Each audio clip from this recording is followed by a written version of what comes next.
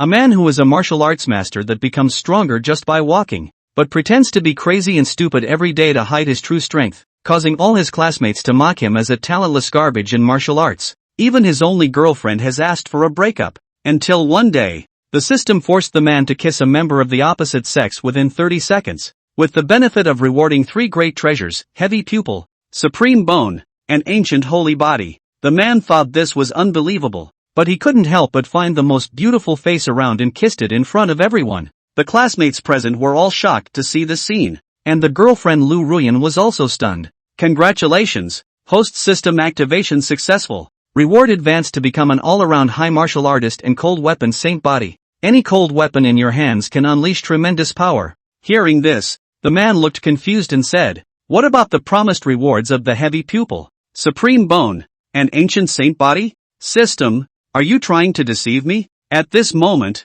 the man was forcefully pushed away, followed by an 18-meter-long machete. "Young man, how about giving my big machete a kiss?" It was then that he realized he had just kissed the daughter of a martial arts family. The onlookers started to make a commotion. "Miss, don't be impulsive. Spare him a way out. Just chop off one hand." His ex-girlfriend Lu Ruyan and maid Jibwa were shocked. He kissed Xiao Shui. Was he seeking death? Xiao Shui, the only daughter of the head of the Xiao family, one of the 4 major martial arts families in the Magic City. The man made a standard 90-degree bow of apology. "I'm sorry, young lady, I didn't mean to." Upon hearing his words, Xiao Shui felt even more wronged. She never expected her first kiss to be taken by this stranger. Thinking of this, the cold moon knife in her hand danced wildly above her head. "You better have a talk with my big knife." And Ran couldn't help but tremble as he looked at the cute demoness. Everyone instantly understood that Ran couldn't escape the strike. He might be split in half, but unexpectedly, Ran dodged to the side, emitting a sense of arrogance that made everyone stumble around. Xiao Shui, in a daze, forgot to retract her knife, and the cold moon knife fell to the ground. "Sorry, let's talk later." And Ran leaped and stepped on maid Jibwa's Maserati hood to leave, creating a gust of wind that flipped the car. "Young man, trying to escape?" Xiao Shui immediately followed with her big knife. Maid Jibwa and Lu Ruyan, who had recovered from the shock, touched the blood on their foreheads unwillingly and looked at each other. Is he really an ordinary person? Could an ordinary person have done that power just now? At this time, a Lamborghini drove up to the crowd, and 2 men in black on the car were drinking orange juice. They were surprised to see Xiao Shui chasing people with a big knife, and quickly asked passers-by, "What's going on? Hey, don't you know yet? It's so exciting. That handsome girl was kissed by that guy just now." Hua Wen and Hua Wu's faces turned pale at the words. Oh no! If the head of the family finds out, they will be in big trouble. The 2 of them were specifically tasked with protecting Xiao Shui. But Xiao Shui didn't want to attract too much attention, so she asked them to stay away from her unless absolutely necessary. At this moment, Anren calmly used the skill of Divine Meteor to leave Xiao Shui behind, occasionally looking back at the still frustrated Xiao Shui. Xiao Shui's face turned red. She, a dignified second-tier triple martial artist, had also practiced speed techniques, and her running speed had reached 100 kilometers per hour. Yet she still couldn't catch up. Anren smiled slightly, using 10,000 points to upgrade her realm, with 1,000 rogue points remaining. You have worked hard for 3 years and finally raised your realm to the 2nd tier. This is your victory. It's quite enjoyable for Anren to use the rewards obtained by taking advantage of you to deal with you again. However, Anren currently has no techniques or martial skills, so she doesn't dare to really confront Xiao Shui. In a little while, she will be able to completely leave her behind. At this time, Hua Wen and Hua Wu drove a Lamborghini at a speed of 150 kilometers per hour to Xiao Shui's side. "Miss, get in the car." Xiao Shui saw the situation and jumped onto the roof in a Valkyrie posture. "Miss, please get in. Your actions are scaring us." Hua Wen and Hua Wu were sweating profusely. Xiao Shui remained indifferent. "This makes it easier for me to chop him." Full speed ahead. And Ran turned back and his face changed suddenly. "Damn, you're cheating." And Ran still couldn't outrun the sports car. Looking around and seeing an old-fashioned residential area, he jumped directly into an alley from the roadside. Xiao Shui's mouth curved slightly upwards. It was a dead end. "Run. If you had honestly taken my blow just now, I would have let you go." Hua Wu and Hua Wen behind Xiao Shui also panicked and got out of the car, ready to follow, but then a large truck passed by. "Hey, what are you doing? My 3 legs are about to break." After being forced into a corner, Anren reluctantly picked up a discarded cane from the ground and prepared for a desperate fight. Testing the effectiveness of the cold soldier's body, Xiao Shui looked puzzled. Are you planning to duel me with a wooden stick against my big knife? Anren lied without batting an eye. To deal with you, a cane is enough. Xiao Shui felt insulted, her silver teeth grinding loudly as she directly retracted the cold moonblade. Then I will face you empty-handed. Otherwise winning would be unsportsmanlike.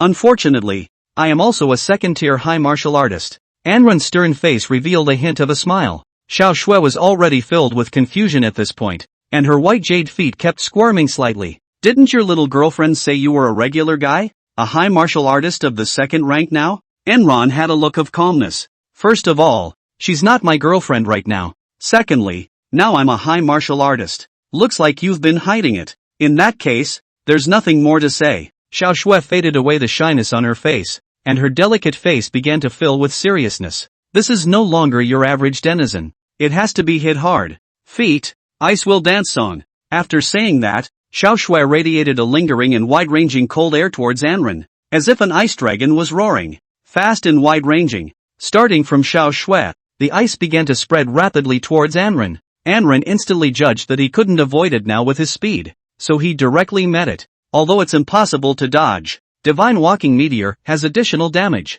Immediately, a rolling yellow aura emanated from Enron's body, wrapping Enron tightly and slamming directly into the glacial dragon, boldly launching a counterattack against a genius and arrogant high martial artist. What a valiant and fearless berserker! Berserker points plus 1,000 points. The system was on the verge of embarrassing Enron with its compliments. The two held each other for a while, and Enron was in an idle manner. Evenly matched? Xiao Shui was frowning compactly. Nope, he's laughing. I'm at a disadvantage. Xiao Shui's thoughts had just come out when she felt her stamina failing. In the next second, Enron added a little more horsepower and directly smashed Xiao Shui's ice dragon to pieces before crashing over towards Xiao Shui with his breath. Not good. Xiao Shui panicked and directly attempted to dodge with a backflip. Breath gusts blew Xiao Shui's clothing around, and Enron glanced up inadvertently, seeing the earthquakes between the twin snowy peaks, and having that spring between the two alabasters. Little panda pattern. Anren stopped walking and murmured softly, but Xiao Shui had smart ears and had already heard Anren's underhanded remarks. Xiao Shui stood firm a dozen meters in front of Anren's eyes, then quickly covered her short skirt with both hands and looked up at Anren with a reddened face. The little pearl was on the verge of coming out again, in a milky, ferocious tone. Denizen, taking advantage of me again. Enron was helpless and confused. I can't just blind myself and not look. Expressing his thoughts in front of a beautiful girl. What a shameless fanatic. Fanatic points plus 500 points. Anron's expression was slightly stunned.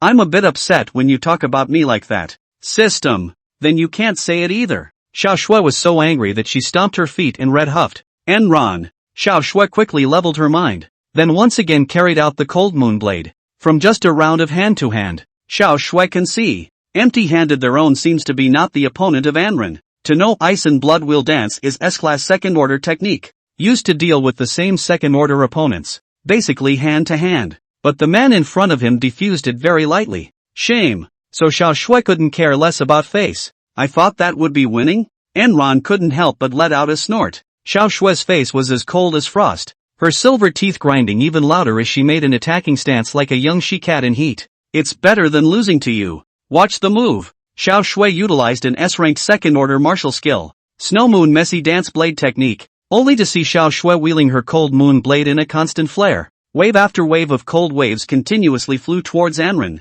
blocking all of Anren's paths of retreat. Anren first relied on his Divine Walking Meteor talent. A residual shadow with a yellow aura swept through, blocking several waves that wanted to approach Xiao Shui. However, a large number of cold waves had already gathered between the two of them, constantly knocking out the yellow breath from Anren's body, while frantically harvesting Ancient Lane's life at the same time. Xiao Shui's sullen red tender cheeks finally showed a hint of delight. He. With the Snow Moon Chaotic Dance Blade technique paired with the Cold Moon Blade, I'm invincible in the second rank. I will win. The young girl spoke with confidence in her heart. A hint of sadness appeared between Enron's eyebrows. Looks like it's time to let the crutch out. Let me see the power of the crutch's sacred body. With those words, Enron held the cane, which was about to decay, across his body and kept turning it. Miraculously, the spinning cane emitted a fiery red aura that directly knocked the cold blade away. Yuki looked at it with a petite body, full of sullenness. He wasn't talking out of his ass when he said he could take me on with a cane? Anran once again utilized divine walking meteor, and in the blink of an eye, he appeared 2 meters in front of Xiao Shue's eyes. Don't froth. You move slower than a grandmother in a wheelchair. Anran playfully stabbed towards Xiao Shue's belly with his cane in hand. Ah! Xiao Shue swung her cold moon blade in panic to block the cane. Several rounds down, seemingly back and forth, Xiao Shui really feel more and more fear. His own cold moon knife with snow moon chaotic dance knife method hit out of the cold air. Hard to let him a walking stick back. Xiao Shui was a bit distracted. Your attention span is really worse than a baby in a cradle. Between Anren's eyebrows, he directly swept his cane towards Xiao Shue's small savage waist. Ah! Xiao Shui flew out 3 meters to the ground in response. Xiao Shui huffed and puffed up half of the body, covering the injured small waist. The two jade pink white with pink, full of eyes, began to ruthlessly drop the small pearl. The bigger factor in her anger was because she had been silenced. The lonely heart of the pathetically talented young girl, humiliatingly defeating the arrogant and talented high martial arts girl. What a valiant and invincible berserker. Berserker points plus 3,000 points. Touché. Anren felt comfortable in his heart, then looked at Xiao Shui, who was sitting on the ground in spring tears, and was a little intolerant in his heart. Xiao Shui wiped her tears and suddenly pointed at Anren and stammered. You. Are you a freshman? Enron nodded. Xiao Shui's tears, which had already stopped, now came out again. I was promised to be one of the strongest freshmen. How come I'm being beaten so badly by an unknown freshman reading a common subject? Anren's face moved slightly. Don't cry.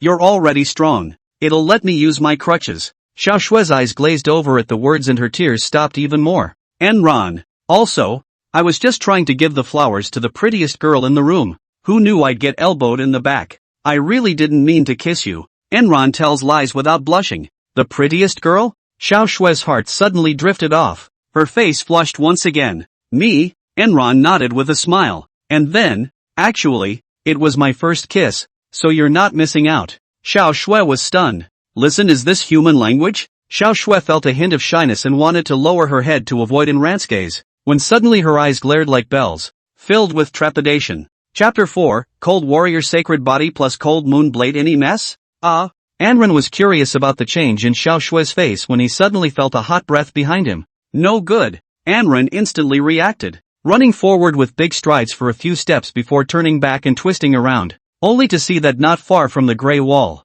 a bright black abyssal crack several meters wide appeared, with 2 pairs of ghostly green eyes staring straight at Anren and Xiao Shui. Xiao Shui shuddered and rose from the ground with a blistering cry. Abyssal Fey. The next second, a muddy, massive Fey burst straight out of the abyss. Its body was as black as the deepest night, standing about several meters tall, while its surface was covered in boiling, piercing blood. Its head was twisted and hideous in its construction. Its eyes were huge, with an eerie green glow in the pupils, and sharp fangs poked out of its mouth, glinting with a cold light. The limbs were unusually thick and muscular, covered with black scales as hard as iron. The Fey opened its bloody mouth and let out a thunderous howling sound, then looked coldly at the 2 men under its eyes, slowly walking over and strategically observing first. Anren and Xiao Shui obediently began to back up. Both sides were just frozen like this, and both Anren and Xiao Shui could feel the terrifying oppressive feeling emanating from the Fey. Xiao Shui's face had dimmed the moment she saw the full face of the Fey,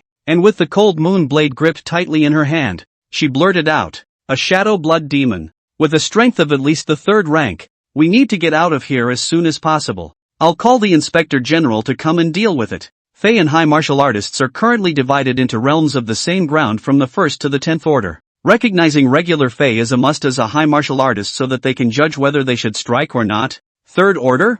Anren glanced back at Xiao Shui, who was already misplaced. Is it strong? Why are you running? Xiao Shui blankly glanced at Anren. In the same situation, the 3rd rank strength is roughly 3 times that of the 2nd rank. Even if the 2 of us are geniuses, it doesn't add up. Not to mention the fact that it's even less cost-effective in case it's of a higher order. Anyway, I'm a 2nd order triple. What about you? Xiao Shui's eyes lingered as she looked at Enran's handsome back, hoping to hear the answer that he was a 2nd order high weight so that she would feel better in her own heart. Enran exhaled a breath of immortal air with ease. 2nd order 1. Ha? Lower than me? Yuki's delicate features showed a hint of disappointment as her left hand grabbed her chest and rubbed it. Like this. Then we'd better leave. If you hastily retreat at this time, It will only make the Fae feel that you are weak and will directly pounce towards you. Anran spoke his judgment. The predecessor was not a martial artist, but he still had a little research on the Fae. At this time, the Shadow Blood Demon had finished its observation and felt that it was able to deal with the two brats in front of it,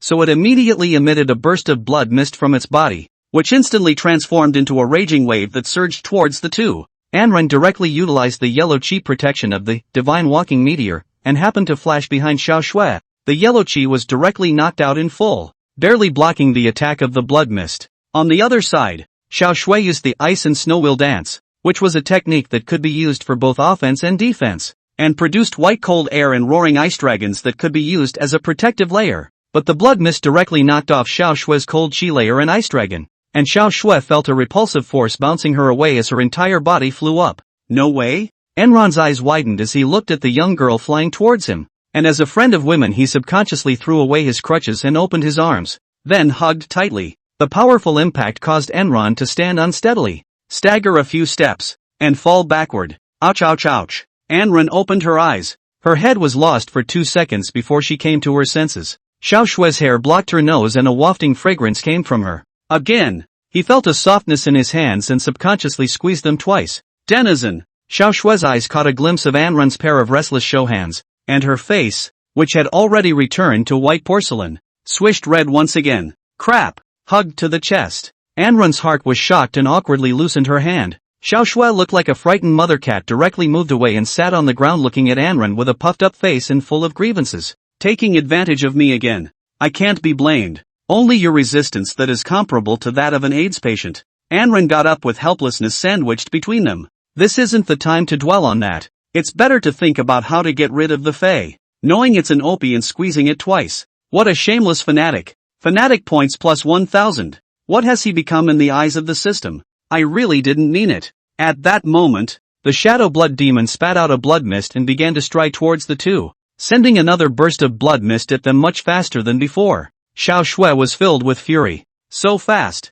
It's too late. In the next second, Enran, who was covered in golden light, blocked in front of Xiao Shui, and the golden light and the blood mist pitted against each other. Xiao Shui looked at Anran's backmute, her eyes starting to get a little lost. Anran laughed helplessly. I told you that you have the reaction speed of a baby, and you still don't believe me. Xiao Shui. The Shadow Blood Demon howled twice in resignation and adjusted its stance. Anran took a backward glance at Xiao Shui's cold moon blade and thought in his heart. My cold warrior sacred body with a cane can hang this woman, so wouldn't it take off with that knife of hers? Hey, let's work together. Anran quickly went over and picked up the cold moon blade. Lend me the blade. Xiao Shui sniffed and followed, her elfin eyes glaring round. Why are you looking at me like that? Anran was a bit impatient. It's not like I won't give it back to you. Xiao Shui was slightly stunned. No, what I mean is that a special weapon also has to match the user. Otherwise it will backfire. What a good knife.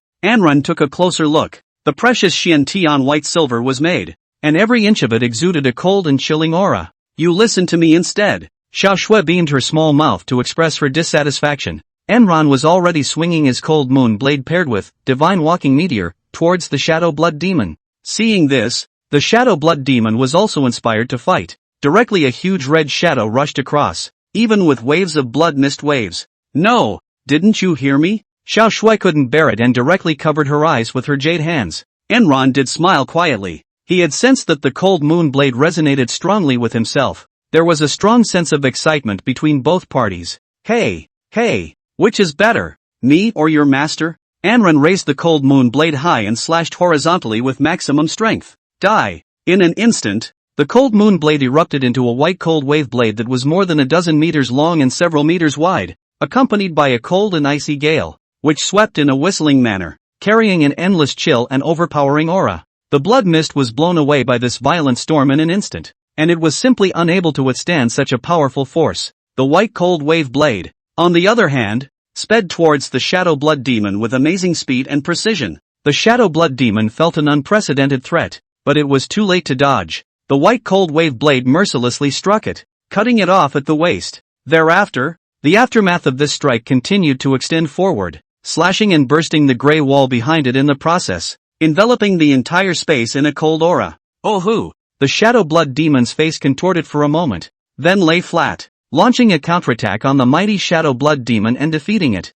What an invincible berserker! Berserker points plus 5,000. It's over. That strike just now also used up all of Enran's energy, and his body stumbled a bit before he twisted his head to look at Xiao Shui, revealing a bright smile. See, I bet right. Xiao Shui opened her eyes, saw the bloodied Shadow Blood Demon corpses, and trembled as she met Enran's smile, and couldn't help but soften her legs and sit on the ground, her peaks trembling non-stop and her eyes losing their high beams. Liar right. Liar right. Xiao Shui murmured repetitively, her lofty Dao heart beginning to shatter at this moment. Honestly, Enran hadn't expected his hang-ups to open up so hard. Enran silently walked to the place where he had put the flowers, picked up the bouquet of roses that had been affected and started to break, walked over to Xiao Shui, and put down the roses and the cold moon blade. Keep your promise. When this flower says it's for you, it's for you. Enran then silently walked past. Grandma, it's time to go back to resting after a serious overdraft. Your name,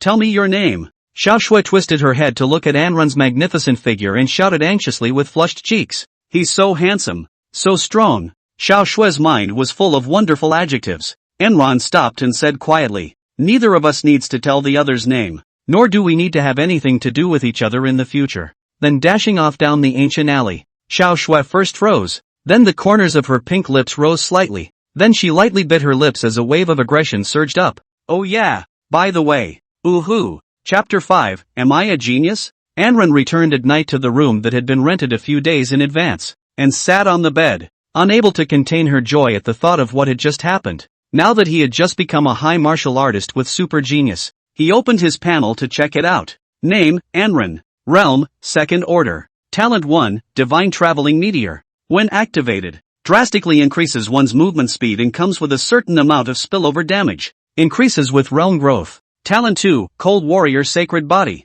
Any cold weapon can be utilized with perfect power in your hands. The effect increases with the level of the realm. Feats, no. Martial arts, none. Berserker points, 11. 500 points. Enran was very satisfied. He clearly knew that Chen Xin that awakened to now 3 months of time only rose to the first rank 6. She was still considered talented, or else she wouldn't have been able to get into the Mordor University, one of the 2 major high martial arts schools in this world's great summer country. But compared to myself now, it's like a firefly compared to the moon. It's nothing. Let's level up first and see how many berserker points it will cost. Enran gave the command tentatively. Use 3,000 berserker value to upgrade your realm to second order 2. You have been practicing hard for half a year, and you have finally raised your realm up to the second level of the second rank. What a hearty boost. Remaining berserker points 8,500. Enran was a bit heartbroken. After entering the second rank, the number of berserker points needed for upgrading was 3 times that of the first rank.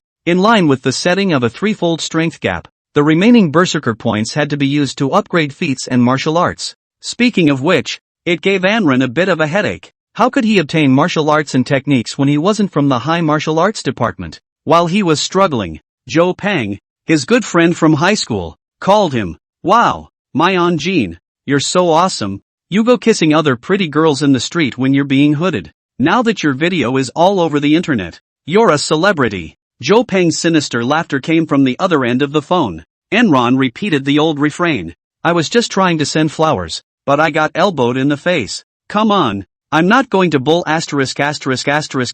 you about this. Zhou Peng's voice suddenly became deep. You're done no? Do you know who you're kissing? Enran was confused. A pretty girl? Xiao Shui of the Xiao family. Her father is Xiao Yang.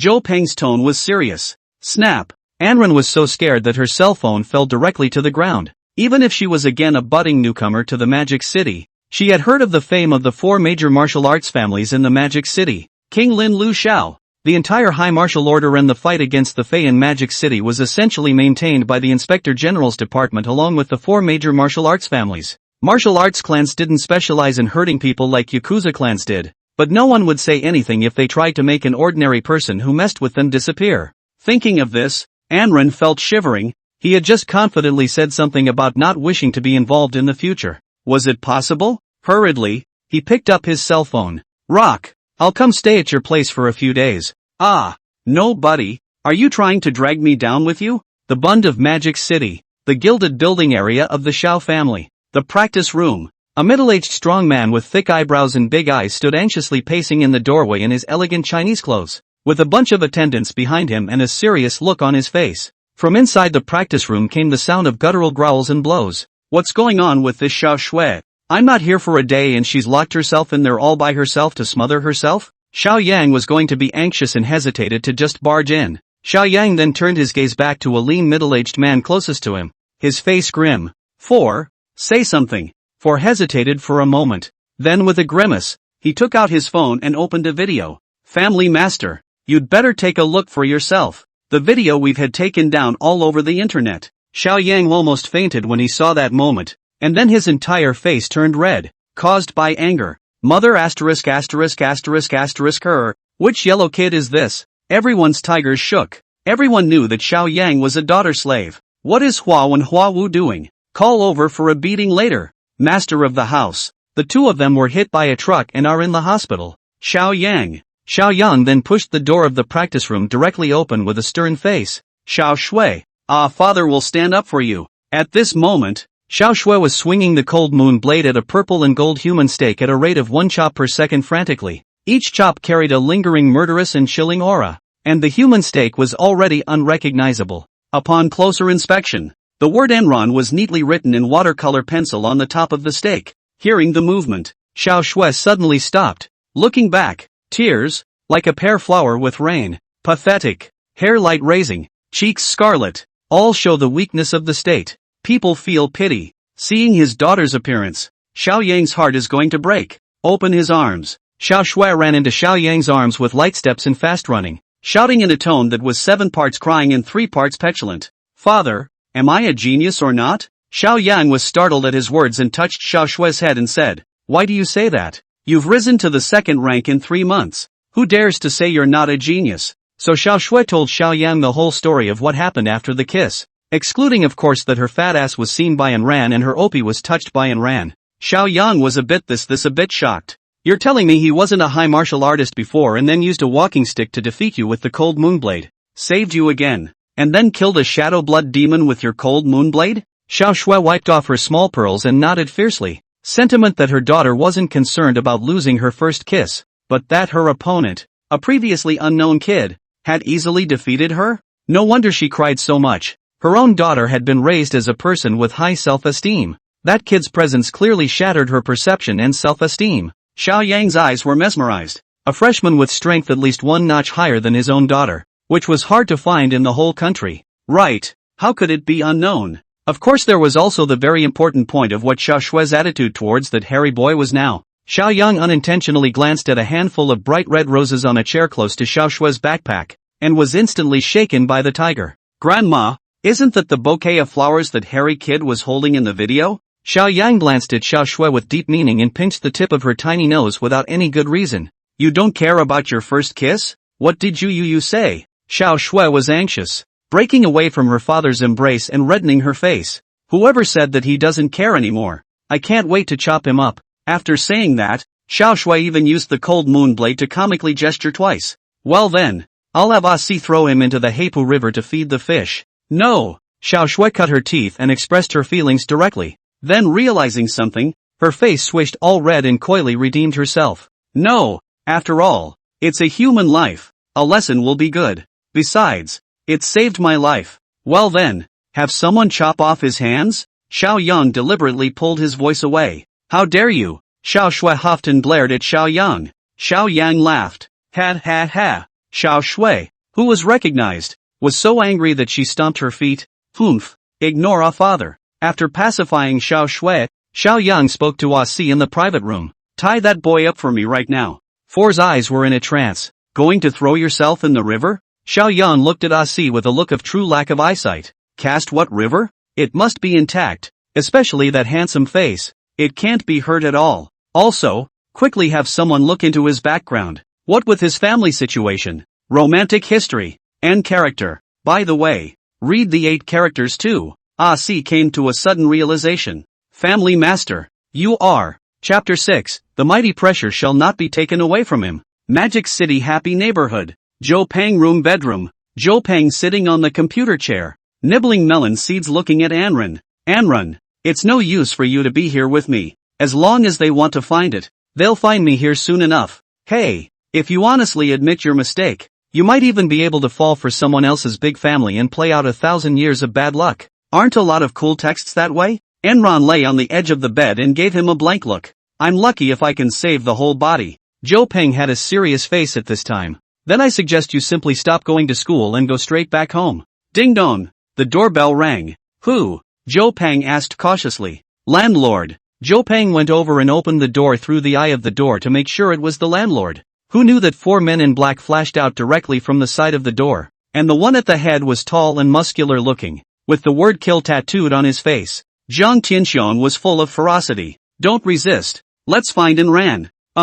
Joe Peng tried to remind, and was directly knocked out by Jiang Tianxiong's punch, and the landlord was too scared to make a sound. Anren heard a little movement and peeked out from the bedroom, headbutting Jiang Tianxiong's majestic pax. Hello? Enron gave an awkward smile, then tried to activate Divine Traveling Meteor to escape. Unexpectedly, Jiang Tianxiong directly pulled out a thin rope that emitted a blue glow, and within a second precisely wrapped Anren so that only her head was exposed. Enron realized with a jolt that the harder he pushed, the tighter he was bound. Don't waste your efforts. This is the S-Class Treasure Heaven binding rope.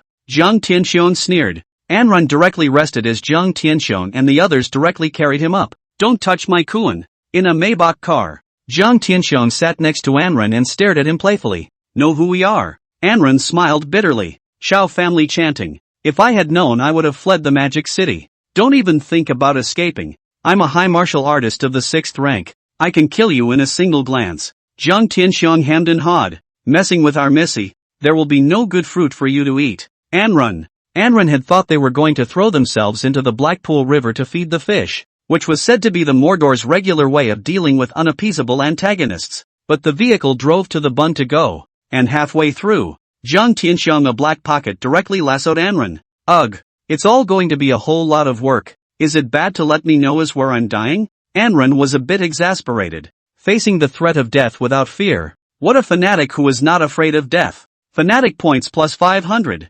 Enron was speechless. I'm going to die. What's the point of adding berserker points without getting me a breakaway divine skill? About an hour later. Go in. Jiang Tianxiong pushed Anren forcefully into an airtight room made of crystals, and then closed the door again once he had put away the sky-binding rope and headgear. Bright lights turned on. Anren panicked with his hands to block the light, and then in the visual gap to see a magnificent, elegantly dressed middle-aged man sitting on a purple and gold seat, staring at himself with cannibalistic eyes. Xiaoyang's majestic aura made Anren feel bad. The muscle man just now was a 6th-order martial artist, and this one in front of him was only more or less. Xiaoyang got down from his high seat and walked out gently with a steady pace towards Anren. Do you know who I am? Xiaoyang's tone was unexpectedly calm. Anren scratched his head. A senior member of the Xiao family? Anyway, the status is very high is all. Xiaoyang snorted and stopped. I am Xiaoyang. Xiaoyang? Hearing these 2 words, Anren felt like she almost had a concussion, her mouth slightly open. The Xiao family head, that man of the 9th rank, was a resounding presence in the entire Great Summer Kingdom. It didn't take long, though, before Enron was relieved and calm as a pine. There's nothing more to say. Kill or die as you please. Anren knew that in the face of the Xiao family's pursuit, what could he, a high martial artist of the 2nd rank, do? When faced with the threat of a powerful enemy, one should meet his gaze, hold one's head high, and one's temperament should not fall short, so that you'll die with a little more dignity. When Xiaoyang heard this, he first revealed a trace of imperceptible appreciation before calmly sizing up and ran and quickly taking stock in his heart. Not bad, with delicate features, handsome and refined. Nonsense. Enron is the man second only to all of you readers lords. The birth dates match. 2. An orphan and no family conflicts. Superior in character. It's just that having an ex-girlfriend is so diabolizing that you can't guarantee that you're already in the shape of an ex-girlfriend. After thinking, Xiaoyang immediately changed into a majestic face for a second. You are not afraid of death? Anren looked straight into Xiaoyang's eyes, full of righteousness. It's not that I'm not afraid to die, but since I'm all set to die, instead of kneeling down and begging for my life, I should be generous and go to my death. Humph. Xiaoyang was appreciative in his heart, but pretended to be gloomy on the surface. Who wouldn't be able to talk big? Wait for me to make a move and I will be able to tell if you are real or not. Anren sniffed and obediently closed his eyes. Xiaoyang's eyes sank as he stood still, Suddenly his eyelids opened angrily, raised his thick right hand and fell towards Enran's heavenly aura, bone-thwarting palm. In an instant, a boiling hot wave of heat quickly gathered from Xiao Yang's right palm at an astonishing speed, forming a blazing red flame that resembled a surging ocean wave. This powerful force quickly coalesced into a ferocious and handsome tiger head, which opened its bloody mouth, revealing sharp teeth, and Enran's entire body was caught up in it, as if he had become the prey in the tiger head's mouth. Anran felt that the air around him seemed to be swaying slightly due to the other party's powerful force, which seemed to transform into an invisible wall, pushing him backward fiercely. Is this what is called the breath of a master? However, Anran always stood still, and at this urgent moment, the divine walking meteor spontaneously activated, and a yellow aura wrapped Anran around and intertwined with Xiao Yang's power, facing a ninth-order powerhouse and dying generously. What a blood-licking fanatic! Fanatic points plus 5,000. Xiao Yang's face changed slightly. Although he had heard something about Enran's ability from Xiao Shui, he still felt a hint of surprise when he saw it with his own eyes. Originally just trying to scare Enran, this changed to a gentle smack to him. Although it was gentle, a slight strike from a normal 9th-ranked powerhouse was enough to kill a 2nd-ranked martial artist in seconds. The violent sound and violent shaking caused Enran to lose control of herself and jerked back a few steps before opening her eyes dully, only to see that Xiao Yang was showing a hint of a smile to Enran. I'm not supposed to die and go to heaven and dream, am I? Xiao Yang's eyes were majestic with joy and shock. Enran was able to fight almost evenly with his slightest blow. Was he really just a high martial artist of the 2nd rank? Xiao Yang asked himself. If it was Xiao Shui, he could kill his baby daughter in seconds by blowing a breath. At the same time Xiao Yang asserted the greatest merit in Enran's character. The mighty pressure shall not be taken away from him. This is the greatest treasure on Enran. You're not killing me? Enran slowed down and looked at Xiao Yang hesitantly. Xiao Yang's eyes kept wandering over Enran's body and his mind hitched. I'm going to ask you a few questions, and you're going to have to answer them well, or else. Hey! Enran was slightly stunned, feeling an unprecedented pressure. Chapter 7 Xiao Shui is interesting enough. Xiao Yang's eyes stared at Enran with a deadpan gaze, having an aura that was not angry, as if it was a tiger, and casually asked very solemnly, why did you kiss Yuki? Faced with this question, Enran quickly mulled over several answers in his head, thinking about which one would make dying easier or surviving. Finally, the old tune was repeated, with a serious expression, looking squarely at Xiao Yang. I did it because I wanted to send flowers to your daughter, but I was pushed. So, Enran's face is not red and his heart is not jumping. He can't say that the system forced himself to go to his relatives. And then he took a glance at Xiao Shui, but Xiao Yang was obviously not satisfied with this answer. His face was full of black lines and he exuded an aura of solemnity. Is that answer fooling me? And why did you send flowers to Yuki? Aren't those flowers for your ex-girlfriend? Are you using Yuki as a tool for revenge? My Yuki is so beautiful that she doesn't deserve someone who really wants to send him flowers? Xiao Yang's tone was increasingly gloomy, but it had also hinted at the obvious. Enran's tiger shuddered, thinking that this would have to be a good answer, and moistened his throat. Here's the thing. That flower was indeed for my ex-girlfriend, but after seeing Xiao Shui between my unintentional glances, I realized I was wrong. What's wrong? Enran put on an engrossed look. My flowers, only for angels, and there is only one angel. It's Xiao Shui. I was in love with her at first sight.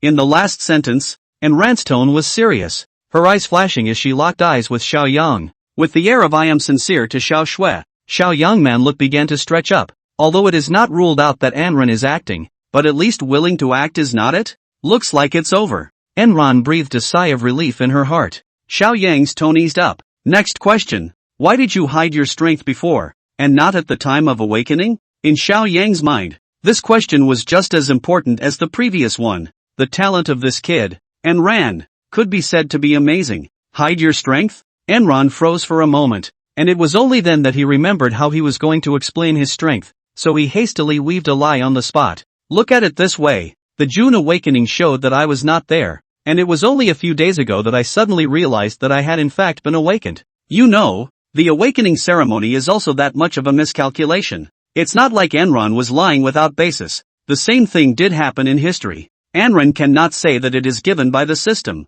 Dare to say that others do not dare to believe. Xiao Yang's eyes could not help but swirl around Enran again, feeling that Enran seemed to have some profound secrets. This was the intuition of being a strong man. Why don't you say so? Maybe you can go to the Ministry of Martial Arts. In this world, high martial artists can be much more nourishing than ordinary people. Because I want to live a normal life without having to bother with face stuff. Meaning I don't have to deal with more bad stuff. Enron calmly made up another reason on the spot. Xiao Yang couldn't help but let out a bold laugh at his words. Ha ha ha, then your plans might be about to fall through. It looked like another pass. And Enron breathed another sigh of relief before performing a bitter laugh on the spot. It's like this. Then, Enron suddenly gathered her courage and looked at Xiao Yang very solemnly. Why don't you kill me? In fact, Enron already had his answer in mind. Now, Xiao Yang began to be a little embarrassed. He could not directly say out his purpose. That would be a loss of face for him as a big shot. Xiao Yang also began to lie,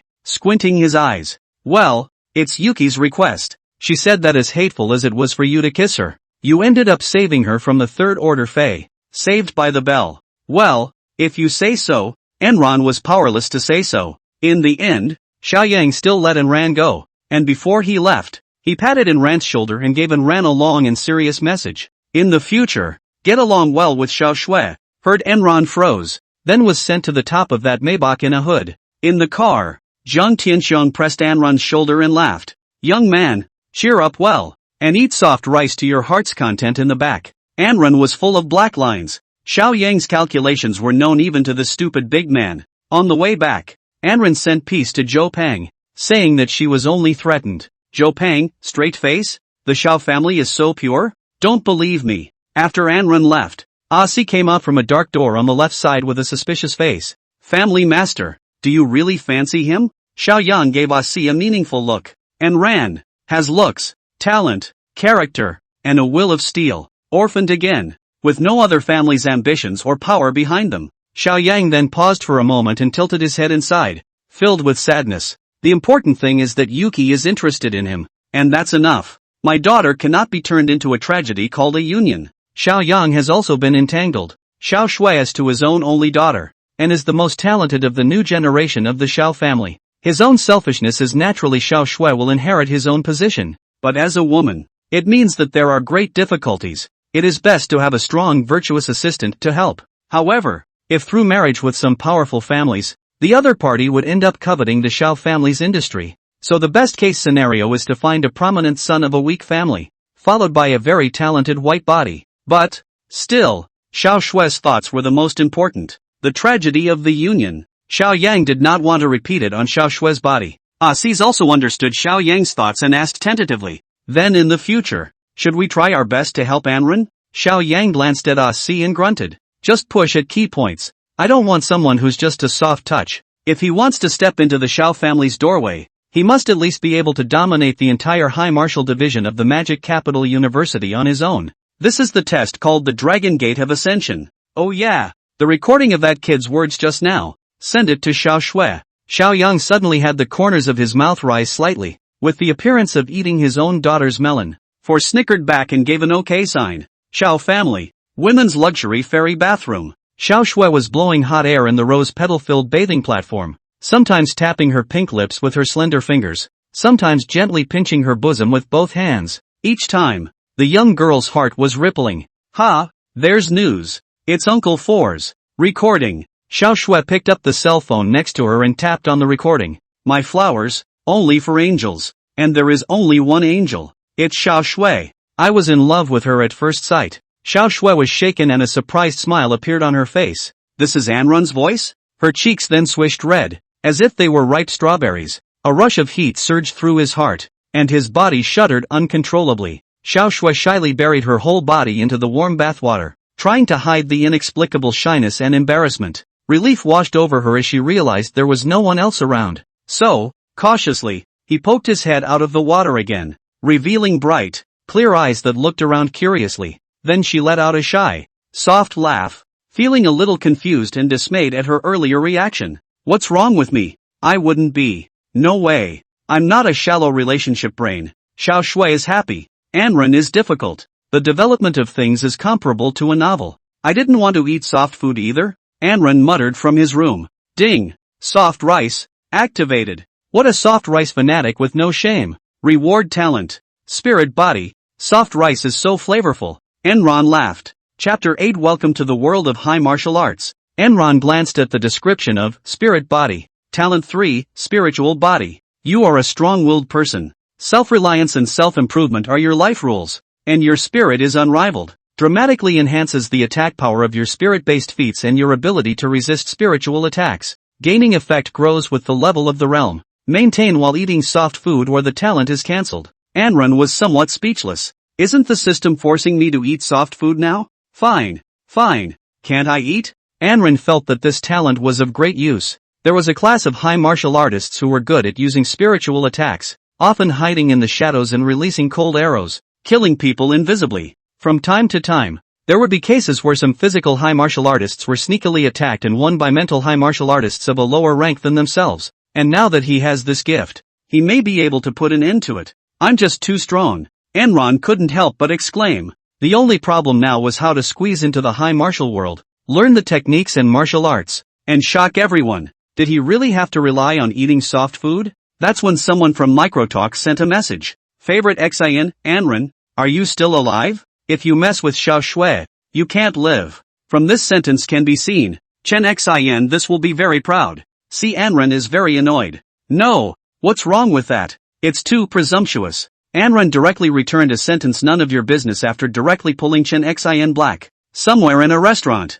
Chen Xin looked at Mei Jibwa suspiciously. He's still alive? Xiao Shui spared him? Mei Jibwa couldn't figure it out even if he thought about it. It couldn't be that Enron had turned on the heat and defeated Xiao Shui first, and then defeated the people that the Xiao family had sent over, or simply be seen by Xiao Shui in peace? Neither scenario is possible. Absolutely not. Unless a sow can get up a tree. It's okay, just keep an eye on him. I guess we'll see him die in a few days. 2 days later, at 7:50 a.m.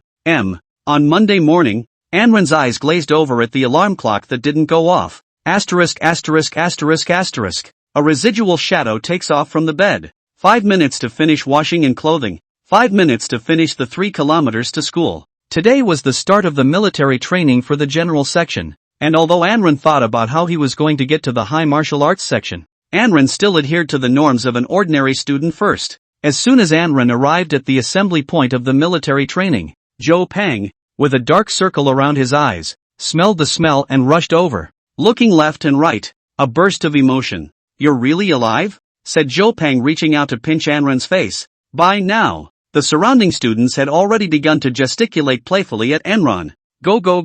Anran knocked Zhou Peng's hand away. You're the one who's dead. Alas, isn't that the invincible little handsome guy who forcibly kissed Xiao Shui? How come he's still alive? I thought he was already in Haipujiang. Boy, are you invincible? You should at least go into Orange Squad for a few days. Could it be that Xiao Shui has already been with him? An abusive relationship between an ordinary person and a high martial artist? Ouch. Can't stand it. The love of a dirt dog in the city's pet dog. What? He's obviously a high martial artist too. Okay? If I were the Xiao family head, I'd be furious. Anran was speechless. Everyone was using his affair with Xiao Shui as a talking point now. Anran, the counselor is looking for you for something. You don't need military training first. The class president suddenly came over with a hint of a smile. Anran was slightly stunned. It couldn't be that he was going to punish himself, right? In fact, everyone in the room thought so and couldn't help but snicker. It's normal for people to look at jokes when it's their first day of meeting each other and they don't have any feelings for each other yet. General Department. The office of Lu Yong, the freshman instructor of the mechanical department. The naive and smiling Lu Yong is entertaining a white-haired young man in gray and black vestments with a smelly face. Xiao Shun, with expensive tea. Next to Xiao Shun sat his assistant, Musuk. Well, what student Anran did is really downright bad. We will decide on what disciplinary action to take as soon as possible. Lu Yong thought he was here for the matter of Anran kissing Xiao Shui, resolved to put an end to such ugly behavior among students. Xiao Shen glanced at Lu Yong and faintly said, misunderstood. I'm not looking for him to be accountable. I was going to special recruit him to Govu. Xiao Shen took out a special recruitment certificate and handed it to Lu Yong, who was so scared that he almost slipped off the sofa. Ah, this is too dramatic. Lu Yong's entire body was confused after looking at the name, photo, and stamp on the special recruitment certificate that were all correct. Xiao Shen also has bitterness in his heart. The third uncle inexplicably let himself come to the ordinary department to fish for a student in the name of special recruitment, claiming to be gifted. Is it so bad that you have to go to school in the general department? And it's the same scumbag who forcibly kissed his cousin. I really don't know what kind of things my own Uncle Sam was thinking. But then, the face of the Shao family head himself and the admissions office couldn't not give it. That would make it a backdoor deal. What will people say? That's why he didn't feel the slightest bit good about the impending Enron. Only what Xiao Yang didn't tell him was that Enron had hung up on Xiao Shui and decimated a third-order Fei. There are some things that you have to see for yourself to appreciate the shock. So there was an agreement between Xiao Yang and Xiao Shen to let Xiao Shen personally test Enron. The way of assessment was set by Xiao Shen, and the decision was also in Xiao Shen's hands. Therefore, instead of specially recruiting Enron, Xiao Shen's primary purpose was to temporarily prevent backdoor water bags like Enron from entering the High Marshal Department. Enron strides into Lu Yong's office with the confidence that talent gives him. Good day, Mr. Lu. Enron nodded politely, and then saw that the unfamiliar Xiao Shen was staring at herself with murderous eyes, so she couldn't help but feel a vicious chill. Lu Yong smiled with relief when he saw that the main man had arrived. Coming, this is Mr. Xiao from the High Marshal Department's enrollment office and his assistant, Wusuk. He's here today to transfer you to the High Martial Arts Department. Enron was slightly stunned, her gaze dropping toward Xiao Shen. Xiao, the soft rice is starting to make an impact? But why is he so hostile to himself? Good day, Mr. Xiao. Enron bowed politely to Xiao Shen. Xiao Shen, however, didn't give any good looks. Don't be too happy. I still have to test you. Examination? Enron revealed a hint of a smile. His own strength was so strong. Wasn't the examination a casual pass? When does the test start? Xiao Shen revealed a sinister smile. Let's sit down and talk first. From now on, it could be my tested you at any time. Interesting. Enron murmured and took a seat across from Xiao Shen. Nusuk sat down next to Enron and pulled out the file. Why don't you read this file first? Lu Yong heard the two men's conversation. Immediately pissed off. May not wait in this to get up their own sufferings. Xiao Shen was a high martial artist of the 5th rank, and Wu Suk was also of the 3rd rank. If they were to engage in an examination here, they themselves would suffer along with them. Seeing Lu Yong walking away, Xiao Shen's eyes flickered slightly as he made use of the 3rd order spiritual feat, mournful music. This is a mental attack method that is launched with the eyes. When it was launched, within the range of the focus of the eyes, all targets could hear an unusually bleak sound, as if it came from hell, and those who couldn't carry it would directly suffer a mental breakdown and lose their fighting spirit. Uncle, didn't you say that Enron is already a 2nd rank martial artist? Then how should your excellency respond if I use a 3rd order spiritual attack? Xiao Shen was a little smug in his heart. At this moment, Nusuk was intently flipping through the documents in his hands, when suddenly, a strong sense of alienation surged through his mind. His ears seemed to catch some strange sounds, as if they were the mournful wails and shrill hisses of countless ghosts. The sound grew louder and louder, as if it were trying to penetrate his eardrums. At the same time, a horrifying picture began to float before Nusuk's eyes, hideous, twisted faces, bloody and horrifying scenes, and creepy ghostly images. These bizarre sights flooded into his vision like a tidal wave, making it impossible for him to avoid them. To make matters worse, his body suddenly felt a violent vibration, as if the whole world was shaking. Ah! Nusuk screamed, falling back on the couch, the papers snapping to the floor. Enron looked at Nusuk in shock. What's wrong with you? Then the body shuddered and the sounds of hell came. Enron hurriedly covered her ears and stared at the body's abnormality at Xiao Shen, who was full of surprise. Soga, so the test has already begun? Nusuk laid straight down after being struck. Yet this kid is still able to move around normally? Xiao Shen didn't understand. How could a 2nd-ranked martial artist possibly resist a 3rd-rank spiritual attack? Unless he was a high martial artist of the 3rd or even 4th rank. No way. Absolutely no way. Just as Xiao Shen was shocked, Enron began to prepare a counterattack. The moment he activated the divine traveling meteor to get up, Xiao Shen suddenly felt as if he had been touched by electricity, and after trembling a few times, his entire body quickly lay down toward the back of the sofa, his face grimacing. Enron was a bit confused by the situation and collected the divine traveling meteor. Xiao Shen got up from the couch in a cold sweat, his heart beating as agitatedly as a tomcat playing the piano. His face flushed. Only he knew exactly what was going on just now. His spiritual attack had been cracked. Enron was puzzled when she saw Xiao Shen fuming and not moving. What's wrong? Xiao Shen came to his senses and finally understood Xiao Yang's words, showing a friendly smile and extending his right hand. Welcome to the world of high martial arts. Successfully cracked the powerful hostile spiritist. What a strong-willed berserker. Berserker points plus 3,000. Chapter 9I. Mejibor objected to Enron's entry into the Gawa division. Anren instantly reacted and pointed at himself. So this is me passing the test? Xiaoshen walked up next to Musuk and pushed down his glasses. Hate to admit it, but you did exceed my expectations. Get up. I fed you your medicine earlier. Xiaoshen pushed Takesuk's body. Musuk opened his eyes in a daze and tiredly climbed up, looking at Xiaoshen with a palpitating heart. Even though I took my medication in advance, it's still the end of the line if I'm really hit. Xiaoshen sighed and twisted his head to look at Anran. He is a high martial artist of the 3rd rank. And even after taking the medicine in advance and being hit by my 3rd rank spirit attack, he directly laid flat. And you cracked it. That's why you passed. The moment Anren cracked Xiaoshen's 3rd order spiritual attack, Xiaoshen had a moment where he wanted to use a 4th order or even 5th order spiritual attack. But Xiaoshen was not an unreasonable person, and could not take the requirements for outstanding graduates to test Anren. What? Musuk was shaken and looked at Anren incredulously. You cracked Mr.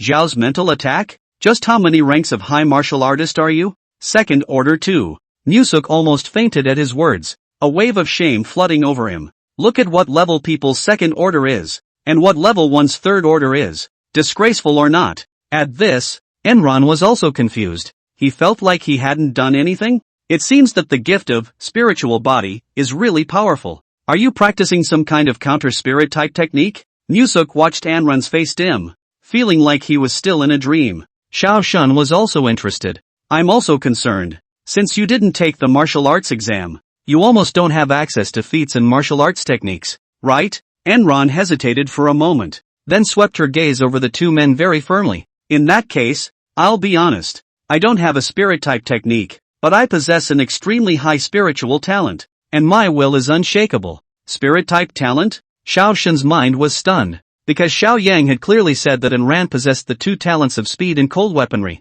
When had a 3rd talent been added? Xiao Ran asked tentatively. So you're also telling me that you have 3 talents? Enron shook his head slightly, full of confidence. To be precise, I'm probably an all-around talent. Ha! Xiaoshen and Musuk almost couldn't hold it together when they heard the answer, coupled with seeing that unusually confident expression on Anren's face. What kind of big talk is that? In this world, it's already a rare genius to have more than 2 talents. Obviously neither Xiaoshen nor Musuk took Anren's words seriously. Xiaoshen nodded. Come on, let me take you to the high martial arts section. Your high martial arts section qualifying rounds will begin soon. The Gomu department, like the general department, has its own military training, which is the entrance qualifying rounds. Classes in each department of each grade at Mordor Gobu University are divided into 9 grades. G, F, E, D, C, B, A, S, and X. From low to high, qualifying determines the educational resources you'll have access to in the new semester,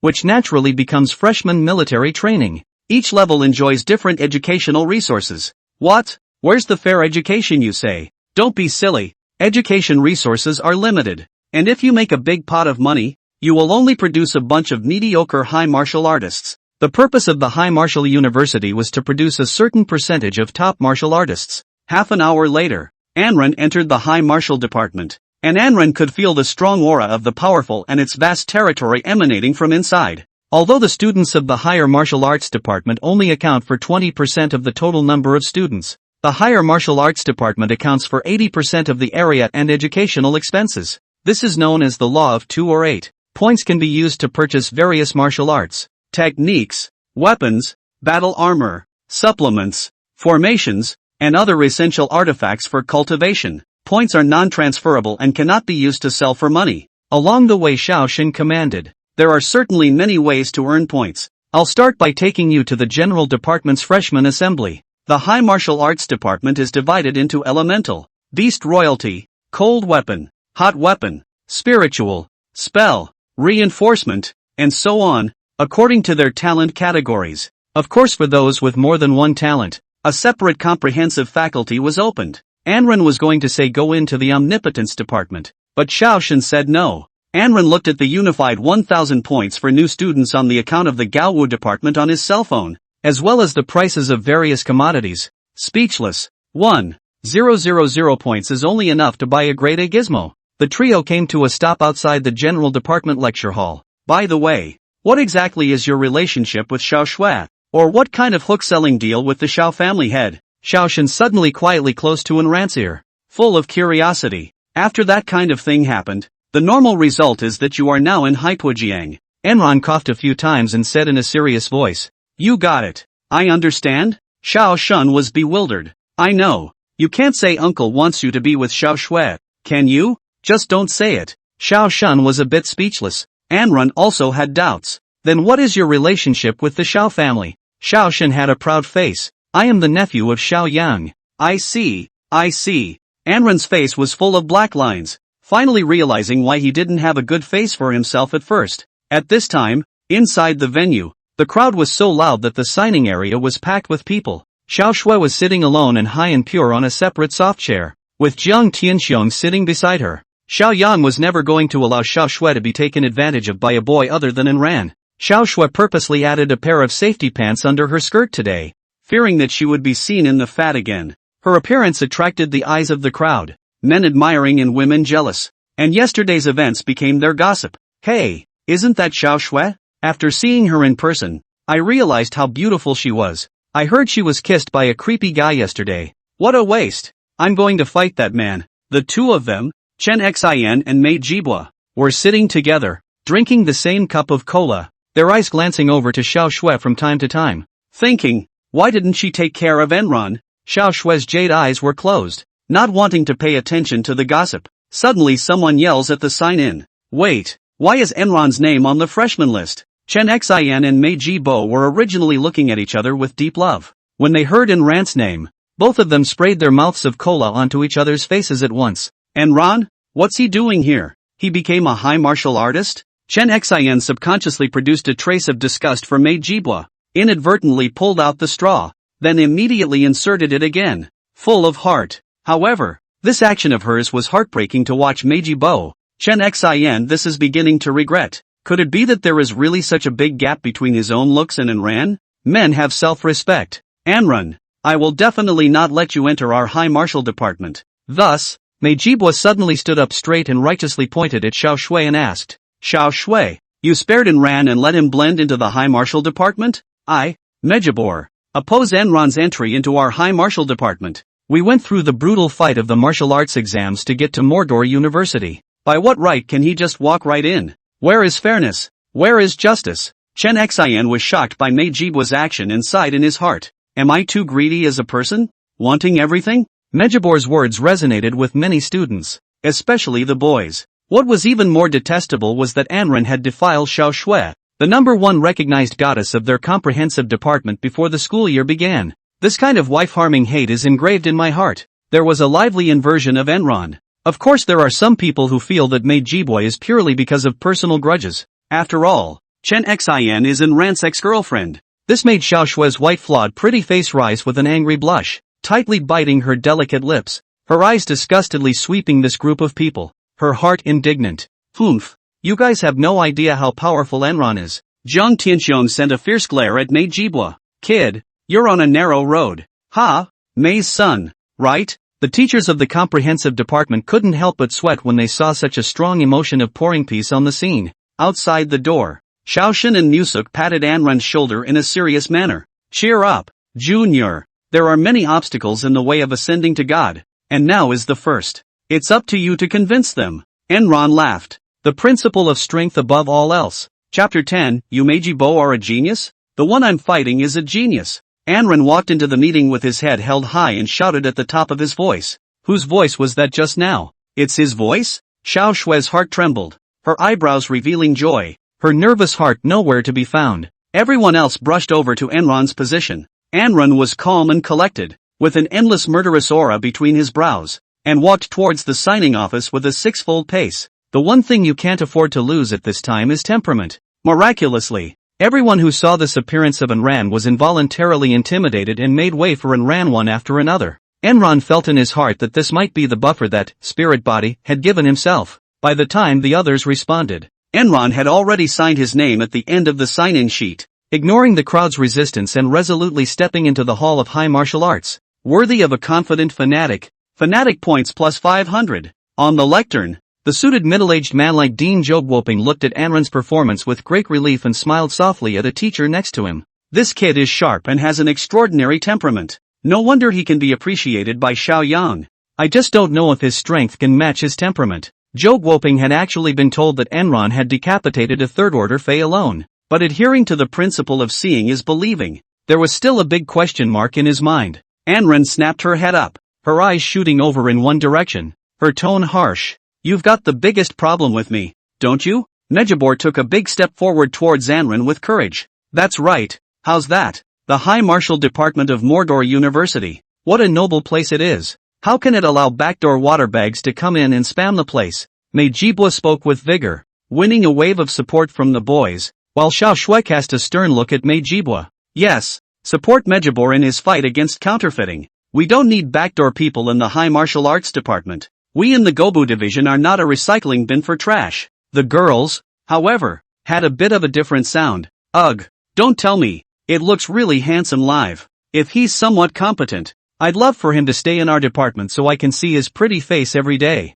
Handsome, I can. Xiao Shui swept her eyes fiercely over the group of horny girls, bulging her slightly red gills and pouting. Humph, a bunch of vixens. Missy, calm down. I will prevent them. Jiang Tianxian felt Xiao Shui's endless chill. It always feels like he's become more handsome? Chen Xian looked a bit dumbfounded, and then looked at Mejibwa beside him. The contrast was strong. Anren turned to Dean Zhou Guoping on the lectern and said impassionedly, "Dare I ask the Dean, what is the first credential for admission to High Martial University?" In a flash, almost everyone snorted. What's the problem? The first credential is, of course, the martial arts test scores. So what makes you, a guy who didn't take a martial arts test, get into the High Martial Arts Division? But Zhou Guoping only said two words. Strength. At this point, it dawned on the students that the so-called grades are not brought by strength. But what does that have to do with you? Enron? Satisfied with Dean's response, Enron threw out the next question. I'm already a student of Magic City University, so as long as my strength is up to par, it's not too much to transfer to the High Martial Arts Department, right? Not excessive. Zhou Guoping narrowed his eyes and smiled. Humph, who knows if your strength is up to par? Mejibwa grimaced from the sidelines. Yeah, who knows? A group of people chimed in. Enron turned the gun to face Mejibor and smiled playfully. Wouldn't it be nice to try? How about just letting you try me out? Anren started to provoke Mejibwa, and couldn't help but set the atmosphere of the venue ablaze. Yes, Mejibor, teach this ungrateful boy a lesson. Otherwise he'll think we have no one in the High Martial Department. Just break his arms and legs. The life is still for him, so that he will remember what happens when he provokes the High Martial Department. Mejibwa looked at Anren with a bit of disdain in his eyes and began to show off his status. I'm the 10th place winner of this year's martial arts examination in Magic City. Enron gave a soft nod, which means you're just a genius. Anren's attitude was so light that the others couldn't help but carry a stuffy feeling in their chests. Mejibor is just a genius? What kind of talk is that? However, Enron came next with an even more explosive statement. I'm playing a genius. Explosive speech. Looking down on genius. What a courageous rabble-rouser. Plus 500 rabble-rouser points. With these words, the atmosphere of the scene was fired up to the highest level. Arrogant. Too arrogant. Never seen such an arrogant newcomer. Zhou Guoping nodded his head with a hint of a smile. This is what young people should look like. Xiao Shui pursed her lips and smiled. She was the only one at the scene who knew how strong Enron was. Mejibwa's strength was even worse than his own. At this moment, Mejibwa was like a eunuch who had just lost his balls, exploding at the slightest point, his hair bursting forth. Well, so wild, huh? If I don't beat you to a family reunion today, my name isn't Mejibwa. Mejibwa knows through Chen Xian that Anren is an orphan. Get out of the way, all of you. I declare that this has now become our battlefield. Mejibwa's veins popped out as he roared maniacally. Everyone stood to the side knowingly, making a large space out in the center for the two of them. Chen Xian looked at her two boyfriends to fight, could not help but feel very pleased with herself. If Enron is better than Mejibor, I'm barely considering getting back together with him. Dean, this isn't too good, is it? A teacher frowned tightly at Zhou Guoping. It always feels like that interloping student is deliberately provoking. Zhou Guoping, however, shook his head with an air of enjoyment. Young people should be so exuberant. Teacher. At this moment, Mejibwa's hand changed into a golden spear with a scaly dragon carved on it, and a shining mighty flame emanating from the pointed blade. That's the Golden Jiao Demon Slayer gun. Someone recognized the gun. That's an S-class weapon. Mejibwa's face was full of pride, and he had the right to be proud. His talent was in the cold weapon department and the reinforcement department. and the combination of the two would be able to profoundly tap into the power of the Golden Jiao Demon Slaughtering Gun. So what weapons will Enron pull out in response? The crowd focused their eyes on Enron. Enron smiled and bit her head off, then looked around for a moment before heading over towards the trash corner. Aha! What is Enron up to? Everyone was confused by Enron's actions, and only Xiao Shui had a joyful gleam in her eyes. The other students laughed when Enron picked up the dustpan. Ha ha ha, it can't be that you don't have a weapon, so you can only take the dustpan out. Ha ha ha, that's disrespectful of him. Zhou Guoping revealed his interest in Enron more and more. What kind of surprise will you give us? Xiao Shui could not help but laugh already, and the guards beside her followed suit. Missy, you haven't stopped smiling since you came in peacefully. Xiao Shui immediately changed her face at the words and glared at the talkative guard,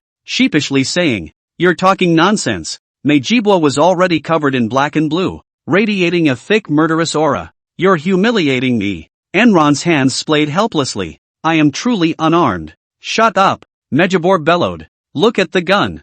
Hunyuan gun technique." Only to see Mei Jibua holding the golden spear with both hands, playing with tiger-like power and unpredictable changes, constantly sending out a lingering golden aura to the surroundings, causing the crowd to shriek in shock. "What a strong shot. We can feel the powerful shock just by watching. This is definitely a second-rank S-rank shot. Can't see at all." Mei Jibo mentally grunted and ran towards Enron, and behind him, a golden auger appeared, hissing up to the sky. However, Enron remained calm and relaxed, spoiling for a fight. "Why? You're still so confident," Mei Jibo roared in his heart. By the time Mejibo reached Enron's eyes, Enron was smiling faintly. "Your marksmanship is so good that even ants living in 2 dimensions can see through it." The gift of the Cold Warrior's sacred body not only allowed Enron to utilize his Cold Warrior abilities indefinitely, but also to cope with the ability to clearly discern the arc paths of other people's Cold Warrior techniques. Thus, Enron first swung the dustpan to block Mejibwa's golden spear, and the divine walking meteor also provided himself with a layer of protective true chi. The two collided with each other, emitting a brilliant golden light. The two then exchanged a few more rounds, and each time it was Mejibor who sent out a fierce attack, which was then lightly deflected by Enron. Mejibwa's golden scaly scales were going to be beaten into a small loach. "Good man. The dustpan can even hold its own against a golden spear?" The other students and teachers were already dumbfounded and filled with shock. Zhou Guoping nodded his head with great satisfaction, as if he was admiring a work of art. Xiao Shui even couldn't care less about the reserve of a lady of the house cried out in laughter. "Looks like I'm going to find Enran to get back together. The two aren't even on the same level." Chen Xian revealed a confident smile, and Mei Jibwa's face was even more filled with death, and his heart cried out in sorrow. "Why? Why does he see through my gun path every time? And why does he block my golden spear with that tie thing every time? Child, it's time for the game to end." Enron didn't want to dwell on it any longer, and with his heart in his mouth, he seized the opening, utilized divine traveling meteor, and gave a hard shot with the dustpan. Bang! Mei Jibwa flew straight into the air, swept through the crowd, and slammed hard into the wall. The whole room was silent. Chapter 11. Well, soft food just smells good. Mei Jibwa's defeat was really tragic. His entire body was embedded on top of a wall like a yamuti, and the golden scale demon slayer gun was stuck in the wall after him. The whole composition is like an artistic mural. By now, Mejibo has become an art. If he didn't have the gift of body strengthening, this difficulty would have been enough to leave him half paralyzed. Liar. Right. Chen Xian covered her mouth in disbelief, and then her determination to get back together with Enran became even stronger. Enran, definitely a great genius, definitely gets a lot of resources to cultivate. When the time comes, he himself PUAs all kinds of resources from him, just like he PUA'd his money in high school. The 10th ranked, 2nd ranked, 1st ranked high martial artist of the demon capital, Mei Jibwa, just lost in disgrace? The crowd turned their attention to Enran again, only to see that he had a pleasant look on his face at the moment, dryly defeating the pride of heaven. What an invincible berserker. Berserker points plus 2,000. The boys are starting to change their minds about Enron. What can I say? He looks kind of smooth now. Is he a hidden master? That dustpan, juggling like a thief, as if anything can be turned into a divine weapon in his hands. And in the minds of the girls, he had become the ultimate dominating presence. Alas, his strength is as mesmerizing as his looks. I can't. From now on I'm going to change the object of my dreams to Enron. Sorry Quinquin. I'm going to use his picture to generate electricity. Even the potential non-tone couldn't help but swallow. However, some of the other students who were self-important were at the moment sizing up Enron with a subtle look, still somewhat unconvinced in their hearts. Just because Mei Jibo lost doesn't mean I'll lose.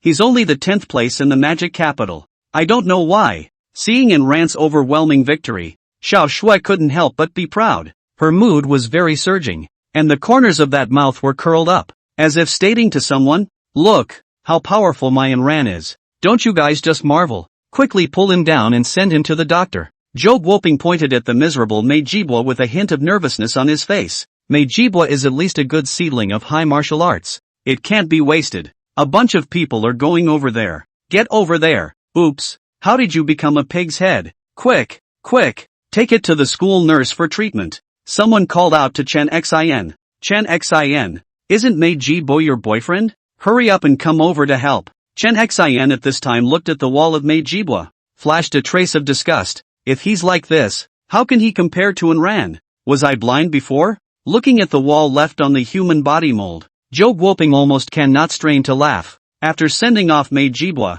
the new student assembly was held as usual. Enran casually found a seat and sat down, and in an instant, he was surrounded by a group of girls with bad intentions, launching a hunting attack on Enran. Geez, Enran, add a wee word no. I can send you pictures every day. Mine's big O. However, Enran always acted like a decent person because he was afraid in his heart. Afraid that Xiao Yang would dismantle himself. Ninth order powerhouses aren't messing with you. Eventually, the girls saw how uninteresting he was and had very little interest. On the contrary, it was Xiao Shui on the side that looked all pissed off. Humph. It's not as big as me, so what's the big deal? It's not as white as me, so what's there to see? The guard at the side cautiously reminded. Missy, if you want to sit next to him, we'll help you get rid of all the other vixens. Blah blah blah. Who said I want to sit next to him? Xiao Shui had a depressed face with petulance. Whoever loves to sit should go sit. Next, Zhou Guoping recounted the rules of the qualifying battle.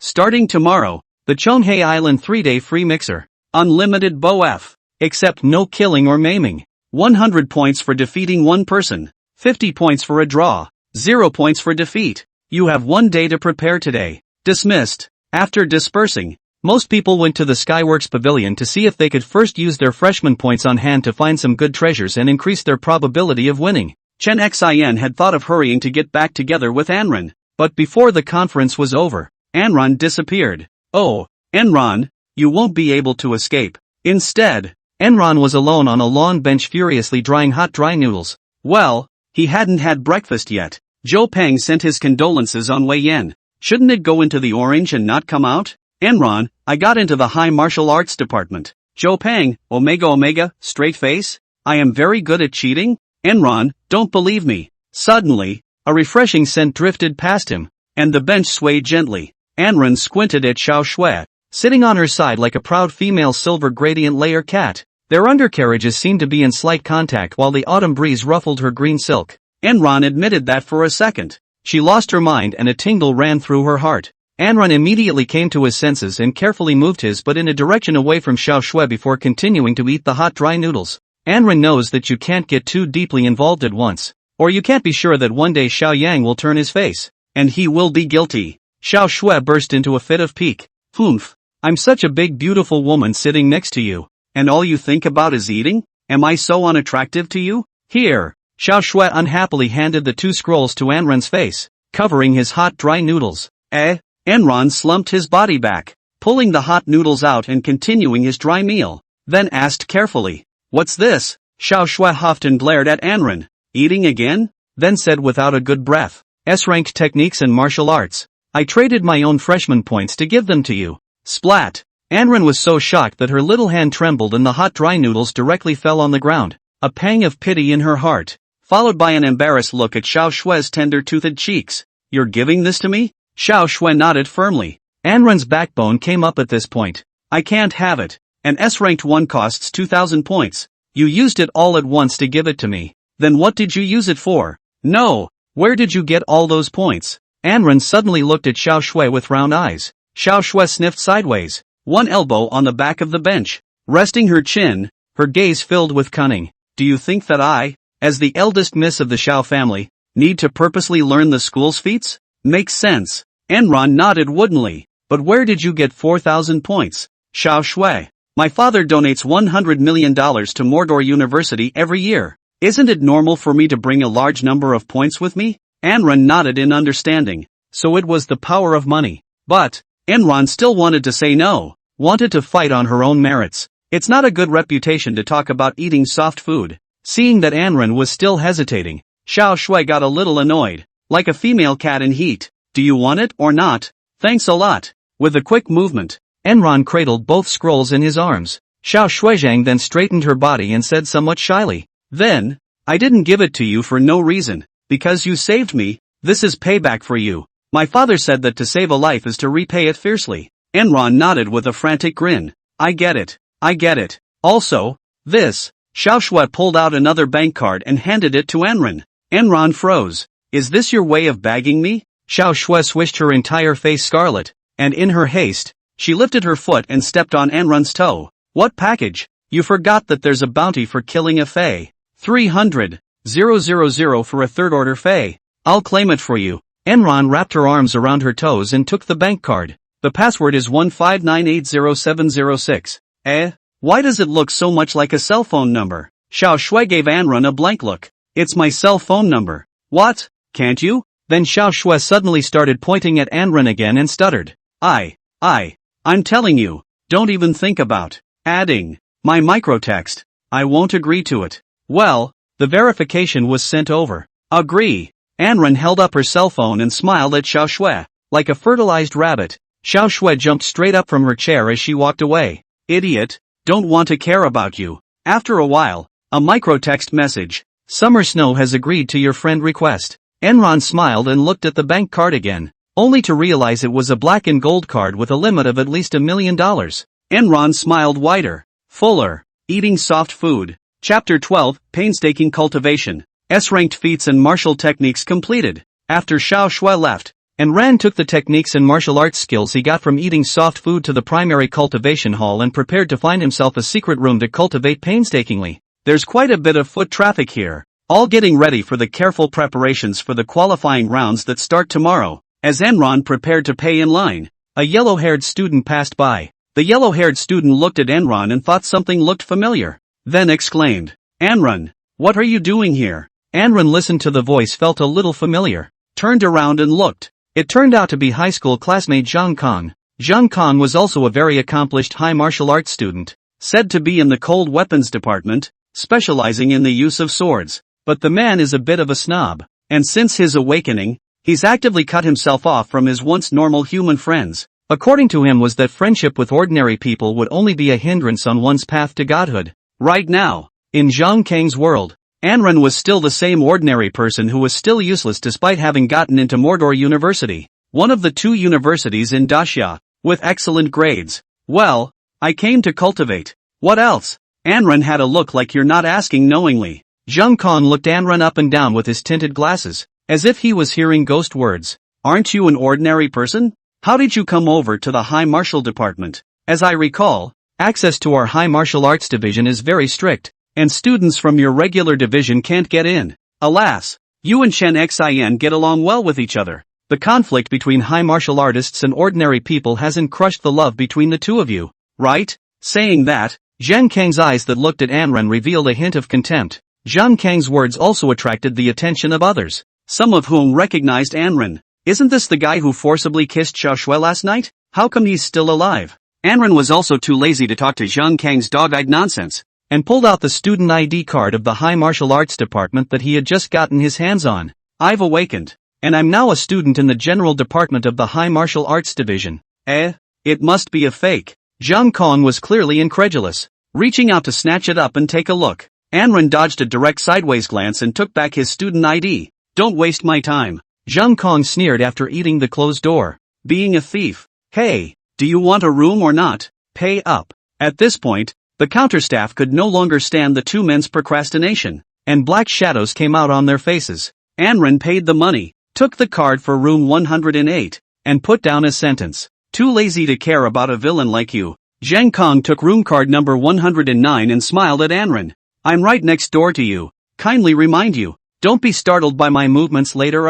Zhang Kong then swaggered into room 109. and Anrun made a vomiting motion behind him. Enron entered room 108, where a pile of iron men specialized for targets were placed against the wall in a room of hundreds of square feet. Anrun opened the two scrolls and took a look, only to see that the technique was nightmare. When practiced to perfection, when the enemy looked at himself, he would fall into an infinite ecstasy and even reach collapse. Typical spirit-type feats, presumably because Xiao Shui had heard from Xiao Shen that his had a spirit-type talent. Looking at the martial skill again, he only saw that it was called one-blade shura, and when it was practiced to perfection, a single blade would be like opening up the sky in the eyes of a second-rank martial artist. This. Anrun was a bit depressed. Why did you give me a book of sword techniques? Anrun didn't have an exclusive weapon right now, so the best-case scenario would be to practice a martial art in the area of punching and kicking. However, the cultivation room would also be specially equipped with some common unranked cold weapons, first practicing with the knives here, and then going to the Heavenly Engineering Museum to find a knife later. Anrun looked it up on his cell phone, and both were typical second-order S-rank divine feats. The levels of feats in martial arts corresponded to the realm of the high martial artist, and generally a high martial artist of a few ranks could only practice feats in martial arts of a few ranks. Of course, after a high martial artist's realm is raised, the feats in martial arts can also raise their realm through certain methods. Start working on it. Enron stretched before opening the panel. Berserker points, 20,000. Anrun smiled. He had saved up so many Berserker points without rushing to use them, just to cultivate hard now. Why don't you help me raise Nightmare to perfection first? The proficiency levels of feats in martial arts are categorized as uninitiated, initiated, minor, major, and complete. Only by reaching perfection can one be considered to have truly comprehended the techniques in martial arts, but it is very difficult to reach the realm of perfection, and there is often a state in which the realm of the high martial artist has been raised but the techniques in martial arts have not yet been perfected. 30 seconds later, Enron felt a blazing heat in his eyes, and his wizened eyes emitted two golden lights from his eyes that shot directly through the humanoid target by the wall. Use 10,000 Berserker points to cultivate the S-rank second-order technique Nightmare to the perfection realm. This is what you've achieved after 3 years of hard training. You're really hard-working. Anrun took a deep breath and wiped the sweat from his body, thinking that he had really worked too hard and had sweated so much. Next, raise one-blade shura to perfection.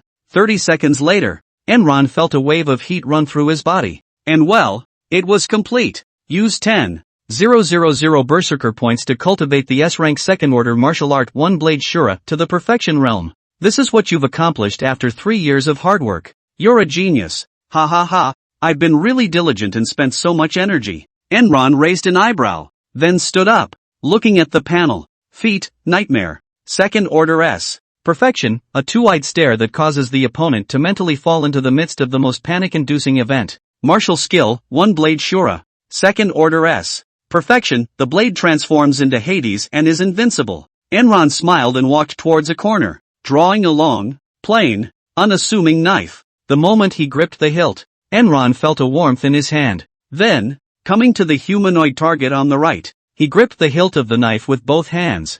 1/shura. A loud sound came from the sky, and a rolling blue wave rose up in the air like a giant dragon, instantly transforming into the image of a Yama, carrying an endless majesty and domineering aura as it surged towards the humanoid target. Boom! An explosion rang out. The humanoid target was split into two on the spot. The sharp blade cut through the air like lightning and didn't stop. Like a ferocious beast, it continued to pound forward. Immediately after, only to hear click a crunching sound. The strong and incomparable steel wall cannot withstand this powerful force, was easily split open a mouth. The blue wave, on the other hand, quickly surged into the next room like a torrent, creating a stormy wave. 3 minutes ago, in room 109, Zhang Kong held a bronze sword and made a chop at the humanoid target on his left. A 3-meter-long white light flew out and crackled on the humanoid target, which swayed slightly. Zhang Kong looked excited, as he seemed to have grown a bit today. When he came here yesterday, his small accomplished Taishang sword technique still couldn't cut the humanoid target, but now he could cut it a little. It was important to realize that the humanoid target was made of the precious S-grade material space metaphysical iron, which was incomparably hard. Huge progress. I'm probably an unearthly genius too. Zhang Kong shouted out excitedly, and then a crumbling sound came over. A blue Yama blade broke through the wall from next door, instantly snapping the humanoid target into 2 halves in seconds again before darting towards Zhang Kong. ********. Zhang Kang's heart was startled. and he hastily dodged sideways. The bronze sword in his hand was rippled and brutally detached from the ground his hand. After a moment of heart-stopping fear, Zhang Kong picked up the bronze sword with palpitations, then carefully approached the broken hole in the wall, his face grimacing. If I remember correctly, it's Anran's room across the hall, isn't it? Impossible. Absolutely impossible. I must have misremembered. Chapter 13, Kulan's Disdain. S+ grade divine soldier. Can you pick it up? Then, Zhang Kong saw Anran's eyes. Anran laughed a little. Nightmare. Zhang Kang's body instantly froze, and his eyes lost their high beams. A bizarre scene suddenly appeared in his mind. The world around him turned scarlet, and he himself was surrounded by several large, bronze-skinned men wearing only their underwear. There was a subtle smile on the faces of these big men, and Zhang Kong felt a chill rise up his spine. Then, some indescribable images. Chang tried to scream, but realized that no sound could come out of his throat anymore. A minute later, with a snap, Zhang Kong directly held his head and knelt on the ground trembling. Hey, Zhang Kong, how's it going? Anran waved his hand and smiled at Zhang Kong through the hole in the wall. Zhang Kong shuddered and raised his head, his face ashen, suddenly seeing Anran's face, pointing at him and shivering. This, all the stuff you've been up to? When did you get so good? Anran compared the knife in his hand and smiled smugly. It's nothing, just a small test. Anran made a swinging motion. Zhang Kong thought he was going to mess up, and with a twitch, he was directly stunned and fainted. Successful counterattack against the dog-eyed villain. What a berserker who doesn't suffer. Plus 1,000 berserker points. Ha, I was just comparing you. Anran was speechless. Then Anran put the knife back and left without looking back. If he didn't leave, he would be caught later to compensate. A few minutes later, curses came from the training hall. Holy, who punched through the wall? Anran hoofed it to Tiangong Hall. A black and white building covering tens of thousands of square meters and a dozen floors in the middle of the High Martial Department. Here, the best of the 100 years of Mordor University's High Martial Arts Department is hidden. At this time, it was already overcrowded inside, and Anran directly killed the cold weapon and battle armor area. The cold weapons and battle armor area was quite a bit cooler compared to the popular areas like the feats or martial skills area,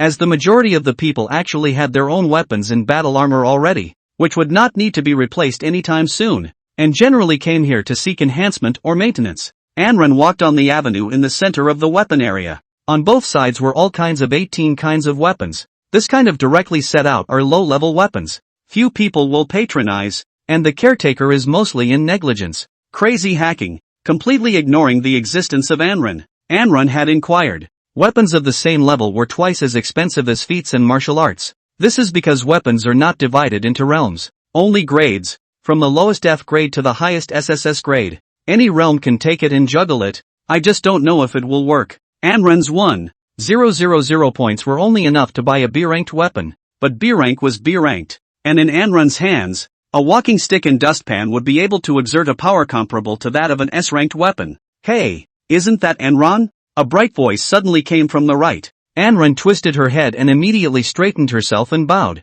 Good day, Dean Shou. It was Dean Zhou Guoping, accompanied by a mature woman in a professional white shirt and tight skirt, thin legs covered with black silk, all shapely, with dyed blue hair, a ponytail, and black-framed glasses. The woman had a condescending look on her face, and it felt like she was holding her nose at Anran. Your Anran? Sure does look like a soft-eating little white boy. The woman's tone was like she was talking to a piece of trash, making Enron's mind particularly irritated. A pimp? Farting? I did it all on my own. Well, there is indeed a bit of suspicion of being a soft touch, but even if that's true, you can't say it in public, can you? But Anran reacted immediately. You're from the Shao family? Zhou Guoping's eyes were also in the midst of frantic spinning at this time, and he comprehended from the two men's conversation. My guess was right. Xiao Yang has already taken a liking to this kid Anran. She is Kolan, the head of the weapons area. Zhou Guoping introduced with a smile. Oh, fortunately it's not the Xiao family. Anran's heart breathed a sigh of relief. I bought a watch last year. It's not from the Xiao family. What's shady about me? It's Xiao Shui's cousin. Anran looked at Curran for a moment. I was the one who thought it was too easy. Curran is very critical of Anran, remembering the events of the morning. When she went to wander around the feats and martial arts area, she saw Xiao Shui's picking out martial arts and feats. Yuki, why are you here? As a member of the Xiao family, it was strange to pick out feats and martial arts at school. You're picking this out for someone else? Ugh. Xiao Shui was taken aback and said with a red face. Then a grudging nod. Enron. Aha. Curran was practically swooning. Good lord. You get kissed and you start fattening up? On the status of the Xiao family's daughter, Kalan can't say anything about Xiao Shui, but it's different for Anren. Back in the present, Curran's mind was wrathful. What exactly does uncle see in him? Handsome is very handsome, and the strength is there, but he doesn't have a family. Curran, a family man. Right now, it belonged to Anran and Kalan to look at each other with displeasure, and Zhou Guoping saw that the atmosphere of the scene was depressing, so he hastened to change the topic. By the way, Enron, you came here to pick out a weapon, didn't you? You don't seem to have a weapon of your own yet, do you? Well, but no. Enron put on a smug face. There are tigers who don't seem to welcome me. Curran sniffed and frowned, saying who was the tiger? Ha. Zhou Guoping laughed. Don't say that. No one can expel you without a valid reason. Right, Mr. Cole? Curran was silent. Zhou Guoping inquired again. What's the desired weapon? Knife. Just learned a knife technique. Enron said as he scratched his cheek with his right index finger. Wanted to match a good knife. Curran grunted inwardly. From Xiao Shui. But you only have 1,000 points right now. You can only buy AB grade 1. Zhou Guoping was filled with pity. A hero should come with a divine weapon. Zhou Guoping's eyes suddenly lit up. Ugh. Isn't there a divine soldier that only costs 1,000 points and is very strong? When Zhou Guoping said this, Kalan was a bit unhappy. Dean Zhou. Isn't that one being watched by Lu Zhao? Zhou Guoping smiled fondly. Lu Zhao has been watching for 3 years now, and if he continues, he will graduate. It wouldn't hurt to take him for a try anyway. The conversation between the two evoked a boundless curiosity in Enron, who looked at the two men sincerely. Let me see? Curran glanced at Anren, a hint of fight in his heart. Humph. Also, it's time for you to know a few pounds. The three of them arrived at a special exhibition area, where a group of guards surrounded a crystal table that held a 1-meter-long, mediocre-looking ring-headed sword. There was a handsome young man with dyed white hair and a white blouse standing at the front of the stage, sighing into his ringleader. Beside him stood a middle-aged man in a jacket. The three of them, Enran, squeezed into the crowd and surrounded Lu Zhao's operation. Lu Zhao stared at the ringed-head sword for a while, then suddenly made up his mind again and carefully extended his right hand to grip the hilt, then slowly raised his hand. Anren noticed that Lu Zhao's hands seemed to be trembling. Is this a problem with the sword or the person? Subsequently, a slight red color began to appear on the body of the ring-headed sword, and Lu Zhao showed a hint of surprise. This blade is called Flaming Bird, and it is the legacy of the legendary forging master, Yamozi. Zhou Guoping began to explain it to Anren from the sidelines. It's an S+ grade divine weapon. His Anren eyes light up. Predecessor's memory of Yamozi's great name is like a thunderclap. That is the Great Xia country's premier weapon forging master. Several S-class divine weapons from his hands, but unfortunately 3 years ago hung up.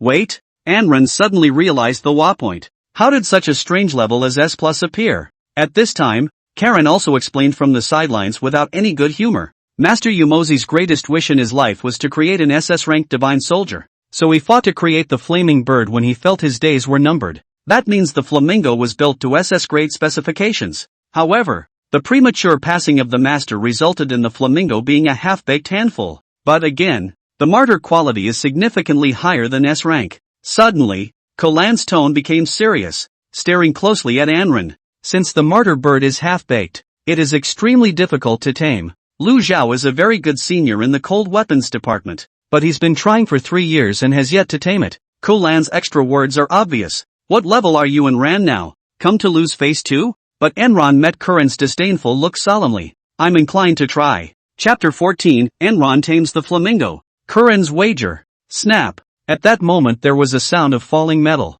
and the attention of Enron and the others was drawn to it. The blazing bird was lying crookedly on the crystal table. Lu Zhao was holding his right hand in his left hand, and his eyes were dull. Xiao Zhao. Kolan walked over full of regret and stroked Lu Zhao's shoulder a bit, her eyes holding regret and softness. Try again next time. There are plenty of opportunities anyway. Good guy. And treat yourself. Really, two kinds of painting style. And what do you mean that there are plenty of opportunities? This is a tacit admission that you can't tame the flamingo? Anron heart inexplicably upset. Lu Zhao looked at Lan with bittersweet joy. Sister Lan, I can finally barely pick up the flamingos. According to the rules, if you can pick up a flamingo, You can trade it away. And I'm confident that I can do that before I graduate. Curran smiled and nodded. This one is? Lu Xiao suddenly noticed Anran, who had an extraordinary temperament, behind him. Anran? Anran was slightly stunned. Good guy. He is so famous now. He can be recognized everywhere. Seeing Anran's lack of response,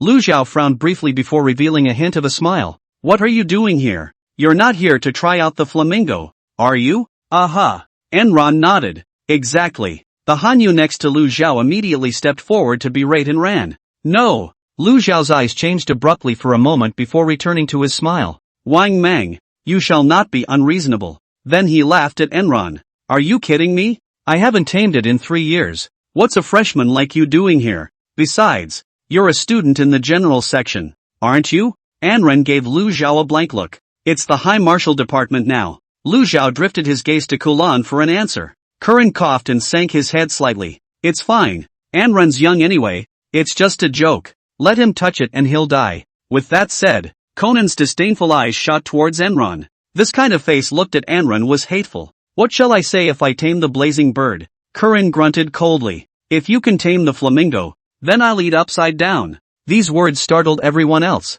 This poisonous oath was too harsh, wasn't it? Is that true?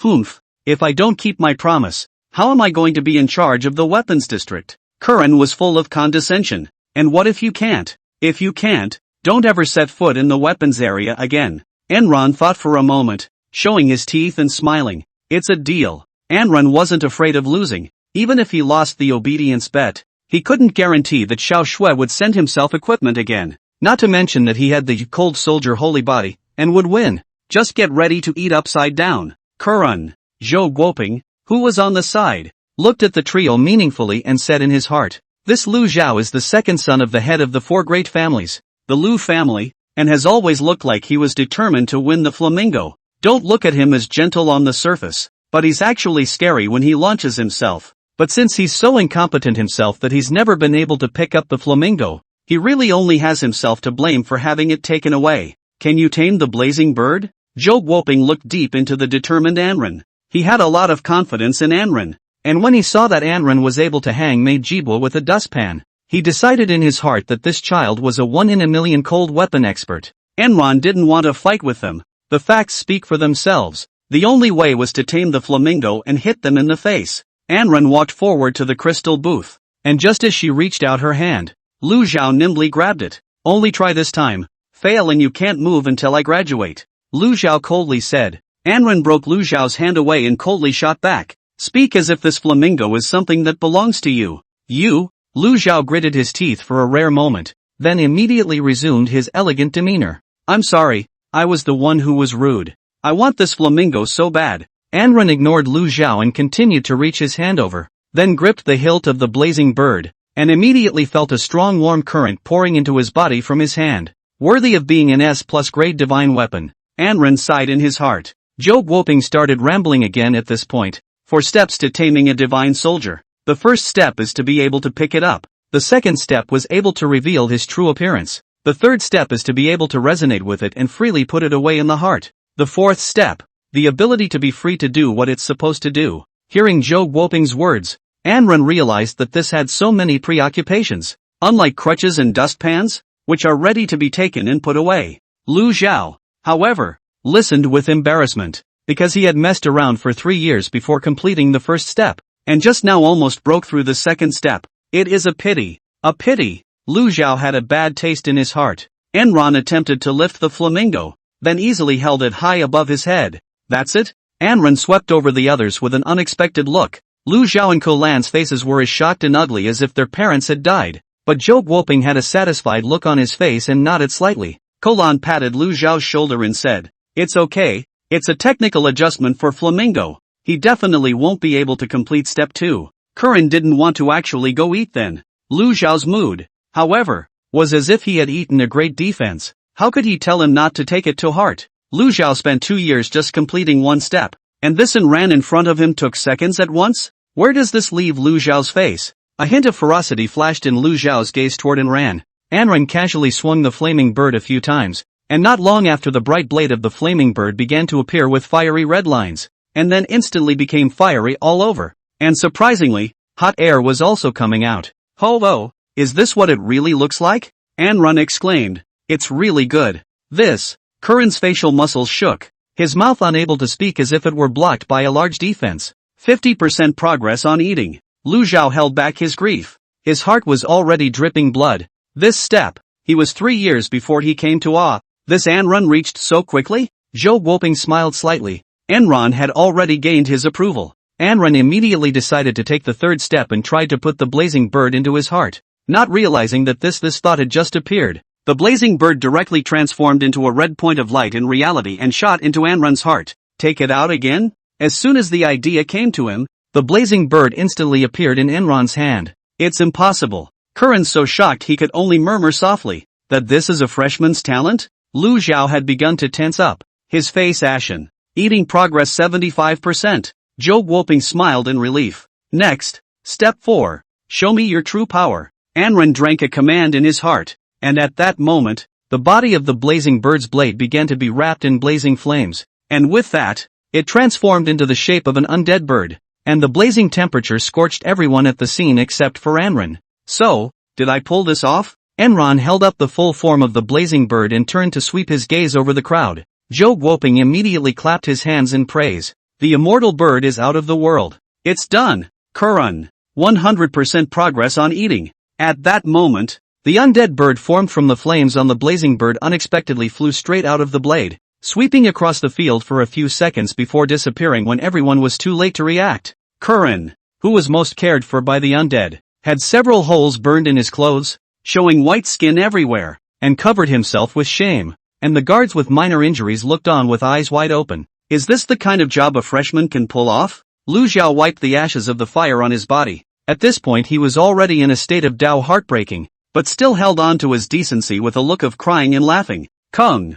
Hi. You. Wang Mang gazed at Lu Zhao with cautious eyes. What can be done now? Zhou Guoping first applauded Anrun, then looked at Lu Zhao, his gaze sinking slightly. Is this true love or false intentions on your part? Anrun directly collected the blazing bird, then looked wistfully at the wretched Kulan. Hey, eat, ms. Curran. You don't want people to know you're a bad judge of character, do you? Chapter 15, Killing Intent with no place to put it. Kulan's petite body shook at the words, and then her face was very pale. Do we really have to eat it? You can't be a man without integrity, oh teacher. Anrun let out a playful laugh, and it's eating upside down. Anrun followed up by taking out his cell phone and releasing the recording. Hey, I've already recorded it. Are you going to let me put it on the internet so everyone knows you're an outspoken pushing girl? The guards on the side couldn't hold it together and covered their mouths to prevent themselves from laughing out loud. Kulan didn't realize that this guy, Anrun, had secretly recorded it,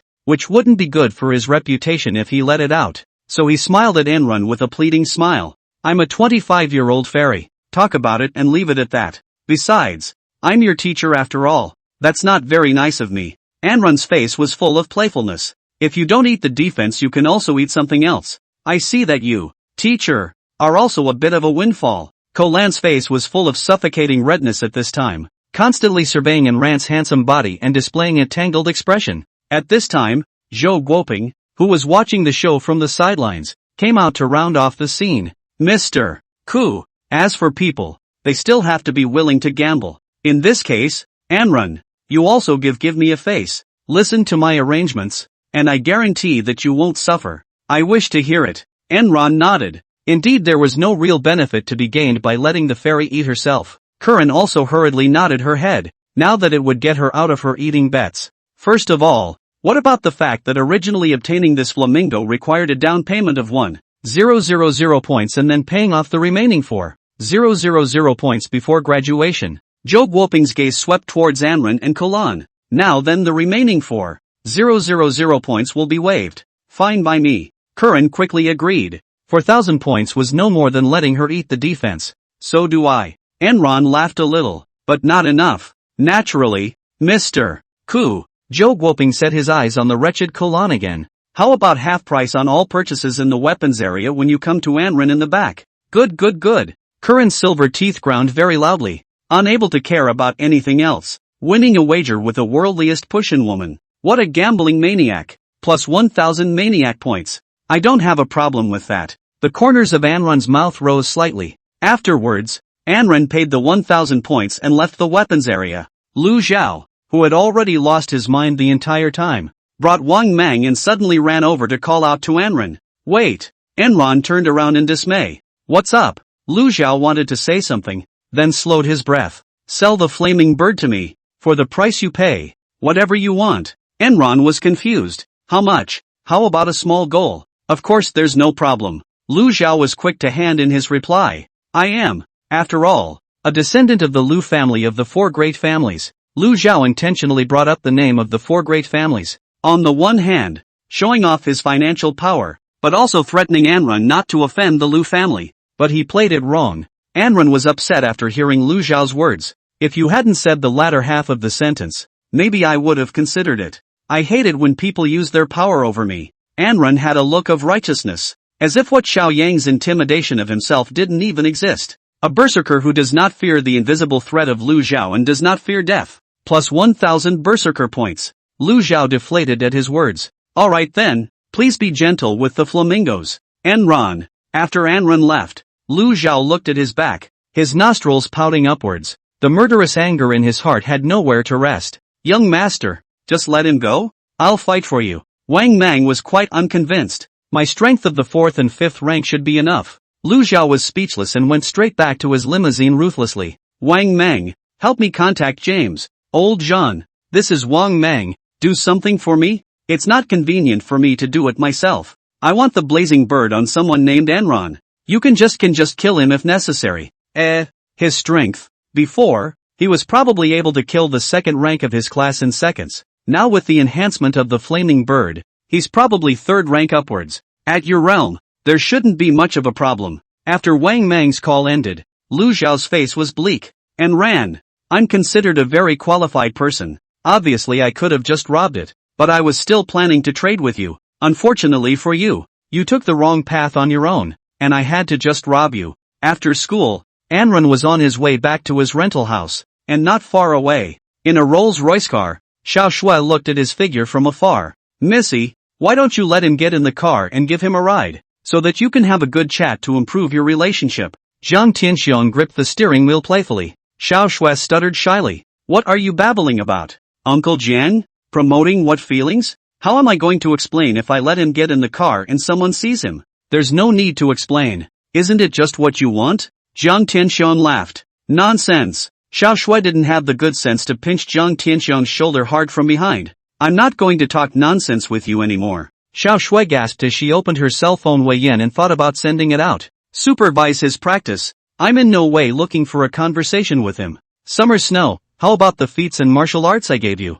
Did you understand them? With your talent you should have already gotten started. Xiao Shui was not being conspiratorial. To be able to practice S-rank techniques and martial arts to the point of initiation in half a day was already rocket speed. He himself had practiced for a week before he was initiated. And only now had he reached his great success. Anren receives the message and smiles. What kind of initiation? Looking down on yourself too much, right? Enron as usual, well, I've learned to be complete. Summer Snow, you think I look like an idiot? Enron as usual, well, it looks Dumb and Dumber. Summer Snow, Carrot, Anren and Xiao Shui on the way to have a chat on Wei Yan. See the darkness. Walking to the deep alley where their own rented room is located. Heavy, hurried footsteps came from up ahead. Anren stopped and looked up to the front. Through the mysterious street light, a dark, bald and strong man appeared about 100 meters ahead, walking slowly towards himself with a thick stride. The visitor is not good. Anren could feel the hostile aura carried by the other party. Who are you? James smiled wryly and didn't answer. Continuing to step toward Enron. This is a place where people can pass by. So what? James gave a dismissive laugh. Whoever sees it, I'll kill him so no one sees it. Enron was a bit helpless. The other party was an outlaw and was indeed coming for himself. Enron turned back to see if there was a way back, and unsurprisingly, not far behind him had already stood another person. A lean look, looking at his eyes filled with a murderous aura that had nowhere to rest. Anren couldn't feel the strength of these two strangers, so he opened the chat interface with Xiao Shui. As things stand, we can only ask Xiao Shui for help first. Alas, it's time to go soft again. Before the first letter could be pressed out, Enron saw a sudden burst of blinding white light surrounding him right under his feet. The white light was gone in an instant, and Enron opened his eyes again. then realized that he was already in an unknown place. Looks like suburbia? Chapter 16. Wasn't it agreed that the 4th rank strength would be enough to win him? You just must be wondering how you ended up here, right? An eerie voice came from behind Enron. Enron turned around and realized through the faint moonlight that it was the lean fellow who had just appeared in the alley. I wish to hear it. Enron did seem a bit curious. I'm guessing you have a spatial talent. Zhou Buguang pointed at his feet with a smug look on his face. Enron looked down and realized that the ground underneath his feet vaguely had a red hexagram pattern. Got it. This is a teleportation array. You are in the auxiliary department. Enron looked at Zhou Buguang. Unfortunately, the auxiliary department is simply looking for death when they beat me. Hey, your opponent is me. Make no mistake. James' gruff voice came from behind. Enron jerked back, then looked confused. Where is everyone? James had an expression of a dog in the sun and cursed with his hands. Asterisk asterisk asterisk asterisk, can't you see me when I'm just a dozen meters in front of your eyes? Enron scratched his head and smiled knowingly. You look as black as a chimpanzee and blend in perfectly with the night. James grimaced at his words. Boy, that's not a very funny joke you're making. Don't try to hide your weakness with verbal attacks. Inexplicable. Enron picked up her cell phone and prepared to continue typing, sending an address to Xiao Shui in the process. James was enraged. A puff of red smoke emanating from his body, and with a sharp vertical jump he popped up in front of Enron with his fist raised. Just don't give a damn about us. Fire fist. James's sandbag-sized fist swung with a ball of fire directly toward Enron's head. Enron instantly reacted. His eyebrows together revealed a ferocious, side-bending body to dodge. Then the phone snapped and fell on the ground in a stinky gutter. A ball of fire exploded a large crater several meters in diameter directly on the ground several meters behind Enron. I rub. Enron looked at her cell phone full of heartache. It seems that she can only rely on herself to defeat the two of them. Enron opened the divine traveling meteor, generating a golden light to protect his body, and then blasting furiously at James' instant flash in one shot. But all of them were directly carried down hard by James with his flesh. James followed suit with a burst of counterattacks, knocking all the golden light from Enron's body. The first round was an even exchange. At this time, Zhou Buguang had already hid on a side of the grass to watch the battle, his eyes mesmerized. Second Yan Lu really didn't lie to us. To be able to fight James like this Enran really does have the strength of the primary 4th order. It's a shame I'm a pure support and don't have the ability to fight. Or I could go for a few over-the-top fights as well. Flesh body strengthening?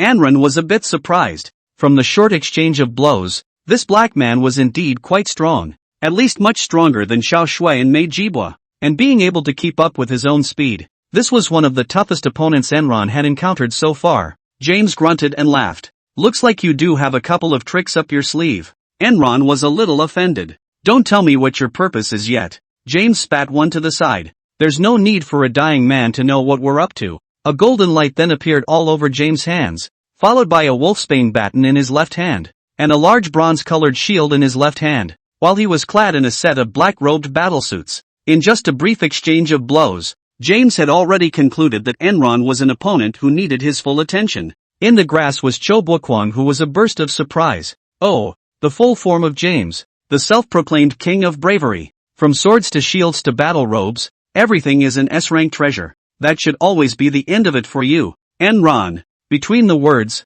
Enron was already holding the flaming bird in his right hand, illuminating the surroundings in red. Seeing the appearance of the martyr bird, James filled his eyes with a rounded stare and couldn't help but marvel in his heart. It's really something good. No wonder Lu Zhao would go crazy over it. Then take it down. I'll win. James let out a confident statement before raising his shield and swinging his wolfsbane towards Anwar. The Scarlet King lights the lamp. James let out a roar, and the wolfsbane in his hand instantly flashed with a deep blue light, and with a stern aura smashed down fiercely towards Enron's head. And on top of the wolf's tooth stick, there was actually a huge blue gorilla climbing on top of it, its eyes flashing fiercely, wanting to tear Enron apart in general. Enron calmly and quickly swung the flaming bird in his hand, sending out a blazing flame that clashed with the wolfsbane. In an instant, the power generated by the collision between the two sides was like a volcano erupting to form a powerful wave of energy that spread out in all directions. This wave of energy triggered a raging gale that swept across the entire battlefield, filling it with sand and dust. It's an even match. Zhou Buguang marveled. It's inconceivable that this is a battle between the 2nd and 4th ranks. Not long after, the blue chimpanzee immediately turned into a wild current flying towards Enron. The undead bird on the flamingo also saw the opportunity and flew out to directly devour the orangutan before sweeping towards James. James broke out in a cold sweat at the sight and hastily blocked with his shield, but the powerful impact of the undead bird directly knocked James back a few steps. When James had gained his footing, he instantly found himself in a scarlet area. What's going on? Am I hit with a mental attack? James' mind was bewildered. And then he realized that a large number of white policemen had appeared around him, full of majesty, holding rifles aimed at him and cursing in foreign languages. Criminals, get on your knees or we won't be able to resist emptying this clip. How so? It's a shadow of James' early childhood in his homeland, where the police were really unfriendly to them. James went straight to his trembling knees and raised his hands. I surrender. Enron grunted and laughed. Just now, in the moment of exchanging glances, Enron used nightmare. No way? James is actually the underdog? Zhou Guoguang's eyes were already full of shock at this point. What the, that's someone the 4th rank can beat? It clearly takes a 5th rank to do that. Damn. Liu family's second youngest pitiful bastard. Give a wrong information. Farewell, Jamie Ape. Enron held up the blazing bird and tried to cleave Jamie in half. But James was at least a high martial artist of the 6th level of the 4th rank, and quickly broke through his demons, suddenly shouting, Ni's life is also a life. Rise of the Planet of the Apes. In the dream world, James managed to kill all of the white dudes and woke up in reality. Humph. Almost got you trapped. James puffed out his chest proudly, using his shield to keep the flamingo dead center. And how would your excellency react if I used a martial art? Enron smiled playfully. James was confused. Why are you smiling so big? Enron's cold eyes flashed as he raised the blazing bird high. 1/Shura. In a flash, a blue llama flew out on a fiery red undead bird and slammed directly into James in a sweeping motion. Fuck! Successfully defeating a tough 4th order opponent. What a tough berserker. Berserker points plus 3,000. Enron marveled. It's a shame. I was going to leave the scouts alive, but unfortunately you pushed me too hard. Afterward, Enron felt a trance and his legs went a little weak. Then he smoothly laid down on the ground. Am I being attacked here? Nope. I'm running out of energy here. Energy is the blue bar. It seems like I haven't learned a feat to replenish my energy. So this isn't good for a protracted battle. Asterisk.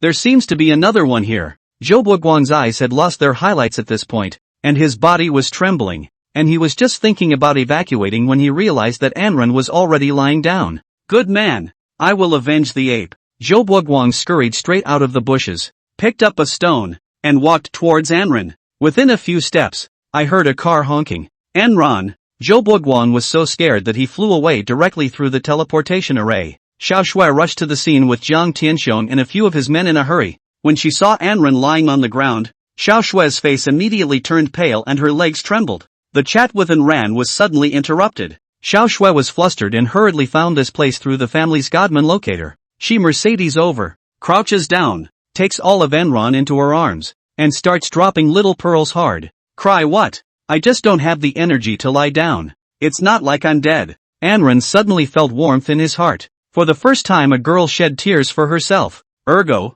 the head also feels soft. Xiao Shui's expression froze. Then her face changed and she directly pushed Enron away, wiping her tears. Wasting my feelings, humph. Enron groaned as she slumped to the floor again. You can be so cruel. How can you run out of energy? Xiao Shui reached out her hands again to pull Enron up, her eyes wide and budding, full of confusion. Enron didn't have the good sense to say, of course it's because I don't have a technique for practicing energy. Wait. Enron suddenly had a flash of inspiration and stared at Xiao Shui with a mischievous mind. Why don't you give me another energy cultivation technique? Yes. Enron is trying to be soft again. Soft food. 2 meals a day. Not much. Chapter 17 Chen Xin, I just made a whole world of women will make a mistake. Enron's words made the henchmen on the side tense up. They were surprised by Enron's thick skin and pursed their lips and laughed. Xiao Shui started to get a little annoyed in her heart when she sniffed. It's so natural for you to make such a request? I just gave you 2 S-ranked books during the day,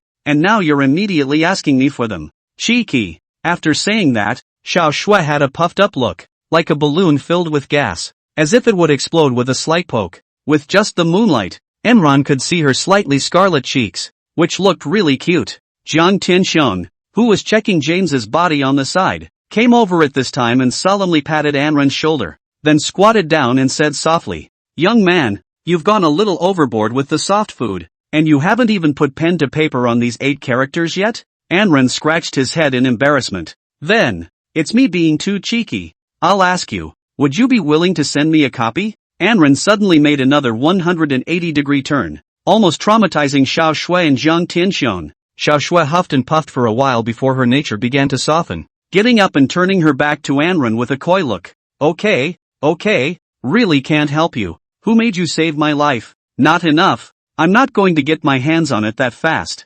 Holy? Zhang Tianxiong was greatly shocked in his heart and stared at Xiao Shui with wide eyes. My missy, if Anran runs away in the future, how much will you have to lose? Great! Anran sprang up from the ground alive and well, and in a moment of excitement wanted to go over and hug Xiao Shui into his arms.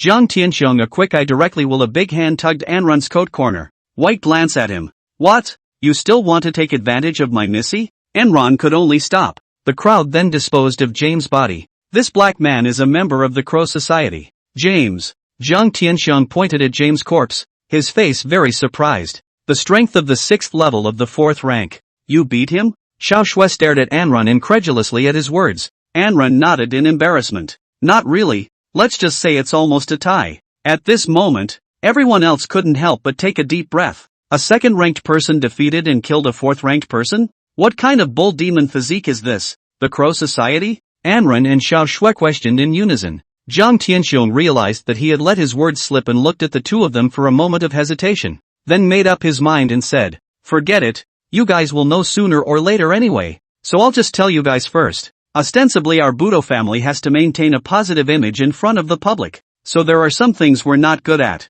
Anran stated his understanding. That is to say, the Raven Society is actually the black gloves of the great families? Aha! Zhang Tianxiong nodded. And it's not just the Crow Society alone. The Crow Society is actually a little closer to the Lu family. Who? Xiao Shui looked at Anran dryly. When did you mess with the Lu family? Zhang Tianxiong also cast a skeptical look. Anran then pulled out the flamingo. I guess it's because of it. Lu Zhao wanted it badly. Zhang Tianxiong and Xiao Shui both sucked in a breath of cool air. The flaming bird's reputation was as good as thunder. The two couldn't help but shout at the same time. You tamed the flamingo? Anran nodded. I'm just taking it casually. Xiao Shui and Zhang Tianxiong were directly depressed. Listen, this is human language? However, if it's Lu Zhao, then it'll be troublesome.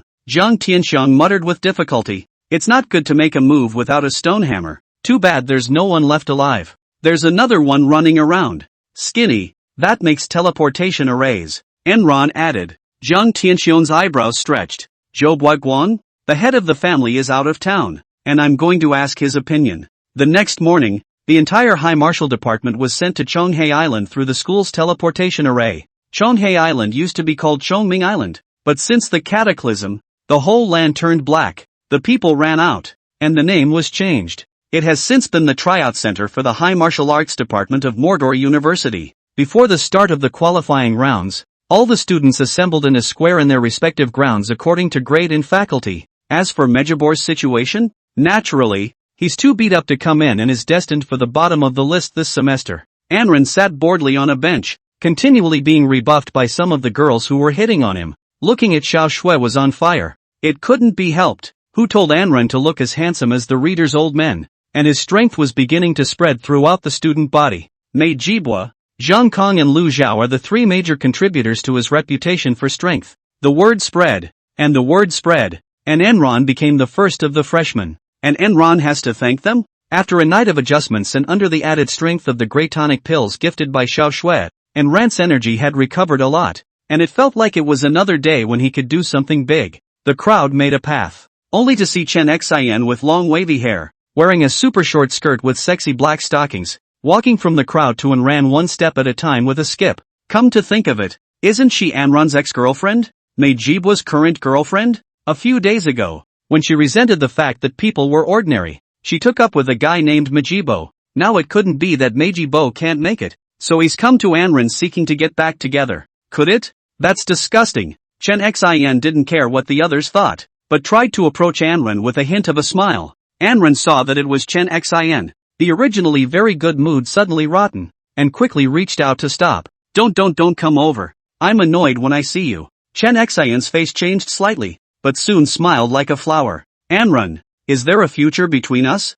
I've been thinking about it. and I'm a little better off with you. After all, we have 2.5 years of unbreakable male-female love between us. In Chen Xian's thoughts, as long as she puts down so little dignity, Anren's dog-licking attributes will explode and lick her back, just like in high school. As for Anren, to all her contact information deleted this matter. Chen Xian believes that just Anren at time cannot think to make the brainwashed operation. He must still love himself in his heart. Future? Anren was simply going to be pissed off by Chen Xian. Auntie, is your head filled with Yanita gone? Why didn't you think of the future when you cuckolded me? When this was said, the others were shouting. Chen Xian calmed down a bit and continued his sophistry. I know you have resentment in your heart, but you still love me, right? After all, 2.5 years is a hard time to part with. Saying that, Chen Xian had a pitiful look. I'll get back together with you if you apologize to me. Everyone was shocked by Chen Xian's brain circuit. Cuckolding Anren and then wanting Anren to apologize to it? Bah! Scram! Enron started to red huff. I really don't know how the predecessor looked at this kind of goods. Don't wait until I can't control myself. Chen Xian froze for a moment. Then his tone became ferocious, pointing at Enran. I've already lowered my voice to find you to get back together. Why are you still so stubborn? Big deal. Big deal. I apologize to you too. Let's apologize at the same time. Won't that make it even? Listen to this as a human being? Everyone's jaws dropped. Enron admitted that she had begun to brew power, and that the existence of such scummy women was simply a cancer to the male-female relationship dichotomy. Chen Xian at this time has said sharply, I chose bread and strength in front of love. Is my choice wrong? All women choose that way. If I've made a mistake, I've only made a mistake that women all over the world make. Shame on you. Don't want Billy. How can you say such a thing? Just represent yourself and don't drag us girls down with you, okay? Almost everyone can't stand Chen Xian's strange remarks anymore. Couldn't take it anymore. Enron snapped out of it. Chapter 18, I'm going to test your code. Don't you come over. Realizing that Anren was already angry enough to make a move, Chen Xian couldn't help but yell out in panic. But it was too late. A cold wind swept by, and Anren had appeared in front of Chen Xian, radiating a golden light.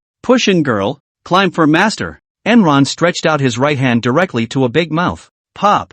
Chen Xian hadn't had time to let out a miserable scream, and her delicate body took off directly in place. And after doing a 720-degree spiral in the air, she skimmed over the crowd with a perfect parabola, and fell heavily to a place more than 10 meters away. Anren, you? Chen Xian wasted a lot of effort to get up from the ground, covering half of her face that was already swollen and bruised, turning from a little green tea beauty into a damn rotten female ghost. What kind of man is it to hit a woman? Anren raged. This slap is for the feelings I've fed to the dogs for 2.5 years. Do you really think I'm boiling goat and black little tiger? Moreover, battles between high martial artists do not distinguish between men and women. Right now it's a duel between high martial artists between you and me. After saying that, Anren again rushed over and kicked Chen Xian's chest. Chen Xian has not yet stood well, and was hit by another blow, again flew out more than 10 meters away. You. Chen Xian twisted his body on the ground, covering his chest that had already collapsed,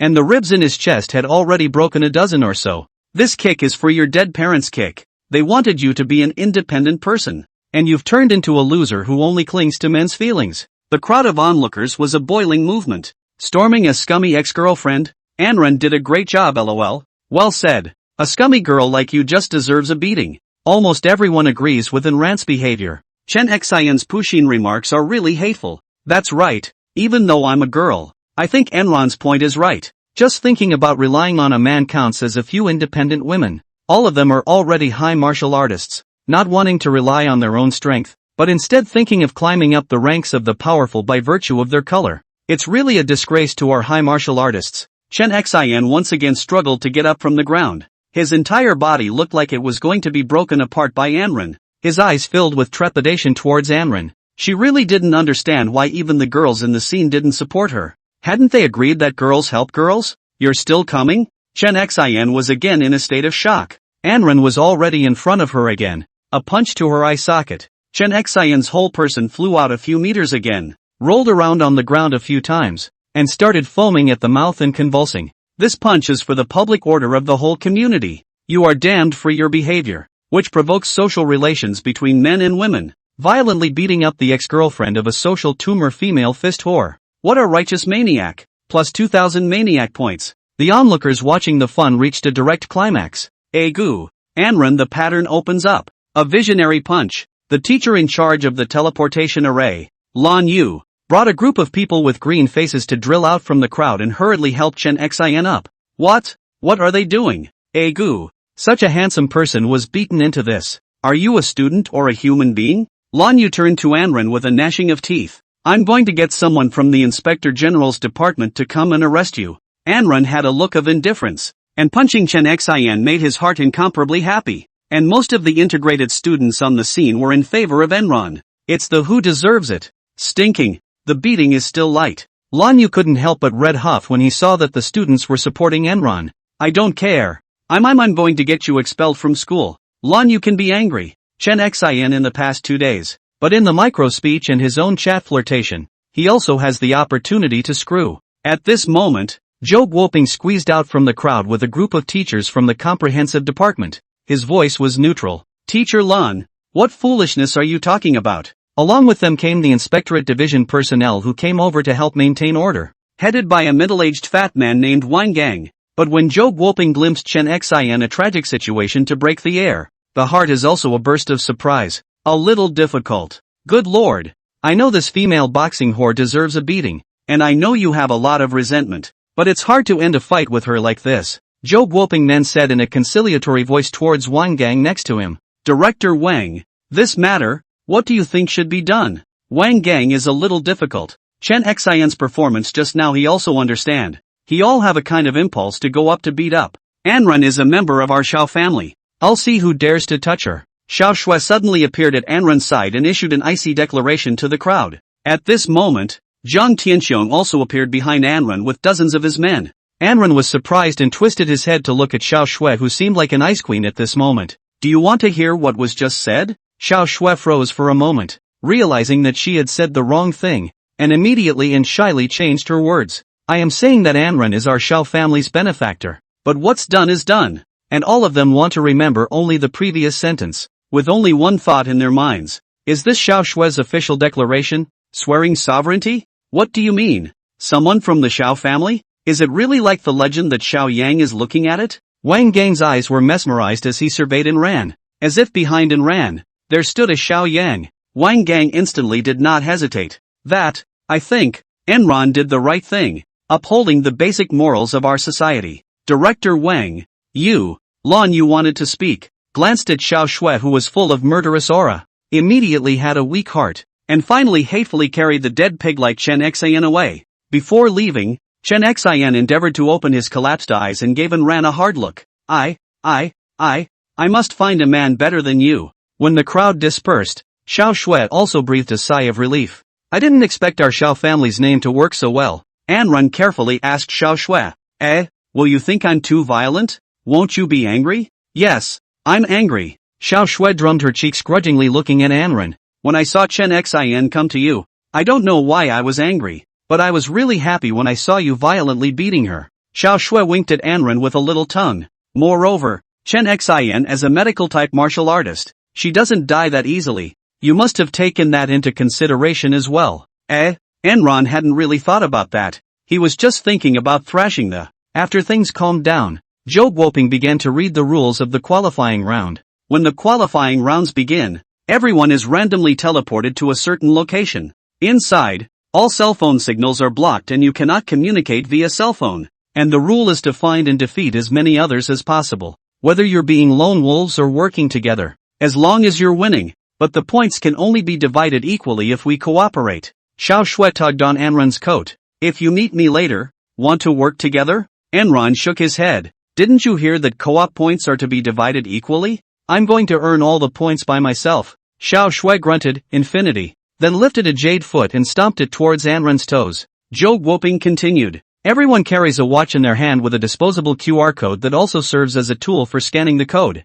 After defeating the opponent, the watch will automatically scan the code to calculate the points, and you can only scan the code once between two students. Begin to enter the formation. Lan Yu glanced at Enran and couldn't help but let out a cold smile. Enran was teleported into an unknown forest, and was about to move when the sound of bushes gathering behind him came. Enran bellowed. Who? A voice with a smoky voice and extremely slurred sounded behind Enran. It's quite a coincidence that we bumped into each other. I'm going to measure your yardage. Chapter 19, Defeating the Teenager from Lidong. Record-breaking speed. At this moment, on the outskirts of the competition area, inside the monitoring room, Joe Guoping led a group of teachers from the Department of General Studies to stare at the real-time scoreboard and discuss it. Who do you think will be the first to score in this qualifying tournament out of the freshmen you think? And who will be the eventual number one? Joe Guoping spoke his answer without thinking. I think it's all going to be Enron. Lan Yu looked at Joe Guoping rather dissatisfied. Dean Shou,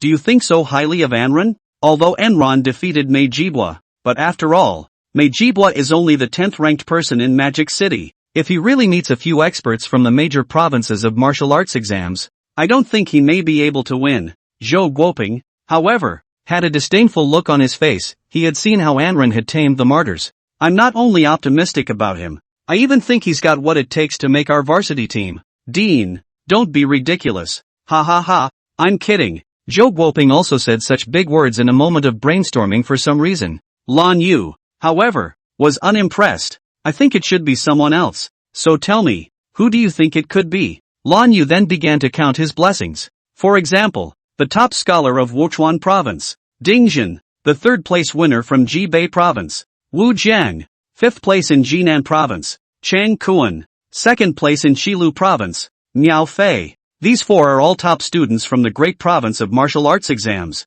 and their gold content is not something that can be compared to the 10th place of the local Magic City. Of course there's also the Xiao family's daughter, Xiao Shui. With the background of the Xiao family, her strength is not to be underestimated. Lan Yu's words were echoed by the other teachers, and Joe Guoping couldn't help but be happy in his heart after hearing Lan Yu's words. Xiao Shui? Still Xiao Shui. Xiao Shui has already been hung up on a long time ago. Just looking at the naive look of these teachers, Joe Guoping was curious to know what their reaction would be later. Ha ha ha, in that case, we'd better wait and see. That being said, Enron turned back, only to see a teenager with an innocent smile riding a snow leopard coming out from behind a large tree, wearing brown vestments, holding a black staff in his left hand, and holding 2 books in his right hand. Hello, my name is Dingjin. Enron was confused looking at the other party looking like an illiterate. Dingjin? Don't know. Which province? Enron surmised from his appearance that Dingjin had both the sentinel beast and spell talents. Dingjin revealed his white teeth and said, Mom gave birth. Enron puffed out a laugh. I asked what province you're from. Oh, I'm from Lidong in Wuchuan Province. Dingjin scratched his own head and laughed. I'm sorry, I don't understand much of the standard language. Enron did a double take. What an illiterate. So, you chose me as your first opponent, right? Enron's voice gradually chilled. Dingjin nodded, his tone confident. That's right, I'm going to measure your code. Don't think that just because you easily defeated Mei Jibwa, you can run rushot over our freshman year. In the middle, Dingjin laughed again. There are few locals in Mordor, and the people selected are naturally not as good as those of us who come out of the major martial arts examination provinces. Enron laughed. From what you're saying, it doesn't seem like it's a big deal for me to beat Mejibor? Dingjin nodded. That's just it. If it were me, I would have been able to defeat him easily. After all, I'm the top scholar of Wuchuan Province. Then patted the snow leopard under his seat. She's Snow Leopard. His name is Pearl. He's my strongest friend. He's been excited since he came in here, thinking about tearing into you as fast as he can. When he said this, Dingjin's innocent smile disappeared and became sinister. I'll give you a chance to reveal your weapons and battle robes. You should know that the staff in my hand and the battle robe on my body are S-rank treasures funded to me by the provincial government. You're even less of a match for me when you're naked. Enron was kinda surprised that this Dingjin unexpectedly had dueling etiquette, so he instantly took the flamingo in his hands, and the temperature around him instantly rose. Seeing the blazing bird come out, Dingjin's uncontaminated eyes suddenly lit up, and his heart murmured, that's the flaming bird Luersheo was talking about. It really is a treasure. No wonder he's so fascinated. But why didn't Enron wear a battle robe? Could it be that he was looking down on himself? Dingjin was a bit angry and pointed to his vestments. And this? I don't have that. Enron outwardly rippled, but actually thought in her mind. I forgot to accessorize myself with a battle robe. Should I no longer ask Xiao Shui for one? Would it be too greedy? At this time Dingjin laughed. This gives you a chance to not hit it, so I have no choice. This is a surefire losing game for you. Dingjin then jumped down from the snow leopard. Go on, Pearl. Only Dingjin's snow leopard roared and rushed towards and ran with its teeth and claws covered in blue smoke. At the same time, Dingjin opened the spellbook and dictionary at the same time at the back, chanting the spell under his breath. S-rank spell electric purple smoke and rain. Fuse with the snow leopard. Instantly, a thick purple smoke was wrapped around the snow leopard's body, and the purple smoke constantly flashed with lightning, triggering a whistling wind around it. It's not over yet, Dingjin bellowed, extending the staff in his hand. Enchantment of the wild staff. A blue light shot out from the wild staff onto the snow leopard,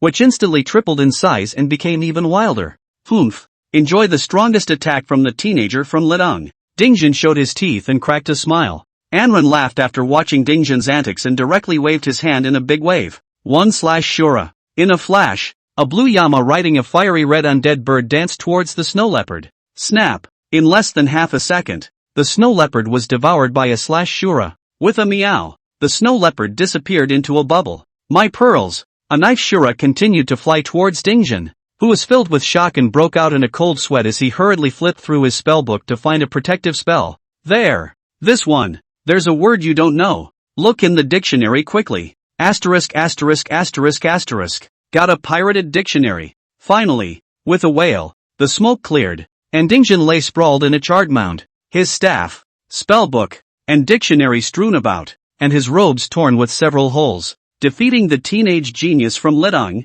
What an invincible berserker. Berserker points plus 2000. Nima. This pitiful Lu Zhao only told us that Anran was strong. Didn't ING tell us it was this strong? Hatred was all over Dingjin's face. 5 seconds ago, at the Grand Villa outside the tournament area, a few teachers from the general department exclaimed, "Look, the first battle of freshman year has begun. It's Anran versus Dingjin." All the teachers, including Zhou Guoping, gazed at the time of the battle displayed on the screen.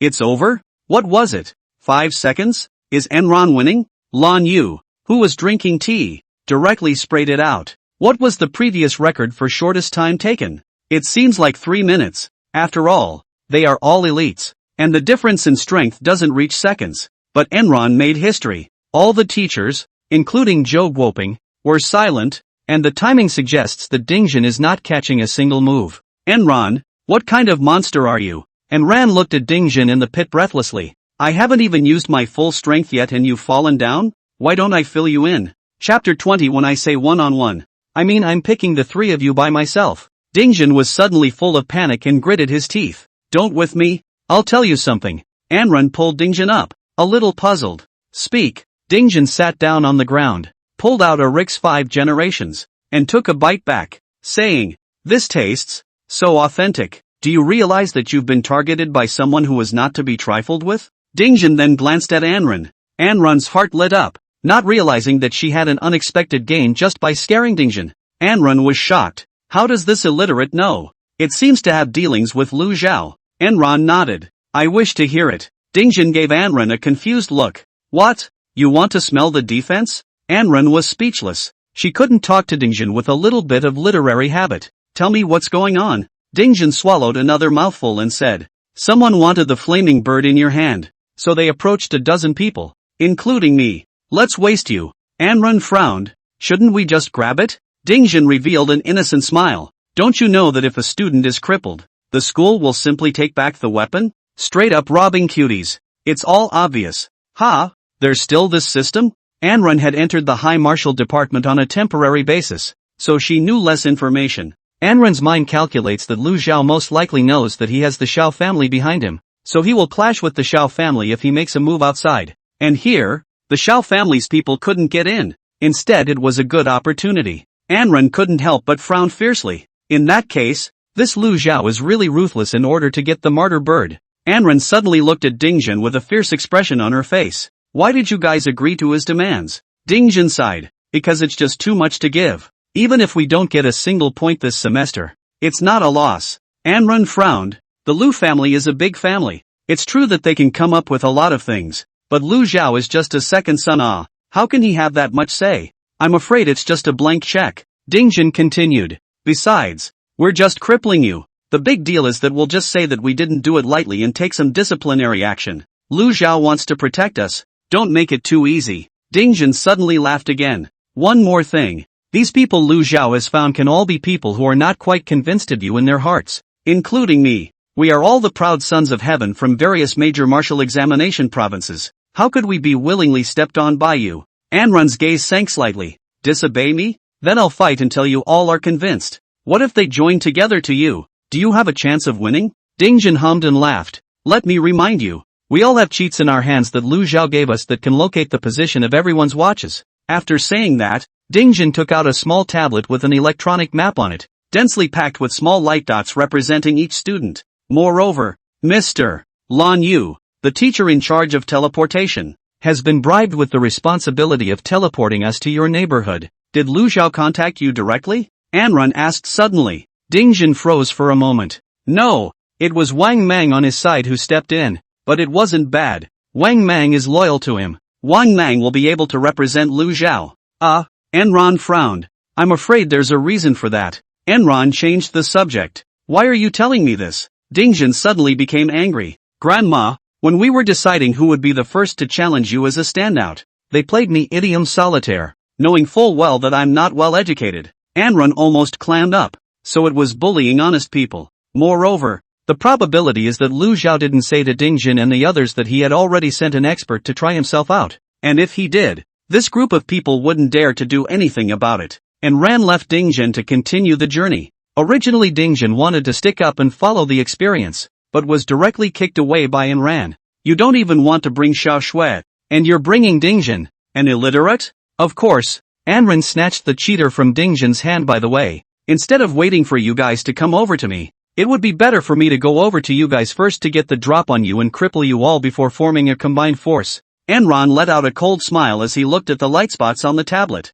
The ones closest to me are Miao Fei and Wu Jiang, right? At this moment, all the students received the news on their watches that Enran had defeated Dingjin in 5 seconds, and their hearts couldn't help but tremble. It looks like it's gotten stronger? I'm going to cheer up too. Xiao Shui smiled as she clenched her small pink fist. As for the others, there was only one thought in their minds. If they wanted to defeat Enron, I'm afraid that the only way to do so was to cooperate. An anti-Enron coalition is forming in earnest. In the distance, a young girl in a tight-fitting combat outfit with a ponytail confronted a long-haired teenager with a bow and arrow across a stream. So, do we still have to fight? Miao Fei lowered her head and looked at her watch. I didn't expect Dingjin, the illiterate, to lose so quickly. Wu Jiang first flung his hand dismissively. What a damn waste. This Dingjin, then glanced at Miao Fei. We're all aiming for Enron, so there's no need to kill each other. As long as the two of us team up and attack before he finds an accomplice. With the two of us, taking down Enron won't be too much of a problem. Let me join in as well. Cheng Kuan suddenly walked over from behind Miao Fei. The three of us will split up again when we've resolved Enron. Miao Fei and Wu Jiang swept Cheng Kuan a glance and smiled approvingly. Comprehensive Department of Freshmen. The original 4 masters in addition to Xiao Shui have gathered together. This time if you still cannot take Anran, is not to let others look at the joke? Are you guys looking for me? Anran suddenly scurried out from the side, his face filled with a murderous aura. Miao Fei, Wu Jiang and Cheng Kuan looked at each other and initiated a signal of cooperation. Since you sent yourself to the door, there's nothing more to say. Wu Jiang sent a stern gaze at Anran. Anran, don't think that just because you killed that illiterate Dingjin in seconds, you can eat us just as easily. At best, it's just that he can't catch your big moves. It doesn't mean we can't catch your big moves. Between words, Wu Jiang was filled with contempt for Dingjin, and Ran gave Wu Jiang an approving look. His guess was correct, and Ran did indeed use a big move directly for seconds.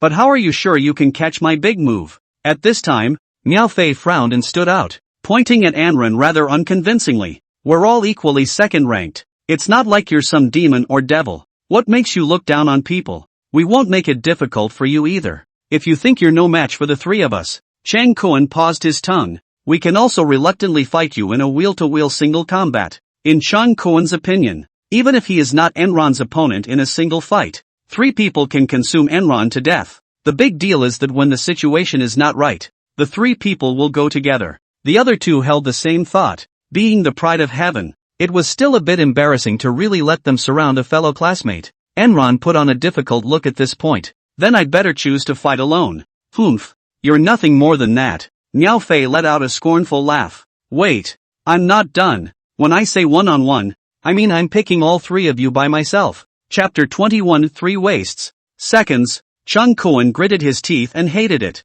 Out of sight. People like you just need a beating. With those words, a black conch appeared in Chang Koen's hand, and a 7-colored spiritual dharma robe manifested on his body. Don't talk nonsense with him, since he wants to fight us 1-on-3, then let him come. Wu Zhang's face was bleak with a hint of killing intent, and he was already working on his bow, wearing a golden battle armor. Miao Fei had already offered up all her equipment long ago, holding a lightsaber in her hand. Today, I'll take you to give the green light sword to go first. Watching the three people make use of their 18 martial arts, Anren couldn't help but let out a cold smile as the flaming bird instantly surfaced on his right hand, exuding a strong aura. Chang Koen and the three of them could all feel the aggressive aura of the flaming bird and couldn't help but physically retreat a step back. It could be said that the flaming bird had already begun to inflict damage on them before it even launched any attacks, and they understood why Lu Zhao was so obsessed with this flaming bird. What a good sword! Miao Fei couldn't help but let out a sigh of admiration, instantly feeling that the green light sword in her hand didn't smell good anymore. Then noticed that Enron was still wearing his normal clothes. But why don't you show your battle armor? For a high martial artist, defense was just as important as offense, and battle armor was undoubtedly the greatest defense to rely on. Could it be that you think you can't use defense against us at all? Chang Koen's voice was low, and there was anger in his eyes. Wu Jian was even more furious. Good guy, 1-3 and still without battle armor. We're really being looked down upon by you. Anren was also a good laugh. Is it difficult for me to tell you guys that I don't have battle armor yet? Enron simply shouted along with them. That's right, I am looking down on you all. Anren's words instantly ignited the emotions of the three to the extreme, so they stopped wasting their words and opened up. At this moment, in the large villa outside the tournament area, a teacher pointed at the 4 points of light on the screen. Look, Chang Koen, Wu Jiang, Miao Fei and Enran are huddled together. Is it going to be a 4-way melee? No. Looking at the standings it looks like 3 against 1. 3 against 1 Anren. A teacher's eyes were horrified. The corners of Lan Yu's mouth lifted into an involuntary smile. Zhou Guoping pondered slightly and turned his gaze to Lan Yu. Teacher Lan, this is a bit of a coincidence. A few of the students you were watching just happened to be teleported very close to Enron? Dean, what do you mean by that? Lan Yu faintly revealed his dissatisfaction. Are you trying to say that this was deliberately arranged by me? Lan Yu was a teacher specializing in teleportation formations, and Zhou Guoping's words were undoubtedly knocking him. Zhou Guoping gave a laugh and said, Look, it's urgent again. I didn't mean it like that. After all, it's a random teleportation, so probabilistically speaking anything is possible. Zhou Guoping then changed the subject. What do you guys say? 3 against 1. Which side will win? Since it's 3 against 1, then Anren definitely lost. Lan Yu pushed up his glasses and said without hesitation, Wu Jiang, Miao Fei, and Chang Koen are no idlers. Elites who have killed their way out of the 3 most hellishly large martial arts exam provinces, all above Dingjin. To put it politely, although Enran killed Dingjin in seconds, I'm afraid that he'll be in danger when he faces the siege of the 3 great experts. The other teachers couldn't agree more with Lan Yu. If, in fact, he wins 1-2-3, that's good enough to make the house team. Zhou Guoping was also in a state of hesitation at this time. Rationality told him that how Anren was more heaven-defying, but also a freshman, just a little more talented than others. It's really hard to believe he'll win now that he's playing 3 top freshmen at once. However, Zhou Guoping eventually smiled. As for me, I still choose to believe in Enron. Chang Koen brought the black conch to his mouth and blew it up like a killing sound. When the rooster crows, the world is clear. All of a sudden, Anren's spirit began to drift off, and the voice of GNI is too beautiful kept repeating in his ears. Chang Koen couldn't help but smile. Bingo! As a genius with dual cultivation in the spirit system and fire element, Chang Koen's specialty was to use sound illusions to make an opening before attacking with flame damage. Wu Jiang saw that Enran had already been hit by Chang Koen's illusion. As a dual cultivator of the weapon system and the lightning element, he immediately shot an arrow towards Enran. Thunder God Arrow. At once a sharp steel arrow with electricity in the shape of a ghostly face shot towards Enron at supersonic speed. This electricity. It's 1,000,000 volts. Let's see how you can still escape. Wu Jiang snorted coldly in his heart. Miao Fei was also not willing to show weakness,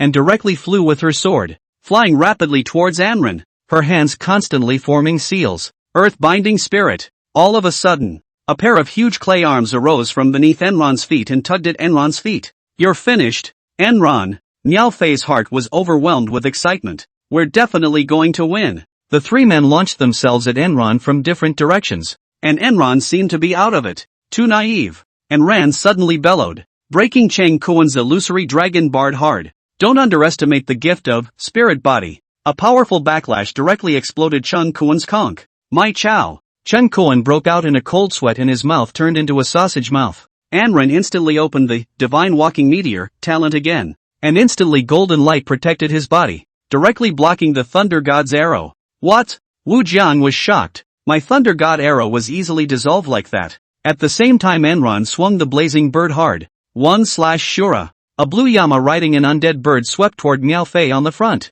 No! Miao Fei shouted in panic, and was directly taken away by a wave, her body flying back more than 100 meters. With another casual swing, Anran directly cut off the two clay hands that had grabbed him and turned around to attack Wu Jiang. A move of one blade Shura directly sent Wu Jiang flying. And finally, Chang Kuan. Enron's eyes glared angrily. Nightmare. Chang Kuan he realized that his surroundings turned into scarlet space. Then he himself turned into a rooster with countless small black men stabbing his body with sharp blades. He immediately fell to his knees, holding his head and crying bitterly. Gu, what are you doing? Stop it. Chang Kuan had a nervous breakdown. Killing 3 of the heavens pride at the same time. What a tough berserker. Berserker points plus 10,000. Anran stepped towards Chang Kuan with a strong murderous aura. And the flaming bird was directly on Chang Kuan's neck. Wherever it touched, it immediately emitted a roasted chicken-like flavor. And Chang Kuan, who had already collapsed, was oblivious.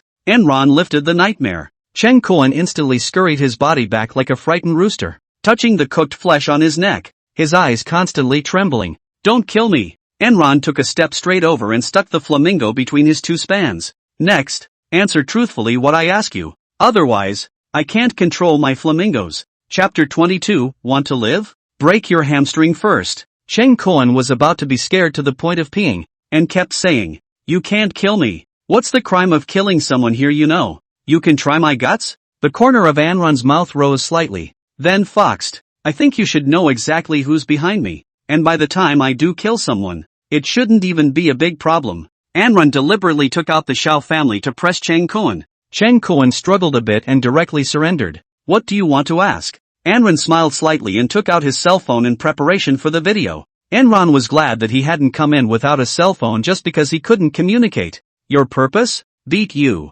Chang Kuan still wanted to argue. Enron plunged the flamingo directly into Gon's thigh. Still not telling the truth, huh? Chang Kuan wailed in pain. I say.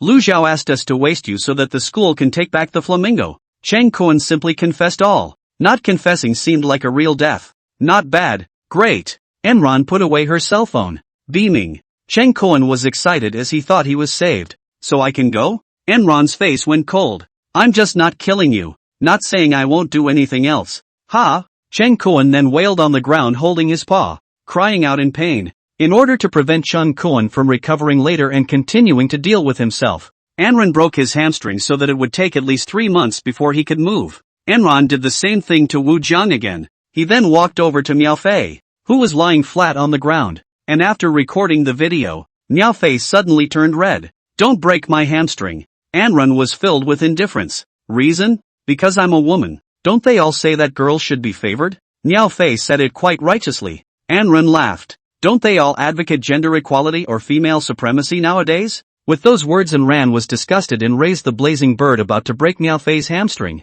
Wait. The strong desire for preservation made Miao Fei rub her opie in a hurry. I can offer myself to you. When she said this, Miao Fei surprisingly didn't blush even a little bit. But Anran got angry and cursed in his heart. I have Xiao Shui. I still look at goods like you? Don't even look at what level you are. Connecting with you and dirtying my body. So Enran smoothly broke Miao Fei's hamstring as well, severely punishing the evil thief who wants to harm you. What a fanatic with a grudge. Fanatic points plus 3,000. They were all thinking of scrapping me. I just broke their hamstrings. I'm still too kind. Anran was still a bit unfair in her heart. If it wasn't for the fact that if he wasted Chang Kuan and the others, things would get too big and he wouldn't be able to get away with it. Anran really wanted to waste them. Now it was just a matter of breaking their hamstrings. And with the evidence that they had admitted to being instructed to waste themselves, it would save them a lot of trouble when the time came. But Anran swore in his heart that this person, Lu Zhao, would at least waste his body in the future.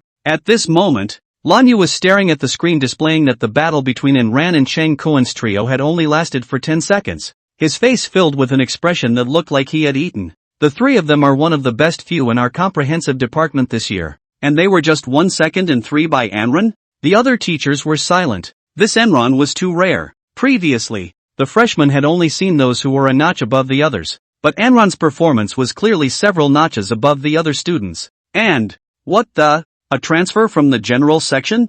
Zhou Guoping's gaze was deep at this time. Despite his own high expectations of Enran, he had to say that it still exceeded his expectations by a lot. So, Zhou calmed down, then looked playfully around at the other teachers. I told you, Enran is strong. Do people think he'll make our house team? Other teachers are still skeptical. That one, I guess, will have to be observed again. You know, even if the guys on our house team are substitutes, seconds of 3 elite freshmen doesn't seem to be a problem.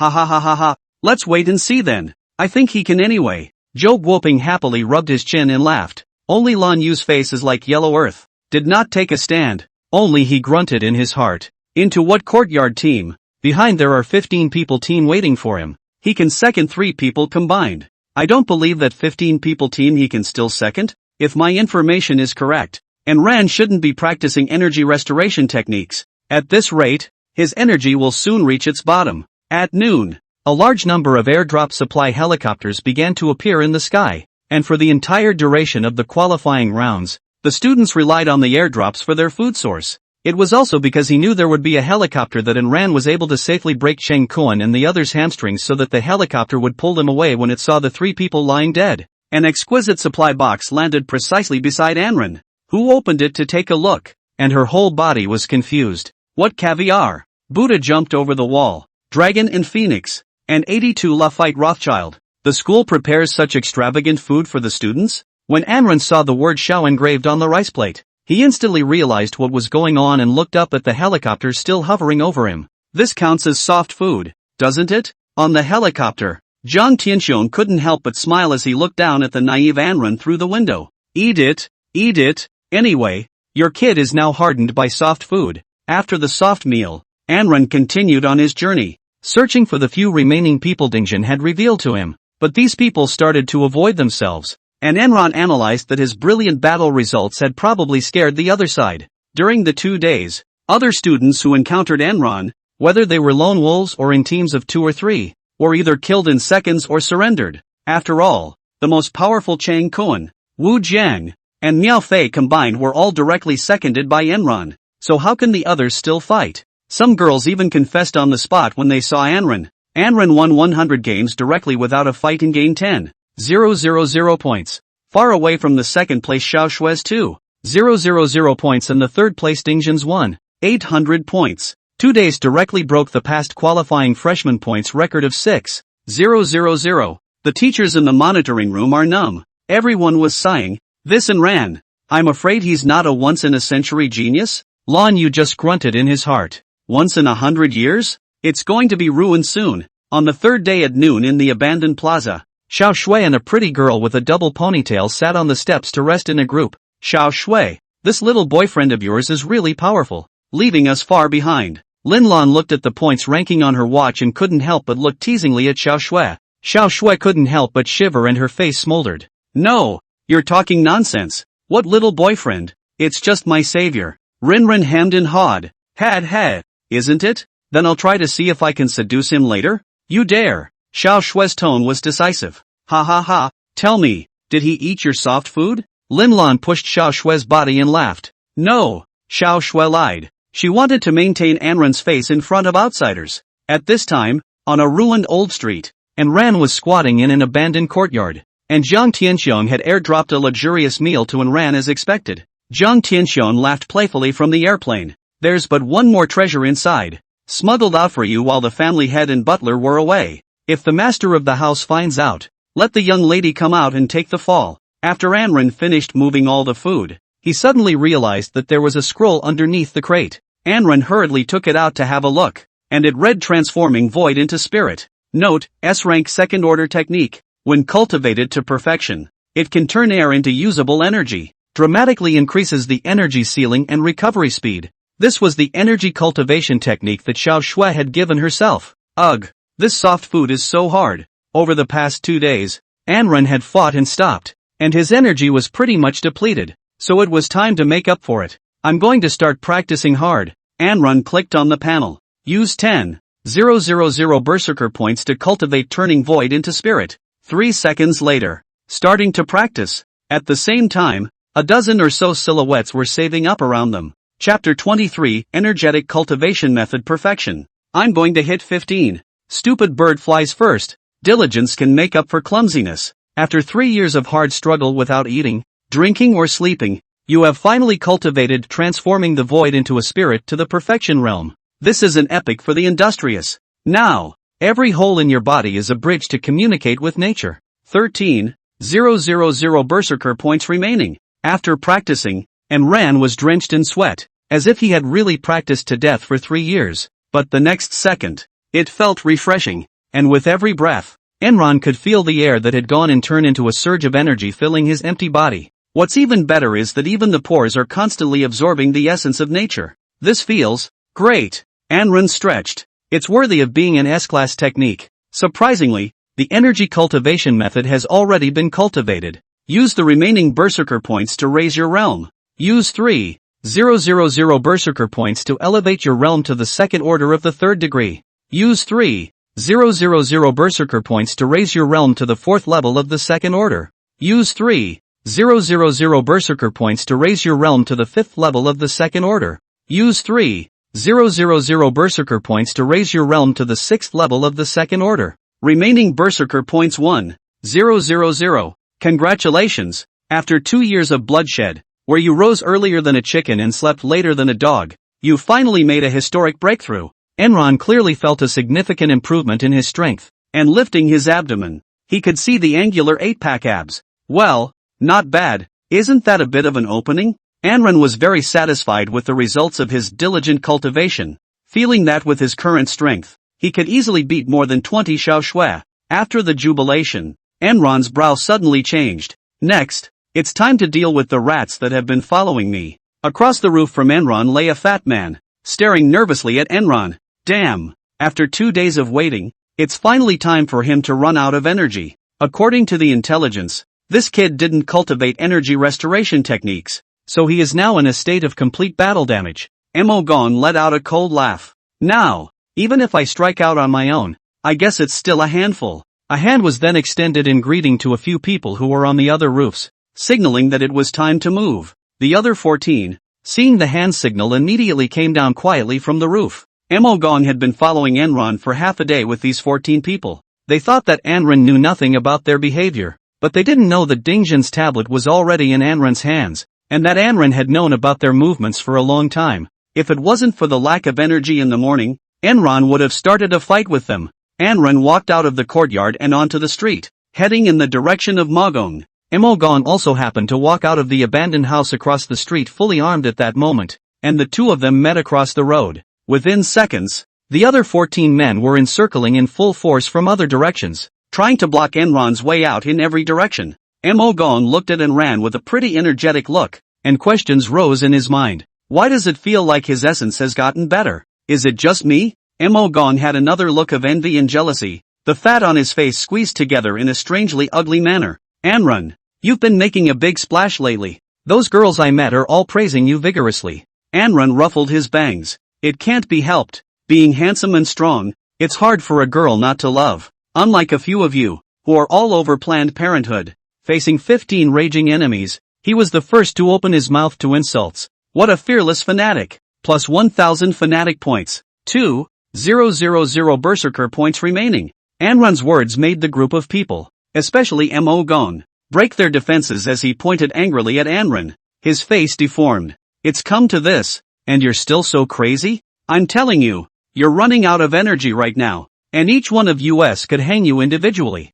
Right, the others chimed in. Enran, I advise you to be sensible and obediently bind your hands. We can still keep a full face. Damn, what's the arrogance of a pussy-eating white boy? Enran was angry and full of murderous anger. This handsome face that rivaled all the reader's lords could not be threatened. Enran pulled out the flaming bird, his killing intent released. Cut the crap, why don't you guys strike? Mo Gon was momentarily startled by Enran's aura. It always feels like you're confident? Obviously there's no energy left. We're not unreasonable.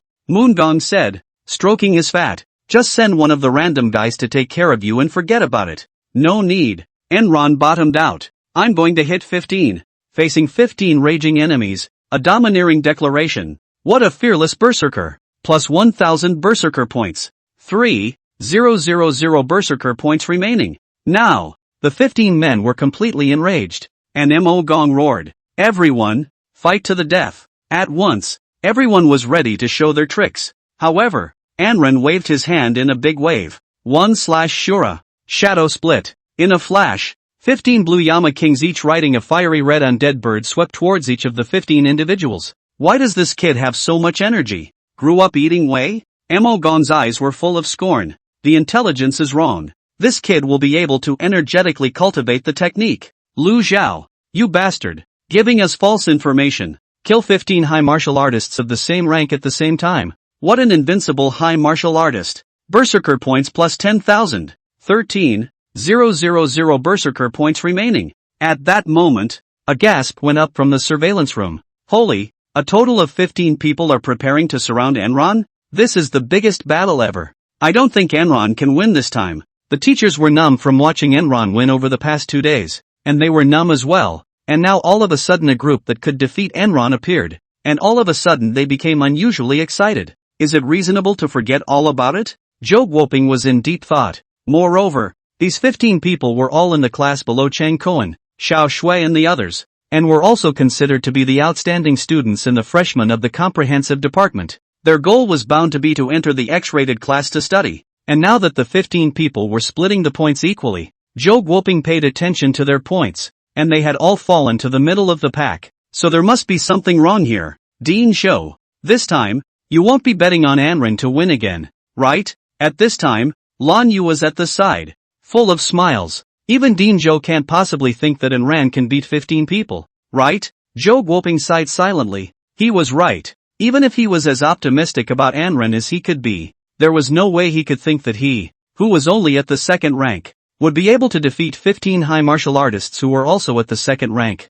Because, it's not science. It was something that could only be done with at least 5th order strength. Impossible. Absolutely impossible. Suddenly, all the other teachers covered their mouths and looked at the screen in disbelief. Enron. 1. Still seconds. 15 seconds. Chapter 24 Exercise hard to enter the 3rd rank and obtain a perfect shadow. The entire monitoring room was plunged into infinite dead silence for a while, and Zhou Guoping, who was most optimistic about Enran, also looked incredulous for a while. This Enron, just how many surprises are you going to give me? Hey, I was just bragging for you in front of the other teachers, but I didn't think I'd blow this one too small. Zhou finally broke the silence, full of spring. Guys, what do you think of Enron's strength now? If that's okay with you, then after today's qualifying rounds are over, I'll officially give Anren a spot on our house team. The other teachers first looked at each other, then whispered in disgust for a while, and began to loosen up about Enron being on the house team. As it stands now,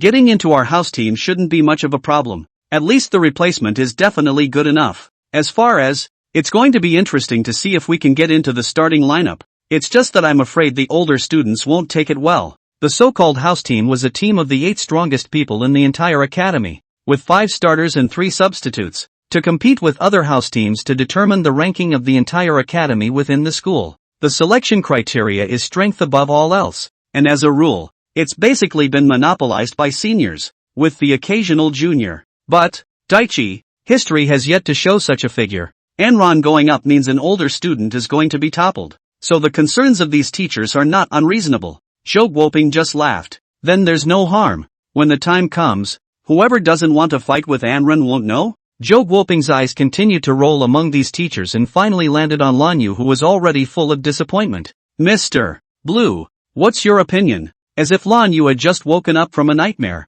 His body trembled for a while as he shuddered and laughed tremulously towards Zhou Guoping. Me? What opinion can I have? Since everyone agrees, there's nothing more I can say. But right, don't forget that Enran picked the hamstrings of Cheng Koan, Niao Fei and Wu Jiang. Shouldn't we give some disciplinary action? Blue pinned his ultimate hopes on unrealistic fantasies. Zhou Guoping, however, did not think it was difficult. There will naturally be a reason as to why Enran picked off their hamstrings. We'll see when he comes out. Lan Yu's face immediately looked as ugly as if he had eaten. With a six-parent step, Anran walked over to Magong, who was lying like a dead pig, turned on his cell phone, and began his routine. "Tell me, who told you guys to with me?" Magong touched his already dented belly and surprisingly held a grudge against Enron for a moment. "No one. It was purely spontaneous." Anran's face immediately went cold. "It's okay to lie to others, don't lie to yourself." And then straight up with the flamingo on Mokong's crotch. "Do you know why Chang Kuan, Miao Fei and Wu Jiang have scored 0 so far? Could it be that you?" Magong suddenly came to a realization and nodded his head in a hurry. I say. Moondong then delivered as well. "Now I should be fine after all, right?" Gongju's face was full of relief. Enron let out a laugh and raised the blazing bird, slashing twice at Magong's hamstrings. "It's only when they recite that they just get their hamstrings broken by me. Asterisk. Anran, you're not a proper person." Gong cussed as he clutched his paws. Enron sniffed and mended his hamstring, severely punishing the evil thief who wants to harm you. What a fanatic with a grudge. Fanatic points plus 500. Anran walked over to a rather attractive girl who was lying down. "Why are you working as a dog for Lu Zhao?" Zhang Xinya's small face blushed. "He promised me to make me his fiancé. We wasted you. You just lost your health. You've wasted me. And I've lost my chance to enter the mansion." Anran directly severed all of Zhang Xinya's limbs and sinews in a fit of rage, severely punishing the evil thief who wants to harm you. What a fanatic with a grudge. Fanatic points plus 500. Severely punishing the evil thief who wants to harm you. What a fanatic who has a grudge to repay. Fanatic points plus 500. 500 berserker points remaining. Anran gave everyone a video to leave evidence. There are more than a dozen people's confessions. How can also drag Lu Zhao down it? Enron went back inside the abandoned house and sat up in a cross-legged position as a group of helicopters came outside and took all 15 of the injured away. Seeing that so many more berserker points had been saved up, Enron decided to just pike to the 3rd rank. "Give me a direct upgrade to the 3rd rank. Use 15,000 berserker points to raise your realm 5 steps in a row, ascending to the 3rd rank in 1st level. Remaining berserker points 5,500. After 4 years of round-the-clock cultivation, you finally stepped onto the 3rd stage of the world. And although you're not a genius, you proved it to the world with your sweat. The genius can go. And I can go. This is a victory that belongs to ordinary people." Gaining the gift of Shadow Warrior, Enron gasped, feeling like his body had literally been hammered for 4 years as a burst of fire passed through his body and quenched it. Cultivation. It's really a torturous thing. Enron's body relaxed all of a sudden. The current me should be able to hang dozens of Xiao Shui, right? Help me raise another weight. Berserker points are insufficient. Enron sighed and called it quits. It seemed that upgrading with berserker points really was strictly a threefold relationship. Right now, if we're talking, what's lacking is that the feats and martial arts are still of the 2nd rank. Enron muttered to himself. Feats and martial arts should be at the same level as the realm in order to maximize their power. And Ran projected according to the previous battles. If the feats and martial arts were also of the 3rd rank, he would probably be able to fight across 3 realms. Nowadays, it's estimated that it's just able to cross 2.5 orders. Enron then turned his attention to the newly acquired talent above. Talent 4, Shadow Warrior. You are the master of the dark side, the omnipotent master of shadows. 1. Your shadows will act as your avatars, sharing your strength. 2. Can swap bodies with shadows. Shadow abilities grow with the realm. 3. Half rank bonus to attacks against shadow play species. Air. Shadow. Come out? Enron called out tentatively. As soon as the words left his mouth, a human body began to burrow out of Enron's shadow and bowed respectfully to him. Really like. Even the costume is the same. Enron got up, pinched his shadow, and pulled up the other man's pants to take a look. That's all copied. As majestic as mine. Can you talk? Hello, I'm Shadow Enron.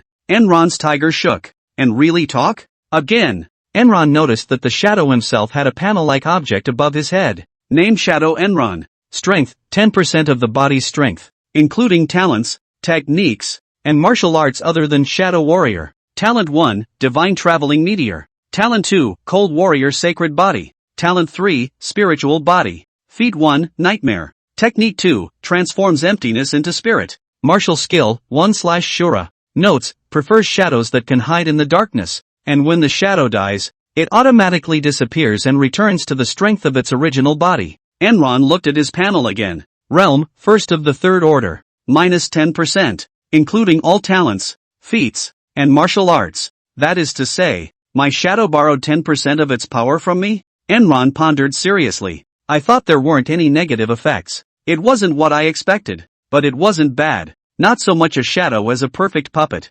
Sometimes a puppet that can perfectly replace yourself can work wonders. Like burying yourself? Enron had decided to keep the Shadow Warrior as one of his secrets, because a puppet wouldn't be a good puppet if others knew about it. Enron decided to try his shadow. Show your strength? It's not that I don't trust you. I just want to witness your strength. Understood. Shadow bowed peacefully, then flashed a blazing bird. Enron was dumbfounded. That's all right? The shadow then walked toward the door, carrying the flamingo. There's a shadow coming. I'm going to cut them. Enron. Shadow? You can. Curious, Enron followed the shadow out peacefully. Chapter 25, Sudden Change. Shadow Fae Attack.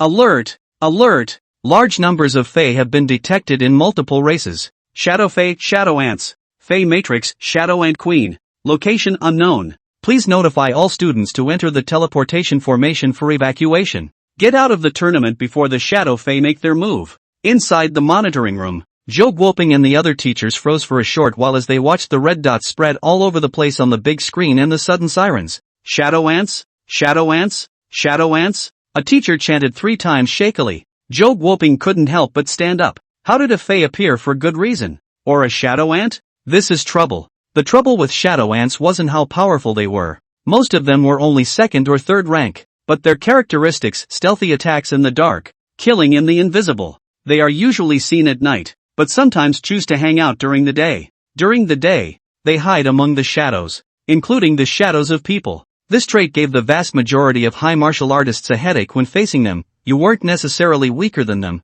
but they were old 6s. It might run out of your shadow and give you a stab. Especially that mother, the Shadow Ant Queen. An 8th order Fae that could isolate all outside messages within a 3-kilometer radius of itself, and as long as it doesn't die, it will keep producing new Shadow Fae. Therefore, when faced with such valuable objects, in order to avoid serious casualties, the specialized departments of the Inspectorate Division can usually only be called in. Luckily, it takes a few minutes for them to hide in the shadows. We still have time. Hurry up and notify all the students through their watches to look for nearby teleportation arrays. Joe Gwoping initiated the order with a serious face. Let's hope no one is near the Shadow Ant Queen. At this very moment, Enron had just left the room and was being led by Shadow Enron as the surroundings began to fade into gloom. Enron realized that not far away, it looked like it was wrapped in layers of darkness and shadow. Looking again at the soles of his feet, there were also waves of darkness and shadow. And then looking at the sky, the same was true, with only a slight shimmering light shining in. What's going on here? Enron felt a huge energy that made his body depressing. How does this situation feel like a large crack? Are you clear? Shadow Enron but calmly. I'm sensitive to shadows. Enron understood the meaning. I'm afraid it's a shadow-related Fae, but it's too damn big. What level is this going to be? I've got half a foot in the coffin? You punked me? The Shadow Enron turned back to look at Enron with an aggravated expression on his face. Look at the ripple effect of this rift. From the moment I foresaw it, we were surrounded. Enron looked around. Indeed. Is there help? Shadow Enron was full of confidence. I'm sensitive to shadows. I'm wrapping up your win. Seeing Shadow's peaceful appearance, how could Enron feel his heart panic even more? Watch your feet. Shadow Enron suddenly let out a shout, followed by a slash directly at the bottom of Enron's feet with the Shadow Flamingo. Hiss! A wail came from the soles of his feet, and Enron quickly took a step back away, only to see a small ant-like monster covered in blackness being peacefully hacked to death on the spot by the Shadow. Killed 1 second-order Fae Shadow Ant. What a no-holds-barred Berserker. Berserker points plus 100. Remaining Berserker points 5,600. Silky smooth. Shadow Enron was 30% Enron after all. Awesome. Enron couldn't help but praise Shadow Enron. Shadow smiled serenely. That's right, isn't it? I said the package one. Be careful. There are many of the same Fae ambushing this rift. Enron was feeling a little troubled. Let's try the second ability. I'll become your shadow. You should be more than enough to deal with these Fae. Enron quickly went limp and blackened into a Shadow Enron's shadow. At this moment, all the students had already received the notice to evacuate, and panicked as they ran into the nearest teleportation array to pass back to the assembly plaza outside the tournament area. The teacher and also the people from the Inspector General's department were already there. and all of them were nervously looking at the electronic map inside the huge screen erected in the square. Not long after, in the square, a broadcasting voice rang out. Weapons area, all personnel, evacuation complete. Auxiliary, everyone, evacuation complete. Elementals, everyone, evacuation complete. We've asked the kaiju team to come over and take care of it. They won't be here for almost another half hour. Wang Gang wiped a head of cold sweat and pacified the group of teachers, with the equally nervous Zhou Guoping standing next to him. Ugh, you're saying it's also true that this bird thing Fei appeared for a good reason. If it were any other, we'd have gotten rid of them by framing the ground. Luckily, you guys finished evacuating the students. Wang Gang was full of relief. At least there would be no student casualties. No? Xiao Shui was anxiously spinning in place in the crowd, anxiously calling Anrun's phone. Please, it has to connect. Why can't you still get through? Anrun, don't be okay. Lin Lan and Zhang Tianxiang were watching her quietly from the side. The sound of the radio continues. All students have been evacuated. No. Department of General Studies. Freshman year in the integrated department and one more. Wang Gang's bare body shook. Twisting his head, he looked at the equally shocked Zhou Guoping. Who is it? People couldn't help but erupt in thunderous voices as they looked at the only remaining yellow dot of light on the screen. Enron. Snap. Xiao Shui heard the sound and her cell phone fell directly to the ground. Enron was still going in one direction all the time. Enron, why are you still in there? Why doesn't he come out? Does he want a swarm to fight the Shadow Fae? However, everyone immediately thought of the only reasonable possibility that the Shadow Ant Queen had appeared in Enron's neighborhood, and that he couldn't receive any information from the outside world. As expected, on the screen, Enron's yellow dot disappeared, and a large red ball appeared less than 100 meters near his original position. The 8th Order Fae, the Shadow Ant Queen, appeared. Xiao Shui's face was white and trembling as she shook Zhang Tianxiang's arm. Uncle Jiang, is there a way? Zhang Tianxiang's body trembled slightly, and the corners of his mouth slowly opened. Miss, the 8th ranked Shadow Ant Queen. Only a level like the Family Master or an enlightened star can go in and be sure. Anyone else going in would undoubtedly be sending them to their deaths. Now we can only pray that he can hold his own until the kaiju arrive. Xiao Shui's hand slipped off Zhang Tianxiang's body and buried her head. 2 lines of clear rain on her cheeks, biting her pink lips. I believe him. Lan Yu couldn't help but be happy in his heart. The corners of his mouth couldn't help but rise. Good. The heavens are helping us. Lu Zhao, who had just come out of the tournament, after hearing Enran's name, his first thought was that Guy Enran was still alive? Those freshmen are all ing morons. Can't a dozen of them take down one Enron? Then he couldn't help but reveal a wry smile. It's better this way. Being killed by the Shadow Ant Queen, there will be even less trouble. Dingjun cried out in pity. Originally thought that you would come out and I would help you accuse Lu Zhao together. But now it's a pity. Zhou Guoping was filled with regret. Anrun, can you dodge this? 20 minutes had passed, and Shadow Enron had been hacking away at the Shadow Fae for 20 minutes. Killed 1 second order Fae Shadow Ant. What a no-holds-barred berserker. Berserker points plus 100. Remaining berserker points 7. 500. No matter where the Shadow Ants burrowed out from, Shadow Enron was able to accurately predict and kill them with a single slash. Looking down at the bottom of his feet, Enron was tisk tisk tisk tisk tisk tisk tisk tisk tisk tisk. If he had struck out on his own, it would have been a slash and burn as well, but there was no guarantee that he would have gotten a sneak attack. Shadow, you're such a mature shadow. Then the Shadow Enron began to shiver. Chapter 26, it thinks you're one of a kind. What are you shaking about? Enron felt a twinge of surprise. Even I'm starting to shake. Shadow winced angrily. There's a good huge monster up ahead. Only to see that not far ahead, a huge mass of blurry black shadows began to rumble from the ground, finally reaching a height of about 100 meters, and then began to transform into a huge ant-like monster, with a round and huge head, embedded with 2 groups of eyes like white torches,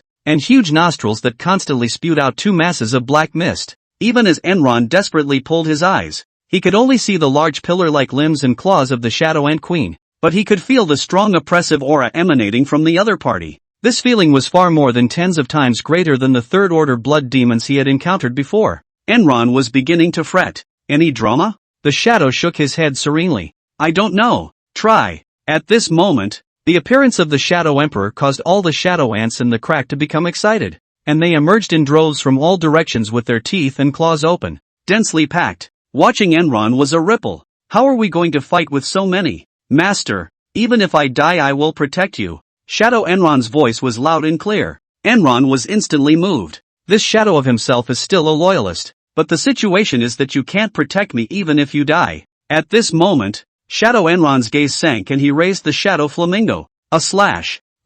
These shadow ants not attacking us anymore? Only to see the shadow ants directly ignored the shadow Enron, reverently swarmed towards the shadow emperor, and then began to dance around the shadow emperor. As the shadow ants were dancing, the shadow ant queen emitted bursts of light that scattered over them. The shadow ants that had received the points of light were also expanding at a speed visible to the naked eye. The shadow froze in peace. It was a case of attacking or not attacking. Those ants seemed to be making a pilgrimage around the big one, the queen, and thus get fed by the queen? Enron voiced his speculation. But why didn't the ant queen attack you? You inherited such an extraordinary appearance from me, and you didn't attract its attention? I'm not smart enough in the head to figure it out. Shadow shook his head straight. Enron asked in a sudden flash of inspiration. You said you were sensitive to shadows. So these fae are essentially shadows? The shadow nodded peacefully. You could say that. That's right. Enron's voice began to perk up. It's not a guarantee that people are thinking of you as one of their own kind. You go over and try to get closer to it. Shadow Enron also came to a realization. Yeah, I'm a shadow too. So Shadow Enron carefully made his way over to the shadow ant queen, and when he squeezed his way to the queen's feet, the point of light actually penetrated into Shadow Enron's body.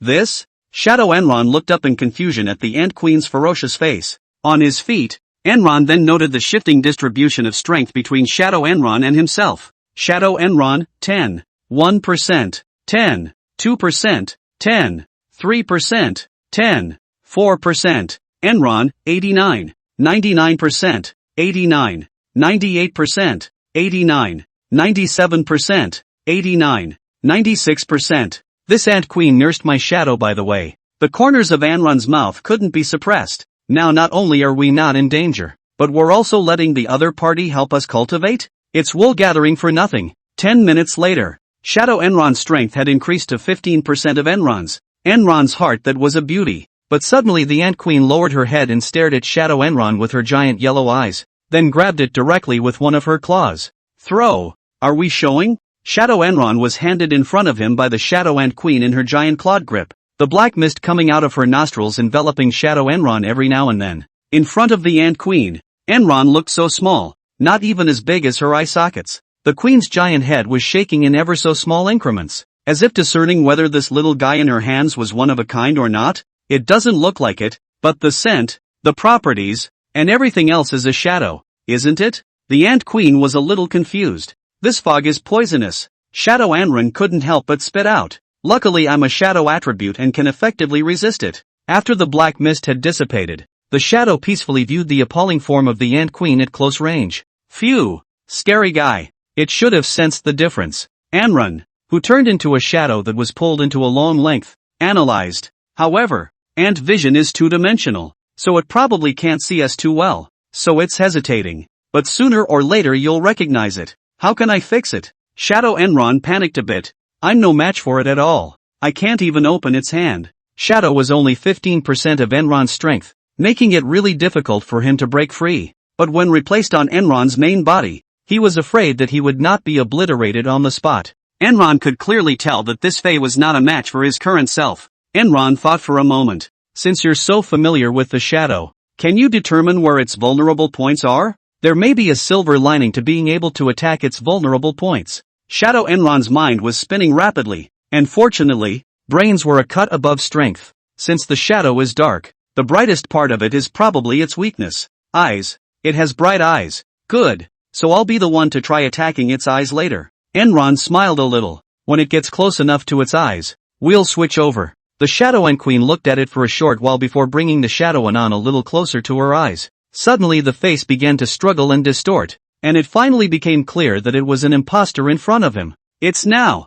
Shadow called out peacefully. However, before Enron and Shadow could get to each other, the yellow eyes of the shadow ant queen shot out two yellow lights that directly shot Shadow Enron through. Snap! Shadow Enron instantly turned into a black bubble that shrunk back into a shadow, and Enron instantly reverted from shadow to human form. Intact. It was just that Enron could clearly feel that his body was damaged, and that was the price of having his shadow erased. Ha! The shadow ant queen was startled by Enron's change of heart. and for a moment her attention slackened, and the grip of her claws became smaller. Anrun immediately turned on Divine Walking Meteor, golden light shielding his body, bouncing off the claws of the Shadow Ant Queen, and swiftly drilled out, standing on his clawed wrists and holding up the flaming bird with a swing with all his might. 1/Shura. At the same time, the Shadow Ant Queen instantly released 2 golden lights from her eyes, bravely hitting the Shadow Ant Queen's weak spot and knocking her back. What a fearless berserker! Berserker points plus 12.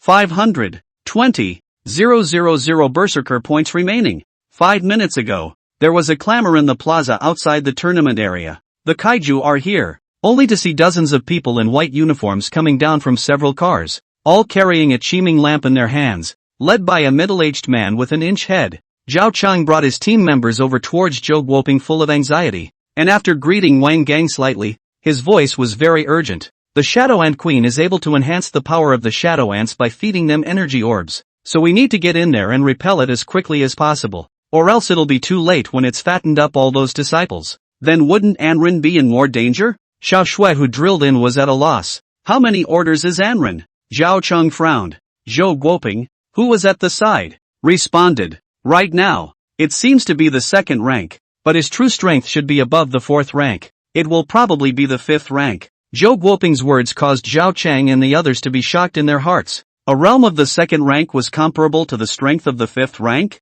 This teacher was treating himself as a little cutie. Is he a good liar? However, Zhao Chang didn't retort, but sighed. It's only the 2nd rank, and after going in for so long, there's almost no hope of surviving. You have to be at least 7th order strength to have a small chance of surviving in there until now. Be prepared. Chapter 27. Anrun 2. Xiao Shui covered her mouth in disbelief, and her body couldn't help but tremble as she took several steps backward. It's a lie. Zhang Tianxiong and Lin Lan rushed to hold her up. It's a pity. Zhou Guoping was full of regret. It was hard to find an excellent good seedling. Lan Yu almost laughed out loud. The Shadow Ant Queen's rift can't be entered from the top. We have to break in from the bottom. Zhao Chang swallowed. Please trouble Dean Zhou to send us inside the nearest teleportation array. Yes. Zhou Chang was teleported to a teleportation formation with his team members, and at first glance, he saw a huge crack with black gas rushing into the sky not far away. Zhou Chang couldn't help but bite his teeth.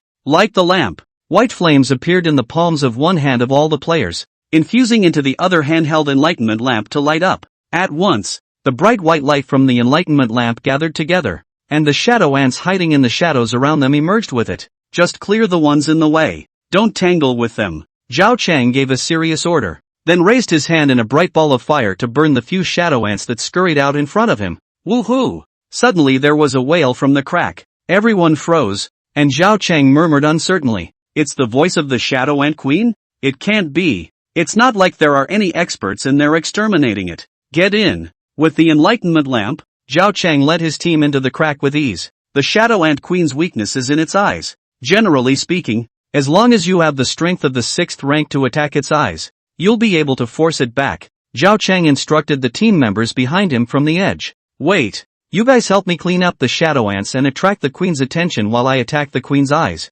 Understood, Captain. Afterwards, Zhao Chang continued to take a few steps forward, a strangeness surfacing on his face. The rifts where the Fae were located would usually be unusually oppressive to the human body, and high-level Fae rifts could even obliterate the human body outright. But this is too easy now, isn't it? What is this situation? Zhao Chang's eyes were suddenly filled with shock, and where his gaze showed, there was no shadow ant queen or shadow ants. He only saw the back of a valiant teenager with a fiery red-ringed head sword in his hand, bending down to gasp for air. The cracks are also gradually collapsing. So, that teenager repelled the Shadow Ant Queen? Zhao Chang felt his body go into a bit of a trance. Shaken. Who are you? Zhou Sung couldn't confirm whether it was true or not for a moment. Snap. Snap.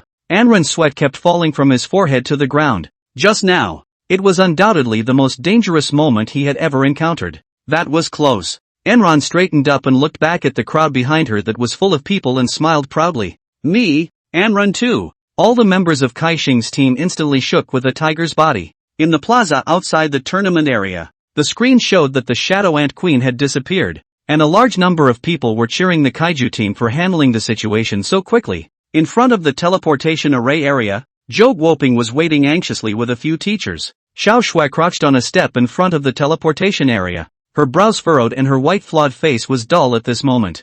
Jiang Tianxiong and Lin Lan followed along in a very low mood. Xiao Shue's whirled at the moment but not a bit of color. The next, she had to face the news that Anran was killed. Wait, Enron, it's Enron! A loud voice suddenly erupted from the crowd. Enron's signal is back. Zhou Guoping's tiger shook. Ha? Still alive? Eh? Xiao Shue's brows stretched and she got up violently. The winter snow has melted and spring is coming? A white light flashed, and the dashing figure of the fluttering young man surfaced in the teleportation array, beckoning towards himself with a smile. Xiao Shui rubbed her eyes in disbelief, and after double-checking, she took the fastest pace ever. One hugged the already dazed Anran, his head resting on his shoulder. Bastard! I thought you were dead. Xiao Shue's voice carried a sobbing tone. You're hugging too tightly. Anran smiled bitterly. His hands had nowhere to rest. And finally, as if he had made some kind of determination, he wrapped his hands around Xiao Shue's waist. Lin Lan walked over, and when she saw Anran in person, she couldn't help but have her eyes glow and take out her cell phone. Click, click. Frightened, Xiao Shui hurriedly pushed Anran away, her cheeks red to the point of ripening. Hey, the evidence has been filmed. Lin Lan held up her cell phone and hemmed and hawed, and Jiang Tianxiong followed suit. At this time, Zhao Cheng passed by Anran with his team members and looked at the red-eyed Xiao Shui with some surprise in his heart. It seems that the rumors are all true. Thanks to your assistance. Zhou Guoping walked over to thank Zhao Cheng. Otherwise Anran wouldn't have been able to come back. Zhao Cheng's face changed slightly. Then he laughed. There's no need to thank us. We didn't do anything. The Shadow Ant Queen was repelled by Anran herself. The uninformed others at the scene looked at Enron. Straight face?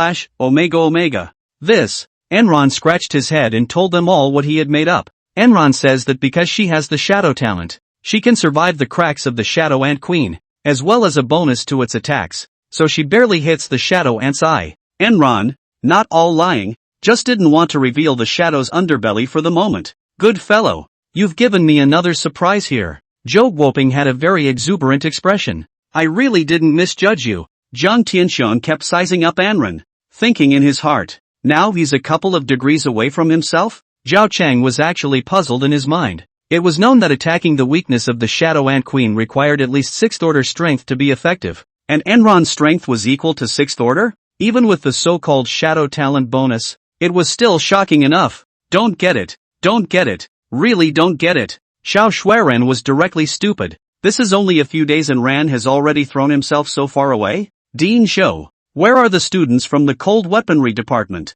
Anran's eyes suddenly became very fierce. Zhou Guoping said, it's in the plaza. Why? Anran took the video straight out and watched everyone get unusually angry. I told you so. You wouldn't just break someone's hamstring for no reason. It's fitting that they were all bribed by Lu Zhao. Zhou Guoping's face flushed red. And that Lan Yu, surely he is also deliberately making things difficult for you. Xiao Shui's silver teeth ground loudly. This Lu Zhao, does he really think that rules don't exist? Ugh, where are you going? I'm going to go get him. Do you guys want to come along? Zhou Guoping, however, was in a hurry. Oh no! Enron opened the divine traveling meteor and directly killed the square, swooping straight into the gathering place of the Cold Weapon Academy's senior year, and the others rushed to follow. Where is Lu Zhao? The senior students from the cold weaponry department at the scene looked at Anran and Lu Zhao suspiciously. If it isn't that Anran who had a big accident? What? What are you looking for Lu Zhao for? Lu Zhao just went to the pantry.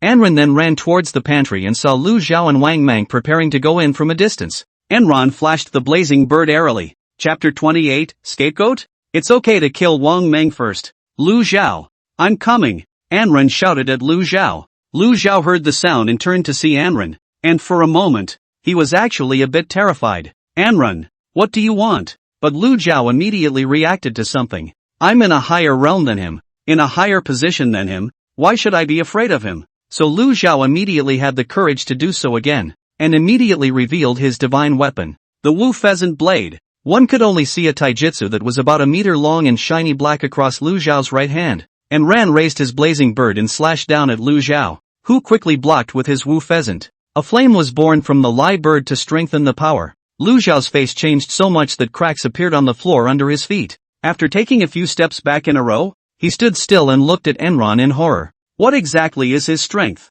Shouldn't it be the equivalent of the 4th order? A little above James? I'm at the 1st level of the 5th rank. Anrun's gaze sank as he opened Divine Walking Meteor and directly pushed Lu Xiao back 3 meters. People in the neighborhood gathered around, stunned by Anran's move to cut Lu Xiao. Who is this? Who really dares to cut Lu Xiao? I think it's called Anran. It's a bit arrogant for a freshman to come and cut down a senior, isn't it? He's really brave. Is there anything between the two? Of course. What shocked the others even more was the strength displayed by Enran. Wait, what is this Enran's strength? How dare he make Lu Xiao suffer? Could it be that coming out from the Shadow Ant Queen has made him grow in strength? Isn't the knife in Anran's hand the flaming bird that Lu Xiao momentarily longed for? Why is it in Anran's hands? He conquered the flaming bird? Could this be the source of the conflict between the two of them? Anran, are you trying to challenge our Lu family by provoking my second young master in public? Wang Meng took out a large battle axe and picked apart the two men's knives from bottom to top. Anran lowered her flamingo and let out a cold laugh. Little man, still able to pretend? You resented me for taking the flaming bird before you did, and made every effort to unite with a group of students as well as Lanyu to try to abolish me. What a white lotus. Guys, I'm going to put the video up on the P site so you can observe it for yourselves. Enran proclaimed to the others as she held up her cell phone. What Enran wants to do is to publicly execute Lu Xiao to the point where the Lu family is speechless. If he went to kill Lu Xiao in private, he would incur the endless pursuit of the Lu family. The current Enran couldn't carry it yet, especially the Lu family's high martial artist who was of the same 9th rank as Xiao Yang. A wave of curses rose from the eating public as they watched the video. How can people be so shameless? I didn't realize that this Lu Ershao, who usually puts on a gentle demeanor, is this kind of goods behind his back. Lu Xiao also went up and watched the video, and immediately was white as a sheet, cursing furiously in his heart. Nifty bunch of shaking the old man out. Wasn't it all threats of certain death for speaking out? Lu Xiao immediately understood again that Anran was probably blackmailing them with his life as well. So tough. Anran. Lu Xiao turned his gaze to Anran. I've stumbled upon a tough guy. Lu Xiao began to frantically gesture to Wang Meng. After Wang Meng comprehended the situation, he suddenly threw himself on one knee and kowtowed to Anran. Anran, this matter has nothing to do with my second young master. Anran looked at the kneeling Wang Meng and couldn't help but smile in his heart. Surely it's time to introduce a scapegoat? This is all my trespassing. I hid it from my family's second youngest. Wang Meng was full of remorse. If you don't believe me, you can ask the people in the video if they met with my family's second young master. Lu Xiao pretended to be sympathetic at this time. Wang Meng, you're confused. How could you do such a thing? Wang Meng was a moment of trepidation. I can't bear to see the flaming bird you've been pursuing for 3 years given away. The Lu family has saved my life. At this point, the melon people are confused. What is this thing called? Why does it look so unreal? Anran's heart was like a mirror. When he knew that Lu Xiao had never directly contacted Chung Kuan and the others, he had already thought about it. So Lu Xiao's design is that Wang Meng is so loyal that he'd rather go down the wrong path in order to get the martyrs for himself? At this time, Zhou Guoping walked over with the Inspector General's department. Xiao Shui, Zhang Tianxiang and Lin Lan followed, but their expressions were not very good. Xiao Shui walked to Anran's side, dark clouds rising on her face as she murmured softly. I'm afraid I can't move Lu Xiao. Lu Xiao has long been ready to push things onto Wang Meng. I just caught Lanyu on the road. He said it was all Wang Meng who contacted him, and I'm afraid Cheng Kuan and the others did likewise. I advise you to think deeply even if you want to move Lu Xiao. Zhang Tianxiang also came to look at Anran's side and instructed softly. Unless you can solidly hammer that it was really Lu Xiao who did it, only then will the Xiao family be able to vouch for you. That's what the head of the family said before. Anran, however, smiled recklessly at Xiao Shui.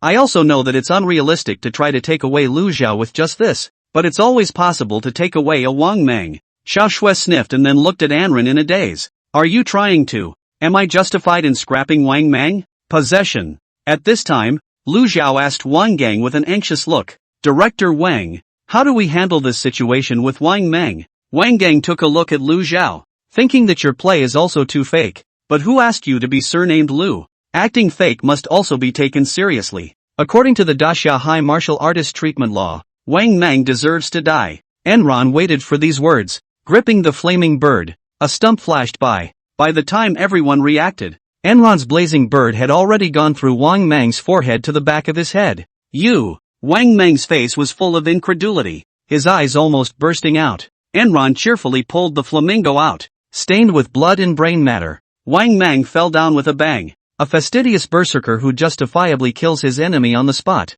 Berserker points plus 5,000. 25,000 berserker points remaining. A pang of disdain ran through Anran's mind. A loyal man, but unfortunately loyal to the wrong person. Originally, Anran just wanted to waste Wang Mang, but he changed his mind after hearing Wang Gang's words. Eaters were shocked by Enron's straightforward handling of the situation. Killed just like that. So hard and determined. Still, it's understandable that Enron killed him, isn't it? Isn't that the trend now? Xiao Shui and Jiang Tianxiang froze as they looked at Enron. What about the promise that it's just going to be a waste? So Enron was that ruthless? Zhou Guoping appreciated in his heart. Killing and decisive. Never soft. Good seedling. Wang Gang looked at Anran with a cold face. Although he deserves to die. Isn't it too much to kill in public? Anran gave a laugh at Wang Gang. Do I still have to pay for my life? That's not necessary. Wang Gang shook his head. According to the current Daxia High Martial Artist Handling Law, you are not guilty. It's just to lose some money. I see you've studied the law as well. There's just a little more public image to watch out for. Image? That's the image I want to give to the public. Anyone who dares to mess with me for no reason. This is what happens. Lu Zhao looked at Wang Mang's tragic dead body with blank eyes, and Enran's ruthlessness exceeded his imagination. Originally thought, with the relationship of the Lu family, how can also keep Wang Mang it? It was hard to guarantee that Enran wouldn't kill himself in the same way later on. Thinking of this, Lu Zhao became furious and pointed at Enran with his Wu Ji sword. Anran, you bastard. One day I'll make you pay in blood. Chapter 29. My name is Wang Fei, the boss of the cold weapon department. Lu Zhao lost his wits for a moment, preparing to launch himself at Enran with his handheld Yufezan sword. Traveling cloud and flowing water blade technique. A wave of power like water surged towards Enran. Anran raged. You asked for it. You come out of the knife like a grandmother crossing the street. Enran raised the blazing bird straight up. A slash. Just as Enran wanted to counterattack, a tall and thin back appeared in front of him, holding a lance, and with a direct flick, he broke Lu Zhao's traveling clouds and flowing water blade technique. Anran's hands were also held down by Wang Gang, Jiang Tianxiang and Zhou Guoping at the same time, and the three of them shook their heads at Anran. Do not move. Enran laughed a little. I get it. I really need him to put a knife to my neck before I can do anything, right? Zhou Guoping and the three of them said at the same time. If no one stops Lu Zhao, of course you can just him, but there's someone acting. With that said, the three of them let go of their hands and directed their eyes at the gun-toting youth. And Anran looked over curiously. Wang Fei, why are you blocking me? Lu Zhao roared hysterically. Enough already, reason in peace. Wang Fei put his gun away and reprimanded Lu Zhao with a cold grunt. If this goes on, I'm afraid you'll be finished as well. It's dead. It doesn't even matter. Lu Zhao instantly softened and collected the Wu pheasant, suddenly feeling a pang of fear. At this time, a group of melon eaters was a burst of boasting at Wang Fei. What invincible, domineering words were greeted upwards. To be able to make Lu Zhao so obedient. What is that Wang Fei's origin? Anran couldn't help but ask with interest. Wang Fei, the number one in the cold weapon department. Xiao Shui walked behind and ran at this time, her face cold. More importantly, he is the eldest grandson of the Wang family, as well as the top pillar of the new generation of the Wang family. Lin Lan also walked over smirking. It can be said that he is the next generation heir to the root of the Wang family. Anran understood at once. The Wang family, the most prosperous of the four great families. Strength plus background made Lu Zhao have to bow down in front of Wang Fei. At this time, Wang Fei turned around and looked kinda handsome, about a tenth of Anran. Wang Fei cleared his face and took a few polite steps toward Anran. Give me face. Let Lu Zhao go this time. You're no better off if you kill or waste him, are you? Anran parted her head and exchanged a glance with Lu Zhao. Okay, since we can't kill or abolish, then, nightmare. Humph, can't cheapen Lu Zhao. Lu Zhao suddenly shuddered, and his surroundings suddenly turned into a scarlet red. Sumaru, and he was immobilized on a cross. He looked left and right in panic, then realized that an imposing Anran appeared in front of him,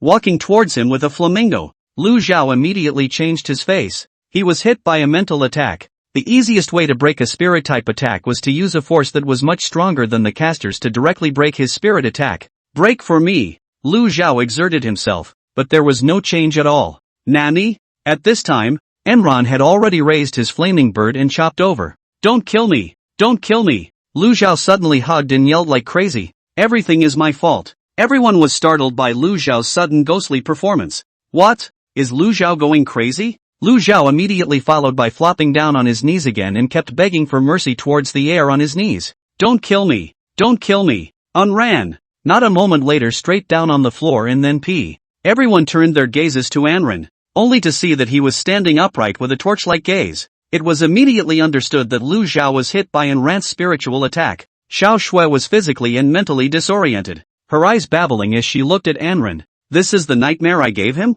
To be able to mess up Lu Zhao so badly. Could it be that he didn't lie to me and really practiced it to perfection? How long has this been going on? Thinking about this, Xiao Shui couldn't help but feel fear for Anran's terrifying talent. Jiang Tianxiong was surprised. Can a kid, soft rice eat so fast? Zhou Guoping was very relieved that the first time he saw Anran perform a spiritual attack, it was so tremendously powerful. Wang Gang's gaze was deep. This Anran, he's got a lot of guts. This step, can't you let Lu Zhao down? Some of those who didn't mind rushed to take out their cell phones. It's not often that the Lu family's second youngest loses his temper. Ha ha ha, hurry up and take a picture and post it online. Humiliating Lu Zhao on the spot. What a fastidious fanatic. Fanatic points plus 2,000. 27,000 berserker points remaining. Anran lifted the nightmare and looked at Lu Zhao, who was twitching and peeing on the ground, with satisfaction. Humph, since I can't kill or waste you right now,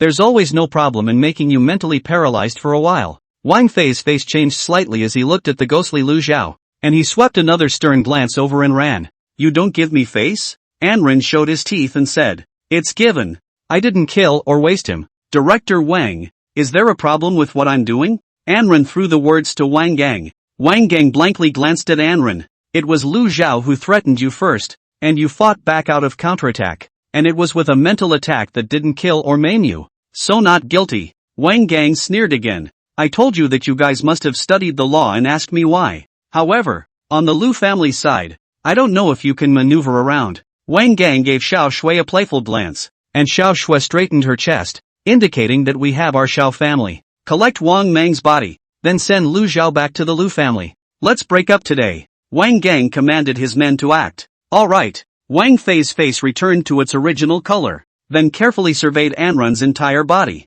You're a senior? Wang Fei was so focused on practicing martial arts that he didn't know much about what was going on outside. Freshman year. A trace of surprise flashed across Wang Fei Long's face, followed by a cold snort. A freshman who's so open-minded. I've never seen it before. Don't we see it now? Enron was defiant. Wang Fei turned around and swept a glance at the melon-eating crowd. I hope that everyone will not proclaim today's matter and give me face. Give the Lu family face as well. Wang Fei quickly filmed the crowd with his cell phone. It was a warning and a threat to give Lu Zhao the decency that everyone knew by heart. Wang Fei finally dropped a sentence that baffled Anran. I hope to meet you at the house tournament. Anran threw Zhou Guoping a puzzled look. The house match? What is the house match? Zhou Guoping did not answer directly, but pulled Anran alone to his car and asked rhetorically, does it feel bad to be run off by Lu Zhao? That's for sure. Enron started to huff a little red, clenching her fists. I can't wait to waste him on the spot. It's a pity that he's a member of the Lu family,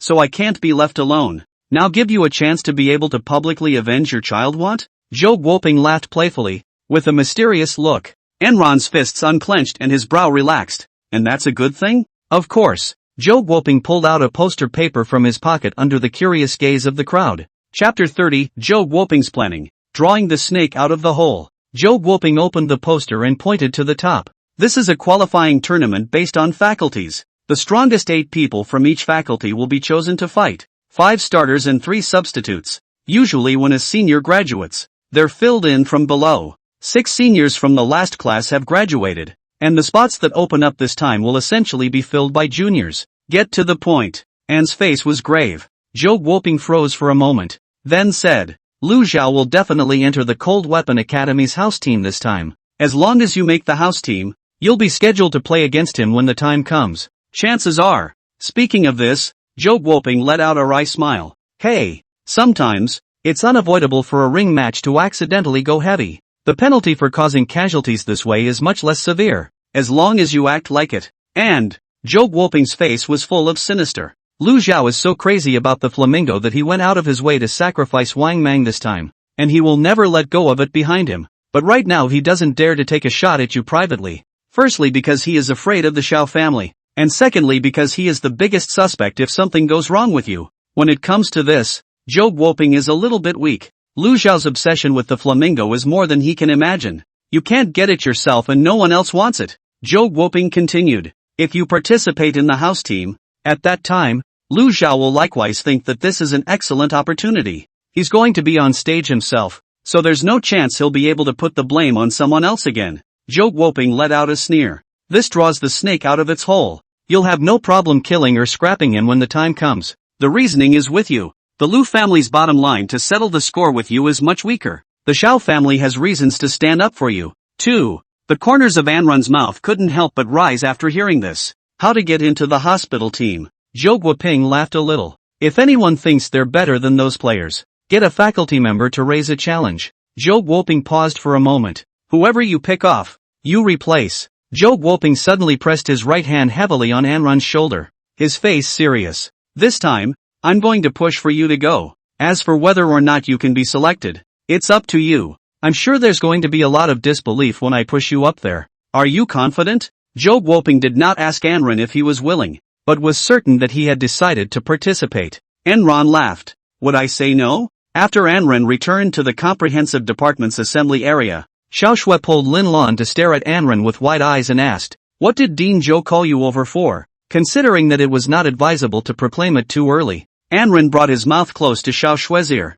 Xiao Shui felt the moist heat of Anrun's breath, and her body inexplicably produced a sense of dryness. Anrun whispered softly, he recommended me for the house team. Xiao Shui and Lin Lan looked at each other in shock. The same freshman? How could the gap be so big? Anrun had even played in the house tournament? Zhou Guoping then announced that due to the sudden invasion of the Fae, the qualifying rounds ended a few hours early, and in the final rankings of the first year of the Department of General Studies, Anrun topped the list with 10,000 points. Xiao Shui 3,000 points was second, and Dingjin 2,800 points was third. Of course, there are some unlucky people, such as Chen Xian and Mei Jibua, who were brutally beaten and hospitalized by Anrun before the game, resulting in 0 points. There were also Chang Cohen, Miao Fei, Wu Jiang, Mo Gong, and others who had their hamstrings picked off by Anrun were also very miserable. All of the above, at least for the first semester, will have to get the hell out of there and go to the worst F class.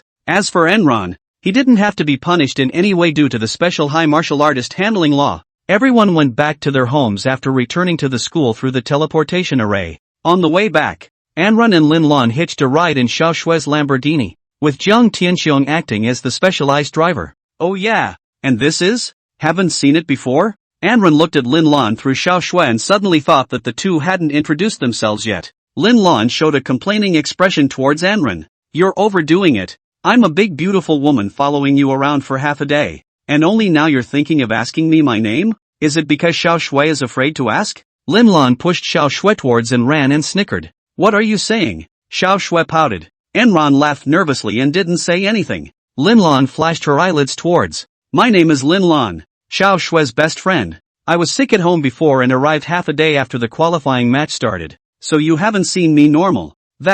Tomorrow is Saturday. Do you want to go out together for a bit? Xiao Shui lowered her head and jabbed her hands' index fingers at each other. Are you inviting me or him? Lin Lan asked deliberately. Xiao Shui huffed and pinched Lin Lan. Both of you. Going or not? Xiao Shui's bright big eyes looked at Anrun expectantly. Anrun was bewildered for a moment. Then the corners of his mouth lifted slightly. Go. Xiao Shui nodded her head and snickered. Then added arrogantly. Don't you dare think this is a date. You're bringing a male companion too. Yes. A few hours later, the car stopped at the front gate of a gilded architectural courtyard on the Bund, and Lin Lan got out. Bye.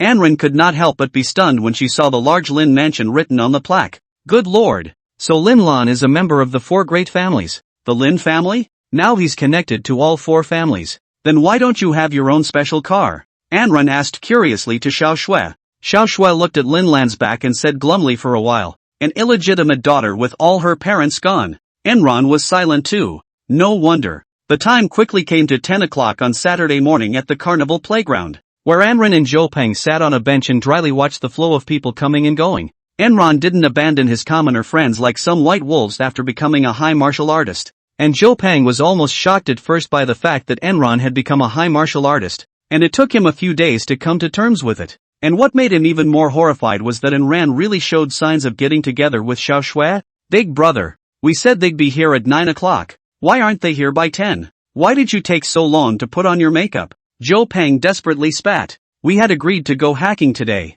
Anran looked at the time and smiled bitterly at Zhou Peng. They are already on their way. Why did you three high martial artists bring me along when you came to play? Zhou Peng was speechless. It's causing me a lot of stress. Xiao Shui is probably afraid that others will misunderstand. Pull back. She just wants to date you and is too embarrassed to say it explicitly and engage in this. Zhou Peng rolled his eyes. I'll knowingly pull away another girl later. Ha ha ha. Maybe I'll have a love interest too. Zhou Peng mimicked. Anran looked at him with a beggarly look on his face and said that he was overthinking it. Yo, isn't this Anran and Zhou Peng? A familiar, disgusting voice rang out. Anran and Zhou Peng raised their heads and saw Chen Xian holding a boy with dyed yellow hair and Puxin looks. Not Mei Jibua, a replacement. Anran cannot help but sigh. Have medical ability is good. Chen Xian this BYD. Was beaten into that bird by himself. Only 3 days time to recover almost. Just can still see some small bruises. It still seems to be a light hit. Chen Xian saw that it was the two of them who came out as big old men. And his heart couldn't help but feel smug. It seems that the news that Enron and Xiao Shui got hooked up is false. I knew it. How could the eldest daughter of the Xiao family be interested in an ordinary person like Anran? Zhou Peng is deeply disgusted Chen Xian this kind of when high martial artists become white-eyed wolves. White Chen Xian spat. Old shoes for a third person so soon? Enron couldn't strain a smile. Chen Xian's face suddenly changed as he choked at Zhou Peng. Zhou Peng, pay attention. You're just an ordinary person. Keep your mouth clean. Chen Xian's new favorite is also put down harsh words. Chen Xian, pay attention. Zhou Peng is my friend. Anran glared at Chen Xian with solemn eyes. After Chen Xian subconsciously chilled for a moment, he quickly got up with vigor. Oh, you might as well talk to my boyfriend Chiron. Qianlong blocked in front of Chen Xian in order to show himself off and looked at Anran with his nostrils. I'm Qianlong. I'm sure you should have heard of me, right? Anran, straight face? Which one are you? Qianlong's face blanched for a moment, revealing displeasure. Seeing this, Chen Xian immediately patted Qianlong's shoulder and spoke proudly. Anran, you're really a loner. He's the 6th place winner of this qualifying tournament for our senior year in the comprehensive department. Qianlong twisted his head and looked at Chen Xian with a smile. Low-key, it's just a 6th place. It's not like it's anything to brag about. Chen Xian's interest is getting more and more exuberant. The accent rises very high. Do you know what this means? Chiron. But he can get into our house team. You know about the courtyard team, right? The corners of Chen Xian's mouth were about to be suppressed. That's the face of our entire academy. Enron laughed. Isn't that just a stinking replacement? Chapter 31, Anran, you apologize to my girlfriend Chen Xian. 6th place. Stinking replacement. Enron repeated. Chen Xian this thought to find a courtyard team can press Anran head. She does not know Anran can play Lu Zhao half dead. Qianlong compared to Lu Zhao and how. It seemed that Wang Fei's threats were effective. And few people knew about the fight between Anran and Lu Zhao. What? Qianlong was first taken aback. Then his entire face wrinkled. Good boy. It seems that Chen Xian was right. You are an arrogant person. It's time for someone to kill your sharpness. Qianlong paused for a moment and pulled Chen Xian to his side again, pointing at her injuries that were still not fully healed. The injuries on her body are from you, aren't they? So what if I hit her? The fact that she's still alive and kicking now means I hit her lightly. Anran swept over Qianlong and Chen Xian with contempt. Qianlong was on fire at this point. She just went to apologize to you and you hit her hard? When she hadn't yet awakened to become a high martial artist, you used to punch and kick her too. Anran listened to the whole person is dumbfounded. Chen Xian that called apologize? This is to redefine the apology And what do you mean that the predecessor previously punched and kicked Chen Xian? All that came to Anran's mind was the opposite. Anran also understood that it was nothing more than Chen Xian, reversing black and white in front of its new licking dog. Chen Xian also put on a pitiful appearance and squeezed out a few tears. Qianlong, things are in the past. Don't mention it. Qianlong immediately blood gas came up, touching Chen Xian's hand. Hate. What? Don't mention it. Now it's new hatred and old hatred together. Qianlong pointed at Anran. Quick, apologize to my girlfriend or don't even think about going out today. The surrounding people who came over to watch the fun were obviously brought to a crooked rhythm and followed to accuse Anran. Alas, such a pretty little girl. You really don't cherish it. Look how understanding and defensive this little girl is. Hurry up and apologize. Zhou Peng's fire immediately came up. Anrun, this you can tolerate? Anrun laughed a bit looking at Qianlong. Brother, are you being a dog licker like your brain is gone? The man of God who can go through 3 boyfriends in 10 days. And you get off on it. I see you're really hungry. When these words came out, the whole room was in an uproar. 3 terms in 10 days. That's too scary, isn't it? Chen Xian was annoyed. You're a violent man. And the other one was almost scrapped by you. So what's wrong with me changing another one? Qianlong was instantly scarred and red-warmed as well. He knew that Chen Xian changed boyfriends at the speed of light. But who told him to be maternally single for 21 years? Empty of talent, but nay too family planning looking. So last night saw Chen Xian such a woman of good looks to his white give. Instantly befallen. What's more, Chen Xian also assured herself that she was original. Facts aside, aren't you at all wrong? Qianlong was green with veins at this moment. His right hand directly lit up with a ball of flame. Looks like it's not going to work without a beating. Hua! It's a high martial artist. It's going to start. The crowd burst into an uproar. Martial arts are prohibited locally. Suddenly a loud voice rang out from behind the crowd, shocking everyone. The flame on Qianlong's hand automatically went out, and he was sweating coldly. A Jedi Master? Anrun also curiously got up to look over as a burly man in a black suit with a bit of gray hair walked over with a group of men, and the crowd was so scared that they automatically opened up. Huang Chang looked at the 2 parties with a rather unhappy face. My name is Huang Chang. I am the owner of this mall. The moment this name came out, Qianlong was directly shocked. Huang Chang? That Huang Chang who is a 7th rank high martial artist? How did he become the owner of this place?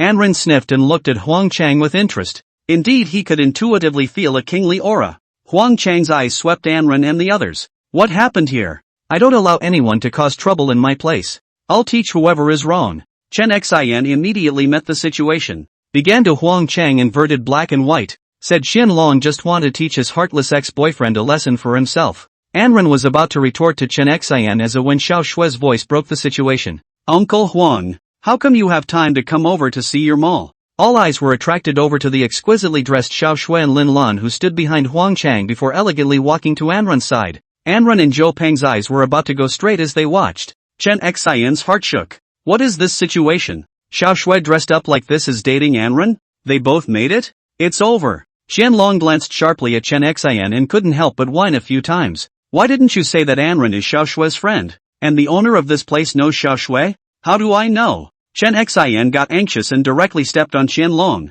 So it's Xiao Shui? Huang Changqing was full of smiles. I have a rare free day today and came to take a look. Huang Chang then teasingly looked at Anrun and the specially dressed Xiao Shui. What is this? Calling Uncle Huang?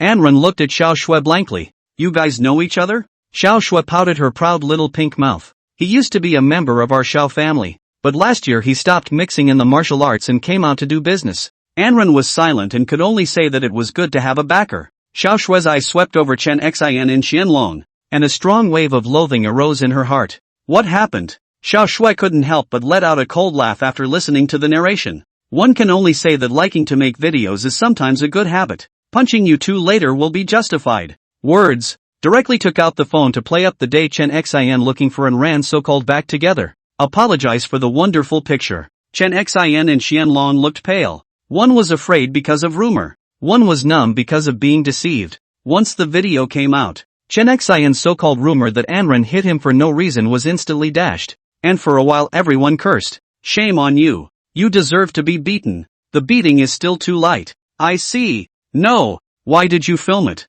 Anrun glared at Xiao Shui. Xiao Shui wryly spat out her tongue. It's your stain. Of course you have to shoot. Huang Chang looked at Chen Xian and Qianlong with a cold face at this time. Well, according to my rules, you two are causing trouble in my place and I'm going to kick your asses. Both Chen Xian and Qianlong were numb with fear. That's a 7th order powerhouse. Can I get in on this? Enron raised his hand to speak. Chapter 32. Are you telling the truth or not? Chen Xian heard Enran's words scared straight.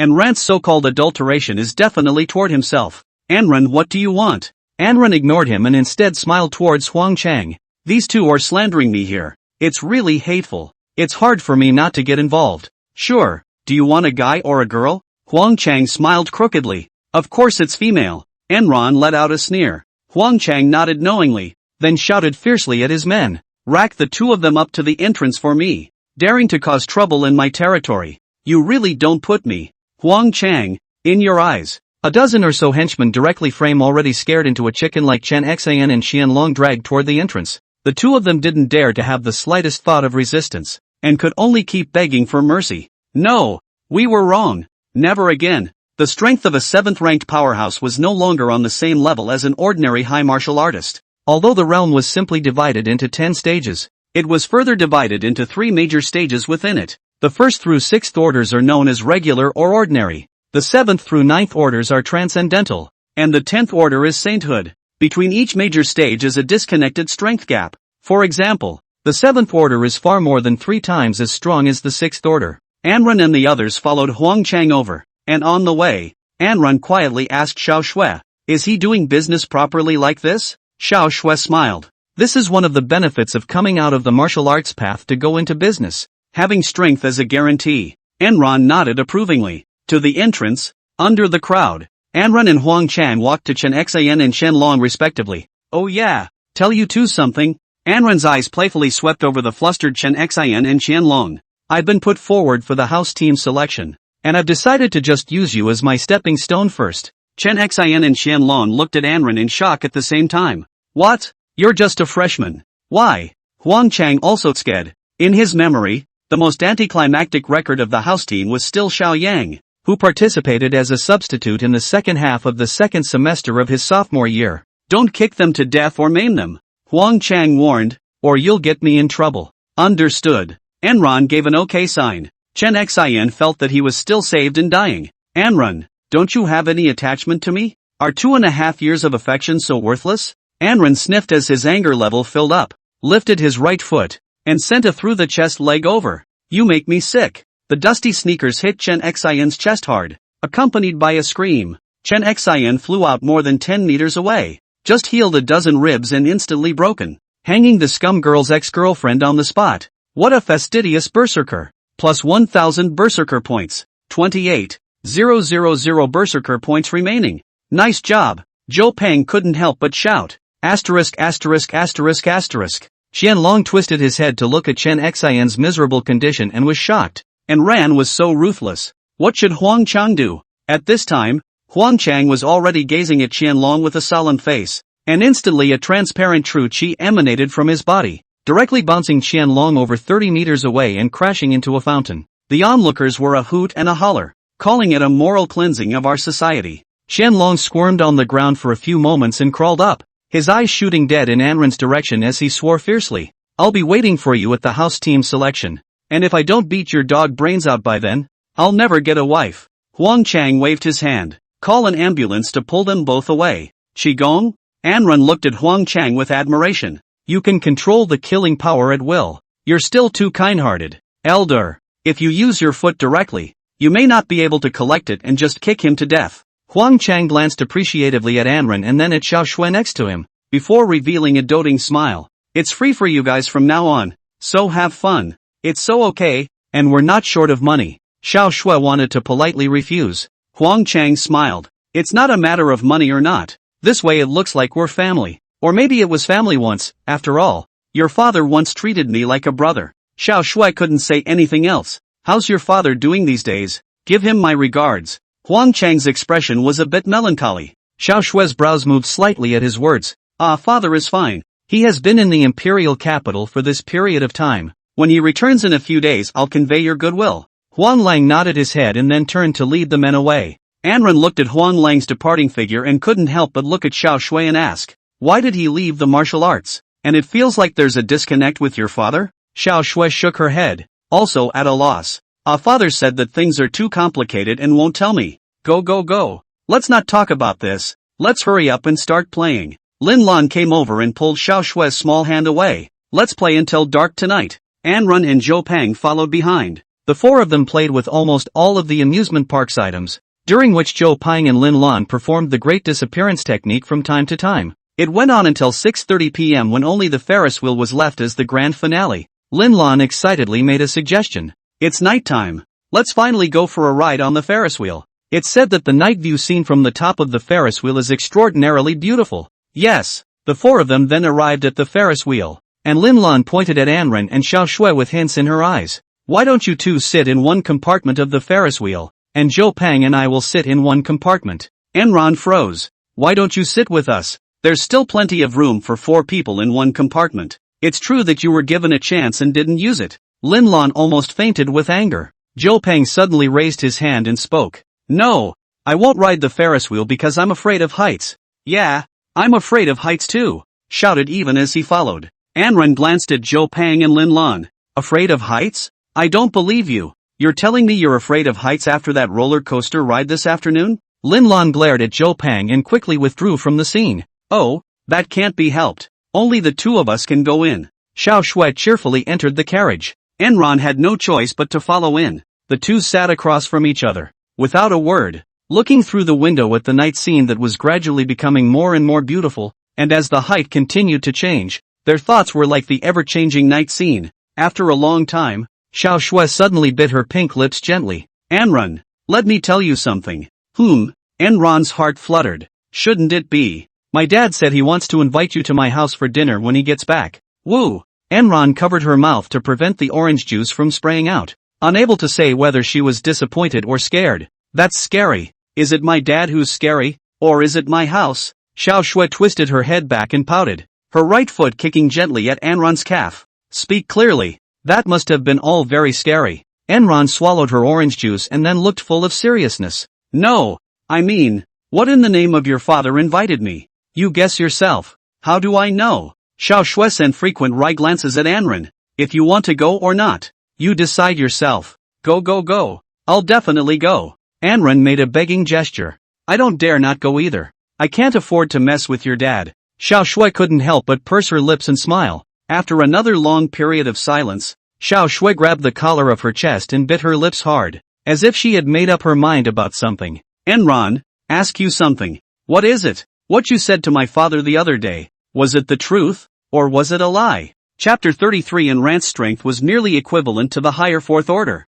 The mall across the street from the amusement park. At that moment untimely rose anniversary fireworks, the sound of which covered all the noise and murmur of the world. What did you just say? Anren twisted her head back to look at Xiao Shui, realizing that she seemed to have just said something. Xiao Shui opened her mouth and looked at the side of Anren's face, which looked a little unreal under the brilliant fireworks. The glimmer of anticipation in his heart dissipated with the fall of the fireworks. Xiao Shui ultimately did not repeat herself again, but smiled and spoke. Didn't say anything? You misheard. So what were you going to ask? When do the house team tryouts start? I'll come cheer you on sometime. It starts on Monday. That fast? On the other end, Joe Pang and Lin Lan sat on a bench and watched the gorgeous fireworks together. After it was over, Joe Pang tried to find a topic of conversation. I heard that you're from the 4 great families Lin family? Quite enviable. Not at all. I'd rather not be a member of the Lin family. Lin Lan's words sounded a bit angry. Joe Pang, degree.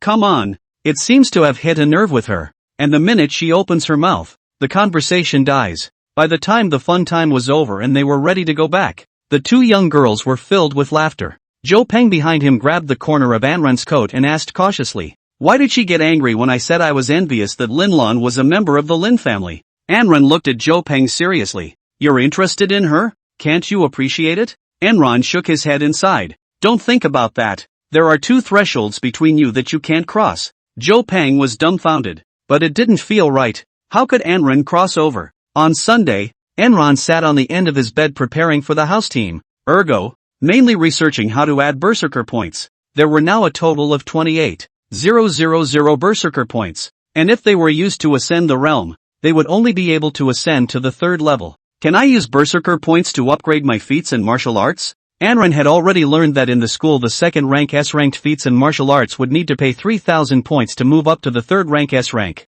and there was also the risk of failure. If one were to use points to purchase a 3rd ranked S-ranked technique and martial skill, it would be 6,000 points, which was too expensive for him or her. But what if it was to go soft again? Anren tried to send a message to Xiao Shui. Enron as usual, are there any 3rd ranked feats and martial arts techniques? Summer Snow, I'm scared. I stole a copy of the 2nd order for you before.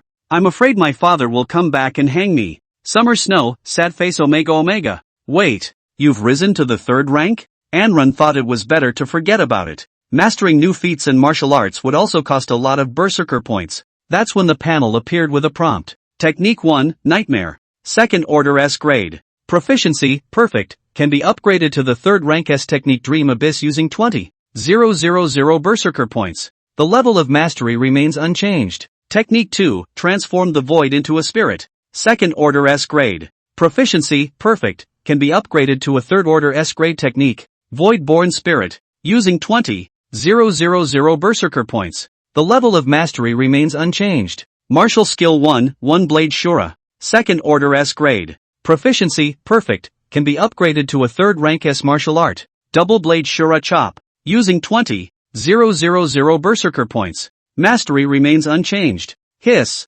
Anran sucked in a breath of cool air. It's really okay. It's just that you can only upgrade one. After pondering for a while, Enron decided to upgrade 1/Shura. Use 20,000 Berserker points to upgrade the second order S rank martial art of One Blade Shura. Upgrade begins. 30 seconds later. I'm not afraid of 1,000 hammers, but I want to keep both blades on the earth. After 3 years of dedicated study around the clock, you have finally caused the /Shura to transform into the third ranked S grade martial art, Double-Edged Shura Chop. This is a victory that belongs to the usual people. Remaining Berserker points 8,000. Hiss. Anran kept panting and sweating profusely after taking deep breaths, as if he had really gone through 3 grueling years. Enron looked at the new changes to the panel with delight. Martial Skill 1 Double Blade Shura Chop. Third order S grade, proficiency, perfection, the invincible double-edged cross chop. Double Ghost slapping the door. Sharp and unstoppable. Enron looked satisfied. Subsequently, unlike other high martial arts students who spent the weekend thinking about how to improve themselves, Anran spent the next time lying flat and hacking with Joe Pang. Is a weekend still a weekend if you don't lay flat? It was 7:52 a.m. Monday morning and the alarm still hadn't gone off. You don't hear it. You don't hear it. Asterisk. Late again. Anran took off from her bed in place, dressed, washed, and left the house in one piece in 3 minutes, and arrived at school in 5. And then late. Today was the first day of class allocation, and as the first place winner of the cliff lead, Anran was naturally assigned to go to Class X. As soon as Anran walked into the classroom decorated like a luxury hotel, he saw 30 or so students sitting on large comfortable sofas, Xiao Shui and Lin Lan sitting together smiling and waving to themselves, the two of them purposely leaving a narrow spot for themselves next to each other. Strangely, Anran didn't see Dingjun, who was in third place, a middle-aged male wearing glasses. The new old class Sun Liang sat alone on a sofa and saw Anran arrive with a serious face. It's not a good habit to be late on your first day. Don't think just because you're number one that you can't follow the rules of the school. Anran walked in indifferently and squeezed his butt in with Xiao Shui, drawing the attention of the entire room. Relationships are good enough to squeeze your ass? Sun Liang glanced at Anran and Xiao Shui and shook his head straight.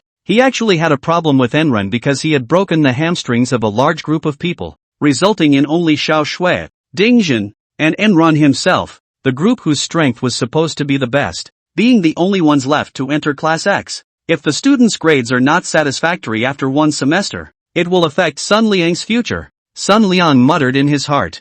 I'll admit that you, Enron, did amazingly well in qualifying and will bring a lot of honor and benefit to this class in the future all by yourself, but can it outweigh the damage caused by breaking a dozen hamstrings? With this in mind, Sun Liang received a call from Zhou Guoping, and his heart could not help but be shaken. Enron went to tryouts for the house team? Is he that strong? Is the dean kidding? Sun Liang did not go to the qualifying session, not clear about Zhou Guoping and Enron's collusion, so he was very shocked. After the phone call, Sun Liang's body was a little trembling with excitement. Anran, Dean Zhou wants you to go with him to the selection for the house team now. When these words came out, everyone except Anran, Xiao Shui and Lin Lan boiled over. Same freshman. Why is the difference so big? We're still little green worms, and he's already a big green dragon. Why don't I just die? Living to compete with him is just looking for a crime. Sun Liang heart happy flowers, and ran if really into the hospital team. That is greatly beneficial to their own future.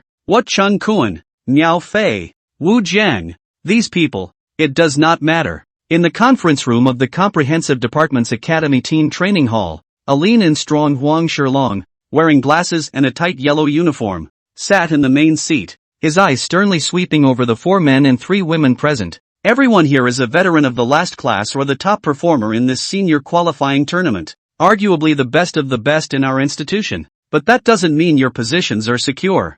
For the next 3 days, your positions will be constantly challenged. It's up to you to hold your positions. Qianlong. In. Qianlong's voice was resounding. You said that Anran from freshman year is challenging you by name? Huang Shilong's voice carried 3 parts doubt and 7 parts disdain. Yes. That Anran. I looked at the information. Now it's only the second rank. Huang Shilong hummed lightly. He was able to defeat a siege of 15 primary second order and higher first order. A rare genius indeed. But, Huang Shilong's tone suddenly snapped. It's just that he opened up big at the beginning, and those with poor strength couldn't catch it. I'll just assume his limit is 20 primary second order. But that's only higher fourth order strength, and you're all at least primary fifth order strength. Dean Zhou was really confused. How dare he recommend up here? Isn't it a waste of a spot? If you lose to him, I advise you to simply go back to the drawing board. Qianlong was instantly shaken by the tiger. Huang Shilong's words had undoubtedly given him a shot in the arm,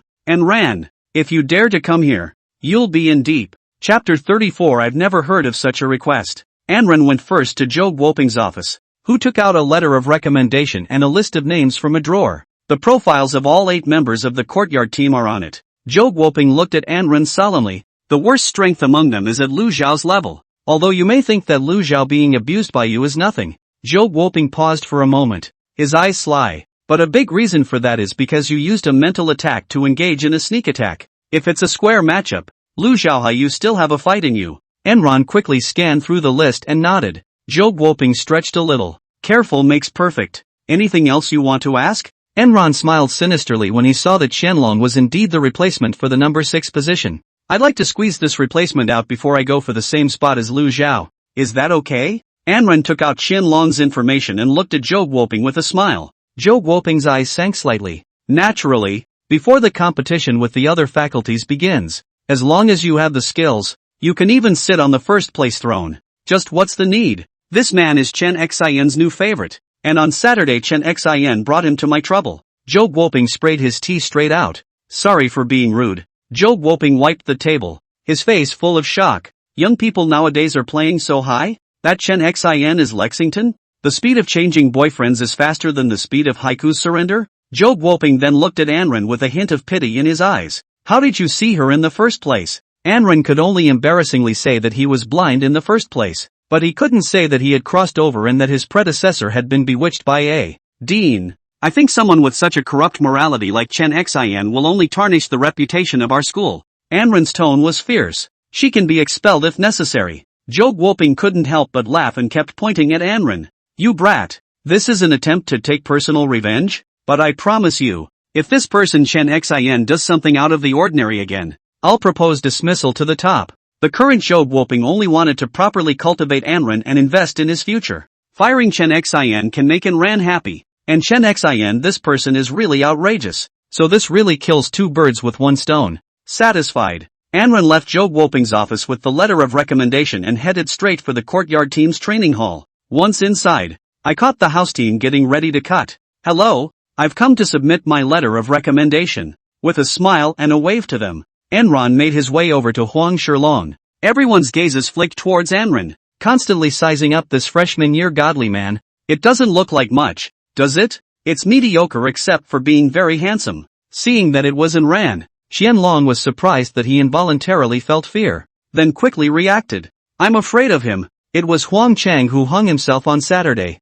not Enron. Then Qianlong's backbone rose up and he shouted at Enron. Anran, you're here so soon, aren't you? Can't wait to be tortured by me? Huang Shilong took the recommendation letter, detached it and read it for a few moments, then looked at Anran a bit teasingly. Just you are Anran, aren't you? I heard the reason you're here is because your ex-girlfriend is with Qianlong, and you're pissed off so you're purposely coming to pick a fight. How can you bring a man and a woman into an occasion as sacred as the house team? After saying that, Huang Shilong's gaze actually revealed a hint of disdain, and so did the rest of the team. Enron froze for a moment, twisting his head to look at Qianlong, who was smiling playfully at him, and cursed in his mind. Good lord, what's this nonsense again? In that case, I'll kick your ass later. Enron quickly regained his composure, showing his teeth and smiling. You misunderstand. I just think that Qianlong's strength as a substitute must be very vegetable, and I don't have to take the time and effort to fight. What you? Anran, you humiliated me.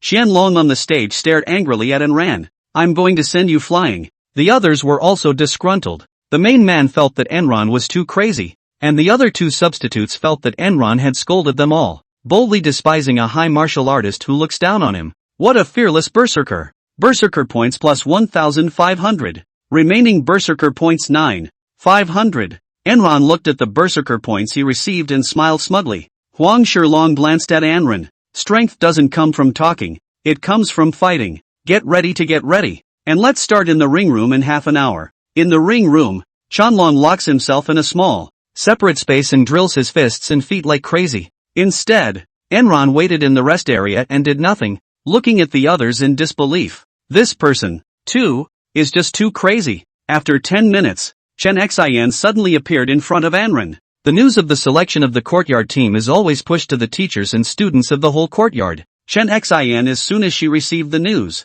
she directly skipped the class meeting. She was too eager to live to see Enron's appearance of being wildly beaten by Qianlong. Phew, if it isn't Enron. Chen Xian revealed a smug smile, his face looking a little puffy. Enron sighed. It had only been a few days and she was alive and well again, so it seemed like a light beating after all.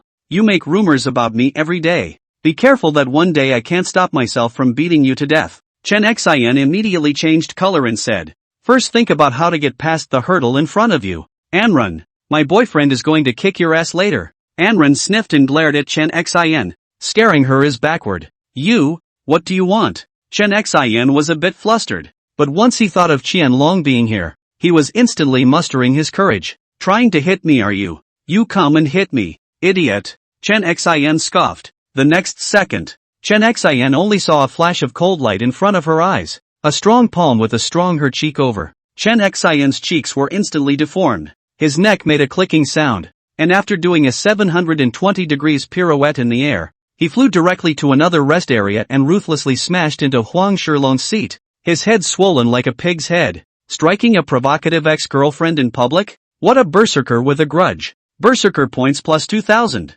Remaining berserker points 11,500. You all saw it. She asked for it. I've never seen that kind of request before. Enron sat back down playfully. Huang Shilong glanced at the lying Chen Xian, his eyes filled with disgust. Just now it was Chen Xian who provoked first. He couldn't say anything and instructed the other team members. Don't let Qianlong know about this yet, or it will affect his mind. In the ensuing time, some people appeared one after another to watch the battle. Some of them simply came to watch the fun, while others were other challengers who were ready to come over to explore the situation. Time is up and Enron and Qianlong make their way to the ring. Qianlong held a crystal-blowing fire stick and wore a blue glittering Xian scale battle armor. Even though his looks were very family planning, he still looked very imposing. Enron knew from the information that Qianlong was both a fire elemental talent and a strengthening talent, which combined meant that his fire was particularly powerful. Enron also flashed out his bird of prey, which seemed to have sensed Qianlong's will of fire and hissed, resounding throughout the training center. Almost everyone was startled by the sound, and those who knew what they were doing immediately recognized it as a blazing bird. How did an S+ divine weapon get taken by a freshman? But it took Lu Zhao 3 years to get his hands on it. What was even more baffling next was that Enron didn't light up his battle armor. Hiss, why doesn't he want battle armor? Is it because you think you don't need it to fight money, Ron? So confident? I think it's arrogance. No one in sight? Huang Shilong couldn't help but feel a twinge of uneasiness in his heart. Qianlong had a disdainful look on his face. Humph, idiot, what a big tail you're pretending to be. So what if there are flamingos? Is it as good as my fire? Qianlong passed the blow stick toward his mouth and blew hard, only to hear poof a light sound. The original blowing fire stick unexpectedly sprayed out a roaring flame, instantly spread out to form a sea of fire. Half of the ring were submerged in it. The fire light illuminated the entire room. Everyone clearly felt the hot temperature and intense light. Awesome. That's a 5th-ranked S-rank technique, Heavenly Flame. Super. Great extinction technique. Qianlong zoomed in right off the bat. It looks like he's treating this freshman to the highest standard. This fire, Enron definitely can't catch it. Chapter 35 I will make Enron know what it means to have rules and respect. Don't tell me. Shandon's fire was pretty intense. Thus, Enron's gaze crossed. Shadow. Swap. Understood. At once Enron and Shadow Enron swapped bodies, and Shadow Enron was directly engulfed by the fireball. The audience began to make sharp comments. Wow, he doesn't even hide? This is really nothing now. Instead of not dodging, it's more like he can't dodge with that much range. He doesn't have any defensive moves at all and doesn't wear battle armor. He really deserves it. Beautiful. At this time, Chen Xian woke up and covered her swollen pig face and jumped up from her seat with joy. Hubby, go for it. Winky face. The people next to me were about to throw up when they heard it. Qianlong felt that Enron was no longer available and withdrew the flame. The energy consumed by this move was staggering and he could only perform it 3 times in a single fight. He opened his big move at the beginning, in order to kill Enron directly in seconds, to see if he was still crazy. When the smoke on the field gradually dissipated, it revealed Enron's mocking expression. Have you not eaten? Build such a kindly fire? Enron was all unharmed, and there was not even a trace of fire on his body, for it was Shadow Enron who had been roasted by fire for him. What? Qianlong was directly dumbfounded. My heavenly flame. Super. Great extinction technique is useless against him? Everyone is jaw-dropping. Chen Xian covered his mouth and ass squatting and sitting down.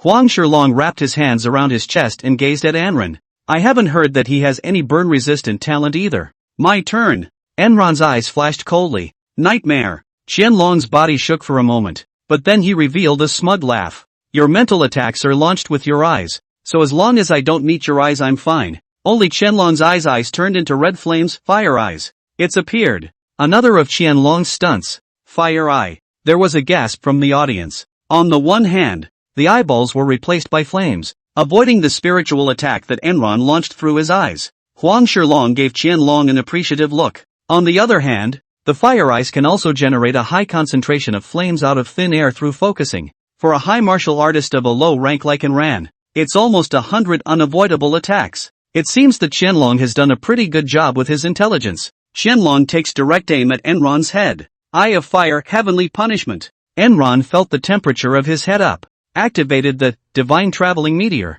and while protecting his body with golden light, he directly dodged away from a large fireball that had already been born. What? Directly avoiding my heavenly punishment? Qianlong retreated his fiery eyes, his eyes filled with shock. Huang Shilong's breathing began to increase, his mouth slightly open. It was probably an accident. You should see an ophthalmologist. Your eyesight is better than even the blind. Enron had appeared beside Qianlong with a taunt, and Qianlong was in a state of shock. So fast. I can't dodge it. He was directly bounced several meters by the golden light of the Divine Walking Meteor, and before he could land, Enron's gaze crossed. 1/Shura. Yes, the one-blade Shura still works after upgrading it to a double-edged Shura chop. Against Qianlong, there was no need to use the double-edged Shura chop yet, only to see a huge blue living llama, riding on an undead bird that came out from the flamingo frisbee, swept towards Qianlong, taking him away in one wave. A hot storm was created on the field.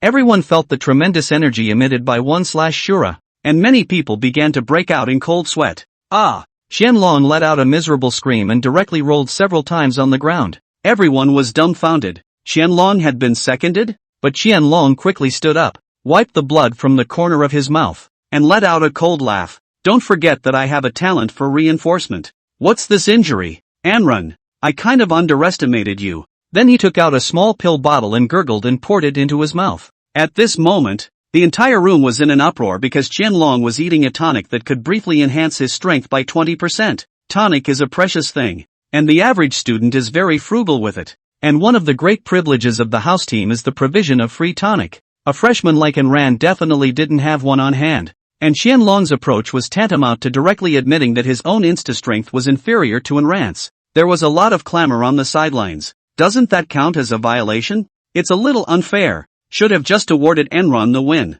Huang Shilong had a bit of a headache and didn't know how to determine it, because the situation was a bit special and the regulations were not written.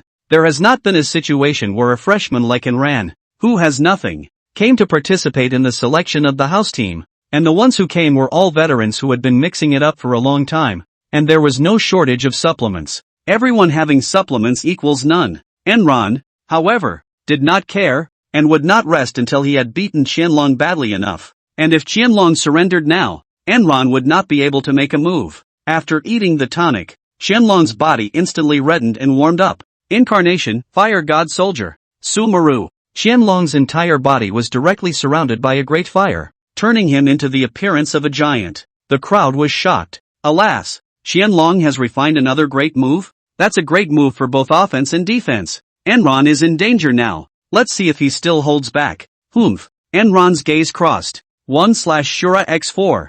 At that instant, the four blue living hells each rode an undead bird as they swept towards Qianlong. The first one directly dispersed the flames on Qianlong's body, the second one broke through the defense of the battle armor, and the last two slammed directly towards his body, and Qianlong flew directly out of the ring and smashed heavily on the ground. Even with the gift of body hardening, Qianlong's body was directly deformed. What was already a family planning look, this became a broken look. Dozens of bones were broken in his body and he fainted. Anrun ruthlessly taunted Qianlong. But if you had some strength, you wouldn't have no strength at all. Easily defeating a 5th order high martial artist. What a lonely and invincible berserker. Berserker points plus 3,000. Remaining berserker points 14,500. Everyone was dumbfounded. Qianlong had been seconded? The room was silent for a dozen seconds, followed by a cacophony of noise. Hey, hey, hey, hey. Are you kidding me? It's not that Qianlong will definitely win, but at least he can't lose so fast,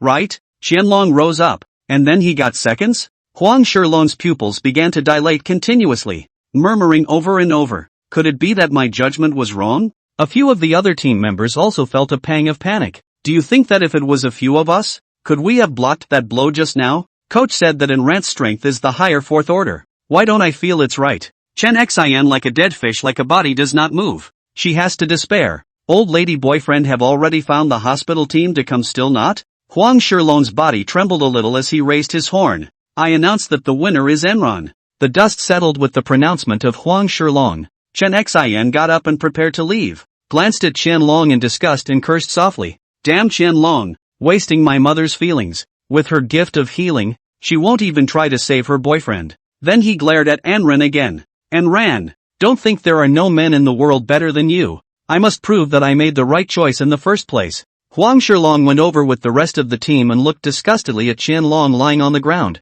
then took off his team badge and handed it to Anran with a smile on his face. Now, you've officially replaced Chiron as our replacement. The courtyard team is respected by strength. Since Anran has won, Huang Shilong has nothing to say. And Anran's such a supreme genius. Who can be his coach is whose honor. But Huang Shilong didn't forget to suppress Anran with a sentence. Although you've come in, it's not that easy to become a mainstay. Enron smiled without saying a word. In the end, Huang Shilong pulls Anran into the yard team's microphone group and kicks Qianlong out. The remaining 6 members of the team carried Qianlong down a bit reluctantly. And on the way to the medical room, the beaten-up Qianlong suddenly woke up and grabbed a girl's hand fiercely and excitedly. Vice Captain, I admit that I'm not strong enough to lose, but I'm not convinced on your behalf. You've seen in the words and actions of that dangling hair of Enron's that he doesn't give a damn about our house team. Will you just put up with it? Zhang Wei's bright eyes constantly flashed with a fierce light as she bit her red lip fiercely. I'll show Enron what rules and respect mean. Vi, should we wait for the captain to come back to discuss this? I'm the captain if the captain isn't. Chapter 36, I'm going to sweep our ranks of the disunited elements. After being confirmed as a member of the house team, Enron and the others were listening to Huang Shilong droning on and on about nonsense for over 2 hours. The 8 members of the current courtyard team, except for the Captain Tang Kai and Vice Captain Zhang Wei who joined the team in their junior year, the others were all newcomers to the courtyard team just like Anran, and they even received the notice of the courtyard team only yesterday. In other words, Qianlong just got himself kicked out of the yard team after less than a day. Enron smiled unkindly at the thought. Don't take this lightly next. You will be challenged at any time. Especially you 2 substitutes. Don't embarrass yourselves like Qianlong again when the time comes. Huang Shilong's opinion of Qianlong is not the usual one. That's enough for the morning. I'm not coming in the afternoon as my wife may be expecting her 3rd child. Zhang Wei, you have to lead the team well in the afternoon. First take them to get some subsidies for joining the team. Zhang Wei nodded with a respectful look. Living like a good baby. Dismissed. Huang Shilong rushed away. When the coach and captain are not around back there, I am your leader. Zhang Wei was wearing a sailor uniform with a single ponytail and her arms crossed. Although she was not tall and flat, she had quite a queenly demeanor. Our yard team is the most disciplined place, so I will be strict with the team. Anyone who wants to be a prick, disobedient, or disrespectful, I'll be sure to exercise my right as co-captain to fix him. Speaking of this, Zhang Wei's eyes with hostility shot over toward Anran, causing Anran to feel a slight chill. Meet me in the tonic room at 1:30 p.m. Don't classes start at 2 in the afternoon? Enron raised her hand in objection. Don't we need plenty of sleep? Zhang Wei's hands wrapped around her chest. How can you sleep at your age? They're all high martial artists. If they don't squeeze out time for exercise, are they going to move bricks at construction sites in the future? Only untalented idiots need to engage in this. Anren was a bit displeased with Zhang Wei's thinking, rebutting the vice captain's unreasonable management to his face. What a fanatic who doesn't condescend. Fanatic points plus 500. 15,000 berserker points remaining. Just join the team and you contradict the vice captain. Deduct points. Zhang Wei Hong warmed up, picked up a small notebook and wrote -10 in the column of Anren. Anren, straight face? At noon, Anren and Xiao Shui and Lin Lan were lunching at an upscale restaurant, and the three of them each recounted the events of the morning. I have one less piece of battle armor than Xianlong, and this goon eats supplements in the middle of the halfway point. I'm still really lacking in innate resources. Anren's eyes glanced wistfully toward Xiao Shui. Lin Lan tilted her head to tease Anren. You're not trying to eat soft food again, are you? Xiao Shui glared at Anren and raised her jade foot under the table and stomped down hard on Anren's toes. Think beautifully. Xiao Shui's face eased a bit. Even if I wanted to give you supplements and battle armor, our family doesn't have any. The things that high martial artists look up to are divided into three main categories: techniques and martial skills, battle armor and weapons, and supplements and transmutation formations. In order to prevent us big families from tailing off, the top only allows one family to operate one kind. Our Xiao clan is for feats and martial arts, the Lu clan is for battle armor and weapons, and the Wang clan is for supplements and spinning formations. What about your Lin family? Anren looked at Lin Lan suspiciously. Lin Lan said indifferently, the three main categories all require spirit minerals as raw materials, and that's what the Lin family does. Anren nodded in understanding, or for the first time, he knew that the four great families turned out to be restricted as well, and the above that Xiao Shui was talking about was basically the forces from the imperial capital. The two also relayed Sun Liang's words to Anren. Mr. Sun said for you to make everything about the house team, and you can stop coming to the back of the class, and to say that your participation in class workouts is a waste of talent in life. In the back, Anren spat up Zhang Wei to the two. Oh, I really can't stand her old lady first in the world look. I'm definitely going to beat her up back there. Lin Lan looked surprised. Zhang Wei, I've heard that she's a famous who often scolded disobedient students to tears when she was a class committee member. But people are really good at it too. They were the faculty substitute the first semester of their junior year, and then they were the starter the next semester. Now it's already the 5th rank and 5th weight, second only to Tang Kai in the entire comprehensive department, and in the entire school it's also able to enter the top 10. Xiao Shui also looked at Anren with a worried face. The current you, even if you have more talent, I'm afraid you're no match for her, right? It's better not to provoke her on your own. Why don't I have someone scare her? Anren shook her head. I'll take care of my own business. Anren arrived at the courtyard team supplement room in time for 1:30, and as soon as he arrived at the door, he saw a refreshed Zhang Wei and the rest of the team members who were yawning. When Zhang Wei saw Anren, she immediately put on a smelly face. Anren, said you'd be here at 1 o'clock. Why are you only here now? We've all split the tonic. Made us wait almost half an hour longer for you. How are you going to pay back this time? Anren was instantly on fire. Didn't I yet say 1:30? Zhang Wei coldly said. Didn't you read the group message? Why are you late when no one else is? Want to sleep in so badly? Anren opened a Weiyang group that Zhang Wei had built in the morning, which didn't have Huang Shilong or Tang Kai in it, and a 12:50 p.m. announcement flashed up. Team members, time change. We'll meet at 1 o'clock. Enron exploded right out of the gate. Asterisk asterisk asterisk asterisk. I was taking a nap then. You sent it to your father to read. The others were following Zhang Wei on her lunch break, and Zhang Wei directly shook them awake, rebutting the vice captain's unreasonable management to his face. What a fanatic who doesn't condescend. Fanatic points plus 500. 15,000 berserker points remaining. The others instantly came to their senses and looked at Enron in shock. Junior, you're so brave. Zhang Wei's face turned green. Look, it's urgent again. Not only was he late, but he insulted me as co-captain. Deductions, 20 points off one item. Zhang Wei took out a small notebook and wrote on it fiercely. Enron's patience was nearing its limit, just a match away from detonating. A woman like Zhang Wei will be honest after a beating. Right now your discipline score is only 50 points. Failing. Zhang Wei took out her disciplinary sheet disliking Enron's gaze. I see. This tonic, too, is not to be sent to you for the time being. Enron raged. Flat whore. Insulting the unreasonable vice captain to his face. What an uncompromising fanatic. Fanatic points plus 500. 15,000 500 berserker points remaining. The other team members were dumbfounded. And Ran was offending Zhang Wei's scales. What did you say about me? Zhang Wei's small body shook. Her gaze fierce. Say it again. Flat whore. Insulting the unreasonable vice captain to his face. What an uncompromising fanatic. Fanatic points plus 500. 16,000 berserker points remaining.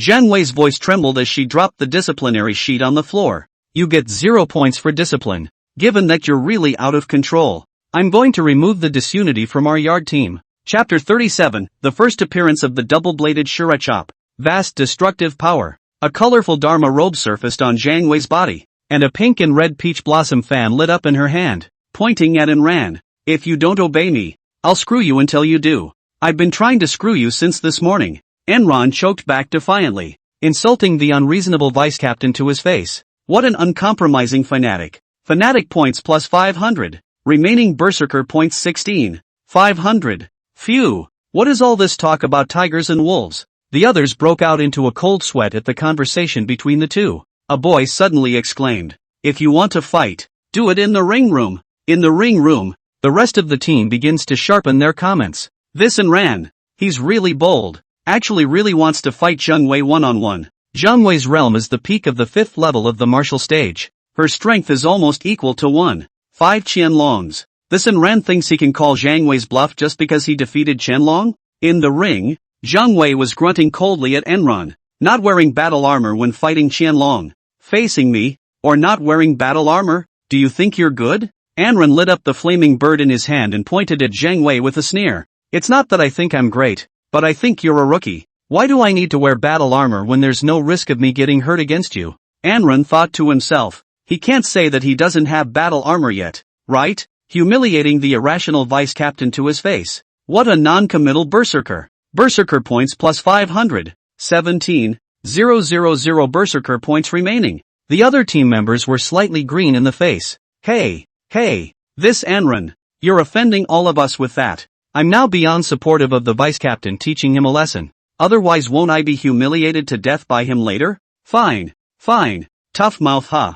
Zhang Wei's face was getting uglier and uglier. Don't get beaten by me and beg for mercy later. After saying that, Zhang Wei held up her fan and waved it with a big hand. The wind comes. 10 tornadoes were immediately drawn from the peach blossom fan running towards him. However, the rest of the team was instantly orgasmic. Zhang Wei is proficient in the wind element and spells. The wind blades produced by her winds are incredibly sharp. Ordinary steel can be chipped into iron shavings, and Ran would be in deep trouble if she gets scraped. And this wind also blocks the line of sight between the two and prevents Enron's mental attacks. I can only say that it's worthy of Zhang Wei. Thinking really well. Enron's cold eyes crossed, first opening the divine traveling meteor, golden light to protect his body, then holding up the flaming bird and slashing down. 1/Shura x10. In a flash, 10 blue living Yama rode the fiery red undead bird towards the tornado and swept towards the tornado, and the two intertwined together. The entire ring room was filled with hissing sounds from the friction between the two sides, scaring the others so much that they couldn't help but cover their ears. Zhang Wei was shocked in her heart. Not good. His ghostly thing is going to break through my tornado. The 10 tornadoes then directly dissipated, and the small wind blades spawned were all blocked by Enron's golden body. And there were still 2 of Enron's 1/Shura left, heading straight for Zhang Wei. Zhang Wei's face changed drastically, and she immediately crouched down, putting her peach blossom fan up in front of her tablet. Wind shield. A wall of wind rose up in front of Zhang Wei, living to cancel out and a blade of Shura. Fortunately, saved. Zhang Wei was first relieved and immediately appalled, and Ran was already in front of herself, holding up the blazing bird to chop over. So scared that she hurriedly got up and took the peach blossom fan to prepare to block the blazing bird. Enron just grunted. This was just a front for him, and directly kicked a sweeping leg onto Zhang Wei's flatbed. Your moves are really worse than a grade schooler playing a game. Zhang Wei covered the flatbed and flew out 3 meters, doing a backflip in the air and barely standing on her feet. Everyone else on stage is looking dumbfounded. Was Zhang Wei the one who lost the wind just now? Zhang Wei must have let go of the water. Zhang Wei felt was ashamed and humiliated. It was already flat. Now it was going to become even flatter. Her eyes suddenly read. I've realized that you're a man who's not only arrogant, but also a rogue. Hooligan? Don't you see that you're a Planned Parenthood figure that would give me the desire to be a hooligan? Enron was speechless. He was going to kick her in the abdomen. Who knew she was so low in height? Zhang Wei felt her fists harden, humiliating the unreasonable vice captain to his face. What an uncompromising berserker. Berserker points plus 500. Remaining berserker points 17. 500. You big flatbed. Enron roared. Nightmare. Oh no. Forgot about that. Zhang Wei's small body shook, and she immediately felt her surroundings fill with scarlet color. Looking around, a group of rippling hotties surrounded her with a steady stream of curses. Flatbed doesn't deserve to live. Flatbed doesn't deserve to live. This was the most terrifying scene for Zhang Wei. This is an illusion. This is an illusion. Zhang Wei's gaze sank, and she quickly calmed down. This kind of thing, she should have already cemented her heart a long time ago. Anrun, don't you dare insult me again. Break. Zhang Wei returned to the present world, sweating profusely, sweat flowing down her chest quite smoothly. The other team members were aghast. Fantastic. Zhang Wei has broken Enran's mental attack, and ran on this spiritual attack and a nice shura. Now that it's all been broken, I think the big picture is already set. Anrun's gaze sank slightly, expressing with his eyes an appreciation for Zhang Wei's strength. Surprisingly, it broke the nightmare. It seems that the nightmare is a bit strained against an expert of her level. Gotta hurry up and earn berserker points from her to upgrade nightmare. The look in his eyes, like the superior's pity for the inferior, upsets me. Zhang Wei bit her red lips. Dance of the roses. Zhang Wei raised the peach blossom fan above her head and spun her body on her tiptoes. Instantly a sea of rosebuds dazzled with her body as the center. The team got incredibly excited at the sight. There it is, Zhang Wei's masterpiece inside the spellfield. It's even more perverse than her wind skill. A thorny rosebush that annihilates enemies. And Rant's one-sword Shura can stand up to Zhang Wei's wind. But Ken can't stand up to her flowers. Enron sniffed and attempted to put up a 1/Shura, which was melted away before it even got close. I can only say that it's worthy of being a 5th-ranked 5th-degree martial artist. 2nd-ranked martial techniques can't deal with her anymore. Zhang Wei burst into laughter. Anrun, now you're at your wit's end. Look at me. The rosebud dance danced wildly directly towards Anrun, causing a wave of killing intent that sent a chill down the stage. Everyone was convinced that this was the blow that would defeat Enron. The corners of Anrun's mouth rose slightly. Double-edged Shura chop. Anrun took the flaming bird and casually scratched an X, and then instantly generated a fiery red Yama on each side of the left and right. His hands were symmetrical, pulling 24 meters long cross intense red light rushing towards Zhang Wei with a mountainous momentum. In one blow, the dance of roses was directly dry-rotted, followed by the defensive vestments. The ripples created made the others start to fidget. What a vast destructive force. Zhang Wei was shocked. Omega. He's still hiding a hand? It then went out in a perfect parabola toward the field. It's not over. Anrun had already caught up with her. My family's dogs can even spin around better than you. There was a flurry of punches and kicks to Zhang Wei before she could hit the ground. Let's make it difficult for you. Let you provoke me. Let's make you change your class time at will. Make you flat. Every punch and kick beat Zhang Wei to deformity. Zhang Wei was beaten to the point that she didn't even know her mother, and the whole person embedded into the ground like a deformed species, turning into the core of the mold. Rolling his eyes, a flurry of white foam and blood popped out of his mouth. His body swelled up, and his plate went from A to C, humiliatingly berserking the irrationally tough vice captain.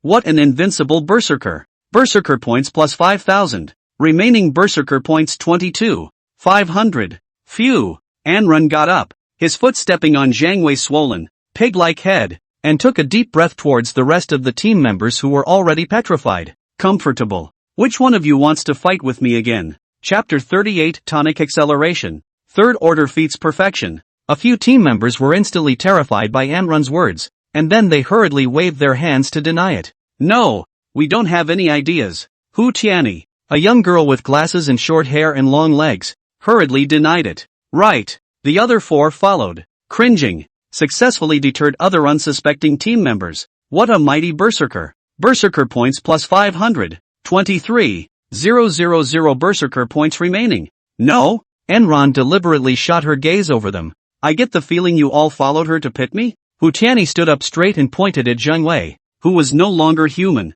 In reprimand. Everything was the vice captain's own idea. We even advised her. Pushing everything onto Zhang Wei. Hu Tianyi was a bit weak. Anrun was also too lazy to bull ****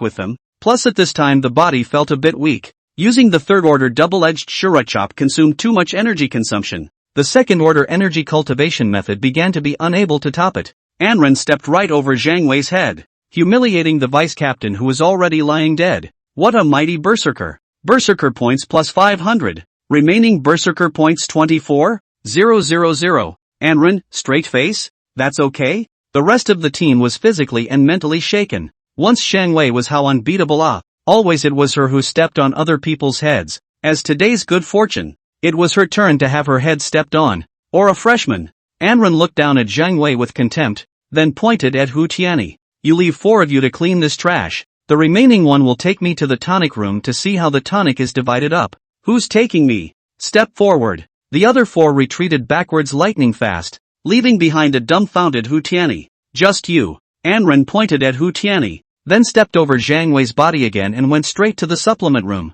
humiliating the vice captain who was already lying dead. What a mighty berserker! Berserker points plus 500. Remaining berserker points 24,500. If it wasn't for the fear of stomping Zhang Wei to death, Anren would have definitely wanted a 100-footer. Hu Tianyi shivered and trotted to follow. The other 4 remaining people looked at Enron's domineering departing figure, and then looked down at the former vice captain, and couldn't help but be sighing at the same time. The way I see it, this yard team is going to change in less than a day. You can't say that. There's still the captain. And rightly so. Inside the tonic room, Hu Tianyi carefully took out a few bottles from the shelves in a small box, then respectfully handed it to Anren with a pandering look. Here's the tonic you'll receive this week as a substitute for the house team. Enron was a substitute for the house team. A statement that Hu Tianyi felt false even as she said it. 10 B-grade essence pills that replenish energy, each worth 200 points. 3 bottles of B-ranked auxiliary sacred water,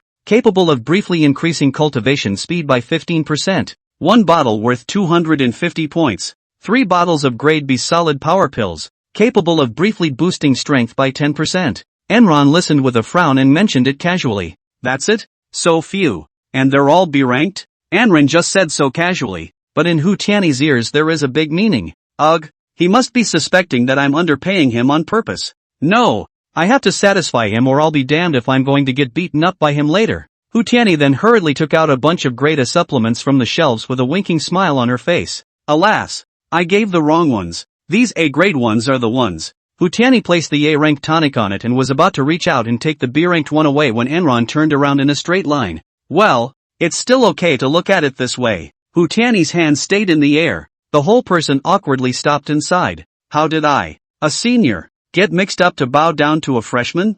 Anren was ready to find a practice room to add on, and first put his energy into cultivating his feats to strive hard to reach the 3rd rank.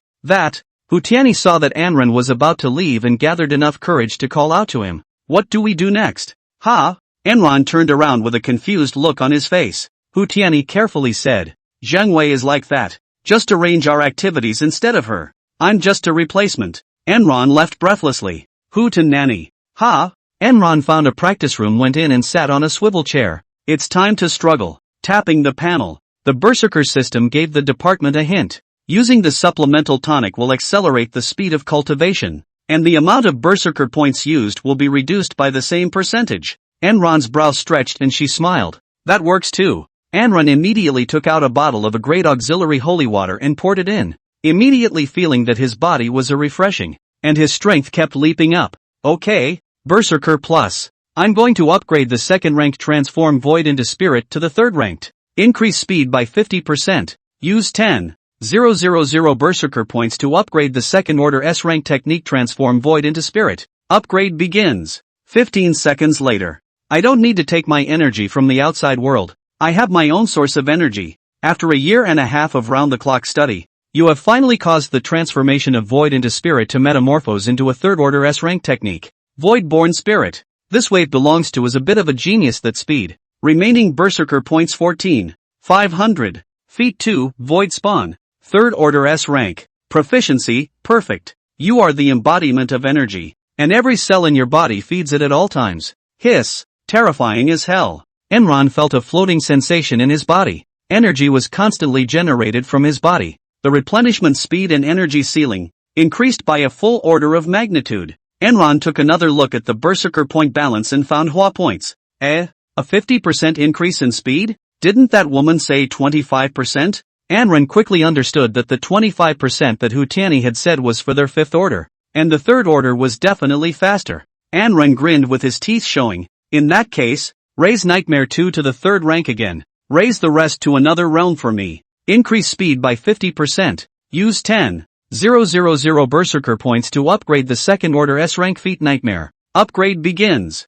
15 seconds later. I come from the abyss and lead thee to the abyss. You have finally caused Nightmare to metamorphose into the third order S rank technique Dream Abyss after a year and a half of round-the-clock dedication. This wave belongs to as a bit of genius that speed. Invincible. Remaining Berserker points 4,500. Increase speed by 50%. Use 4,500 Berserker points to raise your realm to the second level of the third order. After 2.5 years of round-the-clock cultivation, you have finally stepped onto the second level of the third rank. And although you're not a genius, you've proved it to the world with your sweat. The genius can go. And I can go. This is a victory that belongs to ordinary people. Remaining Berserker points 0. Enron was big drenched and gasping for air, as if he had actually played and practiced for 2.5 years. I'm really trying too hard. Look to the panel. Realm, second of the third order. Feat 1, Dream Abyss. Third order S. Perfection, when activated. All living beings within a 100-meter radius will fall into a spiritual abyss.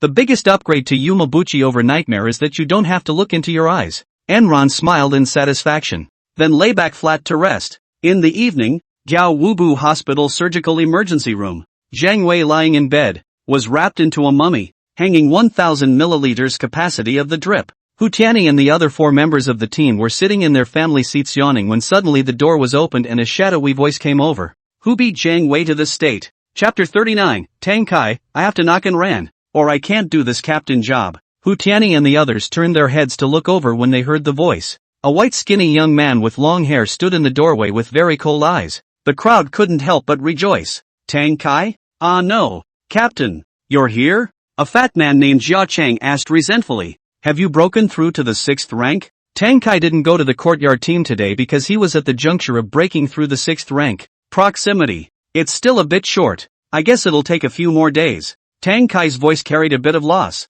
quietly walking with steady steps to the bed. Looking at the miserable Zhang Wei, his cold face creased. You guys just told me she was hurt. I didn't realize it was this corpse-like. Which challenger beat her up like that? Nope. I'm the only one in the entire General Studies department who has that ability. The others are looking at each other. They don't quite dare to say that it was Anren who did it. If they are known, they will have to form a ward trio with Zhang Wei and Qianlong.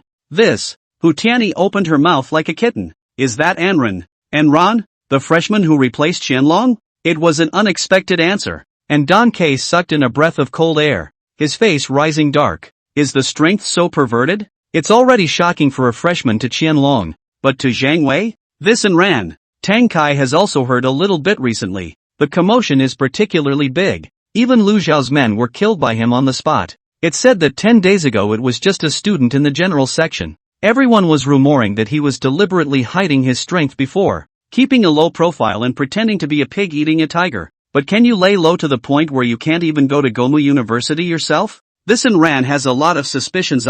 It always feels like his purpose of coming to the courtyard team is not pure. How did the conflict start? Tang Kai said indifferently. A few people clunked and spoke in the direction of Enron's breach of discipline. What's even more outrageous is that Hu Tianyi also made a rumor with an aggrieved face. That and ran. He even threatened me to take the main subsidy to him. He's obviously still just a replacement. Tang Kai, however, broke through their lies with a glance. I know Zhang Wei. I guess she did it too rigidly and too much. But the whole thing is just over the top, and the whole blackmail thing. I'll knock him around a bit tomorrow, or I won't have to be captain. Tang Kai was quite confident in his heart. Although the strength that Enran was currently displaying was higher than Zhang Wei, it was still far inferior to himself. At this time, the Imperial Foot Bath Store, Zhou Guoping was being served in the foot washing room, drinking a mouthful of big red robe, next to the principal, Wu Changnan, and the class guide of the comprehensive department's senior X-grade class, Kong Zhang. Wu Chengnan's eyes were mesmerized.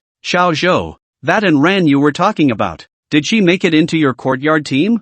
I didn't ask, and he didn't volunteer back, so I think it's solid anyway. Zhou Guoping was all smiles. Why don't I make a call and ask? Hey, how's it going? Got your spot? Enron grinned from Xiao Shui's Lamborghini. Hands down. Qianlong went straight through me. The call was outgoing, and Kong was frowning, feeling eggheads. The members of the house team were all students from his class. I knew you kid could do it. Then getting the starter shouldn't be too much of a problem. Try the 4 and 5 spots. Bow steady. I beat that vice captain named Zhang Wei into the hospital again. Joe thought Enron was joking. Child. It's okay to lie to others, don't lie to yourself. Zhang Wei is a 5th rank 5th weight. You should still be a bit short. If you don't believe me, look at the photos. Anren sent over the artistic photos of Zhang Wei that she had taken. Puffing, Zhou Guoping directly sprayed the big red robe onto the little foot-washing girl's face. Kong Zhang directly shook his hand and dropped his teacup on the floor. The principal's eyes were instantly opened in anger.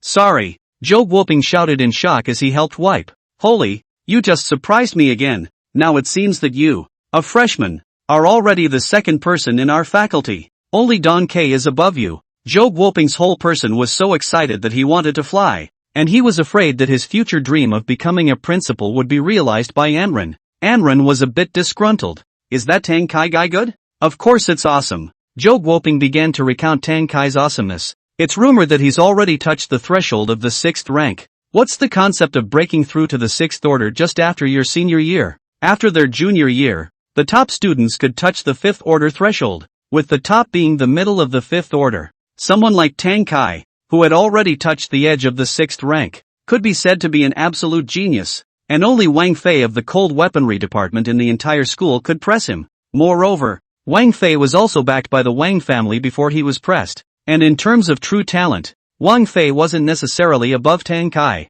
You brat don't think that if you win against Zhang Wei, you'll be able to challenge Tang Kai. Tang Kai's strength is 70 to 80% higher than Zhang Wei anyways. This last was a warning. Zhou Guoping knew that Anren's nature would probably with Tang Kai. After hanging up the phone, Zhou Guoping looked at Wu Chengnan and Kong Zhang with a glowing face. You all heard it? Kong Zhang also saw the photo, and suddenly his brain fainted, and he topped his Guangong face and said, This Anren is really a troublemaker. Only a few days into the High Martial Department, and he's already caused so many naughty things. Isn't this corrupting our school? I think it should be dealt with by expulsion. Zhang Wei and Qianlong were both his students, and he was in a hurry. When these words came out, Wu Chengnan directly reprimanded. I'll expel all the students in your class without expelling Anren. Does a freshman beating Zhang Wei know what it means? That's a genius that far surpasses the former Xiao Yang and the current Wang Fei and Tang Kai. Hegemony of genius. Right, Mr. Kong, you have a small pattern. Zhou Guoping teased on the side. Don't think of revenge just because Enron beat up your student. Kong Zhang was full of aggrievement. What's wrong with speaking for his own students? This Enran. I think we can go to the exchange meeting with Imperial Capital University. Wu Chengnan swept a glance at the two. What do you guys think? That's going to be top 3 in the whole school. Zhou Guoping was an exclamation of surprise. The top 2, Wang Fei and Tang Kai, are practically predetermined, although he had always been very optimistic about Enron. But saying that Enron was second only to Wang Fei and Tang Kai, Zhou Guoping also felt that it was bull ********.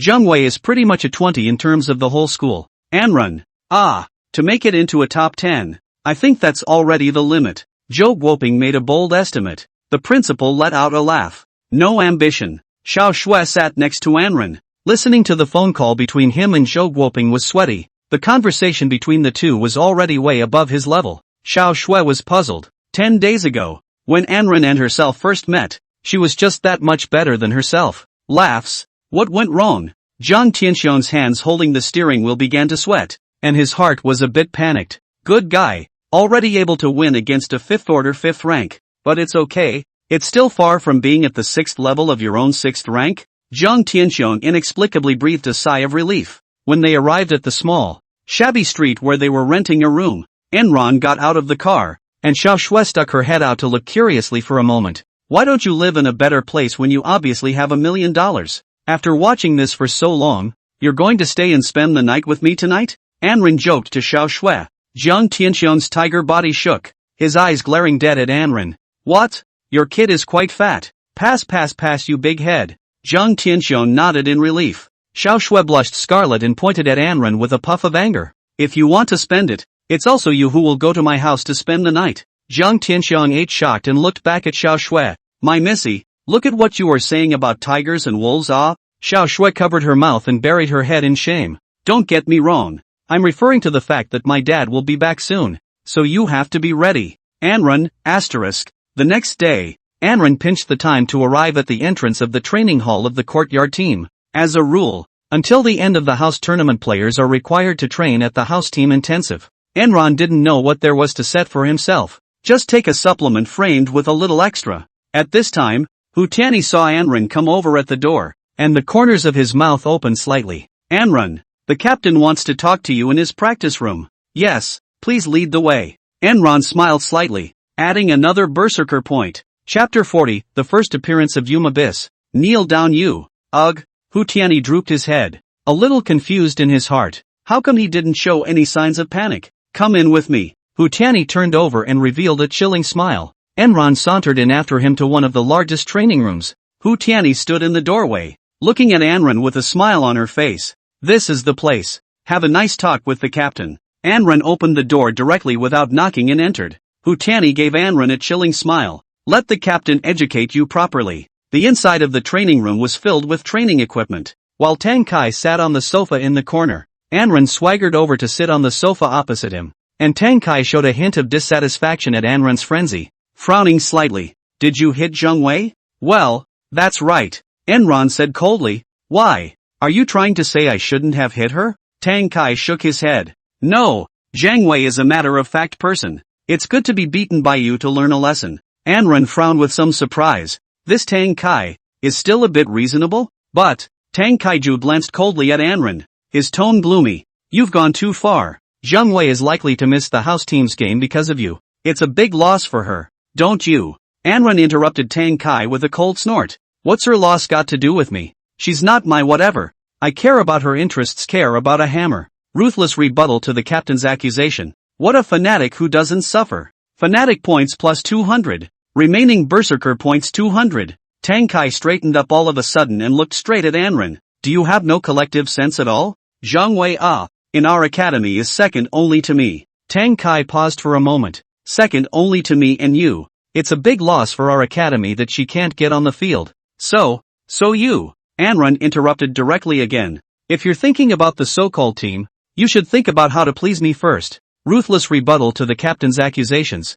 What a fanatic who doesn't suffer. Plus 200 fanatic points. Remaining berserker points 400. Tang Kai's slightly open mouth slowly closed, and his eyes began to constantly wander over Anran, his mind constantly pondering. This kid's words are not unreasonable. According to the potential he showed, the school leader, as long as it is not all, will be dead to keep the supply. Last night Kong Zhang also told himself about the principal's attitude towards Enron, but it was just inexplicably upsetting. Our 3 years of hard work is going to be trampled under your feet like this? Thinking of this, Tang Kai then changed the topic. Well then, let's talk about the matter of you blackmailing Hu Tianyi. Anran's eyes went round. What? I blackmail? Hutane says you extorted a supplement from the starter as a substitute. I think, right, although you're definitely the main man behind you. Right, isn't it a bit wild to rush to extort a subsidy from the main man now? Anran's face sank. You believe Hu Tianyi's little essay? Tang Kai smiled faintly. Judging by the way you act with no one in sight, I choose to believe Hu Tianyi. There's nothing more to say then. I'm too lazy to talk to you. Anran got up and was about to leave. What a pure waste of my time. Silly bird. Insulting and falsely accusing one's captain. What a berserker who doesn't suffer. Berserker points plus 300. Remaining berserker points 700. Wait, you cursed me? Tang Kai's face turned green. His fists began to tighten, and he began to winch a little. Good lord. He hadn't been yelled at in 3 whole years as one of the best students, and now he was being yelled at by a freshman's? Although this freshman is not your average freshman. Apologize to me right now. Don K grabbed his chest. Apologize to me and I'll let you go. Or else you'll have to go to the hospital today to accompany Zheng Wei and Shenlong as well. Anran's eyes lit up when he heard that. Really? Silly bird. Insulting and falsely accusing one's captain. What a berserker who doesn't suffer. Berserker points plus 300. Remaining berserker points 1,000. Good. Tang Kai couldn't hold his tongue anymore. You're giving you a chance and you're not hitting it. Tang Kai instantly stood upright as well, the corners of his mouth twitching a bit. Don't think you can separate yourself from me just because you won against Zheng Wei. I'm going to let you know what a great rift there is between the 5th level of the 5th rank and the 10th level of the 5th rank. Silly bird, don't waste so many words. Strike! Enron couldn't wait to add berserker points. That's how confident he was. Since the feats had been upgraded to the 3rd rank, one could fight the 6th rank. Against Tang Kai, the peak of the 5th order. The advantage is mine. Insulting and falsely accusing one's captain. What a berserker who doesn't suffer. Berserker points plus 300. 1,300 remaining berserker points. Tang Kai's expression was already grim to the core. Clad in S-ranked phantom armor, and a yellow basalt iron sword surfaced in his right hand, the S-ranked phantom moon. Cold War talent again? Enron felt like he'd encountered a bit too much Cold War talent. And according to the information,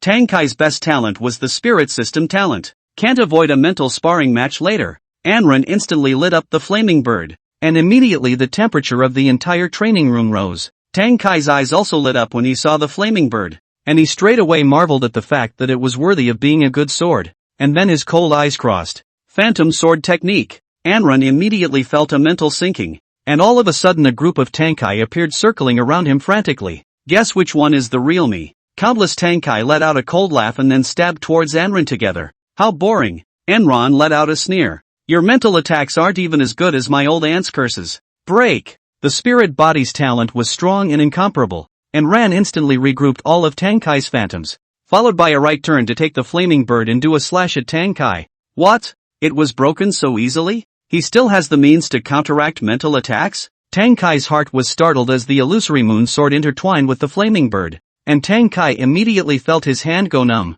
The phantom moon sword came right off. Anran came slashing at Tankai directly. Puffing, Tankai turned into a ball of foam. Enron was slightly taken aback, then felt a cloud of murderous intent behind him. Tankai held up his phantom moon sword and stabbed over. Oh, when you and I met in battle, you already fell inside my fog. Anran opened the divine walking meteor, golden light protection and hardened himself against the blow from behind Tankai, followed by a turn. Zhang Tankai's head directly cut down. That's pretty ruthless, cutting off my head straight away. The headless Tankai immediately morphed into two Tankais, grinning at Enron before his figure began to blur. Immediately after that, the area around Enron began to become distorted and scarlet, and countless Tankai burrowed out of the distorted space, holding their swords up and stabbing towards Enron. Enron knew very well that he was now in the spiritual world constructed by Tankai, and an extreme feeling of depression surged through his entire body. If an ordinary person had encountered this move, they would probably have already collapsed. But unfortunately this was Enron. Break! Space was wrenched upright in a flash, and all the fake Tankai instantly dissolved into bubbles. Tankai stood more than 10 meters in front of Enran, staggered, his teeth grinding. Unscientific. Why would he, a person equivalent to the middle of the 5th rank, break his mental ability so simply? Unless he had hidden his strength again when he fought Zheng Wei. Thinking of this, Tankai felt a shiver run down his spine. Jia. Enron snapped. You're having so much fun. It's time for me to have some too. Against Tankai, any physical attack would be dodged by him with his mental ability. So, Yumi Buchi. Thinking that Enron was going to unleash the nightmare, Tankai urgently closed his eyes, as he didn't need his eyes to unleash his mental abilities anyway. However, Tankai suddenly felt a sense of weightlessness as his body plummeted. Naya. It's all hit. When Tankai opened his eyes, the surroundings were already pitch black, with only a few shimmering lights in the distance above. What kind of spiritual attack is this? Tankai wanted to get out, but found that he could not make any strength at all, and was finally swallowed by the darkness in the abyss 10,000 miles below. Anran leisurely walked up to Tankai, who was frozen in a cold sweat, with a furious rebuke. On your knees you, flop. The disoriented Tankai directly knelt down, his body falling forward. It's not over yet. Anran went up in an arrow step, and was a furious beating to the lying Tankai. Fists and feet are alive. It directly knocked Tankai embedded into the ground, defeating the gifted captain of the house team. What an invincible berserker. Berserker points plus 9,000. Remaining berserker points 10,300. Chapter 41, Why don't we let Anran be the captain? Hutani and Jia Qing had been hiding outside the door to listen to the commotion, and when the sounds of violent punches and kicks came out, Hutani felt a little nervous. The captain seems to have been holding Enron down for a couple minutes now, and it looks like someone is going to get killed if he keeps fighting. Don't forget that Enron hasn't been wearing battle armor. Should we go in and stop the captain? Jia Qing looked a bit hesitant. It's over if we really kill Enron. Let's go inside. The two were about to break in when the voices suddenly stopped. Hutani was slightly stunned. It's over? Looks like the captain was still merciful. After all, the captain is not a violent person. Jia Qing nodded. The door opened and the two immediately straightened up. Captain, how is Enron? Captain? Enron smiled. See who I am. Hu Tianyi saw that it was, and then he was first dumbfounded. Then his legs went weak as he started to take a few steps back. How come it's Enron? Who was the guy who just got violently beaten up in there? Asterisk asterisk asterisk asterisk. Jia Qing reacted and rushed in. Instantly sucking in a mouthful of cool air, the entire person froze. Tang Kai's entire body deformed and embedded into the ground. Blood slowly flowing along the cracks in the floor. Hey, you call, and pulled the two away. Enron called back to Jia Qing. Why two? Jia Qing, straight face? Enron turned back to stare slowly at the shivering Hu Tianyi. Because there's another one coming soon. Enron stretched out his right hand and directly slapped a big mouth. Hu Tianyi couldn't dodge in time. His cheeks were instantly deformed. His bones crumbled. And the whole person did a 720 degrees pirouette in the air and then directly embedded in the other side of the corridor's wall. By now, Hu Tianyi has become an art. The ward has 4 Js. Ruthlessly humiliating the villain who rumored about you. What a fanatic who doesn't suffer. Fanatic points plus 2,000. Remaining berserker points 12. 300. Damn it, let you randomly start rumors about me. Enron spat at Hu Tianyi on the wall and kicked the reinforcement again as he left. Jia Qing, whose face was full of uncertainty, went out and looked at Enron's distant back, and his legs softened as an afterthought, spreading out on the ground. OMG. What kind of monster is this? Luckily, I didn't mess with him. At this moment, at the Magic City University, Jiao Wushu Department Hospital, on the bench outside Zhang Wei's hospital room, Zhou Guoping, Kang Zhang and Huang Shilong gathered to visit Zhang Wei. After a night's effort by the top medical high martial artists in the hospital, they were finally able to turn Zhang Wei back into a human being. Kanjan was relieved. It looks like it should be in time for the game. Huang Shilong, as a coach, has a bit of mixed feelings right now. It was really exhilarating as a coach to have such a power monster as Enron on the team. At this rate, Enron was afraid that she would dominate the entire Magic City University in the next semester, and then continue to dominate until she graduated. No, even exaggerating a bit, it's likely to checkmate the Imperial University along with it. Students dominate college coaches cool, always dominate a straight-up cool. With the myriad of accolades that can be bestowed upon him as his coach, the principal's position doesn't seem to be a difficult one, although one may not have done anything in the meantime. But right, this kid is also too light and heavy-handed. He was not in an afternoon. Zhang Wei whacked into this kind of bird. She is at least a tiger, General Ah. Although she does deserve the hammer. His heart needs someone on the team to squash him, and luckily he has a donkey on his team who can do it for a while, even if it's just for a semester. Ah, what did you say? Kang Zhang suddenly received a call from Jia Qing and was filled with surprise. Enron and Tang Kai fought? Why the fight? Hearing the call, Huang Shilong and Zhou Guoping were instantly energized. Who do you think will win? Zhou Guoping hammed and hawed to Huang Shilong. Huang Shilong blurted out, Tang Kai, as his coach for almost a year, I'm still aware of his strength. As Enron's recommender, what about you? Zhou Guoping hesitated and slowly said, it's true that Tang Kai is more powerful now, but it's not like Enron doesn't have a chance of winning. It should be a 70-30 split. As Enron's recommender, I can't extinguish my own ambition either. I bet on Enron to win with weakness, but win miserably. Bet $1. 000. Okay. Well, it's fine. It's okay. Tang Kai is a more measured person. Enron shouldn't be hurt very badly. Kang Zhang said resentfully. It's time to need Tang Kai to suppress his temperament. No, teacher. The fight is over. Tang Kai was beaten by Enron. It's almost as bad as Zhang Wei. It's on its way to the hospital now.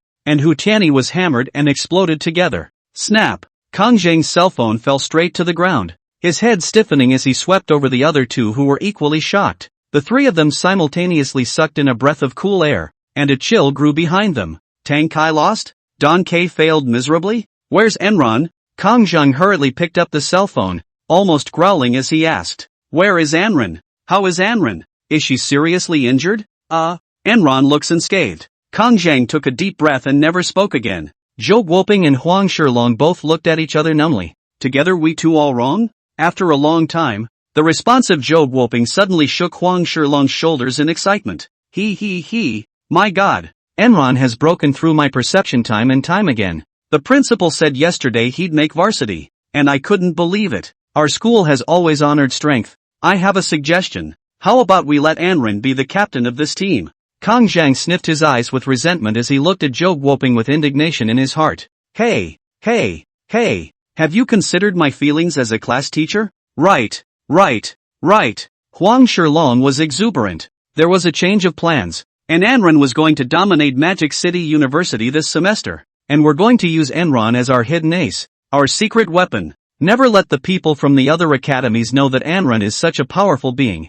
You guys are concerned about how injured Tang Kai is. I can't die anyway. After brutally beating Tang Kai, and with Huang Shilong out of the picture, the entire house team's operations were out of whack, and Anren slipped away to the Tiangong Pavilion's battle armor area, thinking that it was time to equip himself with a set of battle armor, lest a group of people who had been hung up on themselves ask every day if they were looking down on them for not wearing battle armor. Though they did look down on them, battle armor, as the most important defensive item for high martial artists, can save your life in critical moments. One reason why Enron dared to beat Qianlong, Zhang Wei and Tang Kai to death was also because they were wearing battle armor. Although he currently encountered all rookies like Qianlong, Zhang Wei and Tang Kai who couldn't attack his body, it was guaranteed that he would encounter strong opponents in the future. Anren checked the electronic atlas, and 20,000 points were able to redeem the only SS-ranked battle armor in the entire room, the 100 Ghosts Cry. Anren had 11,000 points on hand, and with Kulan's promise of half price across the board, 10,000 points would be redeemed. However, Anren wondered that although 20,000 points was a lot, surely someone could save it over the 4 years of college. Why didn't anyone take it away? It's just been lying there quietly for decades? Chapter 42, 50 Years of Dust, just waiting for you to come. Anren walked into the sparsely populated battle armor area and passed the corner of a corridor ready to enter the other direction when suddenly his chest directly hit two peaks and a silhouette flew a meter directly backward. Curran half sat on the ground, covering her belly. Ouch! My stomach hurts. Her relatives are here. Anren saw that it was Kolan. The corner of her mouth rose slightly. But don't pretend. Your butt squatting should hurt your butt. What kind of butt squatting stomach hurts? Kolan was sighing that he was bumping into some stableman to make himself fly straight up. When he heard that it was Anren's voice, he immediately was holding the wall and got up, first giving a grudging look at Anren, and then his eyes took on a bit of panic. She had heard about the things that Enron had been up to during this recent period, and she was afraid that she was not his opponent since she was only at the 5th rank. Especially the disputes that arose between him and Lu Zhao afterward over the flamingos are frightening to think about. Curran straightened his eyes. What are you doing here? Enron grinned with his hands on his chest showing his teeth. That's a really stupid question, and it fits my impression of you. Don't you see what the signs say? Enron has some antipathy towards Kolan. Not only from the source of his bad attitude towards himself when he took the flamingo that day, but also from Lin Lan who heard that this guy Kolan has an old cow eating young grass for Lu Zhao. The current Enron always wanted to get those he resented to take the initiative against him when faced with them so he could harvest berserker points. Asterisk. Curran ground his silver teeth together a few times, his mind raging a little in anger. She grinned as her mind told her that she couldn't afford to mess with Enron right now. You don't suppose you don't have battle armor, do you? Enron said. That's right, I don't have battle armor. Ha! Curran was just casually joking, not realizing that he had actually guessed. What a surprise. So, it's just good that I met you. Come with me. Enron pointed at Curran. Or how am I going to buy 100 ghosts at half price later? What? Curran was so shocked that his glasses almost fell off. You're going to get Hayaki sobbing? Oh, I can warn you, Hayaki sobbing is not that wearable. Enron, look, it's urgent again. Starting to belittle me again. Curran was silent for a moment, twisting her round ass on her heels and turning around. Come with me. Enron followed Karen to a separate space, and the two stood at the entrance glancing at a building of crystal cabinets with a conspicuous piece of battle armor hanging in it. The body was glowing black, constantly emitting a black aura outward, even penetrating out of the crystal cabinet. Despite being more than 10 meters away, Enron could clearly feel a strong sense of shock. In front of the crystal cabinet, there was a long gray table, and a white-haired old man, sitting in front of the table, was tinkering with a silver glittering battle armor. Conan whispered in Enron's ear. Strictly speaking, the Hayaki Naruto doesn't belong to our school, but is a family heirloom of that by Kisan Sr. He's the premier battle armor expert in Mordor. Hanging his name on us, it also goes along with hanging Hayaki sobbing on us. Designated for Mordor University students only. Kalan then bowed respectfully towards Bai Chishan from afar. Elder Bai, the late generation has brought a new trial wearer. Bai Qishan stopped what he was doing and looked up to cast a sharp glance at the two. Don't waste my time. This one might be a little more special. Curran laughed bitterly. Pak Kishan's eyes glanced individually toward Enron. Where is the special? There's Wang Fei special? With Xiao Yang special? Or is there Luan special? Or is there a Lin Yao special? They all failed. This, Curran said momentarily. The corners of Enron's mouth rose slightly. The four people that Bai Qishan had mentioned could be said to be the top talents in the history of Mordor University. Wang Fei and Xiao Yang were needless to say.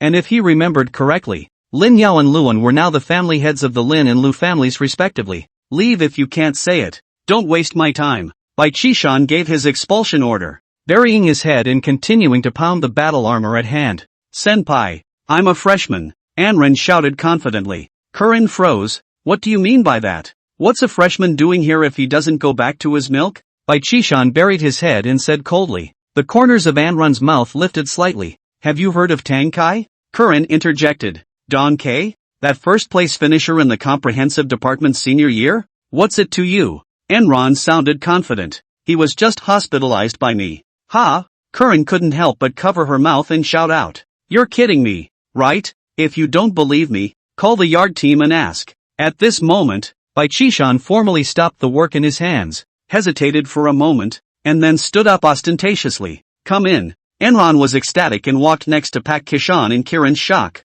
Bai Qishan turned around and said, The 100 Ghosts sobbing has a very strong hostile aura. Be careful. The cabinet door was then violently pulled, and at once the rushing black aura gushed out. Enron immediately was feeling an unprecedented feeling of Tarzan's pressure. But fortunately, the talent of the spiritual body held up. Enron couldn't help but sigh in his heart. This was the charm of SS-grade battle armor. The opponents he had encountered before, their so-called S-rank battle armor, was at best high in defense. Hyaki Naruto seems to have a function other than defense. Kalan in the back directly and woefully covered his chest and knelt down, the corners of his mouth trembling madly. The hostile aura of this 100 Ghost song cry is still so strong. When the black aura disappeared, Bai Qishan looked at Anren in amazement. You can still stand so steady? Enron, straight face? Try it. Bai Qishan was beginning to look forward to it a little. Anren went over and touched it with his hand, and the black aura of 100 ghosts crying out immediately invaded Anren's body from his fingers.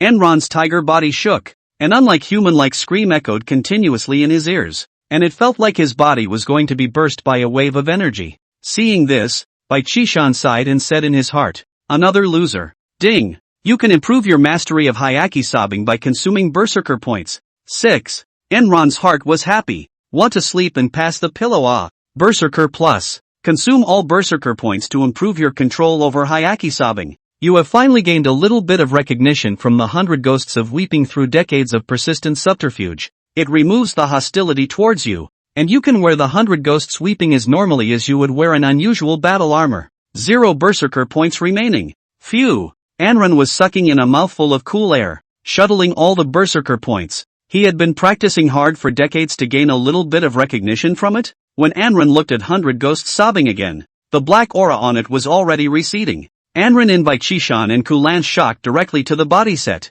Immediately is feeling tigerish, did not feel any sense of alienation, and finally will it directly into their own void. How? Anren looked at Bai Qishan curiously. Will this do? Bai Qishan was first dumbfounded for a moment, then instantly thrilled with emotion. Dusted for 50 years. Just waiting for you to come. Chapter 43. Is this a simple defense? Seeing Bai Qishan's reaction, Anren smiled knowingly. It looks like I'm in good hands. Curran pushed his glasses down in a panic to see, and then his mouth dropped open slightly. And actually wearing it? Thinking back to just a moment ago when he had decided he couldn't do it, Benton felt like a clown. Bai Qishan looked Anren up and down appreciatively. Not bad. You just dressed up like a Black Death. Very much the way my dad was back in the day. Seeing you is like seeing my dad back in the day. Your father is the owner of the 100 Ghosts Cry? Enron was instantly interested. Bai Qishan moved his chair a bit to sit down, reminiscing about the past. That was more than just a master. The 100 Ghosts sobbing was crafted by my father back then from the scales of 100 of the 9th-ranked foreign beasts he had killed,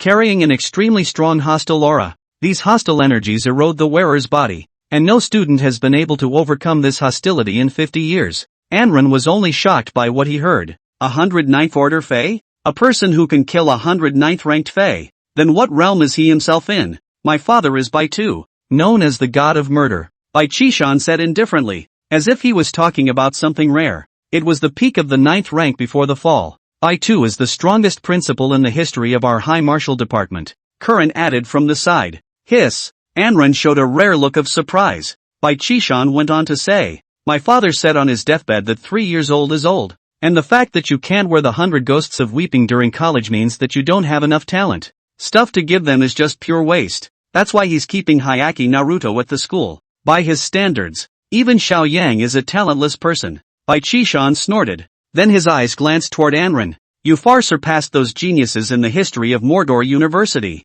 That's extremely high praise. And even Curran had to admit that fact. That's what I thought. Anran showed his teeth and smiled. After all, I'm the owner of Hyaki Sobbing now. Bai Qishan, however, splashed a burst of cold water. You're only able to collect the hostile energy from it now. You're not yet able to use the true power from it. Only the simplest of defenses. Ah, then won't I lose money? Anran's face fell at once. Bai Qishan glanced at him and grunted. Do you think the defense of the 100 ghosts weeping is the same concept as those S-ranked mortal items? Blue girl, show him. Enron pointed at Curran and laughed, her expression rather disdainful. Is that to make her fight me? Kulan's was only a 5th-ranked 1st-ranked, far from being a match for Enran's 3rd-ranked 2nd-ranked. Curran was also fuming. What? I came to fight Enron? Say what? Bai Qishan was getting dizzy. Anran just stood and let you fight. So you attacked him with the strongest means. That's not good, is it? In case it seriously injures Enron? Curran let out a sneer. Enron chose to believe Pak Qishan. The two walked out into the open space in front of the table, and Curran's heart was full of joy that he was finally able to get it back for himself. Had ha. Curran let out a playful laugh. I'm from the reinforcement department, and the punching power of just a normal punch is more than 5 tons. Don't blame me if you get hurt by me later. Anran frowned as the black Hyaki Naruto surfaced on his body as if he were the black god of death. You really are so loco. Kirin could not help but physically transfer a moment when he saw Hyaki sobbing, cold followed by a cross eye, holding his right fist up and charging across the room towards Enron. Avalanche fist. Kolan's right fist carried a thick green light. The light was as hot as a burning flame, and with a powerful hot aura. It swiftly smashed towards Enron's abdomen. Bingo! There was a great roar, and the whole space of the object produced a momentary shaking. And then, Karen received a strong repulsive force, and his whole body flew backwards, his butt hitting the ground hard, his whole face depressed. My stomach hurts. Standing still can kill a 5th-order high martial artist in reverse. What an invincible berserker. Berserker points plus 1000. Remaining berserker points 1,000.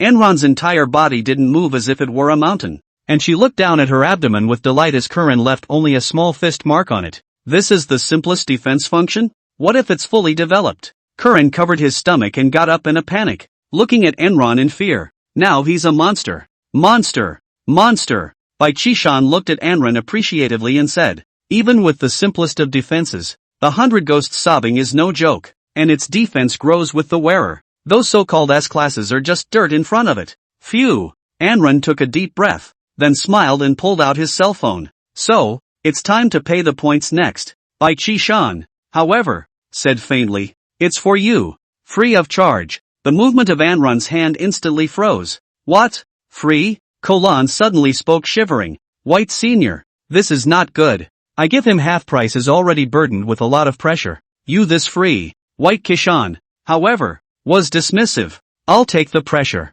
Originally, according to my father's last wish, the 100 ghosts weeping was hung here to wait for someone with a destiny, and it was you who took it upon yourselves to mark it with points. Curran was dumbfounded. After Anran left, Wang Fei appeared in front of Bai Qishan. Elder White, I've come for the galaxy armor. Bai Qishan will point to the galactic armor on the desktop and said, fixed it. Took me a lot of work. This armor of yours is a good thing. You have to know how to take care of it. You know? Where? Wang Fei narrowed his eyes and smiled a little. Nothing compared to that 100 ghosts sobbing behind you. 50 years and not one person has been able to wear it. If there's one thing I regret about school, it's not getting Hyaki Sobu. Laughing. Wang Fei's expression suddenly froze. Elder, where is your 100 ghosts sobbing? Bai Qishan looked up at the frozen Wang Fei and faintly said, oh, it's just been worn away. Who? Wang Fei suddenly braced his hands on the table, his tone anxious. Someone with more talent than you.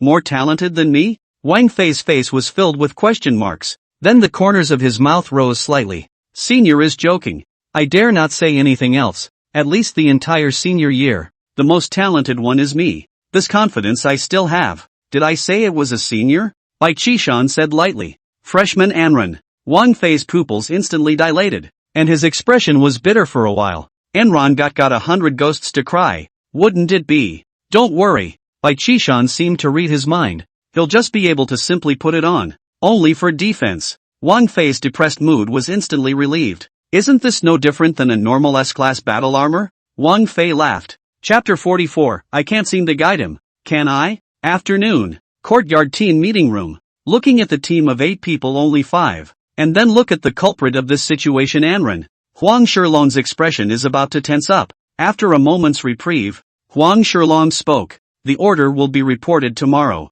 Enron, are you sure you just want to be a 5? I was going to have you replace Tang Kai as captain. After all, we still honor strength. Enron replied calmly. Yes, I'm not a show-off? Anren couldn't say that it was because Lu Zhao was the number 5 in the cold weapon department. Huang Shilong, straight face? Listen to this. Is this human talk? If I'm not allowed to be the no. 5 position, I'll withdraw from the game. Anren's tone was cold and non-committal. Huang Shilong had no choice but to comply, and couldn't figure out for himself why he wanted the no. 5 spot. I was going to put Enran in the team match to see if he could beat Wang Fei, but whether Enran was in the number 1 position or the number 5 position didn't have much of an impact on the team's final points is all. Huang Shilong looked at Jia Chang. In that case, Jia Chang, why don't you adjust from the number 5 position to the bench? Do you have a problem with that? Or do you want to fight Enron? Coach, I'm fine with it. Jia Qing was decisive. How could Jia Qing dare to have an opinion?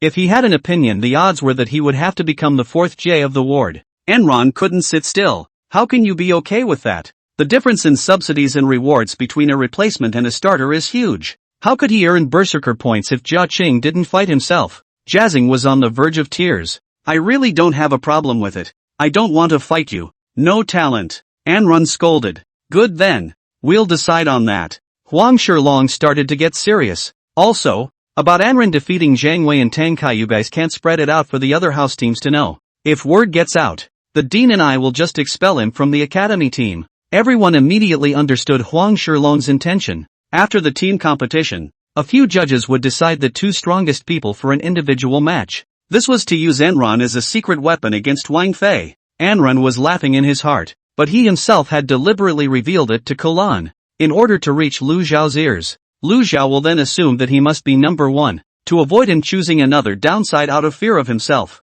When Lu Zhao knew that he was going to go against him, according to his desire for the flamingo, he would definitely be dogged, and might do some underhanded tactics. Xiao Shui utilizes the resources of the Xiao family to detect that Lu Zhao still holds a very strong grudge against Enran and still holds a strong possessive desire for the flamingo. That's what Enron wanted. Don't forget that the penalty for accidentally crippling someone in a yard game is very light. Lu Zhao's back was against the Lu family, and he could even do so without having to pay any price. After the meeting ended, Huang Shilong left Anren alone, his expression looking somewhat hesitant. Are you confident that you can conquer the judges and get them to pick you as the second choice for the individual competition with just the number 5 position? Anren showed her teeth and smiled. Wouldn't it be better to finally expose Tang Kai's violent beating by me? Right. Huang Shilong slapped his head and laughed unkindly. How could I be so stupid? Huang Shilong then looked at Anren seriously. This person, Wang Fei, is at the 2nd level of the 6th rank, and his strength is a small half higher than Tang Kai's. With your current strength, I'm afraid it will be difficult to defeat him. I'll win. Enron revealed a confident smile. Huang Shilong shook his head. Well, talking big doesn't do anything for victory. Wang Fei is the strongest gunnery genius our school has ever seen. You can't win just by talking. In order to improve your chances of winning against Wang Fei, I'm going to use a gun to instruct you next. You have a talent for cold weapons too? Enron was a bit surprised. Huang Shilong puffed and laughed. The cold weapon talent is just my secondary talent. It can't compare to Wang Fei, who specializes in it. Huang Shilong was then filled with confidence. However, as a man at the peak of the 6th rank, the effect I make with a gun shouldn't be any worse than Wang Fei. Anren's eyes lit up at his words and stared at Huang Shilong's head, thinking about how many berserker points he could have. There's no more left for myself. Let's get started then. The two walked into Huang Shilong's training room, and Anrun's expression looked so excited that it flustered Huang Shilong. He's a little too excited to be normal. But Huang Shilong thought for a second. But this may reflect his extreme obsession with martial arts. The more he fights against the strongest, the more excited he gets. Very good. Very spirited. Then I will offer you the highest battle spirit. Huang Shilong's right hand instantly surfaced a red tasseled lance with a red and white body and a cold light flashing from the blade. This gun is called Treading Snow and Plum, and it's S-ranked just like Wang Fei's Galaxy Flowing Light. After saying that, Huang Shilong dazzled Treading Snow seeking Plum crazily, and Imran was able to feel the fierce aura emitted from a distance of more than 10 meters. Not to be outdone, Enron immediately lit up the flaming bird, and the temperature in the training room rose rapidly. Good sword. Huang Shilong appreciated it for a moment, then crossed his cold eyes. Look at the gun. The dragon's breath breaks through the air. Huang Shilong held the snow-seeking plum gun in his hand, and his figure flickered and flickered like a ghost, stabbing out with a gun that was as fast as lightning. There was actually a huge dragon made up of cyan-colored breath coiled on the body of the gun, opening its bloody mouth and emitting a deafening dragon roar. The sound waves rippling through the air and forming a circle of ripples. With the sound of the dragon's roar, a powerful aura surged out from the dragon, sweeping towards Anrun like a torrent. Anrun instantly opened the divine walking meteor and dodged while protecting his body with golden light. Huang Shilong did not give Anran any openings, constantly stabbing magically towards Anran's soft underbelly, and where the tip of the gun pointed, space seemed to be torn apart. Anran then used Flamingo to keep blocking as the entire training room continued to shake. Wang Fei's gun will only be faster than me. Huang Shilong's face was grim. A single block is something that ultimately can't be blocked. You're too slow. Look at the gun. Wang Fei seized the right moment and stabbed directly towards Enron's abdomen, penetrating Enron's golden body in one go. Huang Shilong revealed a hint of smugness. Wang Fei's gun will only be more powerful than mine. What's that? Huang Shilong's pupils suddenly dilated, only to see that 100 ghosts had already hung on Anrun's body, stiffly blocking Huang Shilong's lance without advancing in the slightest. Black Death. Huang Shilong couldn't help but shout out these 4 words, and then felt a powerful repulsive force, and his entire body stumbled backwards several steps. Anrun let out a cold laugh. Teacher Huang, your gun is softer than Hibiscus King. Double-sided Shura Chop, defeating a coach who was a 6th order powerhouse. What an invincible berserker. Berserker points plus 8,000. Remaining berserker points 8,000. Huang Shilong woefully stuck his spear on the floor and looked at Enron incredulously. Asterisk. You're even wearing the 100 ghost sobbing that Xiao Yang couldn't even wear back then. And did you kid just take a shot from me on purpose? Good boy. It's all starting to frame me. Anrun nodded with a smile. With the bonus of the Cold Warrior Holy Body, Anrun naturally saw through Huang Shilong's gun path, and intentionally sold him a break to try out how the 100 ghost sobbing defense would be against a strong person of the 6th order. Hiss! Huang Shilong sucked in a breath of cool air and straightened his back, a seemingly absurd yet reasonable thought appearing in his mind. Enron's level is too high for me to instruct. Now, Wang Fei is not empty talk. Enron playfully watched Huang Shilong, the maniac, order the library. Coach, let's play some more. Just instruct me well with your divine gun, so that I can have a sure victory against Wang Fei. Huang Shilong laughed. Good boy, obviously found pleasure in himself. Since you have a strong pursuit of martial arts, then I'll lay down my life with you. Only it can't be all the time. I have to be given at least an hour's rest every time. The two fought and stopped until dark, defeating a coach who was a 6th order powerhouse. What an invincible berserker. Berserker points plus 8,000. 40,000 berserker points remaining. Huang Shilong's entire body was lying on the ground covered in wounds, his face full of happy smiles. To be able to have a player like Anrun, he, the coach, only needed to hold on to his thigh, but it still felt like Enron wasn't having all the fun. I'm so sorry for not being able to let you enjoy yourself. Anrun. Huang Shilong mouthed. Anrun was sitting on a chair, looking at the berserker balance, when Xiao Shui sent her a message. Anrun, I'm being bullied. Anrun's tiger's body shook. Good guy, you're a Xiao family's daughter. Who dares to bully you? Is Jiang Tianxiong a vegetarian on the side? Then a thought flashed. The person who dared to do this was not a small person. There must be a lot of berserker points. Chapter 45. How can a junior college student pretend to be a pussy?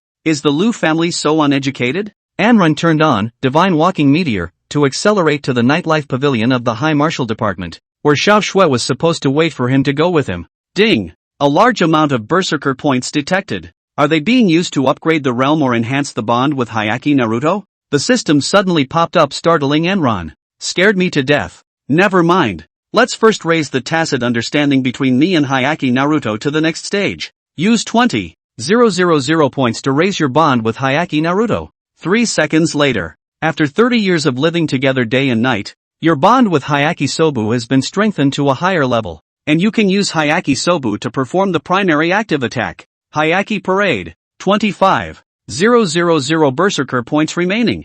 Enron felt a little bit of flesh pain. The cost of upgrading the 100 Ghosts of Sobbing was just a little bit too big. Half an hour ago, in order to wait for Enron to get out of class, Xiao Shui and Lin Lan first came to the High Martial Arts Department Nightlife Hall. It was the big smart leaders of the school who came up with the genius idea of having a formal, simple, harmless nightlife area within the school itself. Under the dim lights, government students, who have worked out all day, order a drink and socialize with people to lively music. The two of them, Xiao Shui and Lin Lan, found a seat against the corner and sat down, while Jiang Tianxiong looked around with a serious face. The occasion is formal, but you can't be unguarded. A girl in a long black ornate dress sat down abruptly in front of both Xiao Shui and Lin Lan, with a lean, short-haired woman following closely beside her. Upon seeing the visitor, Xiao Shui, Lin Lan and Jiang Tianxiong could not help but all frown. Lu Lin, the daughter of the Lu family's second head, Lu Zhao's cousin, a junior in the spells department this year, with ordinary qualifications. He is currently just a high martial artist of the first rank of the third order, but the temper is quite big, attracted a lot of things, collected a lot of the same class of jerks classmates, and her greatest capital was just her identity as the Lu family's concubine daughter. Xiao Shui knew that she was here to pick a fight. The Xiao and Lu families were not on good terms and had heard his father say that he had recently had a bad time with Luan, the head of the Lu family, in the imperial capital. Lu Lin smiled with misty eyes as she surveyed Xiao Shui for a moment, her tone slightly yin and yang. Isn't this Xiao Shui of the Xiao family? Why do you come to a place like this when you're all famous? Xiao Shui coldly said, trouble to go somewhere else. Please leave. Jiang Tianxiong's tone was tinged with anger. The woman beside Lu Lin, however, issued the same warning. Jiang Tianxiong, don't forget there's still me. Jiang Tianxiong snorted. Fan Shangnan, you're no match for me. What if we add Lu Zhao and Duan Jibo? Fan Xingnan's head tilted a bit toward Lu Zhao, who was not far away. Lu Zhao raised a drink glass to them as if watching a play. He was waiting for a woman to plot here tonight, and Duan Jibo had moved to walk over. Jiang Tianxiong's fists tightened, and his hands went into his pockets ready to shake people in the dark. Fan Shangnan and Duan Jibo shocked Jiang Tianxiong back and forth. Mr. Jiang, it's dim and crowded here. Let's go outside and cut a deal. Jiang Tianxiong asked Xiao Shui for a look and Xiao Shui nodded. Go out and play with the two of them. I'll handle it here. Jiang Tianxiong, who had gotten the order, smiled contemptuously towards Fan Shangnan and Duan Jibo. Let's go. Don't let me beat you to tears later. Lu Lin was unmoved and full of derision. Why don't you see Enron with you? Did you change your mind? Or did Enron have a change of heart? Xiao Shui smiled slightly. Don't dare to mess with Enron to mess with me, right? Lu Lin began to change color and said, Humph, don't think you're innocent. Enron went against my brother and managed to get away with nothing at all. It's clear to anyone that it's your Xiao family that's standing in for him. Speak clearly. It was Lu Zhao who provoked and ran first. Xiao Shui cast an unusually cold look at Lu Lin. Lorraine laughed disdainfully. Facts aside, is he not at fault at all? What Enron is, my brother is, and if my brother wants him on his knees, he has to kneel honestly and with an accompanying licking of his shoes. Xiao Shui despised Lu Lin with a playful face. Sorry, it's actually Lu Zhao who knelt down and sang conquests to Enran. Humph, the legendary Xiao family's daughter is reserved and the flower of the high ridge, but in essence, she is also nothing more than a stuffy and rotten woman. Lu Lin wrapped her hands around her chest aggressively. Isn't the door open when you see Enron? Just like everyone else. Xiao Shui was not willing to show weakness, revealing her white silver teeth in shame. Don't put me in the same category as you. Who doesn't know that you are a little bit of red lips for all to taste? Lu Lin, are you trying to stir up a dispute between the Lu Xiao families here? Lin Lan couldn't stand to watch from the side and issued a warning to Lu Lin. Is there a place for you, the illegitimate daughter of the Lin family, to speak here? Lu Lin chided at Lin Lan and then said, the Lu Xiao and Xiao families weren't dealing with each other in the first place. There's always been a dispute, and it's not my turn to stir it up, I'm just adding wood to the fire. Lu Lin, Your mom really did die early to make you so uneducated. Xiao Shui couldn't help but let out a cold laugh. Lu Lin's face began to look grim as she got up and started clapping. All my men come my way. Immediately, 36 spell department junior students surrounded the area from all sides, which in turn startled the other students present, stopping their socializing and focusing their gazes towards the area. Sister Lu, please order. Lu Lin pointed at Xiao Shui and Lin Lan and ordered. The two of them can't leave tonight until they apologize to me. Ha! The other students were a bit embarrassed when they saw who was on the other side. Sister Lu, this is someone from the Xiao and Lin families. We still want to live well. If you're afraid of the Xiao and Lin families, aren't you afraid of our Lu family? Lu Lin said quietly. Do you guys still want to go to our Lu family after you graduate? These Lu Lin's lapdogs were immediately emboldened by the words, and the other spectators also knowingly dispersed to the distance, leaving an open area. Xiao and Lu's two families of immortals are fighting, so we mortals shouldn't get involved. The administrator, seeing that something big was about to happen, hurriedly was pounding the school's security department. Lu Zhao continued to watch the show from the sidelines. He wouldn't get involved in what happened between the girls. The one he was waiting for would be coming soon. Xiao Shui had thought that although she was at the 4th level of the 2nd order, she had excellent talent, and Lu Lin was at the 1st level of the 3rd order, but her talent couldn't be compared to her own. When the two fought, their own chances of winning were not small, not to mention the fact that there was a peak 1st rank Lin Lan beside them to help. It's just that there are so many people on the other side now. Xiao Shui quietly sent a message to Anren 3 minutes ago. Afterward, Xiao Shui directly made a preemptive strike from her seat. Feet, ice and snow will dance song. After saying that, Xiao Shui exuded a lingering, wide-ranging cold air towards Lu Lin, manifesting an ice dragon from in front of Xiao Shui towards Lu Lin. Lu Lin didn't expect Xiao Shui to dare to take the initiative at an extreme disadvantage, and in a panic, she cast a protective spell and a burst of red light surrounded herself. The red light was directly broken through by Xiao Shui, and the whole person retreated backwards. Xiao Shui was the one who immediately got up and revealed the cold moon blade and cold moon armor.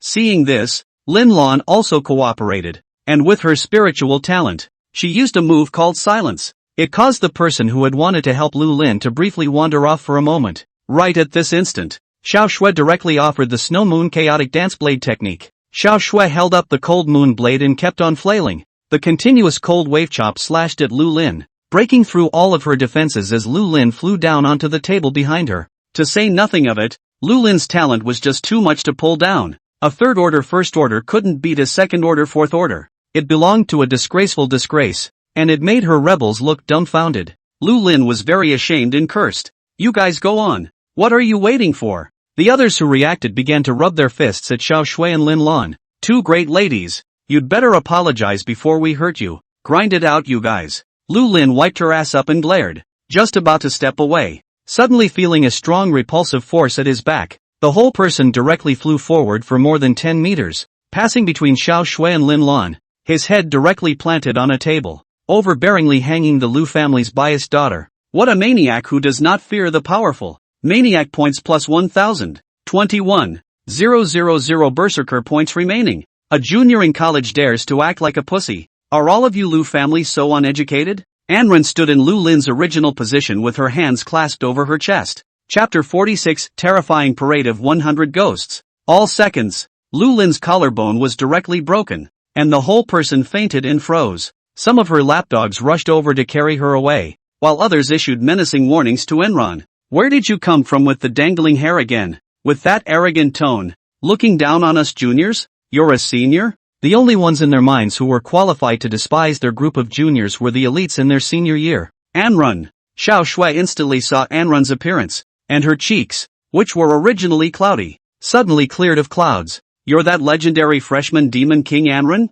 Some of the students instantly reacted, and their original arrogance was instantly cold. And the aside watching the drama of Lu Zhao originally saw Lu Lin was bullied. Want to go over to help? See the Comer is and then suddenly is no heart. He wimped out. I'm not afraid of him, I just don't want to cause trouble. Lu Zhao sipped his soda and found reasons in his mind to convince himself. The matter was started by Lu Lin. It's none of my business. Xiao Shui and Lin Lan walked over to Anran and said in an indignant tone. Lu Lin deliberately came to pick a fight. She also.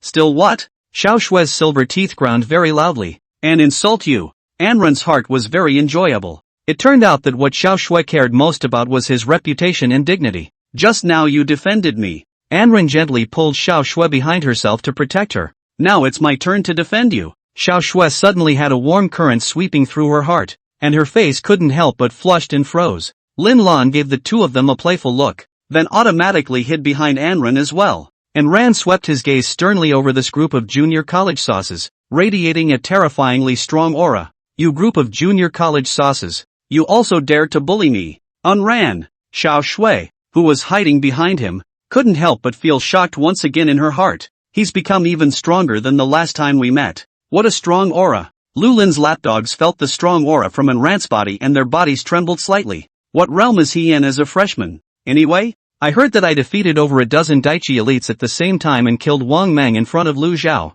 Humph. So what? Even if he's a freshman with 3 heads and 6 arms, can he still stand up to more than 30 of us third-ranked martial artists? A bald man said disdainfully. Damn it, don't look down on us freshmen. The others were encouraged and gradually became arrogant. Yeah, even if you're Enron, a freshman doesn't get to ride our junior. A freshman like you will be honest after a beating. There's nothing more to say. If we don't dare to hit Xiao Shui, we still don't dare to hit you? All of Lu Lin's big 3 lapdogs immediately lit up their staffs and robes. Let's make a move. Seeing this, the administrator immediately climbed out to persuade the fight. Don't fight. Don't fight. If you want to fight, go fight outside. It was too late. At this time, Anran's cold face was like frost, and he gave an order in his heart. Hyaki Naruto, it's your turn. Parade of 100 ghosts. In an instant, 100 ghosts chirping and weeping were applied to Ran's body, and several strings of black chi violently drilled out, turning into hundreds of differently shaped, eerie monsters in the blink of an eye, which opened their teeth and claws and simultaneously lunged at those 30-odd arrogant junior college students. A sound like a ghostly cry rang out from the scene, and everyone at the scene was in a state of panic. The doglegs didn't even have time to make any reaction before they were directly knocked out by this powerful force. They arced through the air before falling heavily to the ground, smashing the tables, chairs and objects around them to pieces. Some even embedded themselves directly into the ceiling and smashed down the chandelier. The whole scene was a mess. In the end, all of these people fainted and lay motionless on the ground, as if they had been drained of their entire body's bones, limp, defeating 33 third-order high martial artists at the same time. What an invincible berserker! Gaining 33,000 berserker points. Remaining berserker points 54,000. Hiss. Enron took a deep breath. Honestly, he was shocked himself. This was the so-called primary attack? This set of battle armor, 100 ghosts of weeping, was truly terrifying. Anren cursed fiercely at the group of lapdogs again. Bunch of losers. I doubt the examiner is your father if you guys can get into Mordor University. Being a junior in college, each talent is worth 1,000 berserker points. Anren can be too angry in his heart. There was first a dead silence, then thunderous applause and cheers erupted. Awesome. So cool. Xiao Shui shook Anren's hand, her tone indistinct. Anren, you've learned a new trick? Sort of. Enron said softly, but in her mind she was torn between the fact that the Hyaki parade was a byproduct of Hyaki sobbing and whether or not it counted as something she had learned. Hiss. Lu Zhao, who had witnessed all of this, sucked in a breath of cool air, his heart pulling out of his chest, frantically calculating. What was that move just now? Damn it, defeating more than 30 people of the third rank in a single move. Only Wang Fei can do that, right? No, Wang Fei can't do this level of seconds. So what Curran and I said was true. It's true that Anren defeated Tang Kai. No, he can even defeat Wang Fei. Shocked, Lu Zhao suddenly began to laugh maniacally. Good thing too. The next time I use my means will also make my mind at ease. Lu Zhao, what did you call me to this hellish place for? At this moment, Chen Xian appeared and disgruntledly tapped Lu Zhao's shoulder. Lu Zhao glanced back at Chen Xian, his face full of gloom. In this noisy environment, it's safer to talk about secrets instead. Come on, let's go where no one is. Chen Xian, however, saw Anren at once and his face became extremely ugly. What is this situation? He also looked at the group of people who had fallen down in confusion, and instantly understood. Biting his lips fiercely, the hatred in his heart increased. Anren, getting stronger. Let's go. You and I have the same purpose. Lu Zhao smiled and led Chen Xian towards the inner corridor. However, they didn't realize that Enron had already cast an icy gaze at them. Anren had long noticed Lu Zhao's figure and now saw Chen Xian, What good can come from two people who resent Enron coming together? Enron just let out a sneer. Talking to the shadow Enron mind. You take my cell phone and follow Lu Zhao and Chen Xin. Film or record the two of them talking and scheming. I want to know what they want to do. Pact to win. The shadow rose peacefully from the soles of his feet. It's been a while since you put me out. This dimness was exactly what Shadow Enron liked best. He could hide in the darkness without being seen. Only Enron could see him. And Xiao Shui didn't even realize at this point that Shadow Enron was waving his hand in front of her. But it would be exposed when the shadow peacefully launched an attack. Stop playing. The shadow smiled serenely, and then unknowingly walked in the direction of Lu Zhao and Chen Xin. Chapter 47, Silly Birds Conspire to Frame? Thank you guys for sending the reply Warlock talent. The shadow peacefully followed Lu Zhao and Chen Xin into the corridor, hiding in the shadows every few steps. A sparse stream of people passed by, and Lu Zhao stopped and looked back. Why do I feel like someone is following us? Have you heard any suspicious footsteps? Chen Xin followed with a face full of confusion. You're hallucinating. Is it because I'm too vain? Lu Zhao muttered in his heart, then led Chen Xin into an unoccupied room. Turn the lights on. Shadow Enron was so alarmed that he rolled right off the floor and under the couch, turning on the recording on his cell phone. Tell me, what plan do you have that you need me to fight with you to match? Chen Xin sat on the sofa, his face full of discomfort. The injury from the last time he was wildly beaten by Enron was still not healed. What can I do to help you when Enron beats me up every time he sees me? Lu Zhao sat across from Chen Xin, the corner of his mouth slightly raised with a bit of mockery. It's because Enran now beats you up every time she sees you. That's why I'm looking for you. Chen Xion's face changed slightly as he sniffed, his arms wrapped around his chest. You're deliberately coming to have fun with me, aren't you? Don't be. I'm not teasing you. Lu Zhao lightly laughed, then pulled out a small makeup box from his pocket and handed it to Chen Xion's front. Chen Xion curiously picked it up and took a look. What are you sending me cosmetics for? Inside is makeup laced with soul dispersal. Lu Zhao looked at the makeup box with cold eyes. Chen Xion was so scared at the words that she directly threw her makeup case towards the table, then angrily looked towards Lu Zhao. Are you trying to get me killed by giving me this? This damn thing invades the body within minutes of getting it on the skin, and high martial artists will quickly dissipate their cultivation in a few days. This is an SSS-ranked high martial artist contraband. Yo, no, quite a lot. Lu Zhao cast a playful gaze towards Chen Xion. When the time comes, it'll be a breeze to waste this Enran person in the courtyard tournament. Chen Xion snorted coldly. I'm at least medically gifted. Recognizing such contraband is something we must learn. Lu Zhao showed a slight appreciation for Chen Xion. So that's the second reason I sought you out. You have a medical talent that can briefly block the invasion of soul scattering. Here is also the antidote. Lu Zhao pulled out another small box and handed it over. You can take it in advance.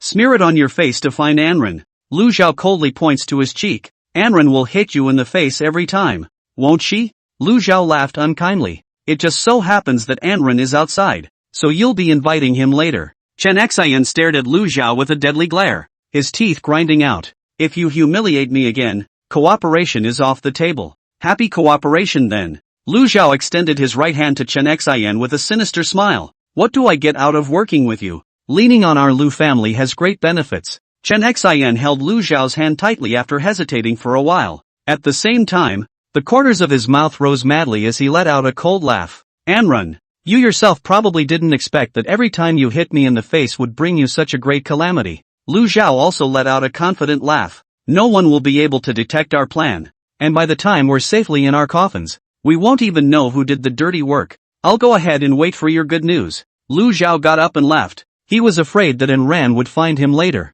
After the two left, Shadow settled back under the couch and smiled as he gripped his cell phone. Two stupid birds. Shadow Enron quietly went back to Enron. At this time, the people from the defense section have arrived at the scene to understand the situation. And the head of the defense section, Yang Jia, was stunned for a moment when he saw the 30 or so people lying down. What happened to the promised Miss Xiao and Miss Lin being rounded up? How come they were all ed over? That's because of him. Xiao Shui smiled as she took Anran's hand to her side. Anran. Yang Jia heard something about Enron and was surprised for a moment. Are you really a freshman? Enron smiled slightly. Top truth. Yang Jia sucked in a breath of cool air and began to clean up the scene after praising him repeatedly. At this time, Shadow Anran returned to Anran's side to report the situation. And after Anran heard Shadow Anran's report, a cold smile appeared on his face. The plan was perfect, but it's a shame the first step gave it away. Ding! The following options are available when a host is detected to be at risk of being poisoned.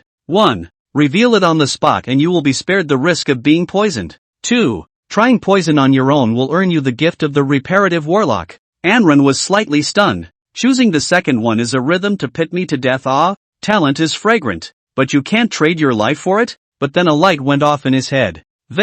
Does making them think I'm poison count? Counting. In that case, I'll trick them into thinking I'm really poisoned. Enron looked wistfully at Shadow Enron. Shadow Enron's face was full of questions. You're really going to test the poison on your body? Enron smiled wryly. You're the one who's poisoned. Not me. I'll go. Shadow Enron was filled with embarrassment. Thinking I'm a guinea pig. Raising a shadow for 1,000 days is useful. Enron was full of calmness. It's not like you'll actually die. So what are you afraid of? This time it's your turn to beat Chen Xin. And when the courtyard tournament comes later, switch you on as well. I'm going to give Lu Zhao the illusion that I've been poisoned. I'm going to wipe out both Lu Zhao and Chen Xin during the courtyard tournament. Shadow Enron looked adoring. Master divine calculation. Enron and Shadow Enron swapped bodies in an instant. Chen Xin ran over at this time, swept a glance at the people on the ground, and suddenly pointed at Shadow Enron, assuming an overbearing posture. Enron, I told you were a violent man. Facts aside, you're not at all at fault for beating someone up like that? Xiao Shue's face was unhappy when she saw it was Chen Xin. Why is this ex-girlfriend of yours always dancing in front of you? Silly bird. Shadow Enron laughed at first, then put on a serious face. You owe a beating again, don't you? Chen Xin subconsciously took a step back, then tapped his chest plate. What? You want to punch me in the face again, don't you? Hit me in front of the defense section. Don't you dare. It's fine. Don't worry about fighting. Yang Jia laughed disdainfully. This girl child's head looks a bit problematic. Good. Shadow Anran first moved away from Xiao Shue's hand, followed by a direct flash over, swinging his fist at Chen Xin's cheek. Chen Xin's face bone deformed again, and the whole person flew out several meters away. Chen Xin raised his upper body and covered his cheeks, his face with surprise. Anran hit me much lighter this time than the previous times. Could it be that his feelings for me are starting to return? I have a chance. Shadow Anand's face looked a bit strange. It seems to be really poisoned. Mission accomplished. Anonymous. Enron and Shadow Enron swapped back instantly. Quest completed. Talent gained, Reply Warlock. Talent 5, Reparative Warlock. Hua Tua is alive. And Bien Magpie is reborn, greatly enhancing the body's ability to reply and being able to learn medical-type feats. Ability to increase with realm. The corners of Anran's mouth couldn't help but rise. 2 crouching dragons and phoenix chicks, gifted to me for a laugh. Then Anran walked towards Chen Xin smilingly and raised his foot to kick him in the chest. Chen Xin's chest was instantly sunken. The whole person slid on the ground more than 10 meters and hit a wall. The whole hall produced vibration. Chen Xin directly fainted, hanging the incompetent barking ex-girlfriend again. What an invincible berserker. Gaining 1000 berserker points. 55,000 berserker points remaining. The others were wide-eyed. I'll be damned. That's a lot of hitting. At this time, Xiao Shui suddenly received an urgent call from Jiang Tianxiong. Miss, haven't our men arrived yet? I can't carry one against 2 much longer. Why don't you get Enron over here to help me out? Chapter 48, My name is Enran. What can I do for you? What's the situation? Enran saw that Xiao Shui's face did not look right and came over to care. Xiao Shui cast a difficult look at Enran. Jiang Tianxiong can't hold out any longer with 1 to 2, and wants to ask you to help. But, the 2 people on the other side are both 6th-ranked 3rd-ranked experts, and if you go, I'm afraid that you'll get hurt. Xiao Shui's voice grew lower. At this time the phone is not hung up. Jiang Tianxiong heard Xiao Shui's words wanna cry. Combined with my injury is fine. 6th order triple? Anran's eyes glowed. Another huge amount of berserker points. Why don't Lin Lan and I follow over there as well? We can help a little bit as well so that we have a little better chance of winning. Xiao Shui suddenly lifted her full breasts, her eyes carrying a bit of anticipation. You guys go wait for me in the car first, leave things to me.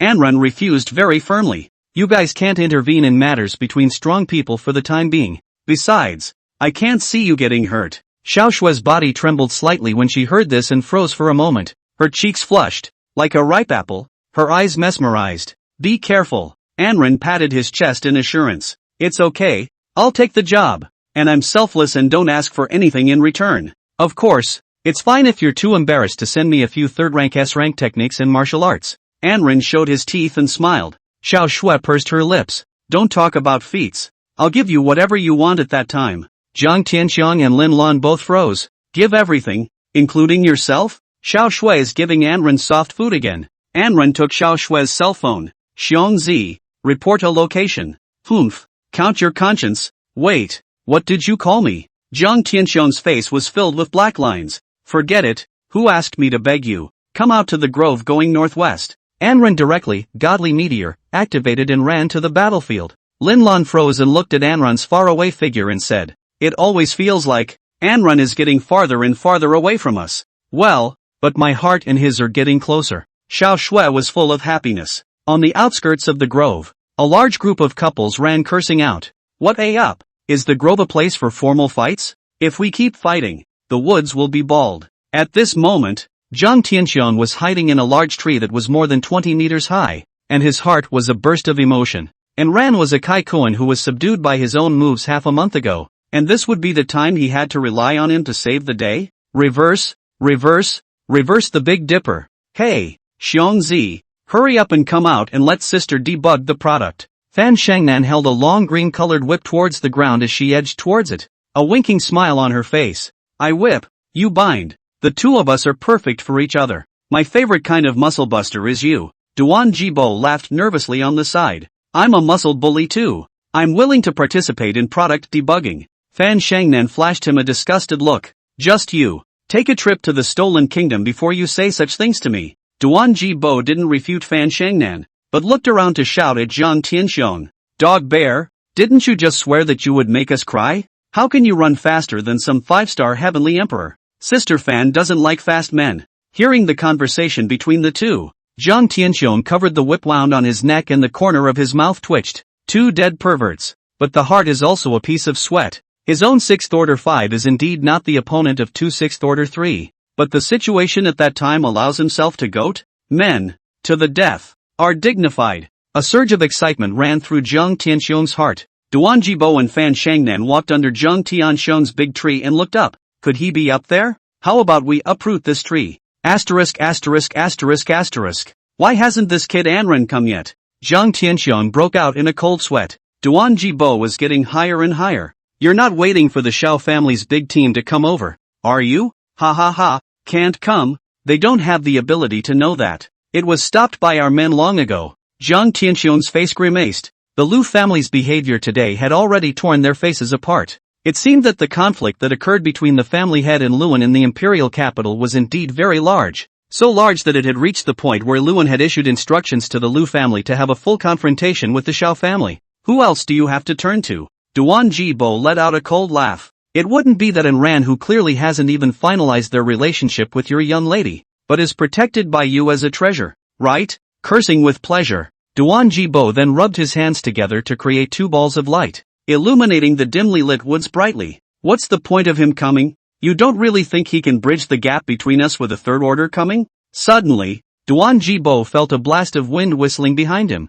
and his back was hit by a huge rushing force. Duan Jibo's entire body flew directly forward, hitting the trunk of a large tree head-on, creating a violent vibration, and Jiang Tianxiang almost fell off. Who? Jiang Tianxiang and Fan Shangnan exclaimed almost simultaneously. In the next second, Fan Shangnan realized that there was a handsome teenager standing beside him, glowing with golden light, showing his teeth and smiling while slashing at himself with a ring-headed sword. Fan Shangnan quickly threw the green whip over to open Anren's attack and immediately jumped a few steps to the side. Who's coming? My name is Anren. What can I do for you? Anren stood with a dignified appearance, his eyes sharply sweeping over Fan Shangnan and Duan Jibo. What were you two barking at just now? You are Anren? Fan Shingnan's eyes lit up and she flung her green whip a few times. Handsome indeed. No wonder you can charm little Miss Xiao. My old lady had a change of plans and took you to debug the product today. Duan Jibo got up in a daze, shook his head a few times, and looked at Fan Shangnan breathlessly.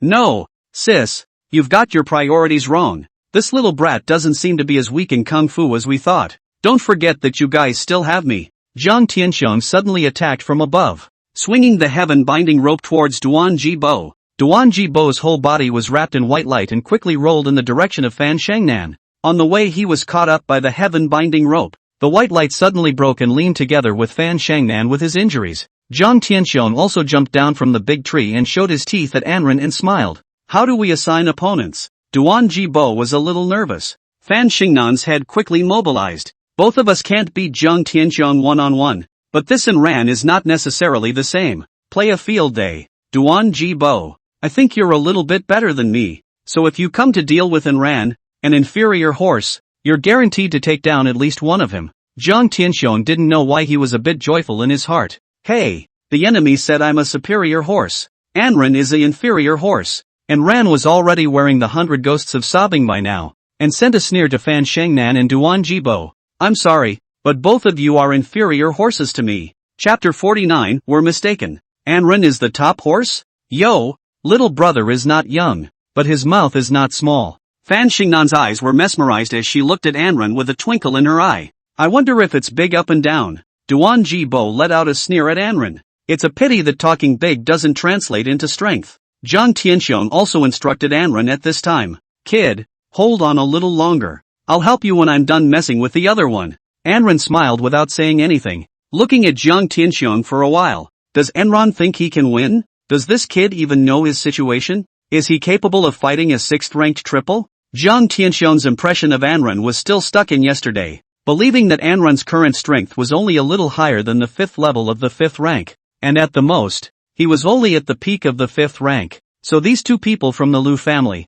and Ran was no match for them. Just now, you were only able to make a sneak attack. Duan Ji continued to snipe. If you want to fight us, you're still a small dish. Duan Jibo and Fan Shengnan, who were frantically mouthing off, suddenly felt their bodies shake and realized that they were falling into a bottomless abyss at an alarming rate. An overwhelming sense of suffocation spread throughout his body. Duan Jibo was instantly wide-eyed, struggling frantically in the abyss and constantly shouting, "Where's the abyss? Where's the abyss? Shut up! This is a mental attack." Fan Shengnan glanced at Duan Jibo in disgust. What a gutless man, growing that big for nothing. That's why I don't favor you. Good fellow. Jiang Dogxiang didn't study his binding technique properly and started to study mental attacks. Duan Jibo scolded fiercely. Since he knew it was a mental attack, he could only forcefully transport his energy to break through. Fan Shengnan and Duan Jibo fired at the same time. Break! The two instantly were sweating profusely as they returned to reality.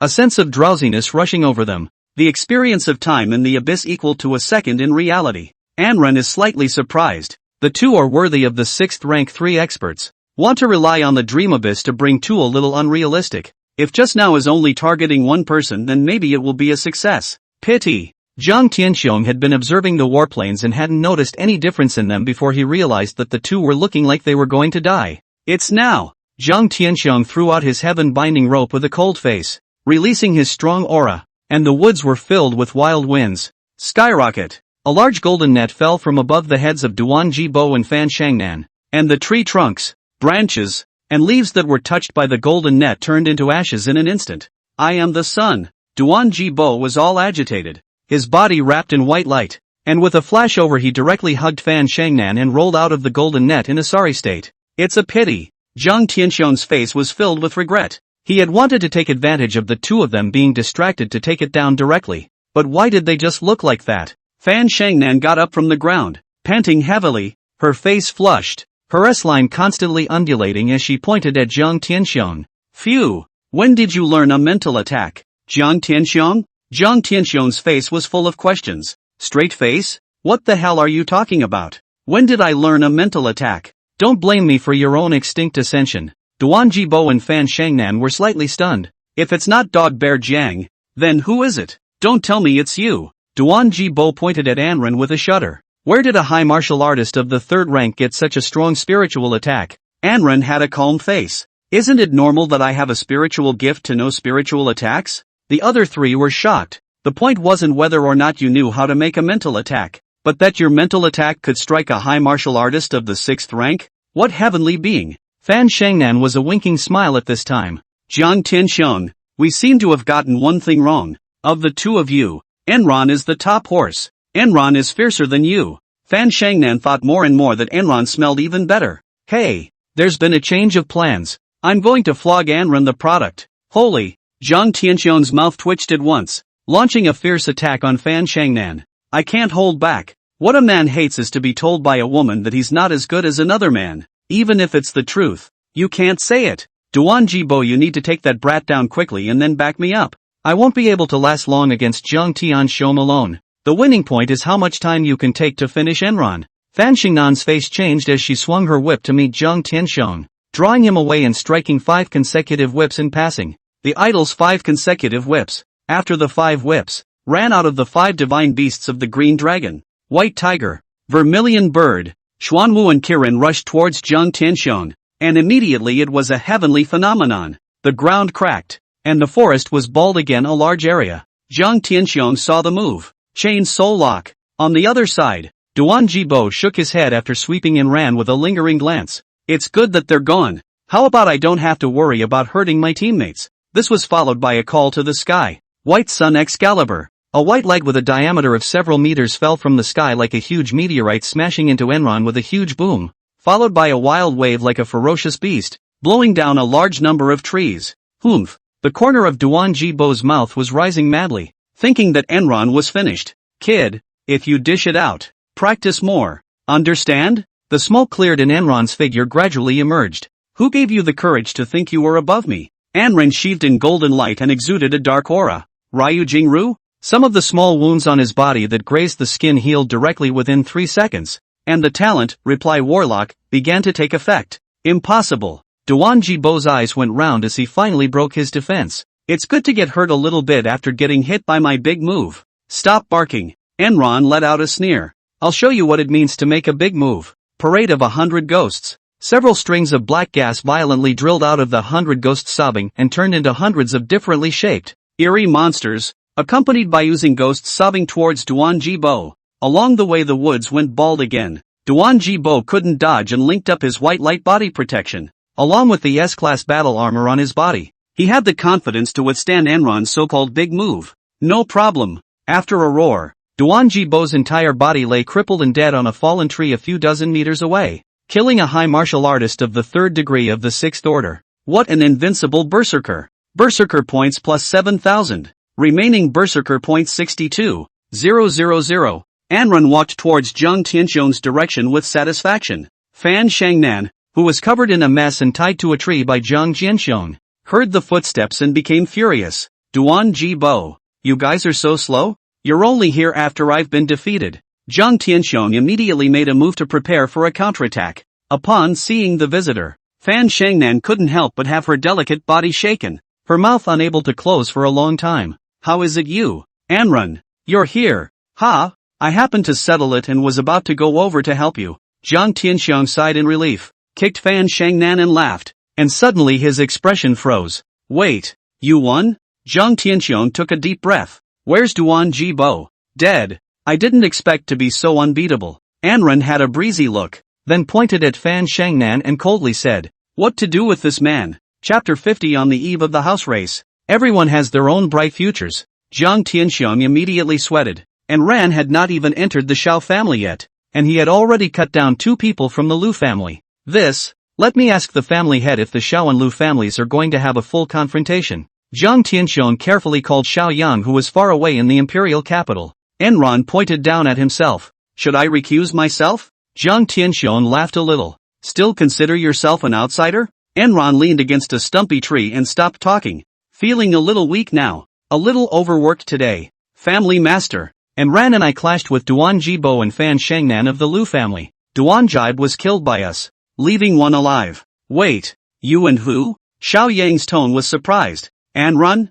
And Ran plus you can win against the 2 Lu family members who are at the 3rd level of the 6th rank? As a matter of fact, Duan Jibo was single-killed by Enron. Jiang Tianxiong felt very dreamy when he said this. Hiss! The sound of Xiao Yang sucking in a mouthful of cool air came from the phone. Enron has become so strong. My god, it's only been a few days, and it's so much better than I was back then. Xiao Yang's voice almost shook Jiang Tianxiong silly. Jiang Tianxiong said resentfully, in fact the goal you set for him to dominate Mordor University for 4 years is likely to be realized soon. Enron was listening to the side and got confused. When did Xiao Yang set a goal for himself to dominate the Magic City University for 4 years? Family master, I am trying to ask you for advice on the issue with the Lu family. Jiang Tianxiong tried to wrench the topic back on track. How did the conflict start? Xiao Yang's voice rippled. Lu Lin led the two of them to surround Miss. Xiao Yang's voice suddenly carried a huge fire. Kill the remaining one as well. We don't have to take the Lu family's face into consideration in the future anyway.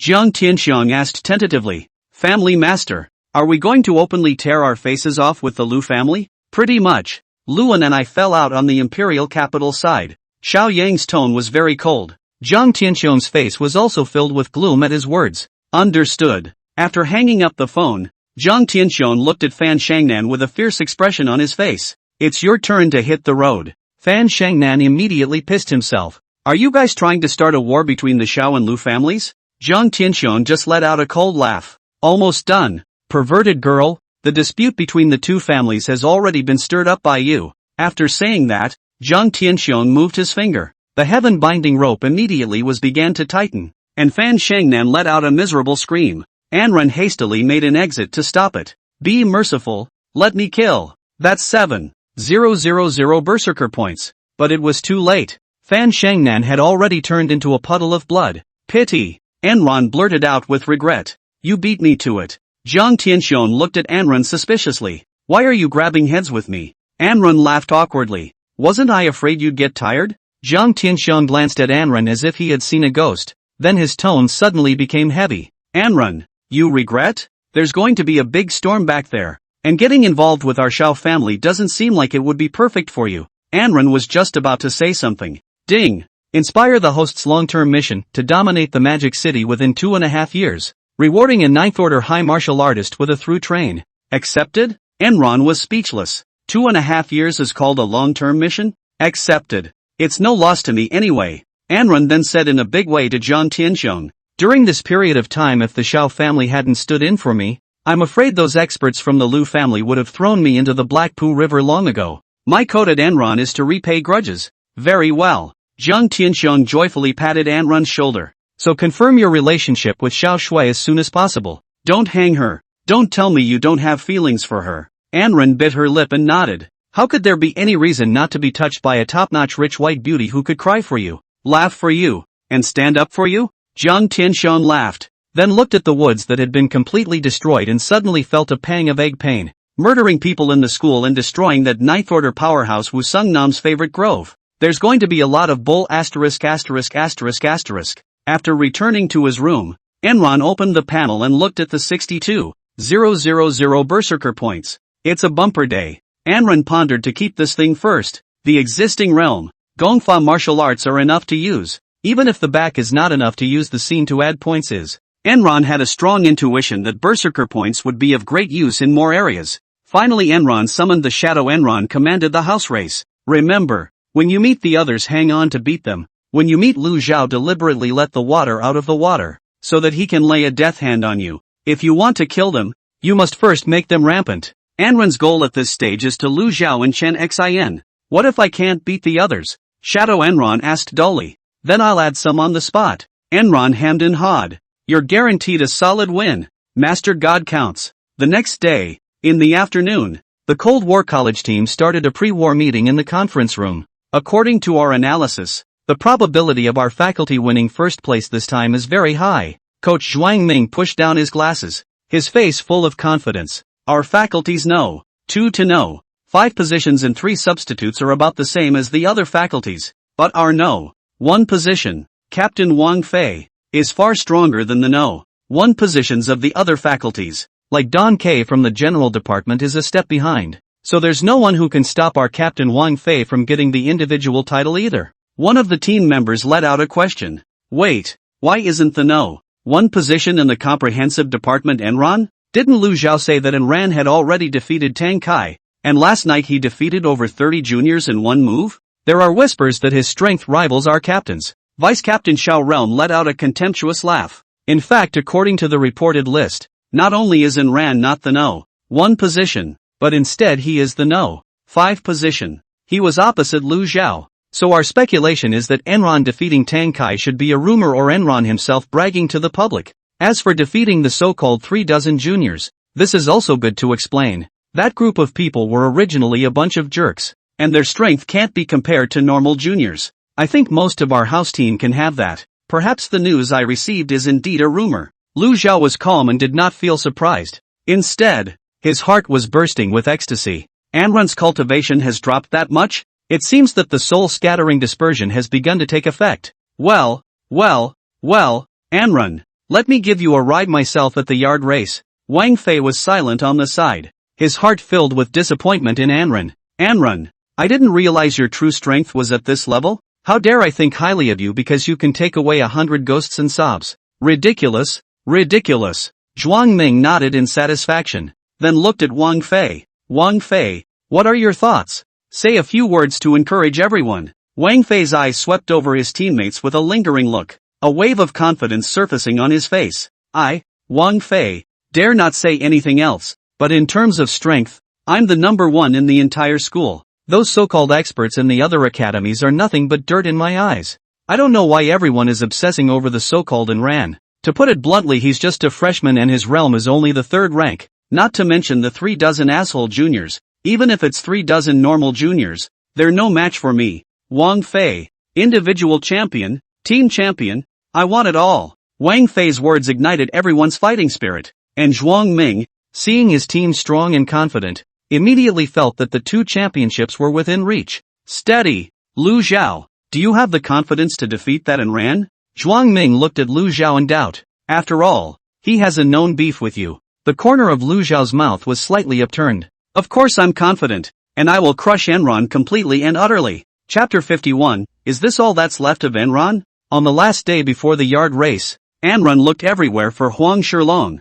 Nakden, pop my berserker points. Unfortunately, Huang Shilong simply did not dare to come today after exhausting his energy guiding Anran the day before. Tang Kai, Zhang Wei and Hu Tianyi came back from recovery and were all respectful when they saw Anran. Too bad it won't explode for berserker points. Settled down for a boring day. In the evening, at some small park in the school, Anran sat on a bench. Xiao Shui stepped on the white stockings and wobbled and ran towards Anran, her curves rising and falling slightly. Here, Xiao Shui took out a silver-white ring and handed it to Anran, panting slightly, her face slightly flushed. Anran looked a little confused and gathered herself after noticing Xiao Shui's suspicious eyes. What are you giving me the ring for? Anran took the ring and was first puzzled for a while, then looked at Xiao Shui with a playful smile on her face. I've never heard of a girl giving a ring to a guy, and if I do, I should be the one to give it to you. Xiao Shui sniffed. Her body undulations suddenly became more violent. Her cheeks were like ripe strawberries,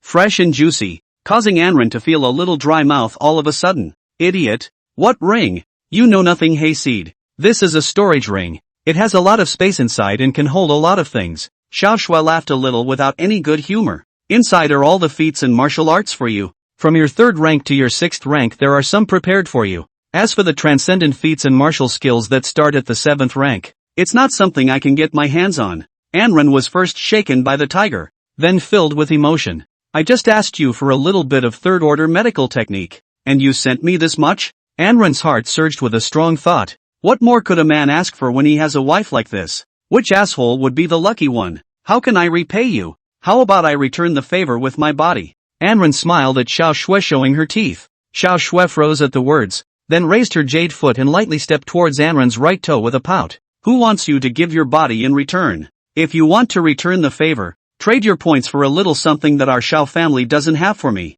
You don't need to consume points for feats anyway, so compensate me for the rest. It's fine. What's yours is mine anyway, and what's mine is yours. Anran smiled cheekily. No more sharing. Xiao Shui's cheeks rolled hotter and hotter. Stupid Anran, how come you've become a different person today than you were before? There's, a little initiative? Ignore you. I'm leaving. Xiao Shui twisted her head in panic and ran away. Stay with me for a bit? Watching Xiao Shui run away like a fertilized bunny, the corners of Anran's mouth lifted up slightly in happiness. Anran opened his storage ring and drew out a volume of 3rd-ranked medical feats from it. Immortal Contract. Berserker, I'm going to struggle hard to learn the feats. Give me some extra points. Copy that. Use 30,000 Berserker points to cultivate the S-rank 3rd order technique Immortal Contract to the Perfection Realm. 1 minute later. 3 years to build a foundation. 5 years to refine your techniques. 8 years of years. Only the sun and moon will witness your greatness. You are so diligent. It's a marvelous combination of genius and hard worker. 42,000 Berserker points remaining. Anran felt a wave of emptiness as he sat on the bench. 8 years of cultivation was too torturous. That's the price of effort. Enron taps the panel. Feat 3, Death Pact. Third Order S. Perfection, in a state of near death. Make a pact with the god of death to ensure that you maintain signs of life for at least a period of time. The whole time is based on the strength of your opponent compared to yours. If your opponent is far stronger than you, this time is 0. Shadow Enron would turn into a bubble when he died, and then his own shadow powers would be exposed. Shadow. It's a great card for Enron. It wasn't worth exposing his bottom card for a stupid bird Lu Zhao. The next day, the High Martial Arts Department's large area for performing martial arts was packed with people. The house teams game was a big event for the school, and the whole school was allowed to come and watch. The 3-day tournament saw each house team play the other house teams once and go through at least 5 rounds each day. The General and Cold Warrior matchups are in the second round, and it's fate to meet them in the morning. The two of them, Enron and Lu Zhao, froze in unison for a moment. Then both laughed. Today is the day Lu Zhao dies. Today is the day that Flamingo will be liberated. Enron, I will win. Next match. Enron ready. Dueling Ring 9527. The crowd in the rest area exclaimed. Look, Principal Wu seems to be heading over to some dueling arena with a large group of school leaders and Director Wang of the Inspection Bureau. Who does it look like they're going to see play? That goes without saying. It must be Wang Fei. He's the most cowhide existence amongst our students, and he's the only one who can make the school's leadership make a special effort to come and watch the match. Wang Fei, who was sipping coffee with a calm face on the side, the corner of his mouth raised up inadvertently. The praise and gaze of others on himself made him enjoy himself a little bit. There's no way around it. The brightest geniuses always get the most attention. They've gone into dueling arena 9527. Whose match is that? Enran's match is in the 9527 dueling arena. So it's Enran. Puff. Wang Fei directly sprayed the coffee in his mouth in shock, and looked at 9527 Gladiator with a bit of dissatisfaction on his face. Enran? How could it be him? In dueling arena 9527, Enran's first match was against No. 5 Kai Kikan of the Imperial Beast Department, the peak of the 10th weight of the 4th rank. Choi Ki-kun commanded a cockatrice with a fighting spirit. Go, Chicken Beast. Enron smiled slightly. Go on, Shadow Enron. As the battle unfolded, those passers-by who had high hopes for Enron felt immensely disappointed. Enron is this? I can't believe it's 50-50 with Choi Ki-kwan? Xiao Shuai looked at Jiang Tianxiong in confusion. Enron isn't that Kai, is he? Is he teasing Chicken Kai? Jiang Tianxiong was full of smiles. Just read on to find out. Wu Changnan, Wang Gang, and Zhou Guoping looked at each other and smiled. There's no point in hiding your strength. Postulant. There is a power at your feet that goes far beyond the field. 2.5 minutes later. With a Agu, what are you doing? Scream. Kai Kikan lying on the ground. Successfully defeated Choi Ki-kun. What an invincible fanatic. Plus 2,500 fanatic points. Remaining berserker points 44,500. A group of people exited the 9527 Gladiator Arena with very little interest, saying things that thumbed their noses at Enron, listening to their rumors. I thought it was someone who could compete with Wang Fei. I didn't realize it was just an average less than a house team 5. It's a 2.5 point game with both Ki, and that's about it. Jia. Lu Zhao, who had just won a game, probed and ran like a mouse and let out a hint of a grim laugh. I've risen to the second level of the 5th rank last night. It takes you so long to even hit a rookie now. Flamingo, I'll take it. Chapter 52 Lu Zhao, you won't really be so stupid as to think that I, Enran, was wasted by you, right? The next player on the field. Cold Weapon Academy's number 5. Lu Zhao. Composite Department number 5 Enron. Lu Zhao held the Wu Pheasant sword and wore black battle armor as he let out a hint of mockery at Enran. Enron, it's finally time for the two of us to officially duke it out. I've watched all your previous matches, and I feel as if you've gotten weaker. Nothing's going to happen to you, is it? Speaking of this, Lu Zhao's mouth AK couldn't even be suppressed. In his eyes, Enron was now a dead man. Shadow Enron looked at Lu Zhao with cold eyes. I'm too lazy to talk more with you trash. You. Lu Zhao broke his defenses a bit. Do you still really think that your strength is above me? I'll tell you something good. I've risen to the second level of the 5th rank. A burst of joy went through Enron's heart at the bottom of his feet. This stupid bird has upgraded. The berserker points are going to be a little more.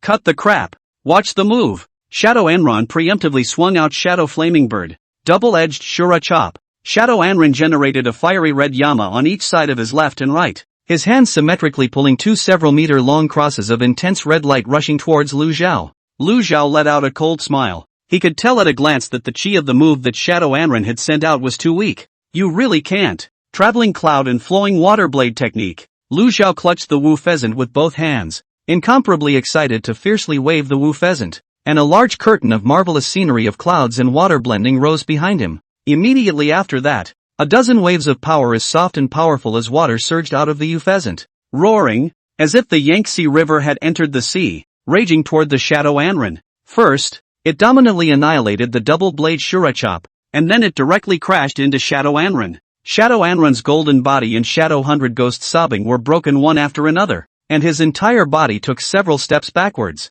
Slipping in the process, the man fell to the ground, revealing an extremely pompous expression and scratching his head. Yeah, I'm hit. Xiao Shui's eyes stared round as her heart trembled. How did Anran fall? It looks so fake. Jiang Tianxiong, on the other hand, forced himself not to laugh. You're pretending to be a bit fake, this kid. You'll reveal yourself. Zhou Guoping was all smiles. It's a bit obvious that you're deliberately letting Lu Xiao waste you. The two of them, Wu Changnan and Wang Gang, laughed without saying anything. Anran was also speechless. You guy, don't act so retarded. At least let him get hurt. I'm acting too stupid, aren't I? You're on then, master. Shadow Anran gave a playful laugh. Anran calmly said, I'm far stronger than Lu Xiao now, so I'll just hang on to him even if I pretend. Don't think that this is the end. Lu Xiao was already charging up at this point, his face full of murderous aura. Big Dipper breaking blade technique. Lu Xiao lifted the Wu pheasant into the air and flew towards Shadow Anran. Several unpredictable black blades churned the space and twisted towards Shadow Anran in a wild roll. Shadow Anran felt a great sense of oppression and gritted his teeth fiercely. Parade of 100 ghosts. Hundreds of black spooky shadows flew out from the Shadow 100 ghosts sobbing to counterattack. After a few bouts of exchanges, Lu Xiao broke the 100 ghost parade released by the Shadow 100 ghost Naruto, but the battle armor on his body was also broken at the same time. Go to hell! Lu Xiao, who had the upper hand, was slashing at Shadow Anran. Very good. Slash a few more times. Underground Anran is going to die laughing. Lu Xiao chopping Shadow Anran is no different from chopping air. There was a gasp from the audience. There's not going to be a death. Lu Xiao's hand is too hard, isn't it? Is this really not a run to nullify or kill Anran? Xiao Shui's entire body stood up in a daze, her eyes wide, tears welling up in her eyes, her lips trembling slightly. Anran, you can't be okay. Wang Gang drank and froze Lu Xiao's movements. The battle is over. Lu Xiao stop. Lu Xiao stopped moving and looked at the devastated Shadow and smiled peacefully. The therapist rushed up to the stage and carefully examined Shadow Anran's physical condition. His face turned blue and he shouted, his meridians are all broken. He's useless even if he doesn't die. Anran. Xiao Shui's heart seized violently. The pain was so intense that she could barely breathe, tightly covering her chest. Her body involuntarily trembled as if she was struck in the heart by an invisible force, and then her body went limp, paralyzing her in her seat all of a sudden. Pain, pain, pain. The healer then stood up and looked angrily at Lu Xiao. You laid your hands on him? Why did you do that? I didn't control it. Lu Xiao looked very calm, as if he had stepped on an ant. I also didn't know he was so unforgiving. Do I have to let go and fight him? Anran doesn't practice much on his own vegetables and blames me? Are you going to sanction me? The Lu family's second young master. Just because I missed and disabled someone in the ring? The most I can do is to be dismissed from this house tournament.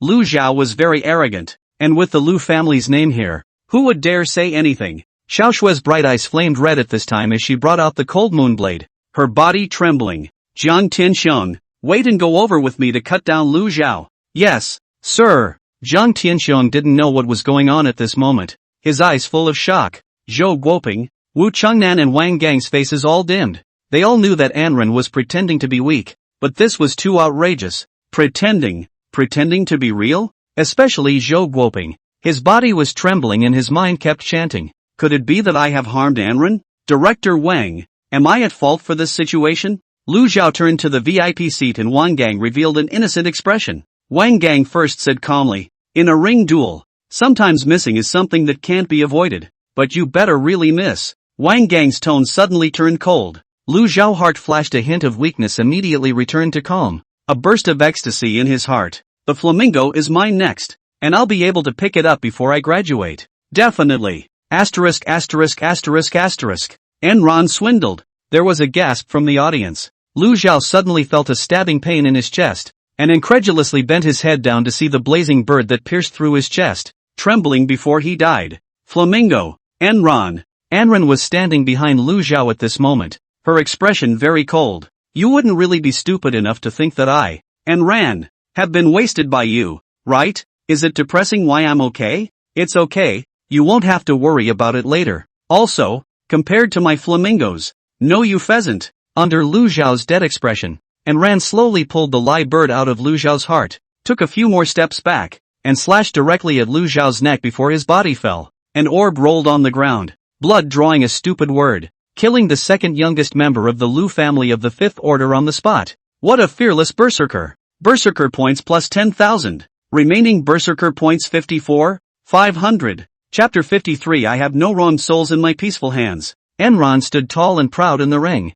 his face as cold as frost. Lu Zhao's head was separated lying in a pool of blood, and the eyes on his head were staring round. Enran's assassination of Lu Zhao just now was too fast, so fast that most people didn't react to it. The room was silent for a few seconds, then erupted into a roar of sound. Enron won the resurrection match? Lu Zhao was killed? How dare Enran do this? Aren't you afraid of retaliation from the Lu family? Enran, what happened just now? Xiao Shui stopped her tears and silently collected the cold moonblade, then broke into a smile. To her, it was enough that Enran was still alive. After Jiang Tianxiong slowed down for more than 10 seconds, his tense expression stretched out. Humph, good boy, acting so realistically, I almost thought you were too into the drama and got killed. Jiang Tianxiong then pulled out his cell phone and ordered softly, immediately broadcast that recording on all the school's broadcasts. Anran had found Jiang Tianxiong yesterday to tell him about his plan and asked him to help send someone to put recordings on all the broadcasts in Mordor University at that time. But what was going on just now? Jiang Tianxiong was puzzled about Enron winning the resurrection match. Could it be that he has already practiced the death pact? Xiao Shui couldn't help but be energized when she said this. I just gave it to him yesterday evening. Jiang Tianxiong looked at Xiao Shui and fell silent. Missy, are you kidding me? How can there be such a man of God? But when you think about it, Enron is like a godman. Scared my heart out. You and Ran. Zhou Guoping stroked his chest with a relaxed expression. But, did you play dead just now? You don't want to tell me you popped up with another so-called medical talent. Immortality? Wang Gang first cast a complicated gaze toward Enron. 3 parts shock, 3 parts doubt, and 4 parts admiration. He dared to kill Lu Zhao in front of all the people. Should I say it is brave or reckless? If the Lu family insisted that Lu Zhao was the one who missed, then Enran would be the one who was at a disadvantage. Principal Wu, do you see this? Wang Gang turned his head to cautiously look at Wu Changnan, trying to solicit an opinion. Wu Changnan did not move to look toward Enran. Director Wang, let's rule on how the high martial law is written. But I hope you won't make an unreasonable judgment because of the Lu family's position. At this time, Lu Zhao and Chen Xian's conspiracy of conversation recording suddenly through the radio sounded. The whole audience in a shock to listen to. Enron smiled and shouted to everyone in a loud voice. Do you hear me, everyone? What do you guys say? A rat like Lu Zhao. Do I have a problem killing him? To kill Lu Zhao, I, Enran, am upright and at peace with myself. I have no wrongdoers on my hands in peace. Now and forever. Enron's voice was echoing throughout the arena, and the audience was swarming with excitement. No problem. It's time to kill. It's too much. Even if he's the Lu family's second young master, he can't be so bottomless. Xiao Shui covered her mouth in excitement, her little pearls swirling in her eyes as she kept murmuring, too handsome. Enron, Wu Changnan, Wang Gang and Zhou Guoping all smiled appreciatively, given the truth. What could be wrong with Enran? Enran is not guilty. Wang Gang shouted while giving a thumbs up towards Enran. Watch out. Someone's attacking you from your left. Shadow Enron at the bottom suddenly shouted in alarm. Enran sniffed and instant anger surged up. Parade of 100 ghosts. Instantly several strings of black gas violently drilled out of the 100 ghosts' cry, turned into hundreds of different shapes. Eerie monsters, accompanied by oozing ghosts' cry towards the left side of Enran rushed. Not long after, a man in black rolled over a few times and half-crouched a dozen meters away from Enran, looking at Enran in shock and anger. My stealthy shadow can actually be recognized by him? He has a shadow system talent too? Luo Yin of the Lu family. A 6th order 10th grade shadow system gifted high martial artist. Jiang Tianxiong instantly recognized it. How did Enran find him? Wu Changnan, Zhou Guoping and Wang Gang were equally surprised. Luo Yin's invisibility could perfectly hide his body even in the daytime, and only strong people like them could easily detect it. Of course Enron wouldn't tell them he had a cute shadow. Luoyin stood up and patted the slight dust, his face grimacing. He had become Lu Zhaoshan's escort after Duan Jibo was inexplicably and marvelously killed the night before. However, after only a day or so in office, Lu Zhao was killed right under his nose. Enron, you killed my master. I cannot watch you go unpunished. Oh, Enron was excited by Luo Yin's provocation. What Luo Yin? Isn't it just a berserker point? Just as Enron wanted to strike, Wu Changnan unexpectedly took the lead. Where did the rats come from to sow in my place? An appalling pressure emanated from Wu Qingnan's body, instantly covering the entire dueling arena, and the vulnerable people directly fainted. What a strong pressure. Even Enron could not help but sigh. This kind of pressure had only been seen on Xiaoyang before. In the blink of an eye, the entire dueling arena was covered with various plants and trees while the ground shook, and a huge wooden hand broke out directly from the ring, firmly holding Luo Yin like a small vegetable koan. Luo Yin instantly lost his ability to resist and looked at Wu Changnan with a face full of horror. Wu Changnan first looked at Wang Gang and Zhou Guoping with contempt and said, "Thanks to the fact that you two are still 7th order transcendent high martial artists, how come you can't stand it like everyone else? I've still only used a little bit of my power." Zhou Guoping and Wang Gang both sweated as they righted their positions. Wasn't a 7th order transcendent in front of a 9th order transcendent no different from an ordinary person? Wu Changnan then turned his gaze to Luo Yin. "You heard the recording. It's Lu Zhao's voice in there, right? Since it is Lu Zhao deliberately conspired to kill, and ran killing you here to the old man dog bark what? Here, Enron, I'm covering, understand?" Wu Qingnan's last sentence was full of vigor, scaring Luo Yin so much that his entire body shriveled up. It was no exaggeration to say that it was simpler for a 9th order transcendent to kill a 6th order ordinary like him than to crush an ant. Plus me, Zhou Guoping shouted out after him. Enron looked at Wu Changnan and Zhou Guoping in surprise. "You guys want to cover me?" But Luo Yin still glared fiercely at Enron, tugging the dagger in his hand tightly. "You can't forgive my second young master. You had to kill him. We Lu family face. What are you barking at me?" Enron's cold and stern eyes swept towards Luo Yin, interrupting him with a very strong aura. "Can your Lu family's face still be greater than law and reason? Forgiving Lu Zhao is God's business. My business is to send Lu Zhao to heaven." Luo Yin's body couldn't help but tremble slightly, murmuring in slight panic, "This brat, there's a chilling pressure." Luo Yin then dissipated his panic and began to let out harsh words to Enron, and ran, "No matter how right or wrong it is,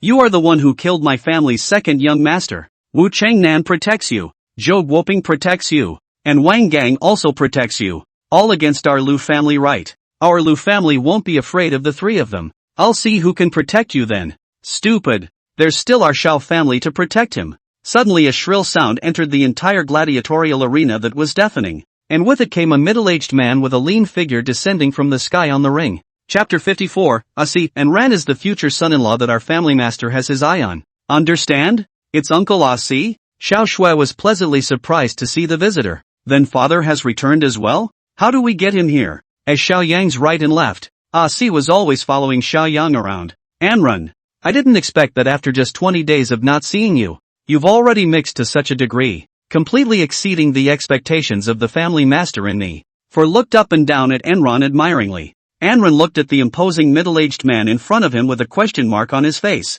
"Which one are you? Have we met before?" This person, he had never seen, nor had he heard Xiao Shui or Jiang Tianxiang mention it. Si was filled with embarrassment. Enron did seem to have never seen him before. "To introduce myself, I'm Si from the Xiao family." At this time, the people in the audience were immediately shocked when they heard Si's name. "So it's Xiao Yang's personal guard, an extraordinary martial artist of the 7th rank. I see." Enron nodded respectfully at him. Si, when you say that your Xiao family is going to protect him, what kind of status are you taking in Ran as to protect him?" Luo Yin shouted at Si in defiance at this point. Hearing this, Xiao Shui suddenly felt a strong sense of bad premonition. "Are you an idiot?" For cocked his head and laughed. "Enron is the future son-in-law our house lord has his eye on. Have you all not finished digesting this information in the last 20 days or so?" When these words came out, it immediately shocked all 4 seats. The entire room was a gasp of surprise, and a large number of people dropped their gazes in unison towards Xiao Shui's position. "My Chao, is this a proper official announcement? The rumors are indeed true. Awesome. This guy Enron, this soft rice is really eating." Enron sniffed was a tiger with a black face. "No, this hasn't been asked for my opinion yet? How can you decide without me?" Even if eating soft food is a fact, you can't say it explicitly in front of others. And ran. What dignity? 2. Uncle Ah Si, what nonsense are you talking about?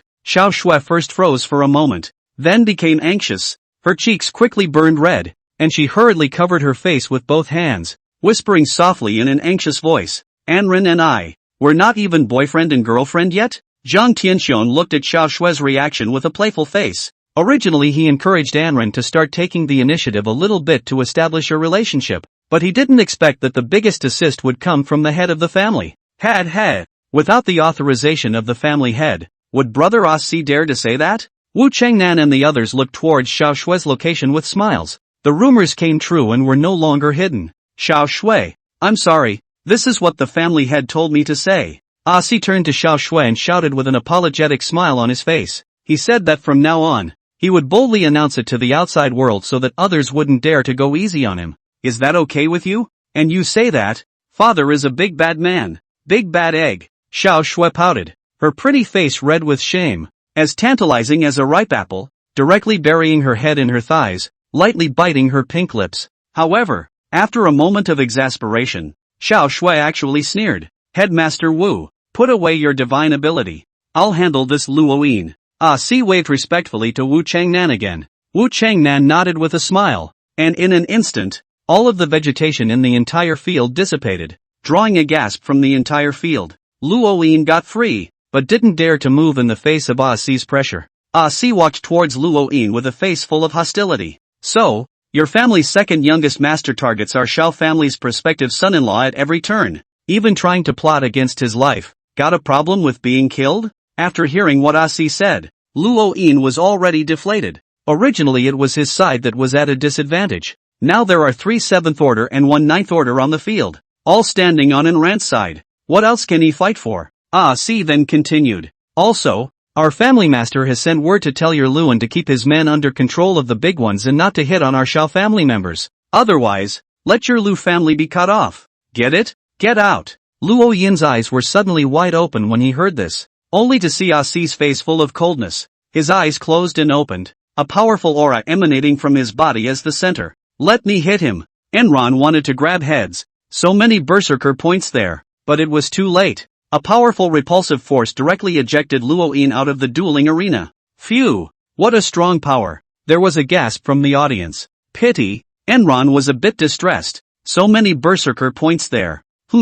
Ah Si looked at Enron suspiciously. What are you thinking of grabbing heads with me for? Enron showed her teeth and smiled. No, just simply want to hit someone. By the way, a gift for you. For smiled at Enron. If you want to hit someone, this one is perfect for you. As Enron was wondering, For shouted at the entrance to the dueling arena, "Bring the men here," only to see several people dressed in Shao family clothes escorting a woman over. And the light in front of his eyes was Chen Xin. Anren had planned to kill Chen Xin after killing Lu Zhao, and now Ah Si directly tied him over. This woman happened to be outside just now, presumably to see your joke, heard the broadcast and wanted to run. Ah Si looked at Chen Xin with a sneer. "So we grabbed it for you. How do you guys know about her?" Enron was a little puzzled after her excitement. Ah Si laughed. "You don't know yet, do you? But Zhang Tianxian talks about you every time he talks to the family head on the phone. This ex-girlfriend of yours? Even if this hadn't happened, the head of the family would have wanted to just have her thrown into the Blackpool River and fed to the fish. Look at the diaphragm." Anren smiled broadly, then looked at Xiao Shui, met her shy eyes and nodded. The only way to be open to the next true love is to cut off the unsavory feelings of the past. Anren then smiled again and looked toward Wang Gang. "I can kill it." "Hey, you kid, don't pretend. How many times have you done it?" Wang Gang had a look like you're pretending again. After receiving an affirmative reply, Anren took the flaming bird and walked over towards Chen Xin, who had already lost his mind. "Anren, I admit I was wrong." Chen Xin knelt on the ground at this point and began to beg frantically to Anren. "Just let me go. Isn't our 2.5-year relationship worth anything at all?" Anren was about to be laughed at by Chen Xin. "Chen Xin, what kind of spring and fall dream are you having? From the moment you approached Lu Zhao, you deserved to die. If it wasn't for the sake of smoothly killing Lu Zhao, I would have killed you 2 days ago. By the way, I'll return the money you spent for me in the past." Chen Xin desperately tried to find the straw that survived. "That way I don't owe you anymore." "Listen, is this human language?" Anren and Four both froze. Sorry, I'm not short of money right now. Anren's face went cold. Chen Xin began to hiss. You can't kill me. You heartless man. Give me death you. Anren lifted the blazing bird as a slash at Chen Xin's neck. A human head rolled on the ground and drew the word stupid. Beheading on the spot the ex-girlfriend who opposes me at every turn. What a fastidious and vengeful fanatic. Fanatic points plus 3,000. Remaining berserker points 57. 500. Chapter 55 He or she must confess to me first. First cut Lu Zhao. Then cut Chen Xin. And Rant's style of action left the rest of the audience in shock. This Anren is really acting in a ruthless style. No mercy in the face of the damned. It's like an expert on curing bimbos. Headmaster, do you see the game continuing?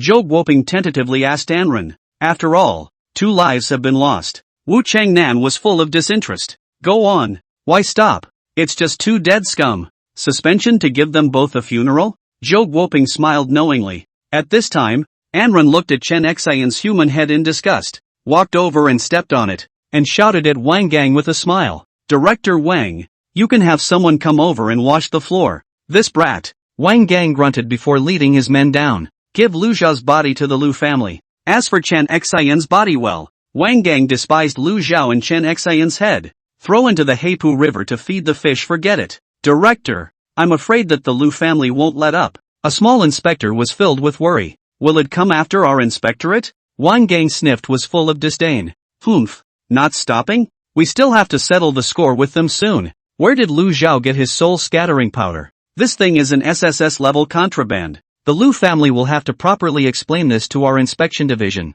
After saying that, Wang Gang looked at Anren again approvingly. Kid can in order to be able to kill Lu Zhao without guilt, pretending to be weak to lure the snake out of the hole, and pretending to be decent. However, although you are not guilty of killing Lu Zhao, the Lu family will not let you off easily. Then let them let their horses loose. Enron looked very confident. I'm not alone. Wang Gang sniffed, smiled and looked at Anren for a few moments before leading them away, muttering a few words as he left. The Xiao family flunky. This is, let Xiao Yang take advantage of it. After being declared the victor, Anren had just arrived at the lounge with Four, only to see Xiao Shui walk in with Zhang Tianxiong, full of shyness and milky ferocity, and gently whacked Anren's chest a few times. Anren deliberately covered her chest and pretended to look like she was in pain. Gu, what are you doing? I just won the resurrection game and you're still hammering me? Xiao Shui lightly stomped on Anren again in annoyance. Who told you to scare me? Why didn't you tell me? Anren saw the tear tracks that Xiao Shui hadn't wiped clean and instantly became serious. There won't be a next time. You. Xiao Shui felt Anren's hot eyes and immediately dodged away. Ha ha ha. See, who was watching the show from the side, couldn't help but laugh. When Xiao Shui heard the laughter, she immediately turned her spearhead towards C and threw a small punch at his abdomen. Uncle C, let you talk nonsense. Let you talk nonsense. Is that kind of talk something that can be said in public? Hey.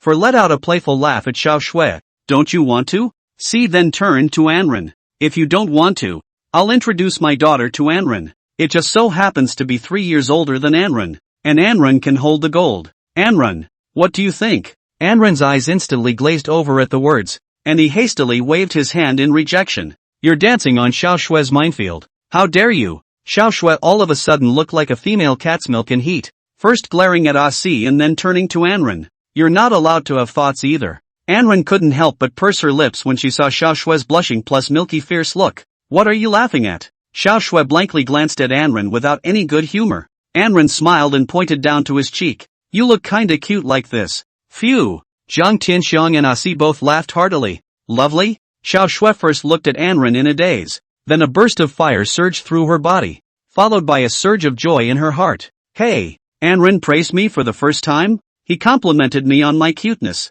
Thinking of this, Xiao Shui couldn't control the corners of her mouth to rise slightly, then immediately stopped smiling and pointed at Anren with a fake serious look. Don't think you can make me happy by complimenting me. Also, before you say those 4 words, something like the son-in-law of the Xiao family. Xiao Shui immediately stopped her mouth, and decided in her heart that Anren must confess to herself first, which was the last reserve as a young girl after her own crazy white giving. Anren froze for a moment. Which 4 words? Please marry me? Get a license, right? It was then immediately understood. But Enron had his own thoughts in mind. A blind man could see that it was Xiao Shui who was chasing after him. And it's the Xiao family that wants to recruit themselves as son-in-laws. not me. Anrun, rushing to lick up. If the two of them established their relationship at the cost of their confessing to Xiao Shui first, then they would be too disgraced. So Xiao Shui must confess to herself first. Humph, I'm going soft and hard. By the way, Uncle C, what brings you to school?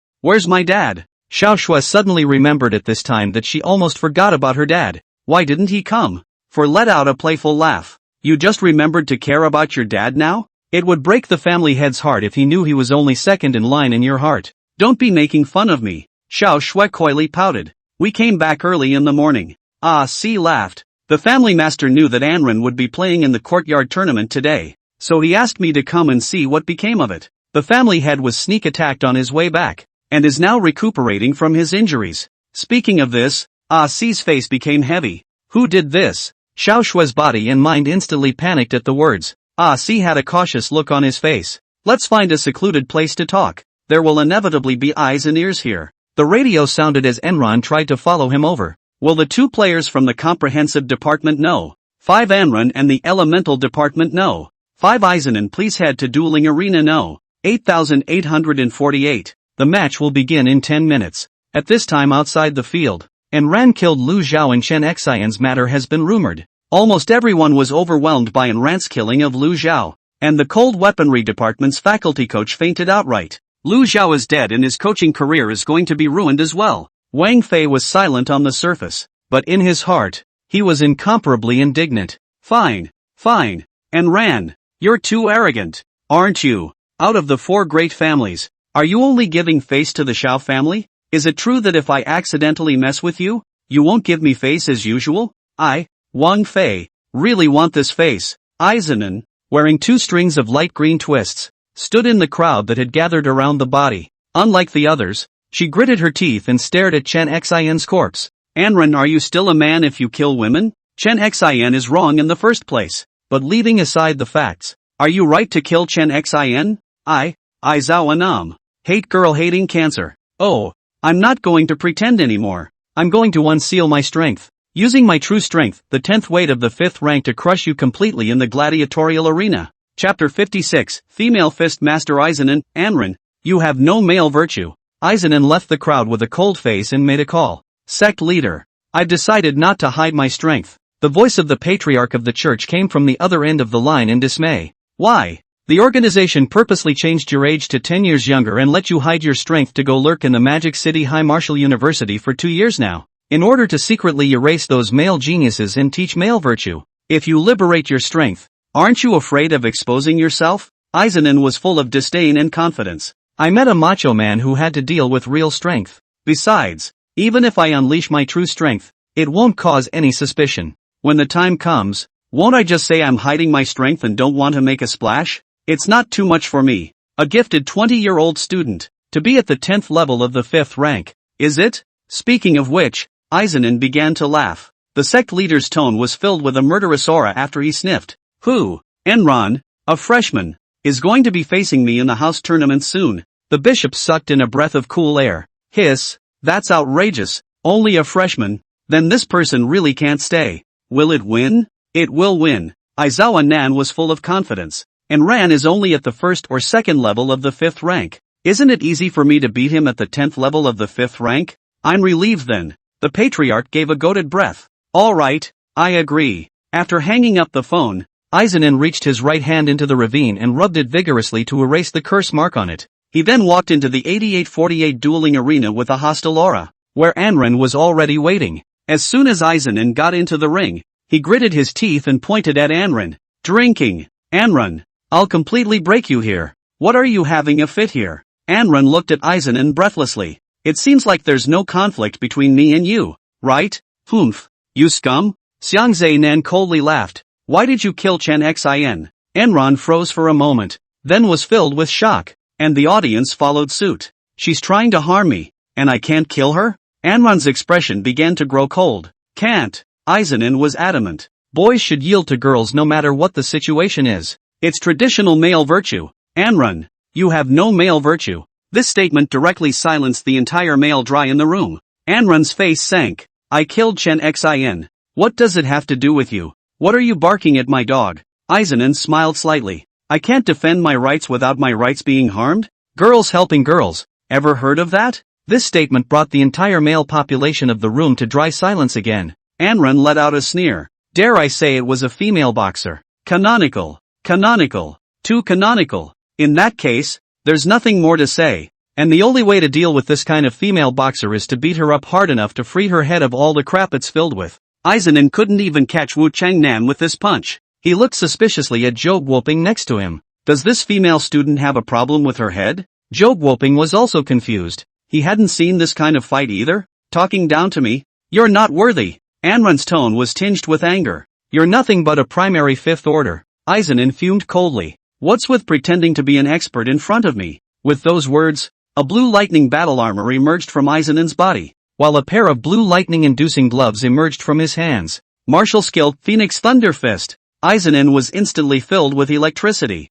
Both fists clenched, each with a dazzling huge ball of lightning. Even in the daytime, the dueling arena has become brighter. The sound of the flood of thunder startled the audience's screaming. Wu Changnan and Zhou Guoping, however, instantly frowned, as they could see at a glance that this overflowing power was not some fifth order first order, but rather a fifth order 10th order. Or even a sixth order. This Aizenin, his strength might even be above Tang Kai. At the same time, they also came to the conclusion that this Sang Zhe Nan's true identity was by no means a student of their Magic City University. Aizenin was just a junior in college. Where did he get the strength of a peak 5th rank or a beginning 6th rank? She thinks she's Enron? This woman was too stupid to expose herself in front of their two experts. However, both Wu Changnan and Zhou Guoping coincidentally chose to wait and see what would happen. As they wanted to see how strong Enron was, they didn't get to watch Enran defeat Tang Kai with their own eyes. Enron, this opponent might not be as simple as you think. Oh, Zhou Guoping that couldn't help but worry for Enron. It might be even harder than beating Tang Kai. Maybe you'll have to fight a fierce battle for a long time, or even defeat. This punch, can you catch it? Aizenin let out a wild laugh and swung both fists hard towards Enron. The two spherical lightning bolts unexpectedly turned into two huge purple thunder phoenixes. Their bodies flashed with purple thunder light. Their wings flapped, emitting bursts of thunder, like a fighter jet, flying straight toward Anran at supersonic speed. The scene was so shocking that those boys who were originally cursing Aizenin in their hearts couldn't help but marvel. This, Anran definitely can't catch. Anran's heart crossed, his eyebrows filled with a murderous aura. Against this kind of obstinate female boxer, he should just greet her with a big hello. Lu Xiao was already dead, so he didn't need to hide his strength. Enron didn't even bother to take out the flamingo. Don't generate epilepsy here. Parade of 100 ghosts. This was Enron's fullest strike to date. In an instant, countless auras as black as ink suddenly erupted out of the 100 ghosts singing in weeping battle armor, as if a group of ferocious and evil ghosts had been unleashed. These black gases quickly coalesced into hundreds of differently shaped, hideous and terrifying black fae, which exuded a creepy aura, like demons from the depths of hell. Accompanied by gusts of eerie chirping sounds, these black fae rushed towards Aizenin in an overbearing and incomparable manner. The corners of Aizenin's mouth lifted slightly, full of disdain. Your realm is too low to make it look like a bluff. It's as soft and thin as a beggar man in the gym working on dead muscle. Aizenin didn't have any fear at all. I will win. Chapter 57 Boy, have you ever seen the sun at 5 o'clock in the morning in Magic City? Between the whiskers, two huge purple thunder phoenixes were directly gnawed away and turned into lightning foam. Aizenin was shocked. How? Why are you so strong? You guy with no male virtue? What is your realm? In the blink of an eye, he arrived in front of Aizenin again, and with unrivaled momentum and power, the black fae rushed towards Aizenin, directly killing him in seconds. Aizenin flew straight out tens of meters away and hit the floor hard. Amidst the sound of silence in the room, Enron yelled as he charged straight up. It's not over. To the ground Aizenin is a pounding. Each punch are enough to make Aizenin bones crack. The impact sound resounded throughout the dueling arena. After Enran's forging, Aizenin's body has been completely deformed. Dozens of bones broken, and like a broken porcelain doll directly embedded in the hard floor, and the ground closely fit. The body began to rapidly swell up at a speed visible to the naked eye, and the originally slim figure instantly became like a blown-up balloon. From the original light tank model, transformed into a large, powerful tiger tank. Blood continued to flow out of her mouth, nose and ears, sliding down her cheeks and dripping onto the open cracks of the floor, which gradually spread out to form a bright red patch of blood. Waste. Anrun coldly stomped directly past Saganami's face, humiliatingly defeating Izunen, a high martial artist of the 10th level of the 5th rank. What an invincible fanatic! Plus 6,500 fanatic points. Comes with a face-stomping humiliation and another 500 berserker points. Remaining berserker points 64,000. 5th rank and 10th weight? Anrun frowned slightly. There's something wrong with this person. At this point the entire audience first fell into a moment of silence, and then erupted into a cheer. Anrun really is a tough guy. He has no mercy when it comes to girls. Not bad for an expert in curing bimbos. I wonder if he's this ruthless when he fights with Xiao Shui. Do you mean in the ring or elsewhere? You're a man of associations. Hey! Shocked, the medics rushed up to pluck Sang Sawanam from the ground and threw him on a stretcher to carry him down for resuscitation. Wu Changnan and Zhou Guoping came over at this time and coldly glanced at Xiang Zinan before walking towards Anrun. Anrun spoke up when she saw the two strong men coming over. This woman is definitely not a student of our school. The two of them, Wu Changnan and Zhou Guoping, first froze for a moment, then asked with considerable interest. How? Anrun said with a face full of confidence. Her strength is at the 10th level of the 5th rank. How is it possible for a junior college student to be at the 10th level of the 5th rank? She's not my Anrun. Wu Changnan and Zhou Guoping were shocked. Anrun's thoughts were the same as the two of them. The question was, how did Anrun see it? It was important to realize that only people like them who had stepped into the transcendent realm could accurately judge their opponent's realm only through the power they released. The current Anrun, no matter how heaven-defying he was only an ordinary high martial artist. Unguessable. This Anrun really kept them both guessing. How can you tell that her true strength is the 10th level of the 5th rank? Wu Chengnan's face regained its calmness, revealing a small smile. Anrun was instantly embarrassed. He couldn't say that the system told him that, according to the power she unleashed,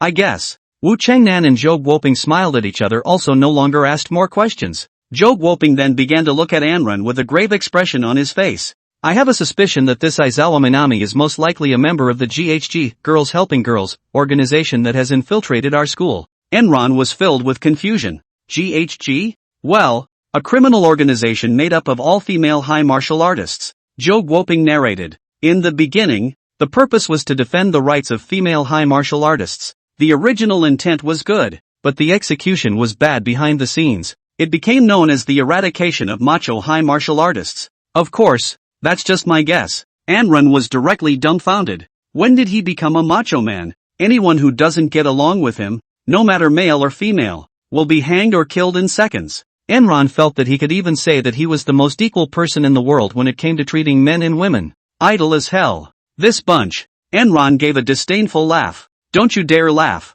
Zhou Guoping's face held worry. If my speculation is true, then you have another opponent for no reason. Anrun sniffed, and in her mind, she calculated that her so-called enemies were already a long list. The Lu family bore the brunt of it, and now there was inexplicably another GHG organization. And Wang Fei of the Wang family should be counted as one. Oh, and the Raven Society almost forgot. Having killed one of their Jameses themselves, they'd probably seek revenge on themselves as well. And the Crow Society is actually considered a vassal of the Lu family again. More haters means more berserker points. Thinking about this, the corners of Anrun's mouth couldn't even be pressed. Wu Changnan and Zhou Guoping looked at Anrun's appearance, and after being confused, there was a sigh in their hearts. The kid has been kind of invincible. In the face of many strong enemies, his mind was so stable that he even laughed. What a great general! Anyway, you should be more careful in the future. And the old man will also organize school personnel to remove the GHG organization from our school.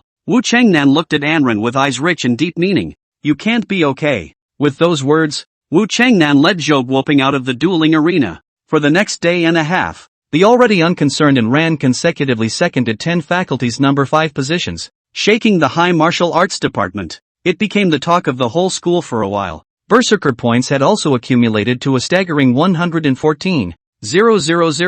Anrun smiled. The Berserker point was something he leaned on in his efforts to become a god. This wave has made it even more difficult for already wealthy families to get rich. It's just that in the past 2 days, Xiao Shui was at home with Xiao Yang recuperating from his injuries, and not being able to see her. Anrun felt a little itchy in her heart. This little ninny. Next time I see her, I'll be sure to bully her. On this day, it was Zhou Peng's birthday again, and Anran went to celebrate his birthday after playing the courtyard tournament, and the two of them then went hacking at an internet cafe. It was already 5 in the morning when they went back, and Enron walked alone on the way back, looking now and then at the sun that was calling out in the east, and in the middle of the sky, it seemed that a helicopter had been circling above his head. In the helicopter, Loin spat at the two black men behind him. Damn, is the game that much fun? Play to that. Let me follow it for hours. Helicopters use a lot of gas. Very funny, said Lauda. Kirby and Green laughed in unison. Much funnier than any of the women.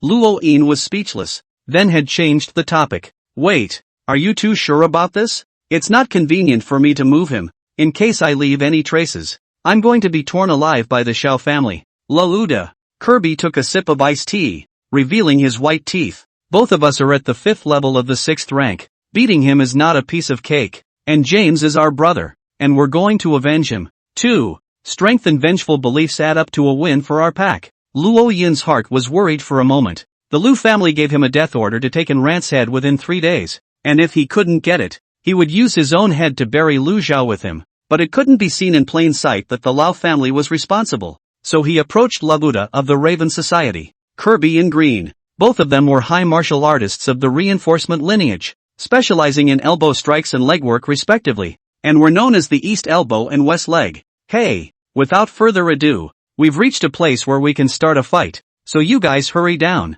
Luo-in suddenly said excitedly. At this moment, Enron was walking through a deserted square, yawning sleepily, when suddenly a strong voice rang out from behind him. Hey boy, have you ever seen the sun at 5 a.m. in Magic City? Chapter 58. Okay, you guys are the ones who forced me to add more. Enron turned around, only to see a dark silhouette dimly, and was instantly refreshed. International friends? As the other side of the close, the portrait also gradually clear up. Tall body, long around head, wearing a yellow short-sleeved sportswear. Above is vaguely written a 24 number. This man is considered one of the more hawkish counties among international friends. Have you ever seen the sun at 5 o'clock in the morning in Mordor? Lauda. Kirby repeated the words with a smile. I've seen the sun at 4 o'clock in the morning in Rocky Mountain Key. Enron thought the man was god-awful, a bit abstract, and looked like he was coming from a bad place. But it was just as well that he was here to deliver the berserker points again.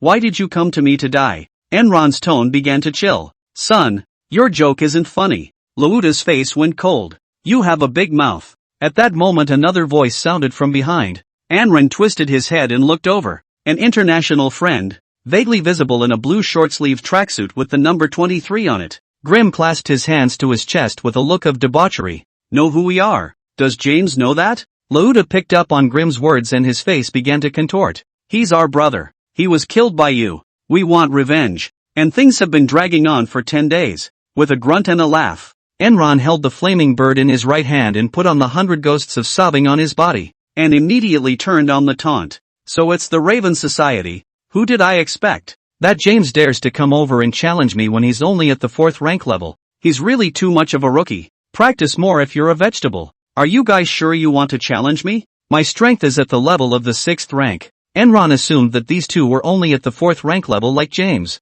We were 6 orders before you were 6 orders. Grim choked behind his back. The two of us are medium 6th ranked. Do you have that strength to fight us? Phew. Enron took a breath of cool air. Miscalculation. The other party is equivalent to 2 Zhang Tianxiong. One's current strength doesn't seem to be able to cope. It's hard to get. You have to add some. Berserkers, I want. Enron has not yet started to add points. Lauda has already rushed over with a face. Both arms at the elbow each put on a golden elbow sleeve. The body put on a layer of ice-red armor. Instantly came to Enron's eyes. Man, martial art, life-snatching elbow technique. Only to see Lauda surrounded by a burst of red and yellow. The air around him boiled, especially the 2 elbows. So bright that Enron was a little dizzy. Enron instantly interrupted the points. First opened the god-walking meteor golden light possession. Swung up the bird of fire and Lauda's unpredictable elbow trajectory exchanged a period of time. Each collision between the two sides caused tremors in the square.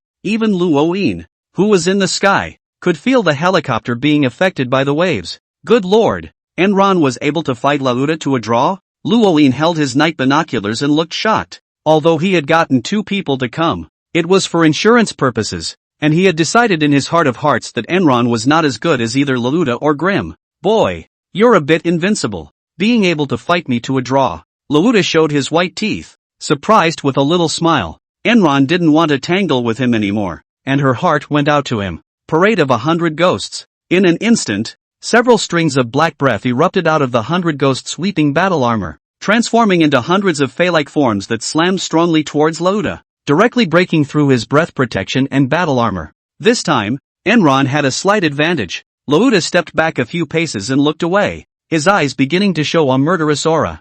I can't believe I almost got killed back. Invincible. Boy. The heavenly Luo-in was convinced, and together they were really looking for the right two people. Kid, don't forget, there's still me? At this moment, Green's feet were covered with a pair of platinum combat boots, and he lifted his right foot and stomped down hard. Martial skill, mountain shaking leg technique. A huge force was released from Green's right foot, and the entire square and its vicinity shook violently as all the large trees and nearby buildings began to crumble. The force was instantly channeled to the bottom of Enron's feet before exploding up from the ground and impacting Enron's bottom. Enron only felt a force pushing him upwards, and rose up in the air, instantly shifting his direction in the air, landing after a slash at Grim. Double-edged Shura Chop. The two fiery red Yamas, with symmetrical hands, pulled 24-meter-long crosses of intense red light rushing toward Green with a mountainous momentum. The air in the entire square boiled once again. Seeing this, Green rose into the air and flew towards Enron with a kick, the sky-breaking god's leg, only to see Grim's feet were bright with dazzling white light, blasting against the double-edged Shura Chop at an extremely fast frequency. Each collision seemed like it was going to tear apart the space around him. The sparring ended, and Grim couldn't help but land several steps backward. This time, Enron had a slight advantage. Grim's face was filled with dismay. Not even me? The two of them, Grim and Lauda, looked at each other, and then simultaneously attacked Enron back and forth. Grim still made the breakneck divine leg. Lauda then throws the elbow storm, spreading his elbows outward. His body then rotated madly at a speed of 100 revolutions per second, and in an instant, he rose up into the air, flying towards Enron with a strong rotating airflow. The helicopter in the sky was affected by the air currents and almost fell. Luo-in wiped his cold sweat. That was close. Almost crashed. Facing the front legs and back elbows, Enron was unusually calm. 100 Ghost Parade. In an instant, several strings of black breath erupted from the 100 Ghosts' sweeping battle armor, transforming into hundreds of phase shadows that split into two halves and impacted towards Lauda and Grim. After a moment of stalemate, Lauda's elbow strikes and Green's godly kicks began to move closer to Enron. Lauda and Grim couldn't help but let out a sneer. We are attacked from two sides. How should your excellency cope? It's going to win. Ha ha ha ha ha. Luo-in in the sky frantically slapped his thighs. That's it. Anren, you're dead today. I admit you're strong. More than I realized. But there's no way you can beat East Elbow and West Leg at the same time. Could you have broken through on the spot? Impossible. Anren frowned, feeling more and more strained. If this continues, strength is not enough when you use it. If you had known, you would have added points. Originally, he had felt that the third rank was enough for him to traverse the entire university, and had saved his berserker points for possible use. I didn't realize the horse had lost its footing today. I'm trying to add points now, but I can't stop when the other side steps up. There. Anren suddenly brightened up. Shadow Enron, at your service. Here, you hold them off for me for half a minute. I'm going to try to get to my practice. Shadow Enron was filled with shock. What? I'll fight both of them? Cut the crap. It's your turn. Enron and Shadow Enron swapped bodies instantly. Jia Jia Jia. Enron let out an oozing smile from underneath. Madman. I'm going to struggle. Add some. Chapter 59, Enron soars in place? Shadow Enron was double blitzed the moment he was switched out. First by Lauda's series of hundreds of elbows to his back in a second, and then by Grim's god kick to the front of his stomach. Luckily, Shadow Hyaki Sob's protection was also strong enough to allow Shadow to peacefully preserve 30% of his life force. After being bludgeoned, Shadow escaped from the clinch by peacefully turning on Divine Walking Meteor, but Lauda then rushed back up to fill him in with a life-threatening elbow. At this, Shadow Enron flew straight down to the ground, wearing a pain mask on his face, unable to move with only 10% of his life force left. It's so cruel to me. How could I possibly be a match for them? Can't I hide if I can't fight? The Shadow Enron hastily dragged his crippled body to hide in the darkness. At this point, Lauda and Green were both unusually excited, and even began to argue about the credit. He's visibly weakened, and it looks like he's been dry-humped by my elbow strikes. Nice try. Clearly subdued by my legwork. Luo-in in the sky was energized by the sight. It's a sure win. Wait, why is he gone? Lauda was suddenly full of surprise as he pointed at the place where Shadow had fallen peacefully to the ground. How did a man that big disappear? Grim rubbed his not-so-smart head. You ask me. Who do I ask? Luo-in in the sky was full of incredulity. It seems that this Enran has the same shadow system talent as me, able to hide in the darkness of the night. No wonder I was able to anticipate my trail the day before yesterday. Luo-in made a good guess, but unfortunately it was only half right. Subsequently, Luo-in couldn't help but feel another chill down his spine and a wave of trepidation in his heart. Just how much talent does this Enran have? Even though he's in the comprehensive department, this is too comprehensive for him. Seeing the shadow peacefully gone, Lauda had a flash of insight and lit both his elbows. In any case, there's always darkness to be seen by illuminating it. The light was then shown in the direction of Shadow Enron's collapse, and I found Shadow Enron's blurred figure crawling on the ground. And by this time, Enron was already struggling like crazy, close to completing his advancement. First, he pulled out a bottle of Grade A auxiliary sacred water from the storage ring sent by Xiao Shui and directly gulped it down. Maniac, help me straight to the top. I'm going to blow them away. Copy that. Use of the supplementary tonic increases the speed of cultivation at the third stage by 50%. Use 36,000 Berserker points to raise your realm 8 steps in a row, ascending to the third stage in 10th weight. Upgrade begins. 15 seconds later. For 2.5 years, you wasted your time practicing hard, and every day you could see the sun at 5 o'clock in the morning in Magic City. Finally standing at the peak of the third order. You're not a genius, but you're better than a genius. This wave is a victory that belongs to the plebeians. Remaining Berserker points 78,000 points. Struggle through the third order and then the fourth. Use of the supplementary tonic increases the speed of cultivation by 30% at the fourth stage. Use 75,600 Berserker points to raise your realm 4 steps in a row, into the fourth level of the fourth order. Upgrade begins. For 2.5 years, you rose earlier than a chicken and slept later than a dog every day. The sun and moon in the sky are footnotes to your hellish exercise. You finally reached the brand new heights of the fourth order of 4. You are so diligent that the heavens are moved by you and reward you with the talent overlord's body. This wave touching the sky belongs to the earth is 2,400 remaining Berserker points. When he slowed down, he was filled with pride. This is the hardest I've ever worked. Enough to use more than 100,000 Berserker points. Who dares to say that they are not diligent? Look at the panel again. Realm, 4th order 4. Talent 6, Overlord's body. Strengthening talent. 1. Taking refuge in the spiritual body of the ancient overlord. The physical body is incomparably strong, and when it reaches its most extreme, it can even block nuclear bombs with its physical body. The effect grows with the level of the realm. 2. You can cultivate strengthening system martial arts or feats. Looking at the new talent, the corners of Enron's mouth rose wildly. Good. Boys who love to work hard don't have bad luck. Ha ha ha. By now Lauda and Grim were already walking toward Shadow Enron with smiles on their faces. Son, the game of hide and seek is not fun. Lauda then used his life-taking elbow and Grim used his breaking god kick while running at the Shadow Answer. Looking at the raging duo, Shadow Enron was on the verge of tears. What about the 30 seconds you said you'd hold out? How come it's been over 2.5 minutes and it's still not out? I won't really die, but I'm afraid of pain. Call out to the master. Call out to the master. Child, don't be afraid.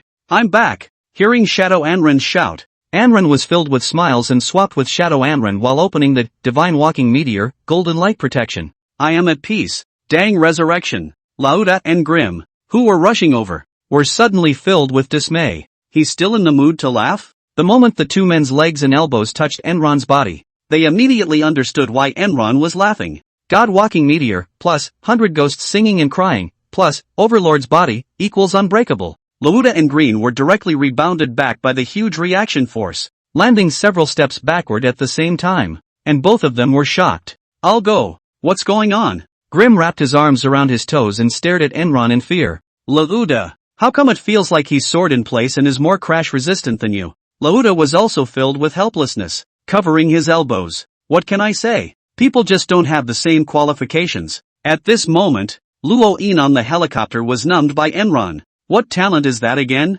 Strengthening department. It must be strengthening department. Where did the strengthening department come from? This Enron, don't tell me you're all powerful. Terrifying as it is, this son must not be kept. Luo-in then sighed. It seemed that the victory had been decided. Slipping away, Enron was looking grimly at Laluda and Grim at this point. What kind of death do you want? Laluda, on the other hand, showed his white teeth to Enron. Although we are rivals, you have conquered me. I, Laluda, would like to honor you with the name Man, and then goodbye. Laluda instantly hit the elbow storm and flew up into the air in an attempt to escape. Grim was dumbfounded. What about me? Won't you give me a ride? I haven't gotten in the car yet. Did I tell you to leave? Enron's eyes were full of ferocity. Messing with me and still want to run? Parade of 100 ghosts. In an instant, a vast sound rang out, only to see hundreds of huge-sized black shadows that emitted a powerful aura being released from that bizarre 100 ghosts chanting cry.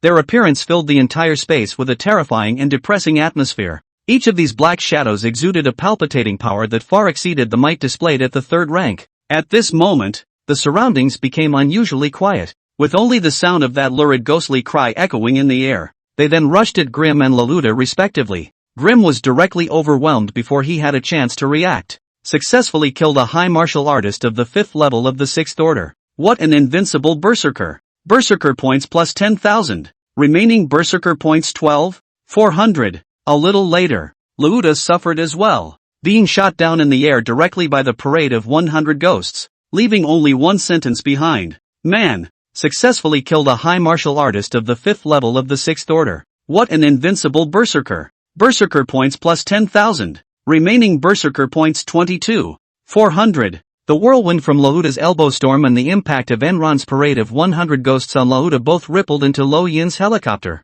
Even if it was hundreds of meters away, the helicopter shook violently for several seconds before stabilizing. Damn, this dead Lauda. Before he died he almost caused me to crash. Luo Yin cursed and escaped with the helicopter. That's when sunrise began, and a few rays of daylight broke through the darkness. Enron smiled knowingly, seeing the sun at 5 in the morning in Mordor, grabbed his cell phone and took a picture of the sunrise and sent it to Xiao Shui and left a message. It's beautiful, and I hope to watch the sunrise over Mordor with you someday. Enron was reveling in the beauty of the sunrise when a noise appeared around him. Don't move. Chapter 60, Wang Fei, I was obviously here first. What right does Enron have? Enron looked at the visitor suspiciously and realized that it turned out to be someone from the inspection division and saw the familiar Wang Gang. Isn't this Director Wang? Enron nodded to him with a smile. Wang Gang had a surprised look on his face and looked Enron up and down with a flashlight. In the morning? Why don't you sleep and run here? Someone just called us to say there was a violent fight going on here.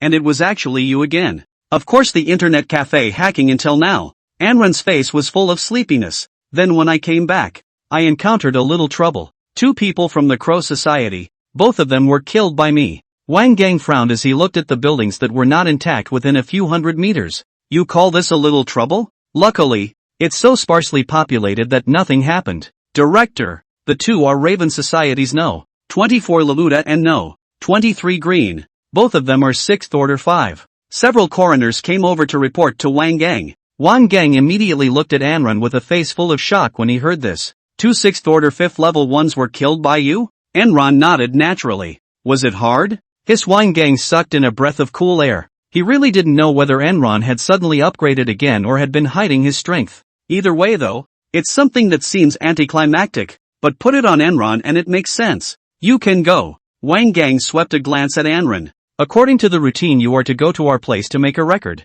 But since the other party is from the Raven Society there's no need. You know exactly who's behind this. Enron didn't say anything. Everyone knows that the Crow Society is the black glove of the Lu family. But it is impossible to use this to flush out the Lu family. Otherwise the Lu family would have long ceased to exist. Enron bid farewell to Wang Gang and walked directly in the direction of the school, yawning heavily on the way, immensely sleepy, and helpless in his mind. The energetic cultivation method was currently still of the 3rd rank, unable to keep up with his 4th rank strength anymore, causing the 100 ghost parade of the 4th rank facet released just now to consume a large amount of energy. The most important thing now was to rest first. So Enron decided. The shadow is at your service.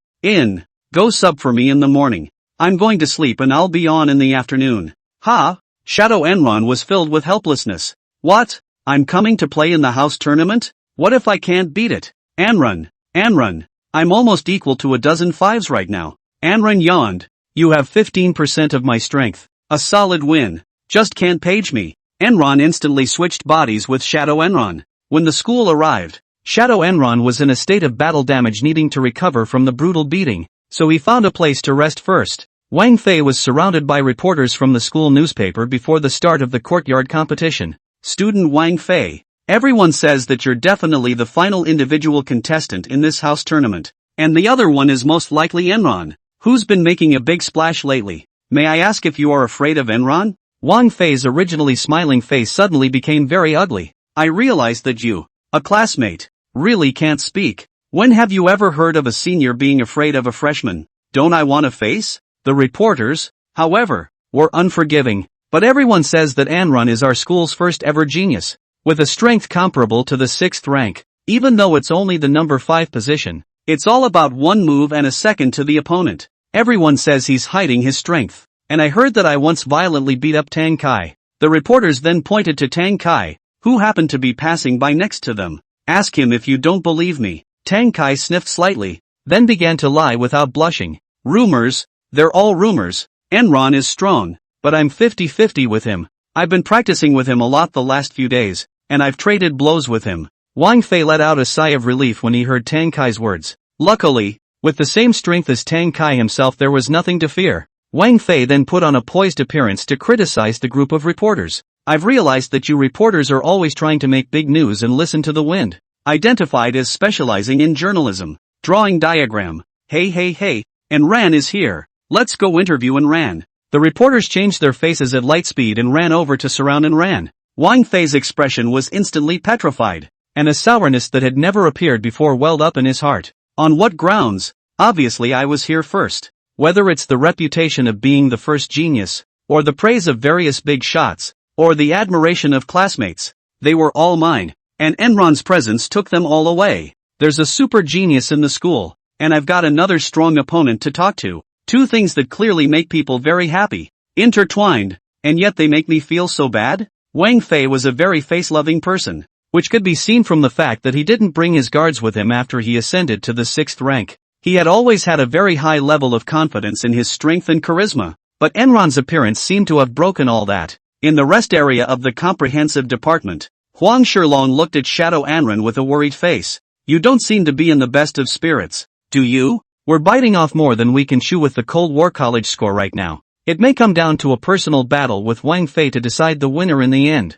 I was counting on you to go. Will it win? The shadow settled back into a snarl. It'll win. You can have no status, but you can't lose your momentum. The game then started and then the regular season ended. In a rare tie between the Cold Warrior and Composite departments, this will really have to be decided through an individual match. As for Enron, she said she would only sleep in the morning, but ended up sleeping even in the afternoon. Shadow Enron was on the verge of crying from exhaustion, having played all 6 matches, and yet his fights throughout the day baffled everyone. Both won but not in seconds like the previous 2 days, but tended to stalk their opponents for a few minutes. As in win. For a while the rumor that Enran's strength was nothing more than that spread throughout the entire house tournament region. After the match in the rest area, Zhou Guoping found Shadow Enron very puzzled to ask, why hide your strength at this time? You don't want to fight Wang Fei in singles? The shadow was dumbfounded and screamed inwardly. I don't want to. Who told my master not to get up no matter how he called? Then Shadow Enron rubbed his head and made up a reason. Dean, I, Enron, am an understanding person. I think spiking my classmates is just too much of a blow to their self-esteem. So I'm teaching instruction to them. The corners of Zhou Guoping's mouth twitched, his face full of suspicion. You're understanding? It's okay to lie to others. Don't lie to yourself. This Enron, is there another conspiracy? Forget it. The principal has a vote to decide anyway. He's sure to let Enron play. Zhou Guoping then left with a smile after patting Enron's shoulder. In another rest area, Wang Fei couldn't help but be smiling slightly as he listened to the comments of the bystanders who were derogating Enran. In that case, my opponent should be Tang Kai. Enron's strength is really overrated. Oh, I wonder what I'm worried about. That's when the radio came on. As decided by the judges, the competitor of the individual competition bit Cold Weapon Academy number 1. Wang Fei. Wang Fei smiled slightly at his words. It's inevitable. The other one, Enron, number 5 in the general department. Please have both contestants enter dueling arena 9527 in 1 hour. King Fly, Shadow Enron. Chapter 61. The clothes on you smell like Chen Xin? From now on, you can only wear the clothes I bought for you. Shadow Enron sat on a long wooden bench in the lounge area and called out to Enron with his head down and his face full of helplessness. Master, wake up! Wake up! I'll fight Wang Fei and we'll lose. Snap! Suddenly a big white leg stepped heavily on the empty space to the right of Shadow Enron, and a milky fierce voice came over. Enron, why haven't you returned my calls and messages all day? Enron, who was in the midst of a blindfolded sleep, heard the voice was an instantaneous jolt and the Shadow Enron swapped bodies. This maneuver made Shadow Enron look dumbfounded. Holy, so double standard? I've been yelling for half a day without waking up. Enron opened her dazed eyes and saw Xiao Shui with one foot on the bench, her whole body bowed forward, her soulful eyes carrying a look of worry and exasperation, and her white flawed cheeks still had a hint of flushing. Upper body wearing black tight breathable thin silk. Neckline was V-shaped. Will Xiao Shui's advantage played to the fullest? Black and her snow-like skin set off exceptionally bright. Underneath, she paired a casual white and green floral dress with tan tube boots and compact, white socks that covered most of her calves. What a little homely silver taper she-cat. So cute. Enron couldn't help but swallow his saliva. He hadn't seen this little girl for 2 days and vowed to bully her when he saw her again. Thus, Enron ghostly stretched out his hands towards Xiao Shui's cheeks. The moment her fingertips lightly touched, Xiao Shui withdrew her foot as if electrocuted and took several steps backward, then stared at Enron in shame and annoyance. What do you want to do? A lot of people here are watching. Xiao Shui's chest rose and fell violently, and her breathing was very rapid. Enron swept around as the others cast envious or playful glances in his direction. Enron withdrew his hands resentfully. But the point is that Xiao Shui's phrase, "there are a lot of people watching," does that mean no one is watching? Enron would smile. Xiao Shui was annoyed again. You haven't answered my question yet? Because my cell phone is broken. Enron pulled a random lie. Oh, so that's how it is. Xiao Shui surprisingly believed it dully, then gracefully sat down beside Enron. Enron was a bit intoxicated by the refreshing scent that hit his nose. Wang Gang told us about what happened in the morning. Xiao Shui twisted her head and looked at Enron worriedly again, her voice very thin. That's why my father specially sent a 7th order transcendent master to protect you. Enron sniffed for a moment, his eyes lighting up as he looked around. You're too kind. Where is everyone? He's very mysterious. We can't discover him with our realm, Xiao Shui said. In the dark. Enron nodded, then asked, let's not. How is your father? How is he hurt? What are you doing here all of a sudden? Xiao Shui sniffed and glanced wryly at Enron. Want to know? Ask yourself. Come to my house the Saturday after tomorrow, as promised before. Enron froze, almost forgetting. Xiao Shui swept another glance at Enron's clothes and said, your clothes are all too old. Tonight I'll take you to buy clothes. I want you to go to my house in your best condition. Enron was slightly stunned. Soft food is coming again, right? Xiao Shui suddenly poked her head to sniff the clothes on Enron's shoulders again. What for? Like a dog's nose? Enron tilted his body slightly in confusion. Xiao Shui raised her head and poked Enron's cheek with her finger like a little she-cat in heat. All of your clothes must have the smell of Chen Xin on them. They must all be changed. You can only wear the clothes I buy you from now on. Enron helplessly sniffed herself and retorted. Where does it smell like Chen Xin? I just don't have any intimate behavior with her. I don't think it's necessary. Don't mention that obscure name. You're a dog. I don't want you to feel. I want me to feel. Xiao Shui domineeringly dismissed Enron's words. Enron's aura went down. Okay. Listen to you. Only then did Xiao Shui relent. Enron was snickering too. Row. Then we'll bully this little ninny hard at night to get back at her. Not together to buy clothes. Buy a dress will buy very late. Right. Is it possible to live outside? It might be possible to get on the bus before you make up your ticket. Hey. The banter between the two drew many laughs. Who would believe that these two are still not nominally a couple? At this moment in the VIP rest area, Yuan Shun, the director of the Cold Weapon Academy, was complaining to Wu Chengnan with a green face. Headmaster, aren't you fooling around by letting that Enron fight Wang Fei? You saw what level of play Enron had today. Can he represent the highest level of our school and compete with Wang Fei? Don't have that ability, you know? You let Enron play in the individual tournament. He is required by rule to be on the field when it comes time to spar with the exchange group from the Imperial Capital University. Speaking of this, Yuan Shen was practically laughing in anger. Do we want him to go up there to disgrace us and make the people of Imperial Capital University look at us funny? Among the high martial arts universities in the country, Mordor University and Imperial Capital University had always been known as the twins, and every year an exchange match would be held between the two schools. Although it is not a competition of an official nature, It is being given extra attention. This is because the winning school will be recognized as the #1 school by default by the entire nation of Dasha within a year, which is a great boon for enrollment. And it just so happened that Yuanshan was the leader this year, so he was in a hurry. Wu Changnan smiled easily at Yuanshan. Look, it's urgent again. You're jumping to conclusions before the fight? I'll settle for Enron. Yuanshan was helpless. Headmaster, how can you be dictatorial? Wu Sung Nam didn't bull ***** him either and glared at him gently. Because I'm the principal. Just such a slight tone and movement was enough to make Yuanshan freeze for a short while. People in the general department are fine with it. Aren't they, Cho? Zhou Guoping nodded. That's right. Me, Huang Shilong and Tang Kai are fine with it.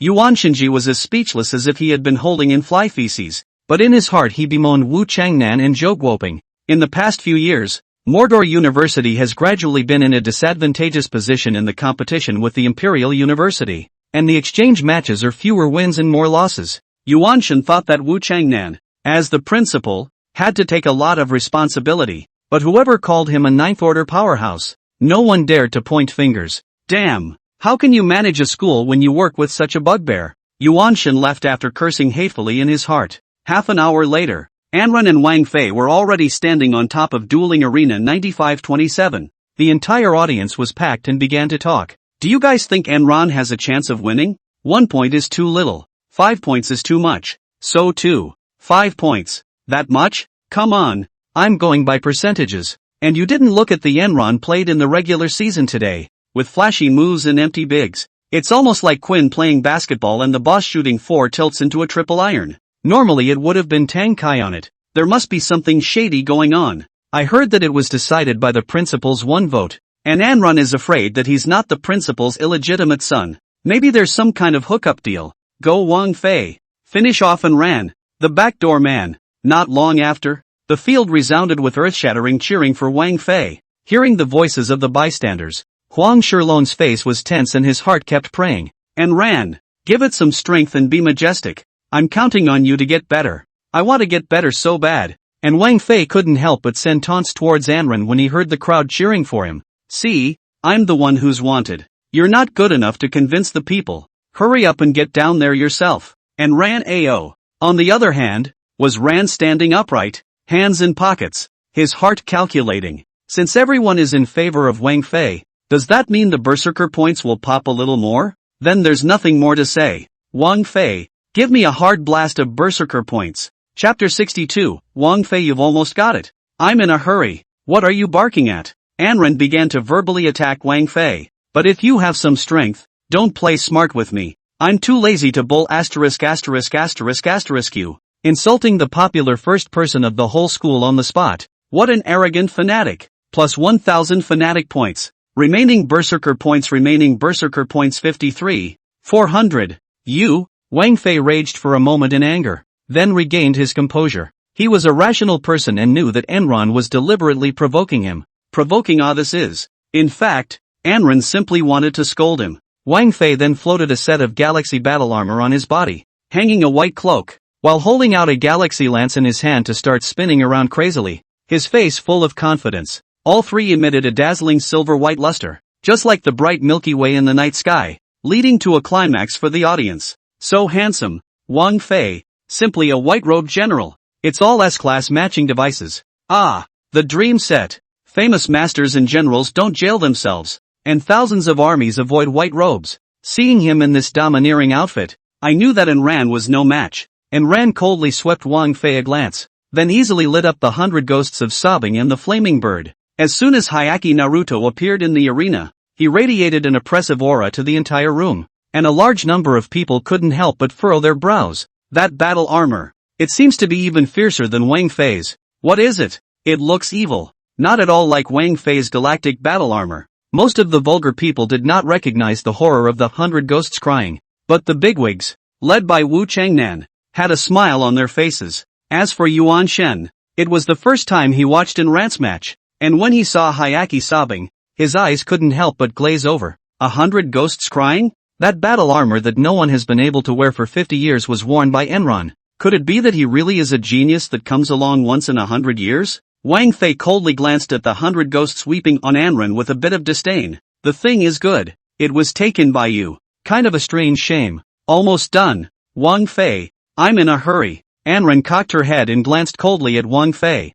Stop barking at the dog. Wang Fei's face changed slightly when he heard this, so he gripped his galaxy lance and pointed it at Anren. His face as cold as frost. Gun technique galactic storm. Wang Fei suddenly stormed up, and in a split second his entire body lightly rose up in the air, the tip of the gun pointing at Anren, then spinning frantically like lightning, the overflowing power causing gusts of gusty winds and brilliant silver-white luster. Finally, like a drill, it went straight at and in a flash of lightning. Everyone in the room felt Wang Fei's strong power, and a large number of ordinary students could not help but sigh in their hearts. It is said that this shot is known for its incomparable sharpness, and in the battles between Wang Fei and the other students, there is no defense that cannot be pierced by this move. It's the strongest spear among the students of our Magic City University. Enron is definitely losing. With his black and unknown battle armor, he will definitely be poked out of 10,000 transparent holes. Anren had already decided to save as much energy as possible for the evening and go clothes shopping with Xiao Shui. So what if I stand and let you fight? Enron stood as firm as a pine, just relying on the basic protection of 100 ghosts singing and crying, plus God's walking meteor, plus Overlord's body, to entangle himself with Wang Fei, who was darting towards him. Wang Fei tried to drill into Anren's absolute defense like a super drill, and the stalemate lasted a few seconds. When Wu Changnan and Zhou Guoping saw this, they both showed a hint of surprise. Where's the enhanced talent? When did Enron get another enhanced talent? Enron is a treasure boy. He digs up a treasure every few days. Zhou Guoping was then laughing brightly. For his part, Wu Sungnam smiled subtly. The student audience, on the other hand, had their hearts in their mouths and let out a roaring sound. Why is Enron standing still? He wants to carry on dead? Is he an idiot? How could he block Wang Fei's pointed spear purely by defense? Does he want to be the strongest shield? Just when all the students thought that Wang Fei would definitely break through Enron's defense right away, Wang Fei himself was already sweating. He himself knew best. He was hardened by Enron and couldn't advance a single inch. Shame. What was even more humiliating was that he had discovered that Enron hadn't used any feats at all, and had blocked himself purely by relying on his talent. You're shelving the scraping? Enron looked at Wang Fei with a slight smile. What a silver gun. Your gun head is simply softer than Hibiscus King. Crawl you. Anren just vibrated his body forward, and Wang Fei directly flew out a dozen meters with his gun. After Wang Fei landed on the ground, he took another dozen or so steps backward, and the galaxy lance stuck into the ground before stopping his pace. The students are numb. What's going on here? Wang Fei can't drill through Enran's defenses? There was total silence. Yuan Shen understood the reason why Wu Changnan supported Anren at this time, and couldn't help but start laughing. Okay, I was wrong. Anren, you, the child, have been invincible. With you, the geniuses of the Imperial Capital University count a Kuan. He even forgot that Wang Fei was a child of his Cold Weapon Academy. Phew! Wang Fei sucked in a breath of cool air in panic, casting a terrified look at Anren. What kind of monster is he? However, Wang Fei remained undeterred and began to wield the galaxy lance again. Gun technique, crossing the Milky Way. Wang Fei held up his galaxy lance with a burst of red light at the head and a burst of white light on his body, flashing towards Enron, causing huge ripples wherever he passed. The audience, which had been dead lonely, began to boil again. Another great trick of Wang Fei's, said to be both offensive and defensive. The white light shelter provides defense, and the red light at the tip of the gun provides sharp, unparalleled penetration. If that's the move, it's a sure win. Anren laughed as he looked at the almost frantic Wang Fei. His eyes inadvertently glanced at Xiao Shui's figure praying for him again, and his heart warmed with a knowing smile. For you, I will kill Wang Fei in seconds. Enron finally began to swing the flaming bird, his face full of coldness. Double-edged Shura Chop. Enran's 4th rank realm has no problem defeating you. A 6th rank person, with a 3rd rank martial art. At once Enran generated a fiery red yenwang on each side of his left and right sides. His hands were symmetrical, pulling 24 meter-long crosses of intense red light rushing towards Wang Fei with the momentum of a mountain. Wow! All the defenses of Wang Fei's entire body were instantly knocked down, and his entire body presented a perfect parabola flying out dozens of meters, sticking his head down on the ground, successfully defeating the former first genius of Mordor University, a high martial artist of the 2nd level of the 6th order. What an invincible berserker! Berserker points plus 9,000, remaining berserker points 62. 400. Enron breathed softly. Well, it's over. Going clothes shopping with Xiao Shui is my top priority right now. Hey. Chapter 63 Adolescent boys always dream of bunny girls. There was first a dead silence in the room. Almost all the students looked incredulously at Wang Fei, who was stuck upside down on the ground. And then intense discussions started to appear one after another. Liar. Right. The so-called no. One person in Magic City University. Wang Fei would lose so miserably? To be easily defeated by a freshman who has been enrolled for less than a month? Is Wang Fei too much of a rookie? I'm afraid it's not that Wang Fei is a dish, but that Anren is too strong. Wang Fei would a hook 8 first person. Now is the time of Mayan Xin. The coach of the Cold Weapon Academy team first red huffed, and then fainted in direct fear. Enron killed one of his team members first, and then easily hanged his number 1 guy, literally taking a hammer to his life. Cohen. Huang Shilong, on the other hand, cried out in excitement. I knew we'd win. I'm going to make progress. Yuan Shen looked at Anron's magnificent body, and his heart burst with ecstasy. Compared to the battle power displayed by Anran, those two from Imperial Capital University who are known as the strongest geniuses in history are nothing. Winner, Enron. With an announcement, the room erupted in cheers for Enron, and everyone was bowled over.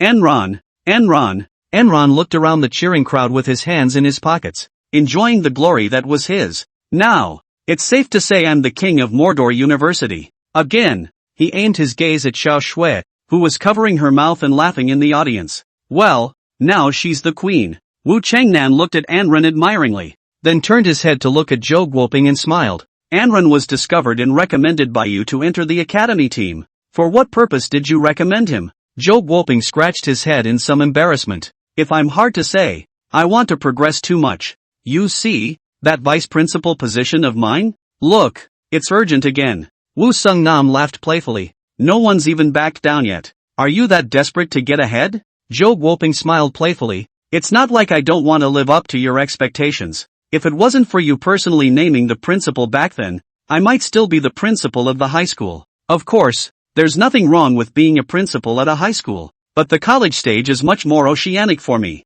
Wu Chengnan and Zhou Guoping smiled at each other. Vu Tan Nam then stood on the podium to announce the Integrated Faculty Academy as the first academy of the semester. And Anren even received 10 million yuan and 20,000 points, and was prioritized to enjoy all the cultivation resources, and even had the privilege of not following the school's arrangements. Winning hemp belongs to yes. Wu Chengnan finally laid down another rule to everyone. All information about the matches of this academy tournament will be kept secret until the exchange match with Imperial Capital University, and shall not be leaked. I'll whoever leaked it. I'm the principal and I have that power. There was a moment of horror in the room, and then the crowd began to cheer. Everyone knew that the principal was trying to give the Imperials a little Enron shock. Around 6 in the afternoon, Anren and Xiao Shui arrived at the Dafahao Mall after a simple dinner, a place where poor pimps don't enter. The two of them arrived at the 3rd floor's clothing level, and as they passed a huge women's clothing store, Anren's eyes suddenly lit up, and there were actually high-class bunny girl outfits inside. Enron stopped dead in his tracks. Xiao Shui looked at Enron in confusion. Why did you stop? Anren didn't say anything, but just looked up and down at Xiao Shui's excellent figure and that pair of big white jewels. Bunny, hey, what would happen if we put Xiao Shui in a bunny girl outfit? It's sure to make itself memorable for all eternity. That, I can't be the only one to buy clothes, you have to buy them too. Anren pretended to be solemn, then pointed to the store. I think this one's just fine. Why don't we go with this one? Xiao Shui froze for a moment, saying yes to buying you clothes. How come you have to buy them for me first? Inverted Big Dipper this is. But on second thought, this was a sign that Anren was caring about himself, so he couldn't help but smile happily. But I'm slow to buy clothes. It's fine. Pack the whole place and bring it back to choose slowly. The corners of Anren's mouth rose slightly. Brother has money now, so it's no problem to wrap it up. Anren pulled Xiao Shui and walked over, and the store clerk couldn't help but frown briefly at first when she saw Anren wearing ordinary clothes. Poor bastards come here too? I'll take all the clothes here. Anren shouted boldly to the waiter. It instantly attracted all the eyes in the room, and the store clerk looked at Anren with a bit of contempt, just as if he was fooling around. What kind of guy is this? He's dressed so plain. Does he have money? Plain and simple, except in a handsome face as handsome as the reader's old man. At this time, Xiao Shui approached Anren with the corners of her mouth slightly raised and said softly, Do you have any money? It's a lot of money to pack the whole place. I have 11 million. Enron was full of confidence. Hey, Don't forget that the 10 million for the house tournament is not paid out until next week. Xiao Shui mischievously winked at Anran. Enron froze, too giddy to forget. Pretending to be a big spender in front of all the people when you obviously don't have any money yet. What a cheeky fanatic. Fanatic points plus 1000. Remaining berserker points 63, 400. Enron. Hey, that. Enron scratched his head at the clerk. Suddenly Xiao Shui quietly inserted a bank card into Enron's pocket, smiling and whispering. There are still tens of millions of dollars inside. Take it and load it first. Can't let Enron lose face with outsiders. This is one of Xiao Shui's life rules now. Enron was stunned at first, then muttered. Well, how can I use your money directly? Enron, am not just a softie. Do you have the nerve to say that? Xiao Shui pinched Enron's back without any goodwill. Enron obediently pulled Xiao Shui's bank card out of his pocket and threw it at a female sales clerk. Pick up the card. The female clerk caught the card in a panic and was directly shocked after reading it. A super diamond card with a deposit of over $50 million. The face then immediately made a 180 degrees turn, and with a full bow and smile, he said, 2 gentlemen and ladies please. Enron glared at her, and the shopgirl passed out in direct fright, shocking the other shopkeepers into frantic compensatory laughter, counterattacking a snobbish waitress. What a fanatic with an axe to grind. Plus 100 fanatic points. Remaining berserker points 63, 500. Rubbish. Just 100 berserker points. Enron led Xiao Shui to strut past in front of the crowd's awestruck gazes, which instantly drew a burst of whispers from the entire room. Hey, I didn't realize he was really a rich dude in his plain clothes. This, is called low profile with substance. I suspect the dress was a very expensive vintage item. It was already handsome, and it looks even better with money. Enron intentionally pulled Xiao Shui toward the rabbit suit area, stopped, pointed to the rabbit suit with bad intentions, and gently whispered in Xiao Shui's ear. Why don't you try on the bunny girl costume and we won't look at the rest? Xiao Shui immediately awoke with a start. Good man. And ran you denizen. So this is what you want to do? I would never wear it. Xiao Shui glared at Enron in shame and annoyance, pouting. You bad egg. Xiao Shui, as a lady of the house, was usually dressed conservatively. What with the rabbit girl and black silk? It was unimaginable to Xiao Shui. Humph. Enron. This big pig's hoof. Don't ever want to see yourself in a bunny outfit or black silk or anything in this life. Seeing Xiao Shui's refusal, Enron smiled faintly. You won't say yes, will you? I have a way to make you say yes. Enron gently brought his mouth close to Xiao Shui's ear. The hot air and sound that kept going in and out instantly startled the young girl's heart, and swished her face all red. The corners of Enron's mouth lifted slightly, her voice clear and strong. Tell you a secret. I often dream of a bunny girl when I sleep. Xiao Shui, omega omega. Straight face? At this moment, outside the store, a short-haired big boob girl wearing a short skirt was sitting on a bench, her eyes dead set on the figures of Enron and Xiao Shui, her ears twitching slightly without stopping. The corner of Mio Ishikawa's mouth hooked into a contemptuous laugh. Enron, you really have no male virtue. Male Virtue Domestication Priority Project, Project Dian. Initiate. Chapter 64, Ishikawa Mio. No girl would defame a man with her innocence. Xiao Shui immediately shook her petite body, her bright eyes glaring round, and then she turned around and lifted her right foot to stomp heavily on the tip of Enron's left foot. Which vixen is it? Xiao Shui's face flushed red. Her tone was one of shame and annoyance. You are not allowed to dream of other women. Enron, who had suffered a violent attack, hurriedly threw up his hands in surrender. Sakura Mamoru La, an anime character. The fire of Xiao Shui's jealousy instantly receded for the most part, but it still hadn't subsided. That won't work either. You're also jealous of the secondary? Enron pretended to look shocked. Xiao Shui whacked Enron's chest like a little she-cat in heat. You won't have a problem if I dream of a secondary male god? Enron said naturally. That's fine with me. You. Xiao Shui choked on her words and then broke her defense. I don't care. You can't dream about other women, including secondary. There can only be dreams of me. When she said the last sentence, Xiao Shui's tone was like a wandering silk. The corners of Enron's mouth turned up slightly at that. Hey, hooked. He then gently leaned his head on Xiao Shui's shoulder with a wry smile on his face. Xiao Shui, you don't want the rabbit girl I dream about to be Sakura Mai, do you? Then please put on the bunny girl's suit. Xiao Shui was staggered for a moment. What's the logical relationship between these two? Enron drew back and carefully surveyed Xiao Shui's entire body, raising the corners of his mouth in triumph. That way you can replace Sakura Mamoru as the only bunny girl in my dreams. You wear the bunny suit for me. I'll kick the cherry blossom muffler off. That's a fair trade, right? Enron thought his logic was nothing short of genius and was discharged from the hospital. Xiao Shui sniffed and was mortified for a second before calming down. Does this guy seem to be making some sense? Xiao Shui tugged her hands tightly on the corner of her coat, biting her lips lightly, and after hesitating for a while, she finally made up her mind. Okay, I promise. But can't we take it back and try it? What if I take it back and realize it doesn't fit? Anren said this on her lips, but of course her actual purpose was to feast her eyes immediately. When Xiao Shui was dressed, she went straight into the fitting room to look. Okay. Xiao Shui blushed. Victory! The corners of Anren's mouth lifted so high that AK-47 couldn't suppress them, flinging Xiao Shui to take several sets of bunny girl costumes and run over to the fitting area. At this moment, the waiters were dumbfounded as they looked at the figures of Anren and Xiao Shui. We become a part of their cosplay? Xiao Shui drilled into a luxurious fitting room, and then immediately poked her head out of the doorway again, blinking her bright eyes at Anren, her face full of shyness. Do you prefer white or black? Anren smiled slightly. You're so white. You definitely look more beautiful in black contrast. Nasty. Xiao Shui pouted and dug back in. Outside the store, Ishikawa Mio was already about to tense up, her silver teeth grinding very loudly. Good lord. It's not just Enron who doesn't have male virtue. This Xiao family's daughter has no female virtue either. Where's your independence of character? Why do you want to curry favor with guys who have no male virtue? This isn't just any couple anymore. It has to hit hard. Mio Ishikawa then smiled confidently again. This fairy is a 6th order, 8th ranked spirit master expert who can make illusions become reality. If our information is correct, you didn't show your spiritual talent when you fought with Aizanen, did you? Then you're no match for me. Don't think that just because you won against Aizanen that no one in our GHG organization can rule you. How can I teach you male virtue?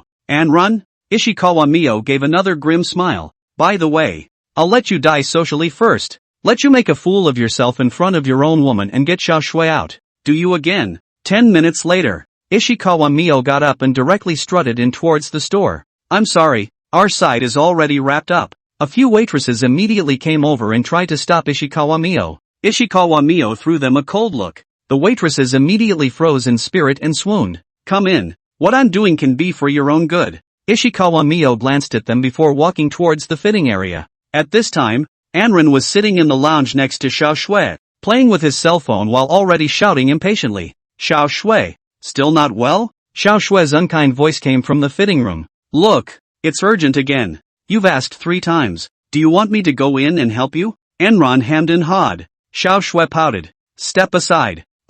Enron's brow suddenly furrowed as he felt an eerie sensation around him. At that moment a big-boobed woman in a super short skirt walked in and sat across from Enron. Enron was a little disgruntled. How did you get in here when it's already wrapped up by me? Ishikawa Mio coldly glanced at Anren. What? Girls come to the fitting area of a women's clothing store and eat your family's rice? Anren was about to counterattack when he suddenly realized that his phone had automatically switched to camera mode, and in the screen was Ishikawa Mio's super short skirt and long legs. The phone then surprisingly pressed the shutter frantically on its own directly afterward, taking dozens of pictures. Hiss! Enron stared at himself in amazement. See a ghost? An even more amazing scene happened. A figure of himself was being jerked to this woman and the cell phone immediately captured it on its own. Enron had reacted by now. This felt like a ING mental attack. Void of reality, huh? You rascal! Ishikawa Mio suddenly pointed at Enron and shouted. Someone come! Someone is playing a rascal here! In a short while,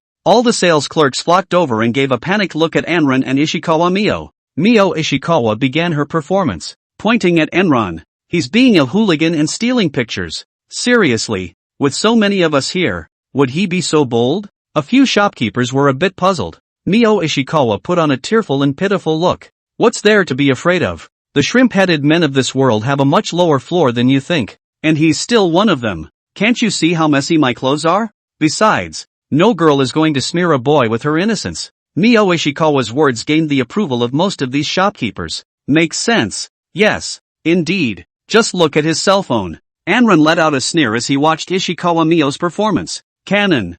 Canon. Another GHG person. Pretend. You keep pretending. Stupid XXN. You don't know I have a spirit body, do you? I want to see all of Xiao Shui's bunny girl form coming the way. LOL. I'll break your whole body later. Give the old man a hard blast of berserker points. Chapter 65, Mess with me again and I'll kill your entire organization. P.S. The second chapter is stuck for review. Ladies and gentlemen. Oh, Anrun. What happened? Xiao Shui next door was performing the final steps and was filled with panic when she heard the big commotion. Anrun shouted in Xiao Shui's direction with a smile on his face. Framed by a boxer. It's okay, you keep wearing it, that's the top priority. I'll do my job. Don't worry. Xiao Shui took a deep breath before continuing her final work. At that moment, no one could notice a pair of eyes silently appearing on the wall near the doorway. Mo Xingjiang's eyes kept surveying Mio Ishikawa in thought. A 6th-ranked, 8th-ranked high martial artist of the spirit and auxiliary lineages. This is already considered one of the top tier under the extraordinary. What a troublesome person to be able to skillfully construct the false reality he wants. Mo Xingzong's attention turned back to the calm-faced Anrun. This isn't a match for the 6th stage 2nd-ranked Wang Fei. Even above those two 6th-order 5th grade members of the Raven Society combined. Looking at you, I wonder if you have a good plan. Or are you emboldened because you know that a transcendent martial artist like me is secretly protecting you? The family had asked me to come and protect you in secret. But he can stipulate at what timing I will strike. Oh, let me see where your ceiling is. This gentleman, please take out your phone and show us to prove your innocence. The store manager held out his hand to Anrun in a somewhat overbearing manner. Anrun glared directly at the store manager. Get out! Without releasing any power. Anrun had a strong pressure that made all the store managers and clerks all take a few steps back. A single look scares off the crowd. What an airy and tough berserker. Plus 1,000 berserker points. Remaining berserker points 64? 500. Mio Ishikawa smoothly seated. As you can see, he's weak-minded. I'm going to post about it on Vibe and call on the Gmays to manhandle you. After saying that, Ishikawa Mio began to write a small essay on Vibe. Gmay guys, who understands In the women's clothing store met Shrimp Head Man. Before Mio Ishikawa finished typing, she suddenly felt a tremor in her body, and her cell phone directly snapped to the ground. Fictional reality was broken? Ishikawa Mio was immediately taken aback. It was broken so easily? This fairy is a 6th-ranked, 8th-ranked spirit master. Mo Xingzong also looked a little surprised. To want to break the fictional reality so simply. Its strength is between the 6th and 7th rank. Interesting. Mo Xingzong looked at Anrun with a smile. What's going on? A few sales clerks pointed at Ishikawa Mio and shouted. Weren't you all messy just now? How did you suddenly become so tidy? Ishikawa Mio's eyes suddenly went cold. Anrun swept his eyes sternly toward the group of shopkeepers and coldly said, Can't you see it yet? This is a fight between two high martial artists. Don't you want to dance later? 2. The shopkeepers were alarmed and dispersed.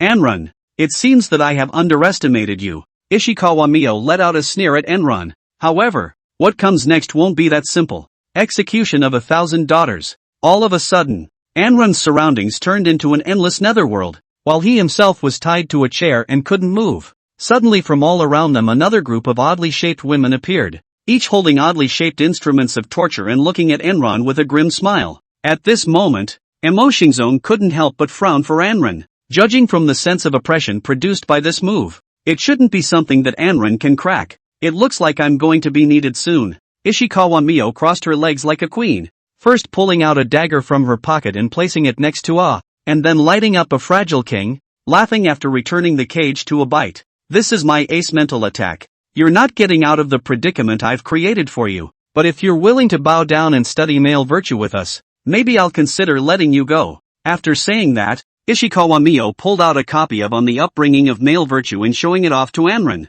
Anrun, on the other hand, looked at Mio Ishikawa as if she was looking at a corpse. Stop barking at me. You're not qualified. Mio Ishikawa blushed at her words. Sure enough, it's a guy with no male virtue. That's what you do. And you let girls wear bunny costumes for you. You are a rutting male who only objectifies women. Ishikawa Mio's tone had a strong ferocity in it. Mo Xingzong turned to and ran with horrified eyes at his words. Good you hairy boy. Really? Letting Missy wear a bunny girl costume? Enron's fists hardened at this point. You know a hook 8. I was admiring the beauty. Let's not even talk about whether or not I'm objectifying women. But with your Planned Parenthood look, I wouldn't give a if you paid me backwards to objectify you. Ishikawa Mio was poked to the sore spot, and directly red warmed up, her teeth grinding loudly. Gmay guys, give it to me. At once, all the women with torture devices frantically surged towards Enron. Not good. Mo Xingzong's cold eyes crossed, It's time for me to strike.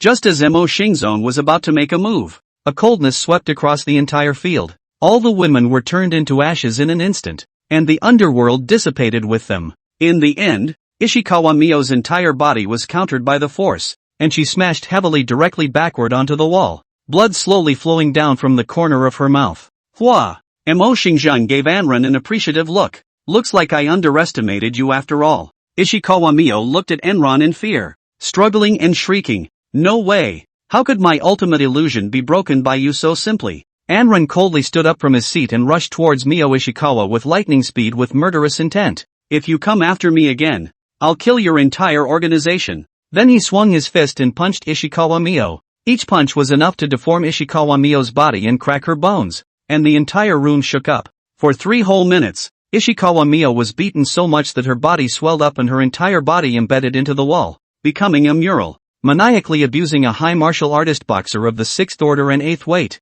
What an invincible maniac! Maniac points plus 10,000. Remaining berserker points 74? 500. If Xiao Shui wasn't right next door for fear of spreading to her, Enran would have already slashed her with a flamingo. When it was over, Enran took a deep breath, comfortable. Then he walked out of the room with his hands in his pockets. Hey, outside. Call the Inspector General's department to come and wash the floor. The clerk outside cringed in fear. Is it over? Xiao Shui suddenly poked her little head out from the fitting room, her little head drooping with 2 rabbit ears. Anran's eyes lit up at once. It's already been scrapped by me. What about you? Xiao Shui nodded with a shy face. Come in. Then retracted his head like a fertilized bunny. Enran hemmed and hawed and followed him in. Mo Xingzong covered his eyes and shook his head. Really no eyes. Chapter 2 is stuck for review. Fellow readers. Chapter 66, Anran, aren't you ready to talk? Looking at Xiao Shui's bunny girl suit that she had already put on froze, in a large land called the White Deer Plains,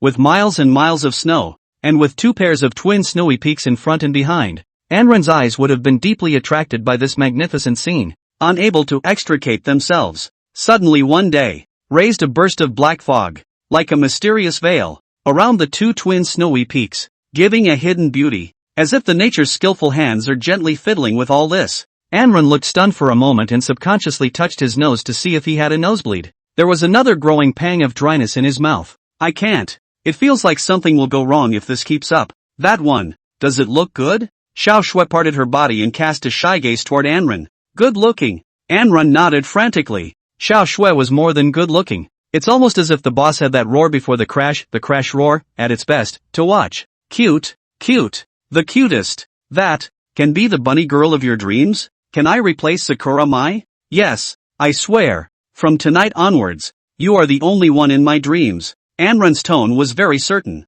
When Xiao Shui heard this, her nervousness dissipated completely and her face was filled with a scarlet red of joy. Seeing this, Anran couldn't help but pull out his cell phone and point it at Xiao Shui. Xiao Shui was flustered for a moment, covering both places with her hands up and down, coyly pouting. What are you going to shoot? Eternal memory. Enran laughed merrily. Nasty. Xiao Shui didn't refuse after she pouted in exasperation. Anran obediently then took a hard shot of this cute look of Xiao Shui from all angles. By the way, Xiao Shui was allowed to try out several more different styles of bunny girl suits. At 12 o'clock in the evening, Xiao Shui's Rolls-Royce car. Xiao Shui had already changed back into her normal clothes and glared at Anran with a puff of air. I said I'd buy you clothes, but I ended up netting all night trying on bunny girl outfits for me. And yours is not at all. Enran, you big asshole. Enran scratched his head and hemmed and hawed. By what by? It's already wrapped up. Jiang Tianxiong, who was a part-time driver, heard the content of the 2 people's conversation and the corners of his mouth kept twitching as he sweated in his heart. Missy was wearing a bunny girl outfit for Enran? Omega Omega. What would the head of the family look like if he knew? Jiang Tianxiong, let's go to the auditorium building. Xiao Shui suddenly snapped. The auditorium building. The tallest building in Mordor right now. Xiao Shui smiled sweetly at Anran. Let's go watch the sun go out. Anran and Jiang Tianxiong were puzzled at the same time. What's the point of going there? Didn't you say you wanted to take me to see the sun at 5 o'clock in the morning in Magic City? Xiao Shui smiled slightly. There's a range pavilion at the top of the auditorium building. Tomorrow's school. Don't go. Aha. Enran nodded. With the identity of the Xiao family, Anran pulled Xiao Shui up to the range pavilion at the top of the auditorium building unhindered. With an electronic sound, Welcome to the highest point in Magic City, the auditorium building. Anran and Xiao Shui sat down snuggling with each other in the Rangxing pavilions and first fell into a deep sleep. Jiang Tianxiong, on the other hand, was hiding in the stairway of the highest floor, pulling and pulling with Xiao Yang. House master, Miss may not go back tonight. What? Xiao Yang was shocked. Spending time with Enron. Oh, that's fine. Xiao Yang hemmed and hawed. Jiang Tianxiong, what's the point of spending the night together? Xiao Yang laughed. Watch the sunrise. Xiao Yang was surprised with a bit of disappointment. This is it? The sun came out at 5 a.m. in Magic City. A few wisps of faint light sprinkled on Xiao Shui's white cheeks, waking her up. Xiao Shui woke Anran up and the two of them watched for a while. Xiao Shui suddenly covered her chest with her right hand. Her breathing became more and more rapid, and her undulations continued to intensify, lightly biting her red lips, as if she had made up her mind about something. Anran, that kind of talk, you don't say it to me now? Anran immediately woke up from her beautiful dream and turned her head to look at Xiao Shui in shock, only to see that she was already burying her head low by now, her scarlet cheeks still visible in the faint daylight. What words? Enron was a little confused for a moment, a little bewildered, and then immediately reacted with a trace of shame in her heart. For the first time, Enron felt that he had gone a little too far. At this moment Xiao Shui turned her head sharply to meet Anran's eyes. Anran saw that Xiao Shui's eyes were no longer animated and only contained tears, mixed with a hint of anger and disappointment. It's going to my house, and those words still don't come out? In what capacity are you going to my house anyway? Xiao Shui's voice got louder and louder, causing Anran to tremble. These were almost forced words, and I wondered what kind of mood Xiao Shui was in when she said them. What courage it takes for a girl to come forward and say such things to a boy. Those kinds of words, letting herself say them first, were the last of Xiao Shui's dignity in this relationship. I'm such an asshole. Anran cursed himself in his mind for the first time. It's time to put an end to this over-the-top love game. This girl who had her eyes full of herself could not be allowed to chill. Anran suddenly pressed Xiao Shui's shoulders and turned her body around, his face full of seriousness. I like you, Snowy, much like you. Xiao Shui was first filled with shock, followed by a burst of joy, her face carrying a sunrise-like blush. He finally said it. That one really? Xiao Shui lowered her head. Seriously, prove it how? Prove it this way. Anran first reached out and lifted Xiao Shui's head. Then in one smooth motion, he directly blocked Xiao Shui's mouth. Stupid, stupid, stupid Anran. Jiang Tianxiong is here. Still, haven't brushed your teeth? It's okay, beauty queens don't have bad breath. I'm talking about your bad breath. Enron. At this time, Jiang Tianxiong had already collapsed in the stairway eloquent sleep. He was too eager to sleep. 10 minutes later, Xiao Shui had gone limp in Anran's arms, panting heavily as if she had experienced an unprecedentedly vicious battle. Xiao Shui, what about you? Anran suddenly had a bad smile on his face. Like me? Xiao Shui's cheek shyly rubbed against Enron's chest. Needless to say? Tell me about it. I like to hear it. I like you. Enron, prove it how? Prove it like this. Xiao Shui instantly got up to make a point towards Anran's cheek. Enron looked unimpressed. That's it? Immediately after came the second wave of attack, once again blocking Xiao Shui's pink lips. Stupid.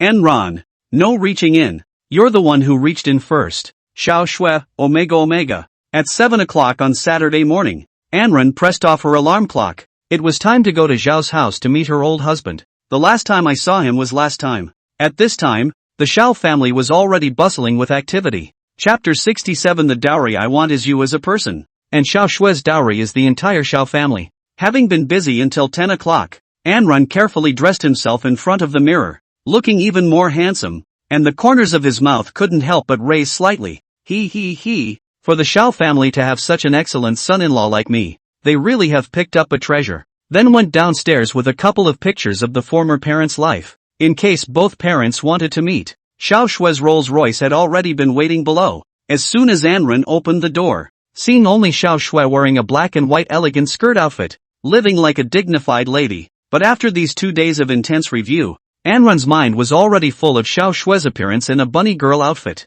Xiao Shui twisted her head to look at Anran with a shy smile. Seeing Anran all handsome, he couldn't help but have his eyes drift off. So handsome. Anran naturally sat down next to Xiao Shui and smoothly tried to block Xiao Shui's pink lips. Well, it's been a long time since I've seen you for a day, and I miss you, so I'm sure I'll come by for a bit. Jiang Tianxiong coughed in a hurry. his face twitching. Can you guys at least consider my existence as a 30-year-old single dog? Feeding me dog food all day long. Xiao Shui was so scared that she hurriedly pushed Anran away with a pout. Stupid Anran, seeing me and thinking of kissing? Anran laughed playfully. Without kissing, are you thinking of going further? You. Xiao Shui pinched Anran's arm like a female cat in heat. Anran could only stop resentfully, then glared towards Zhang Tianxiong. Anran then whispered in Xiao Shui's ear with a wicked grin on his face. Can you wear a bunny girl outfit for me at your place? Xiao Shui jumped like a fertilized she-cat and looked at Anran with trepidation and said quietly, It'll be over if my dad sees it. Xiao Shui didn't even dare to bring the bunny girl outfit back to Zhao's house, or Xiao Yang would probably go crazy when he saw it. But, Xiao Shui whispered beside Anran's ear with a wry smile, if you behave well, it's not impossible. Oh, and I bought another really sexy nightgown. Oh, phew. Anran was unusually excited all of a sudden. The Rolls-Royce drove into the Xiao mansion, and Anran had to admire it as he watched along the way. The Xiao family is worthy of being one of the 4 great families of the Magic City. It's almost like a small palace complex. If it's used to rent it out, I wonder how much it can earn in a month? Moreover, there were a large number of servants inside, as well as various high martial artists affiliated with the Xiao family constantly flying and spitting fire and discharge. The car was then circling and circling inside the Xiao mansion, finally stopping outside a very hidden courtyard. Anran's eyes got a little misty. What are you doing here without going to the lobby? My dad wants to see you alone first. Xiao Shui mischievously spat her tongue at Anran. I'll take you to see him. Xiao Shui pulled Anran into the courtyard, then went next to an artificial lake and stuck her index finger in. This one is lake only recognizes the fingerprints of our Korshaw family. In an instant, the lake water all disappeared, revealing the bottom of the lake as if it had been finely crafted, with a channel slanting downward. Anran sked, then took Xiao Shui's hand and followed down for about 10 minutes to a golden gate. Here it is. Xiao Shui walked over and pressed her palm on the door, which opened instantly. Go in. To be honest, Anran was a bit nervous, so after taking a deep breath, as soon as I walked in, I couldn't help but be surprised. Isn't this the place where we first met Xiao Yang? Only the man of the Ninth Order was waiting for them on the purple and gold throne. The pressure emanating from his body was still so strong and incomparable. Even though Anran had struggled hard to reach the 4th rank, there was no threat in front of him, and for the first time, Dad, Anran is here. Xiao Shui bowed to Xiao Yang. Dad. Anran naturally followed out of his mouth, then realized that he seemed to have said the wrong thing and hastily covered his mouth. Xiao Shui only heard a tremor in her body and looked at Anran with a blushing face. What did you call my father? Anran scratched his head full of embarrassment. He couldn't call old Den, could he? If it were an average person's father, he would probably slap Anran to death. But Xiao Yang was not a normal person. Only to see him walking towards the two with a smile as he got down from the purple gold iron throne. Sooner or later I'm going to have to change my mind anyway, so it's okay to do it now. I love to hear it. Xiao Shui glanced at Xiao Yang in shock. No, father, are you in such a hurry to marry me off? Okay, Dad. Anran sighed in relief and stopped seeing things. Xiao Shui looked at Anran's shocked sad face. Omega. So naturally accepted? Xiao Yang came in front of Anran and admiringly looked and ran up and down, revealing a satisfied smile. Ha ha ha, I've heard all about you. Totally exceeded my expectations. Originally, my preconception was that I would agree to you and Xiao Shui being together as long as you could dominate Magic City University in just 4 years. But I didn't expect you to use it for less than a month. Xiao Yang was just too shocked and fond of Anran. It was important to know that Xiao Yang himself was known as the first genius in the history of Mordor University, at one time, and it had also taken a full 2.5 years to reign supreme. Xiao Yang's record was already astounding, but compared to Anran's, the gap was even bigger than the gap between Koan and Jetta in the field of basketball. Anran existed like an enlightened, not of this world person. Anran was shocked. Was this the purpose of the so-called Checkmate University? Xiao Shui directly swished her face all red. Anran didn't see any more outsiders, so she joked with Xiao Yang. Do I need a bride price to marry Xiao Shui? Although you don't need a bride price. It's kind of a custom. Xiao Shui pouted at Anran. What nonsense are you saying? This has only just started dating and you're thinking about getting married? And Xiao Yang gazed at Anran, full of seriousness, and said word by word, the bride price is definitely needed. But what I want is not an ordinary bride price. All I want for a bride price is you as a person. Your gift. Anran was shaken when she heard this, and then the corners of her mouth rose slightly, sensing Xiao Yang's incomparable affirmation of herself. Xiao Shui was also infected and smiled proudly at Anran. One's most beloved boy was recognized in the highest degree by one's most respected father. Xiao Yang then turned his posture again and asked with a smile. Not only that, Xiao Shui will also have a generous dowry. Guess what? Xiao Shui sniffed and huffed as she kept glaring at Anren and Xiao Yang. Well.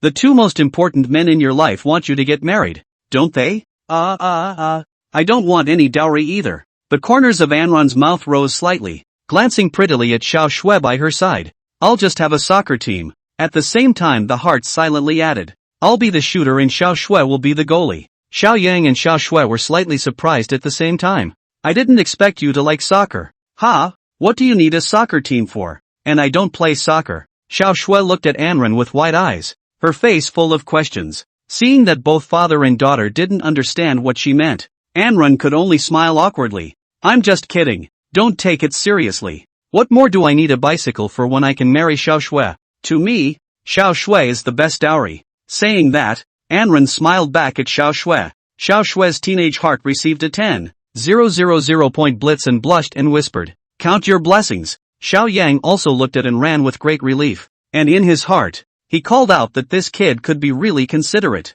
But how can my daughter get married without a dowry? You don't want my family's face, do you? Xiao Yang then righted himself and looked at Anren very seriously. Anren, Xiao Shui must have a dowry. And that dowry, I hope you will accept. Anren and Xiao Shui immediately felt Xiao Yang's different tone and could not help but get serious. Xiao Shui's future dowry is the entire Xiao family. This sentence, Xiao Yang said with incomparable solemnity and firmness. Anren and Xiao Shui froze at the same time when they heard this. Playing this big? At this time, Xiao Yang's elder brother, Xiao He, the second head of the Xiao family, happened to be at the door and heard the shocking conversation inside, and he became anxious. He had to stop Xiao Yang's crazy ideas. Chapter 68 Xiao Yang's Candor. There are worldly families above families. Third brother, things need to be more considered. Xiao He hurriedly walked in. You were joking about that just now, weren't you? Anren turned around and saw a middle-aged man with a slight resemblance to Xiao Yang walk in, revealing an unfriendly look as he passed by her.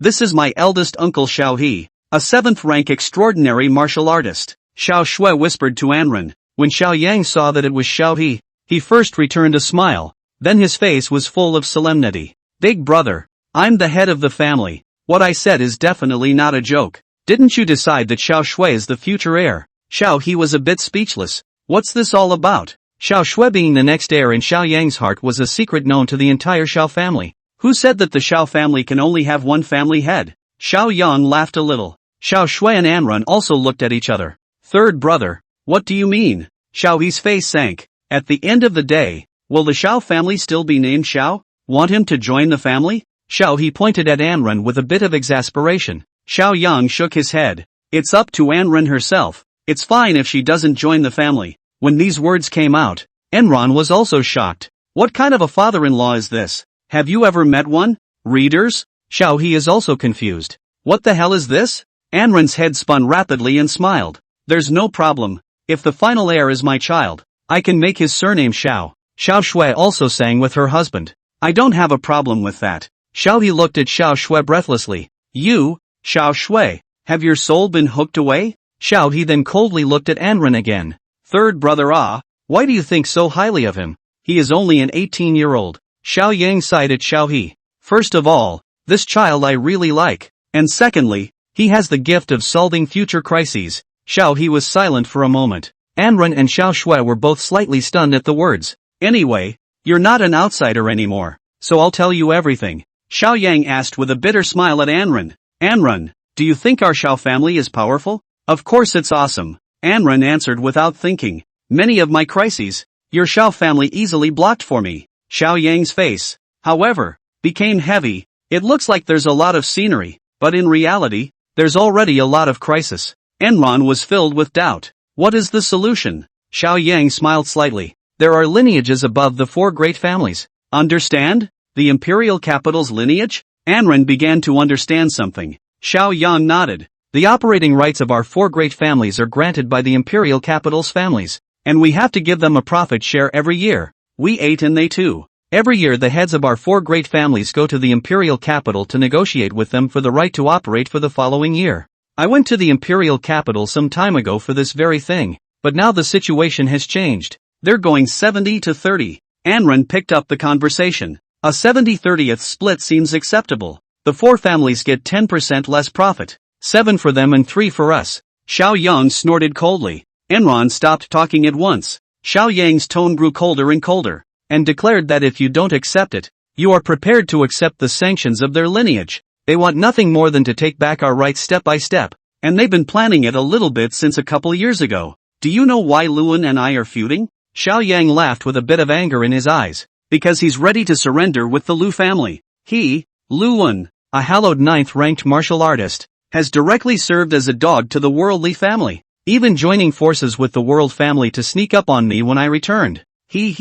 The imperial capital family still has their dogs. Our Xiao family's future road is not good. Speaking of this, Xiao Yang exuded a terrifying aura, and even Xiao He changed color. After saying that, Xiao Yang looked at Anran again with a softened face. Alright, I've already confessed to you. I actually have a personal interest in you. Understand? Anran nodded. Xiao Yang was thinking that he could solve this crisis with his talent. What about your decision? Do you dare to take this burden? Xiao Yang sent a tentative question to Anran. If you don't accept it, I won't say anything. You and Xiao Shui go live your life. I'll carry things through on my own. Xiao Shui gripped her chest with her left hand as her breathing began to catch and she looked at Anran worriedly. Ding! The host triggers a new long-term mission. After dominating Magic City, he will dominate the whole country again within 2.5 years. Mission completion reward 10th Order Sainthood through train. Does the host accept the mission? Anran laughed. After dominating Magic City is dominating the country, right?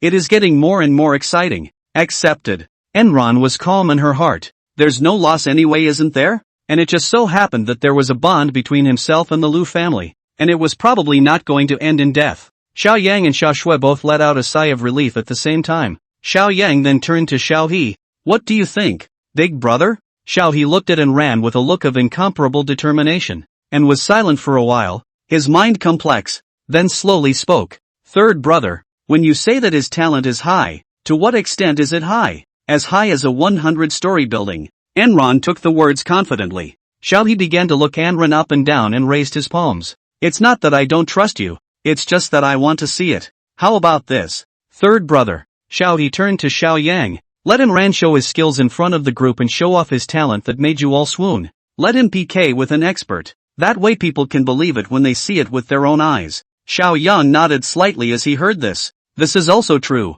I can't let everyone say that I am too dictatorial as a person. Just who do you let in? You, big brother? Xiao Yang narrowed his eyes at Xiao He. Xiao He snorted as he sized up and ran. I'm extraordinary. Bullying an ordinary martial artist like him. Where am I going to put my old face? Let the strongest ordinary martial artist in our Xiao family try him out. The strongest ordinary martial artist. That is, the peak of the 6th rank 10. Belonged to the apex under Transcendent. How? Xiao He turned to Anran and narrowed his eyes. Enron laughed in his mind. It was time to pop the berserker point again. I'm gonna win. Faith filled Enron's heart. Yes. Xiao He was full of snickers. What confidence in yourself. Let's start after lunch. And don't lose then. Third brother. I'll take my leave first. Xiao He then left slowly. What a difficult person to deal with. Enron lamented. Xiao Shui, however, whispered in Anran's ear at this time. Actually, right. He has another reason for being like this. Enron's interest came up. Xiao Shui muttered in a small voice. I have a cousin whose talent is a bit worse than mine. Xiao Shui stopped talking at this point. Anran immediately reacted. Xiao He was trying to fight for his son's heirship. Originally Xiao Shui a daughter body. His sons still have a little chance. Now he came over to give Xiao Shui a ruthless injection of weight. His son is completely no chance. Hardly. Enron smiled. Xiao Yang glanced at Anran and Xiao Shui. You guys go out first. After the two bowed to Xiao Yang Dao, Anran pulled Xiao Shui out of the doorway. After a distance, Xiao Shui suddenly stopped and grabbed her chest, her face full of hesitation. Enron turned over in confusion. What's wrong? I'm sorry, Anran. It seems like I've gotten you involved in something unimaginable. Xiao Shui was full of apologies. Enron sighed, his heart warming again. LOL, this silly girl, after all she's done for herself, she'll still blame herself in the end. So make it up to me? Anran suddenly had a bad smile on his face. Xiao Shui was bewildered for a moment. Compensation? Sneak attack. Anran directly and quickly blocked Xiao Shui's pink lips. Stupid. Enron is at it again. My dad is still inside. Anren didn't care. His hand circled around Xiao Shue's small waist again, and began to slowly go downward, constantly seeking a breakthrough at the edge. Dad! Xiao Shue suddenly let out a shriek. Chapter 69, Jiang Jingfu's pre-war declaration. Gentlemen, I'll win in a pack. Anren heard Xiao Shue's voice, frightened as quickly withdrew his hands, stopping the behavior of bravely climbing the rear twin peaks. Xiao Shui obediently panicked as she pushed Anren away. Her hands grasped her chest and took a few steps backward. Her face was full of blush and she couldn't wait to find a crack to drill into. Anren turned around and looked at Xiao Yang awkwardly, her face full of emptiness. Bullying someone's daughter in front of her father can be the world's most death-wish behavior. Kissing his precious daughter in front of her ninth-order-old father. What a splashy berserker. Berserker points plus 5,580. 000 berserker points remaining. Enron's mind was blown. That's okay? Want a couple more bites? Xiao Yang first froze for a moment, followed by shock. Do you think I don't exist? Finally, Xiao Yang swept a glance at Anren and Xiao Shui, then walked over with a heckle, not forgetting to instruct. Don't get anyone killed before Yuki enters the extraordinary. One person with 2 lives is a big burden for a female high martial artist's training at. Ha! Just this reaction? Xiao Shui looked at Xiao Yang's departing figure and the person was dumbfounded. Am I still your daughter? Xiao Shui, shall we continue? Anren leaned over slowly towards Xiao Shui with a smile on her face. Xiao Shui glared at and ran, then puffed up and raised her jade foot to step on and ran fiercely. Don't even think about kissing me for the next week. Xiao Shui was a bit scared. Anren's car was too fast. It was speeding in her house. If it was in Anren's house, wouldn't it just take off? Seeing that Xiao Shui was really a bit angry, Anren could only coax her while going out. After Xiao Shui took Anren for a simple lunch, she met with a few of her relatives. Xiao Shui's grandparents and her mother were all gone at this point. Then he met Xiao Xun again, and the two of them smiled at each other. Xiao Xun's mood, however, was complicated. Less than a month ago, Enron was still brought to the High Martial Division on his own and ended up dominating the entire High Martial Division. And it's really soft? What an unimagined path. This son is as terrifying as he is. At this time in the Xiao mansion, Xiao He's living area, Xiao He walked into the courtyard with a stern face, and at a glance, he saw his son, 26-year-old Xiao Yu lazily lying on a rocking chair, humming a little song. Xiao He was instantly furious and walked over to him and slapped his thigh hard. Look at your unproductive appearance. How are you going to compete with Xiao Shui for the position of heir? Xiao Yu, however, glanced at his old man with a confident look. Afraid of what? Xiao Shui is a daughter. Even if her talent is a bit higher than mine, I won't necessarily lose when the time comes.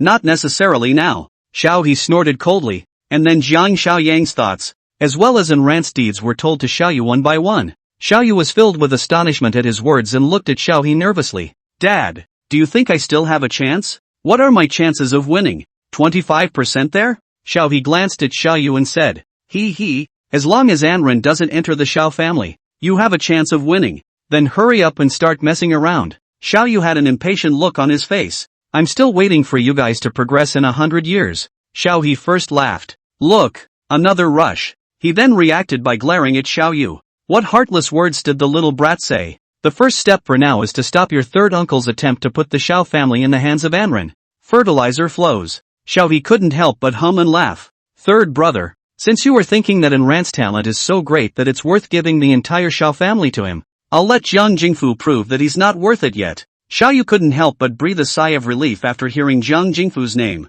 Jiang Jingfu, Reinforcement Department, 6th Order, 10th Heavy Peak, very good at boxing and kicking kung fu. The number 1 person under the extraordinary of the Xiao family. There are even rumors that he may be entering the extraordinary within a year. Thinking of this, Xiao Yu was full of excitement. Jiang Jingfu versus Anren. It's a sure win. At 2:30 p.m., Xiao Yang gathered all the high martial artists who were in the Xiao Mansion at the Xiao Mansion's great martial arts performance venue. Xiao Yang openly and honestly explained to the crowd his idea of handing over the Xiao family to Xiao Shui and Anren for joint management in the future, which unsurprisingly set off a furor. The reason was the same as Xiao He's. It was too hasty to hand over the Xiao family to an outsider. Xiao Yang ended up relying on the majesty of the family head to forcefully suppress all the opposition. It's useless for us to argue any further. It's better for you to see Anren's strength and talent with your own eyes before making a judgment. If Anren can defeat Jiang Jingfu at the age of 18, That would prove that the future of the Xiao family can be delivered into his hands.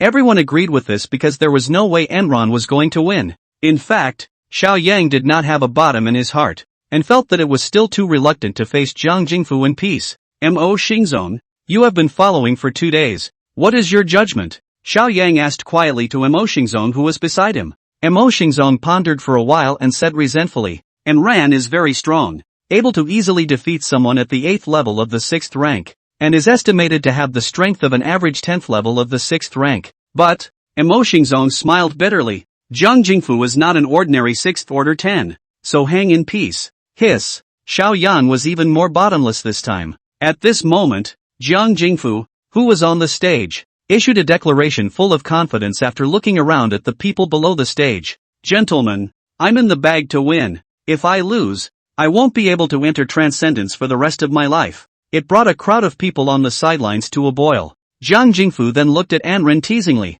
arching his hand in greeting. Future auntie, I heard that you defeated Wang Fei. You're only 18 years old. You're really powerful. But unfortunately you're still far from being my opponent. Don't stop here and pretend to be a pussy for me. Anren suddenly shot a stern gaze towards Jiang Jingfu. Damn. I hate people who pretend to be a pussy. Don't push it if you can do it. Verbalizing back at a peak 6th order powerhouse on the spot. What a fearless berserker. Plus 1000 berserker points. Remaining berserker points 81,000.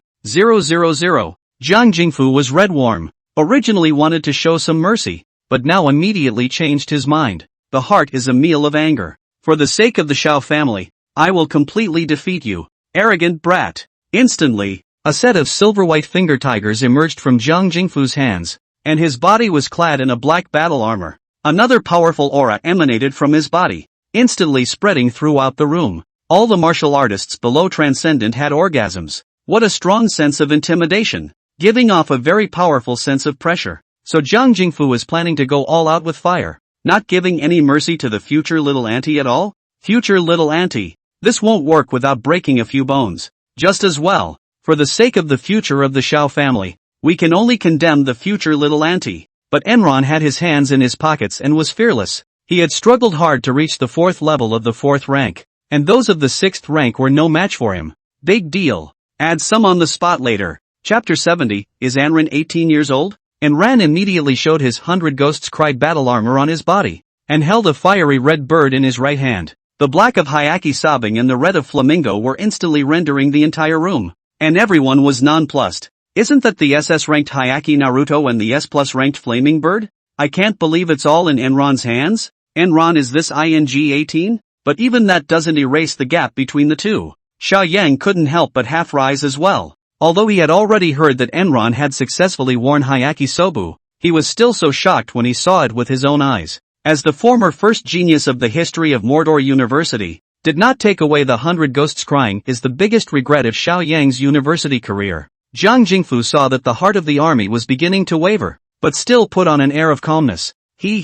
No matter how powerful a divine weapon is, it can't completely make up for the huge gap between the two of us. All of a sudden, Jiang Jingfu's entire body was wrapped in red light, and his double fists with finger tigers became abnormally red hot, and the temperature of the entire venue instantly rose. Martial technique heavenly changed 3 fists. Jiang Jingfu ran towards him, however, with an instantaneous flash, and on his way through, space was flooded with a turbulence. The entire crowd under the Transcendent was in a state of shock in their hearts. Awesome! This is the first punch under Transcendence. 3 punches, each one cascading in power, claimed to be able to knock down a small mountain when extreme. In the face of such a punch, I'm afraid Enran can only rely on dodging. Right? Wait, why is Enron standing still? Everyone was shocked. Does Enron have a death wish? He only saw Enron standing like a pine and smiling slightly. This was the confidence that Divine Walking Meteor, plus 100 Ghosts Singing and Crying, plus Overlord's Body, brought to himself.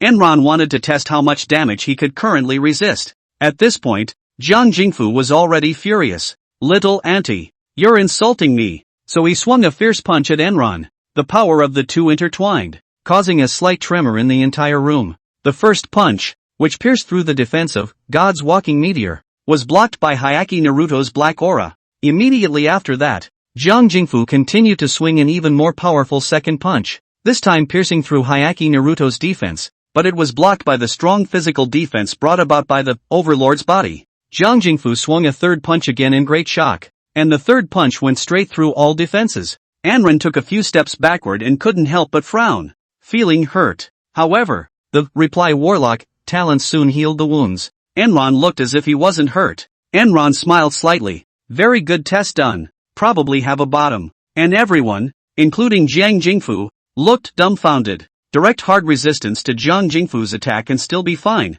Does not exist under Transcendent. Is this ING 18? Is it possible that Enron is transcendent? However, the extraordinary people within Xiaoyang gave a negative answer. The strength displayed by Enran was indeed above Jiang Jingfu, but it was still a far cry from a 7th order transcendent. Between the 6th and 7th orders, it wasn't a simple one-order gap, but a qualitative gap. One could only say that Enran's current strength wasn't 7th order transcendent upwards, and was stronger than 6th order peak downwards, and was stuck there. Not to be outdone, Jiang Jingfu launched a second wave of attacks. Martial art, Fierce Tiger down, only to see that Jiang Jingfu was instantly rising dozens of meters into the air, then swooping down from the air to impact towards Anren. Behind him, a tens of meters long spotted tiger emerged. Anren directly dodged by relying on his divine walking meteor talent, and the venue was instantly blown up into a large crater by Jiang Jingfu. The ordinary martial artists under the arena were suddenly awestruck in their hearts. Worthy of being Jiang Jingfu's ace move. What a strong attack. It looks like it's a much stronger attack than the one just now. Little Aunt Enron had better pray she doesn't get hit. After landing, Jiang Jingfu didn't stop his attack and continued to bring the tigers behind him towards Anren to attack fiercely. Anren swung the flaming bird while using the defensive God's walking meteor and 100 ghosts singing weeping to constantly dodge or block all of Jiang Jingfu's attacks. Every collision between the two caused the entire martial arts arena to create a continuous tremor. It looks like it's an even match. The ordinary martial artists under the field were numb from the sight. Little Auntie is actually evenly matched with Jiang Jingfu? Is this ING 18? Invincible. The boy, and Xiao He, who had already felt that he was winning, couldn't sit still. What an even match. Can't you see Enron hasn't even made a move yet? If we keep fighting, Jiang Jingfu is going to lose. Enron suddenly bellowed. Is that the best you can do? The impact wasn't as strong as my puppy jumping into my arms. The cat and mouse game is over.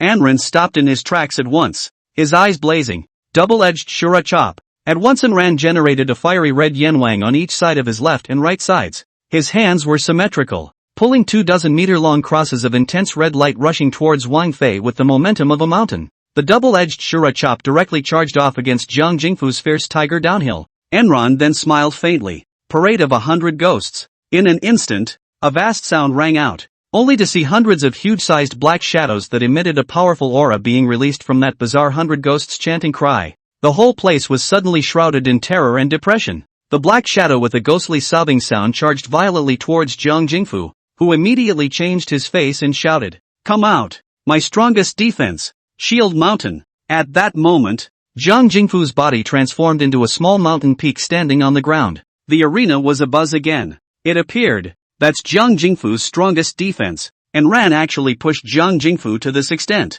This ING 18? However, the moment Hayaki sobbing touched Shield Mountain, it directly destroyed it without reservation. The revealed Jiang Jingfu was full of fear and wanted to escape, but Anren had already proceeded to Godly Meteor to charge up at this time, and slashed at Jiang Jingfu's steel-like body as if he was beating iron, defeating a peak 6th order powerhouse. What an invincible berserker! Berserker points plus 12. 000, 93, 000 berserker points remaining. As the dust settled, Enron loomed over the field, the corners of his mouth slightly raised. Phew, that was close. If I don't win again, I'm going to have to work on my points. The originally noisy martial arts arena was already in total silence. Those who opposed Enran were numbed by Enran's performance. Is this 18 years old? Xiao Shui smiled as she relaxed all over, and Xiao Yang even laughed with his mouth open. Gentlemen, Enran defeated Jiang Jingfu. Are there any objections? How's his talent? At this point,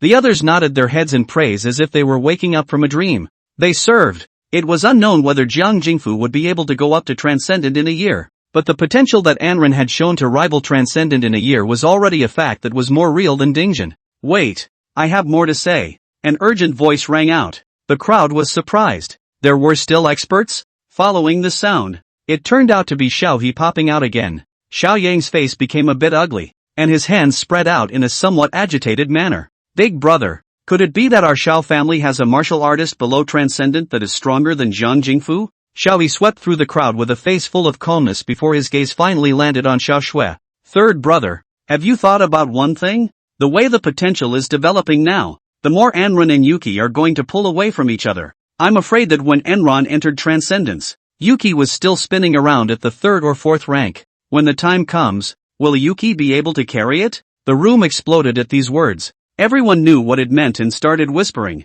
Xiao Yan was first stunned. Then his face turned blue as his heart went haywire. Almost forgot about this. Only Xiao Shui and Anran were bewildered. What the hell is this? P.S. Tomorrow's 2 chapters are all about utilizing, Reply Warlock's ability to bring happiness to Xiao Shui. Chapter 71, the wordless heavenly script can't be practiced, so I'll add some points. At this point the entire room was already buzzing, and many people were showing expressions of regret. Yeah, Brother Xiao is right. The gap between the two is just too big to be together. Those kinds of marriages don't last long. But if Anran can't be the youngest aunt, she can also be recruited into our Xiao family as a high-level training. You think so? If you can't be an aunt, why should someone with this kind of talent be a cow or a horse for you? Xiao Yu, who was already as gray as death, could not help but sneakily give a thumbs up to his old man at this time and snicker. Still, Olden has the wisdom to make something out of something in a hurry. Anran understood what was going on as he listened to the words and regretful looks of the others,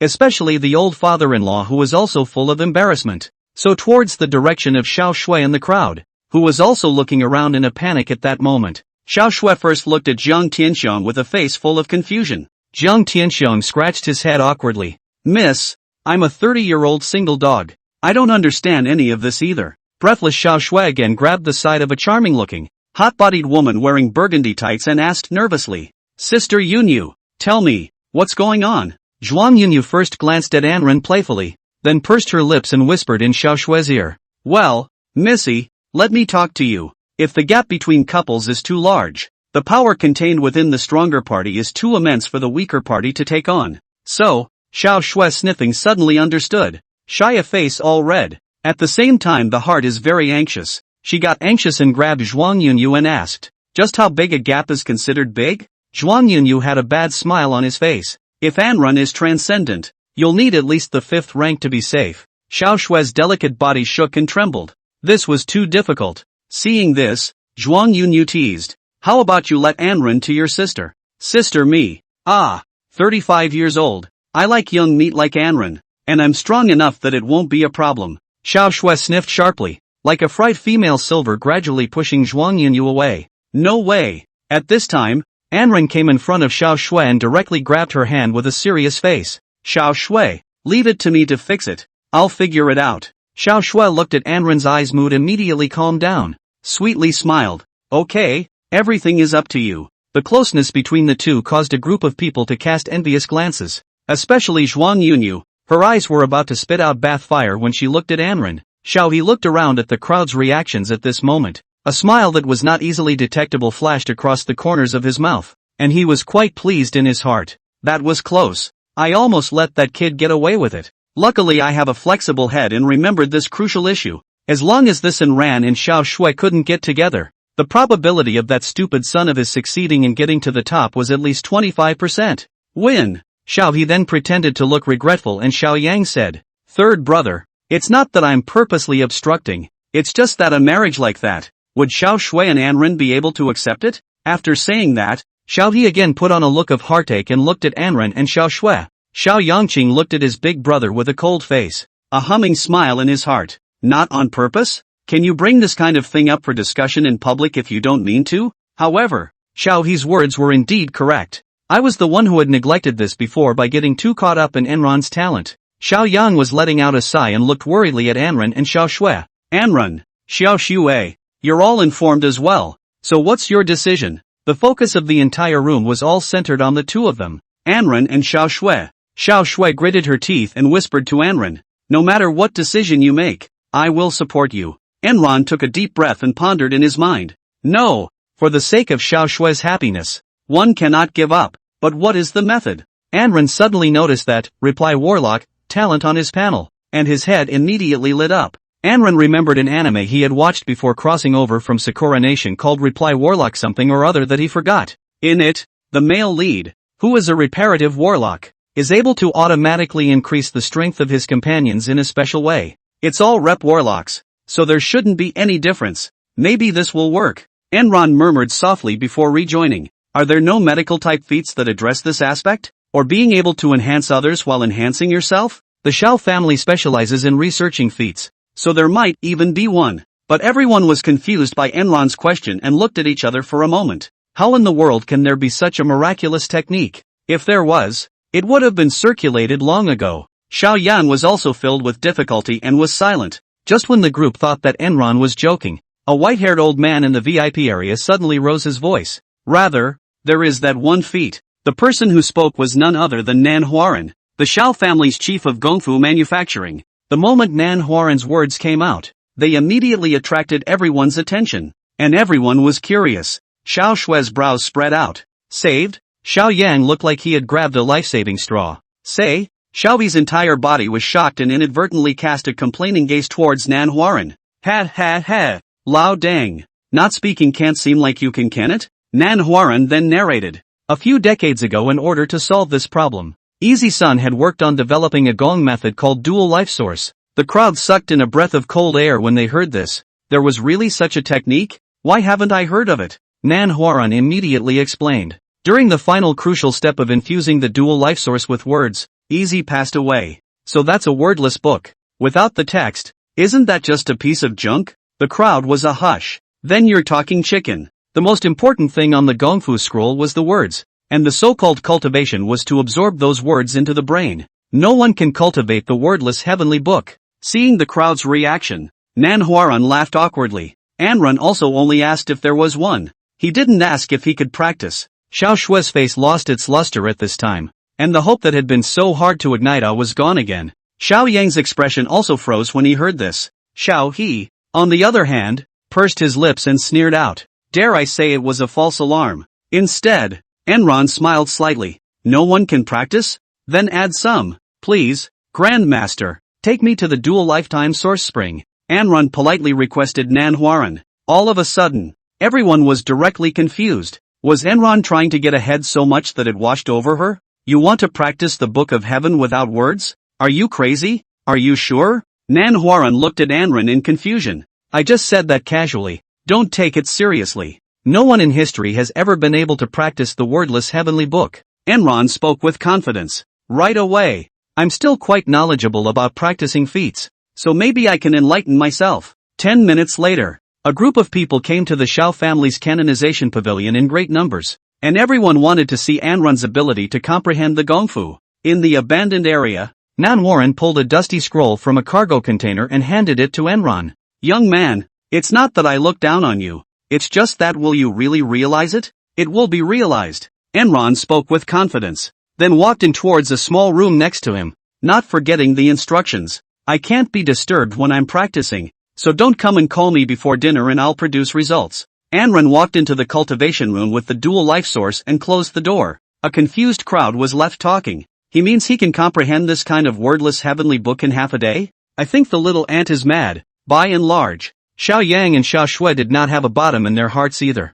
Xiao He and Xiao Yu, on the other hand, snickered in their hearts. Pure waste of time. Enron found a random spot in the cultivation room to sit down in silence, a playful smile in his heart. Where does it take half a day? Just don't want you guys to know the secret of my efforts. Then, Enron was full of seriousness. Madman, for the sake of Xiao Shue's happiness, I'm going to try my best to enroll in the dual life heart technique. Add some. Chapter 72 Translate what it means to reply to the warlock and let Xiao Shui seize the future. Understand and begin to penetrate the third order S-rank medical gong method. Dual life source. First step. Comprehend the wordless content. Do you use 30,000 berserker points to make the words emerge? Anran frowned a little. It was worthy of being a wordless heavenly book. Just making the text visible would consume so many berserker points. However, for the sake of Xiao Shue's happiness, Anran stud. Use. Understanding.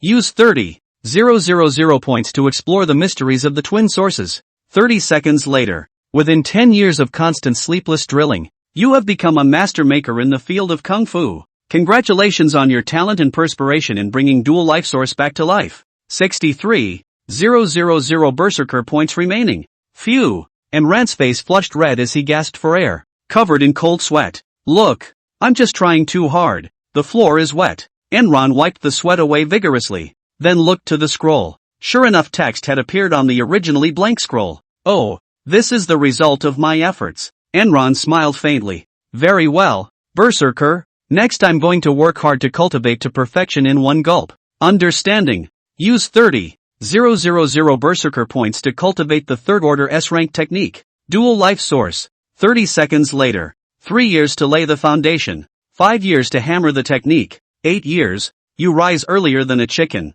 Sleep later than a dog.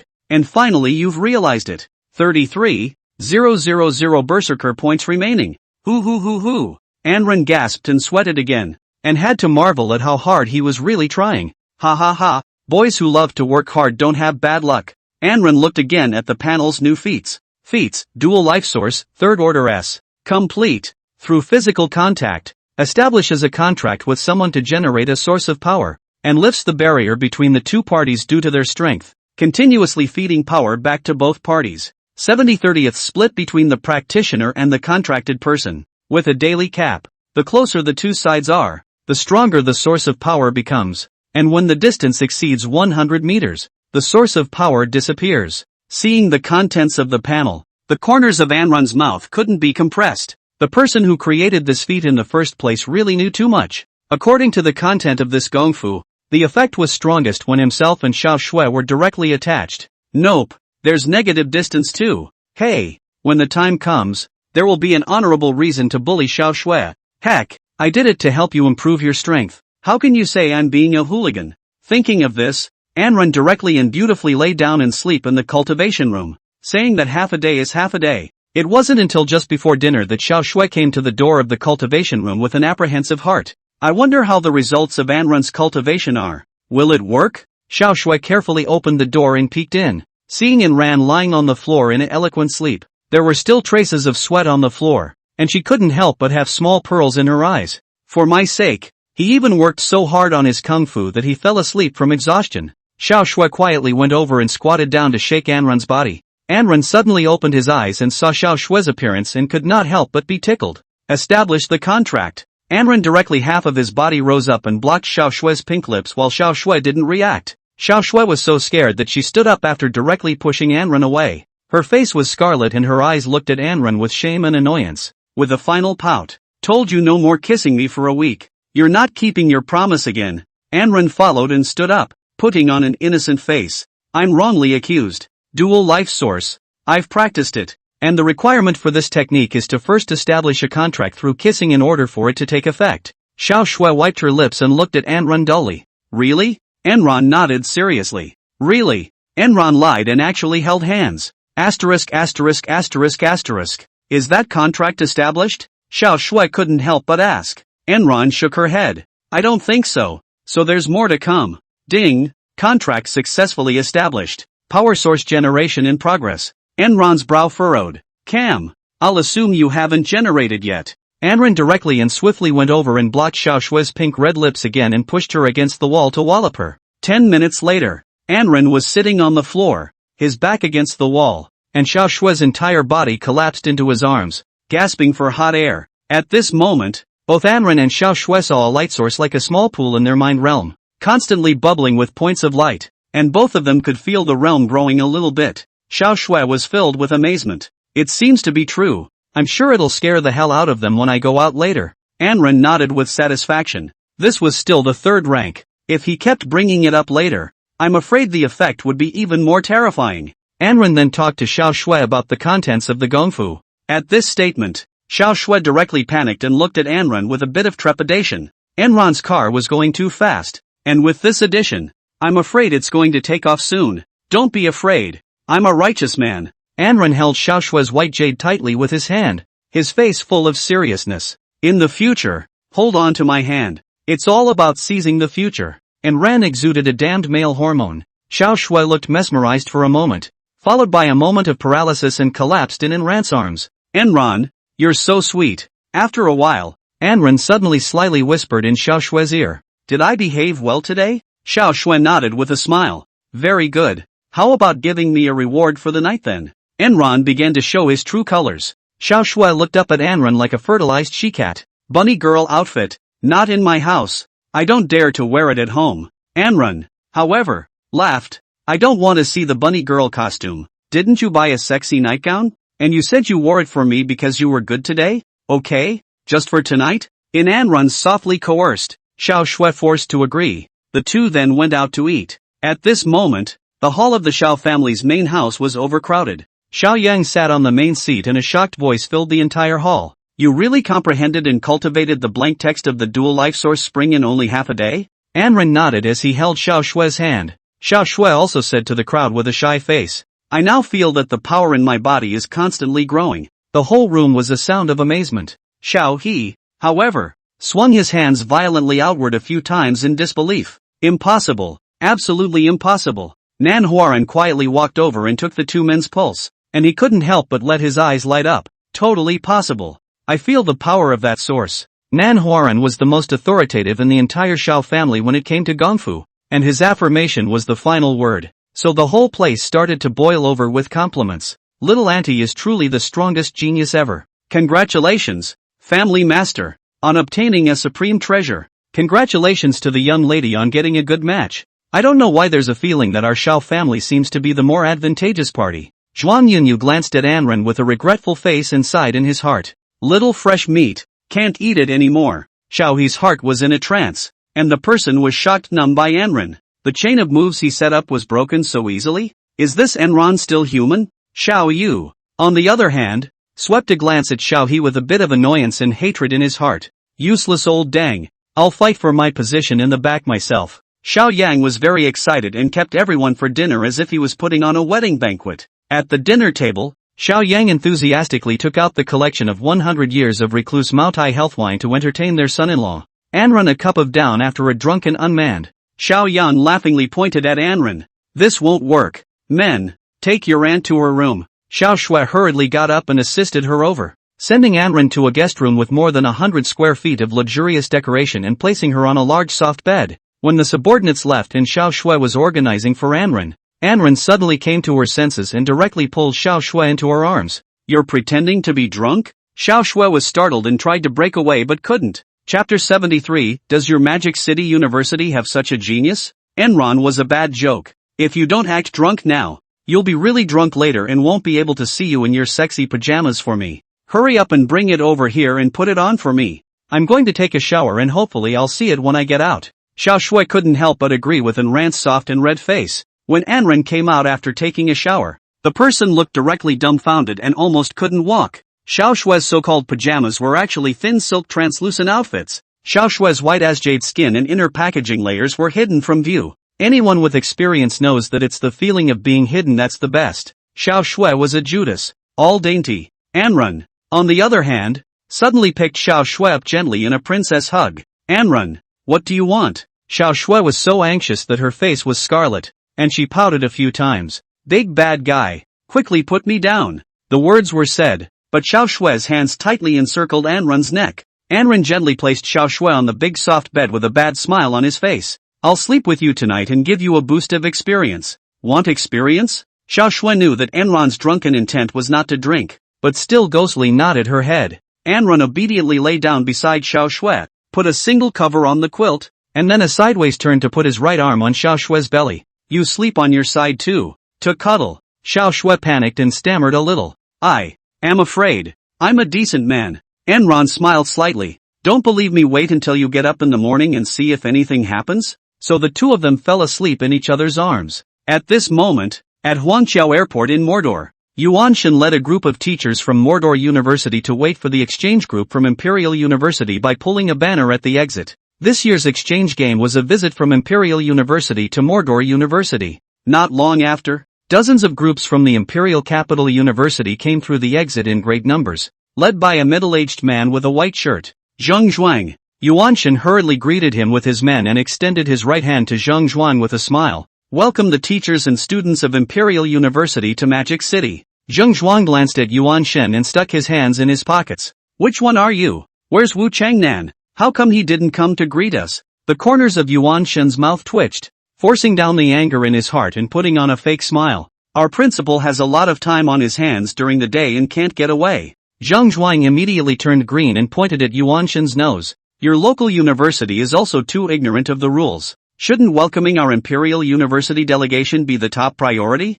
Greeting? Hearing this word, Yuan Shen frowned slightly. Good big official authority of the This Zhang Zhuang really pretend. A dean want to let their side of the principal out to meet. The intention is to make the Imperial University surpass the Magic City University in terms of status. However, there were indeed rumors that the delegation of the Imperial Capital University had received authorization from the Imperial Capital family to ruthlessly suppress Mordor University in a wave. The suppression of the forces of Mordor begins at the root of the school. Forget it.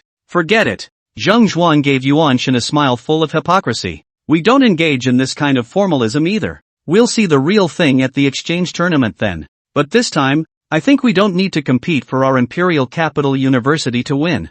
Zhang Zhuang couldn't help but start pretending again. Not only is there Sima Chengrui, who was the strongest graduate in history. He's just in his senior year and he's already at the 8th level of the 6th rank. He's not much better than the Xiao Yang of your year. There's also the strongest freshman Wang Yuan, who comes along once in 100 years. Just enrolled in school and he's already at the 3rd rank. And he's even able to defeat opponents at the 4th rank. Does such a genius exist in your school? Zhang Zhuang was full of complacency as he cast a teasing gaze at Yuan Shen. And Rant's news had already been treated as confidential by the entire relevant units of the Magic City. And not a single bit of news was allowed to be revealed to the Imperial Capital University before the exchange tournament. Therefore, regarding this person, Anrun, Zhang Zhuang was drawing a blank. Yuan Shen smiled faintly at Sima Chengrui and Wang Yuan in the crowd, but the two of them were in a condescending posture. The other teachers from Mordor University were all starting to get angry and wanted to have a fit, but they were stopped by a look from Yuan Shen. Let them pretend for a while first,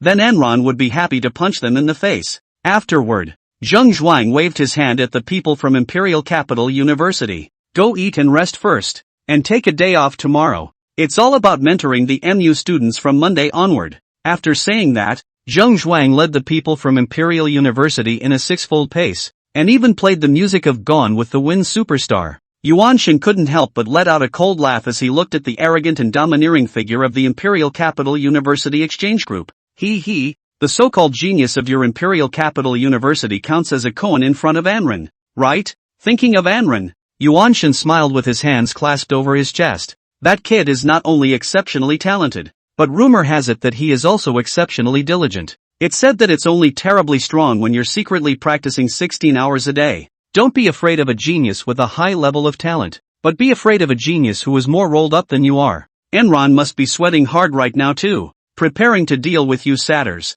In the morning, Xiao Shui opened her hazy eyelids and heard the peaceful and steady breathing in her ears, first revealing a rather happy smile, subconsciously braving his own peak afterwards. He couldn't help but breathe a sigh of relief. Really, yeah, he's still got a bottom line in that department. But Xiao Shui immediately felt that something was wrong. Her face suddenly changed, and Enron's hand was placed in the most excessive place. You big rascal. Enron sat on the bed and blew on her right wrist, having just been bitten by a female silver gradient. Take another sniff through your nose and feel that lingering warmth and mellow aroma. Xiao Shui, on the other hand, was lying on the bed under the covers, shy and annoyed. You're punished for not being allowed to touch me for a week. Anron tried to change the topic and asked resentfully. Is the realm growth full yet? One night should be enough. Xiao Shui sniffed dully as she was diverted and felt the state of mind. Nodding her head. It seems like it's full, and I can't feel the elevation anymore. Aha. Enron started, wiping away a cold sweat. You're at your limit today. Then looking at Xiao Shui was a wry smile. But I haven't yet? Then he got under the covers again, startling Xiao Shui with a squeal. Half an hour later, Wu Changnan made a call over. Anrun frowned. So spoiled in the early morning? Anrun got up and went to the window, picked up the cell phone and answered it. And Wu Chengnan's lazy voice came. Do me a favor. What favor? Enron looked helpless. Teach a lesson to the so-called strongest freshman ever from Imperial Capital University. He's causing trouble in our school. Wu Changnan burst into a wry smile. Freshmen who don't know the rules still have to let the freshmen come. It's a bit of a shame for us teachers to step in. Count me as owing you a favor. And let me know what you want in the future. Strongest freshman?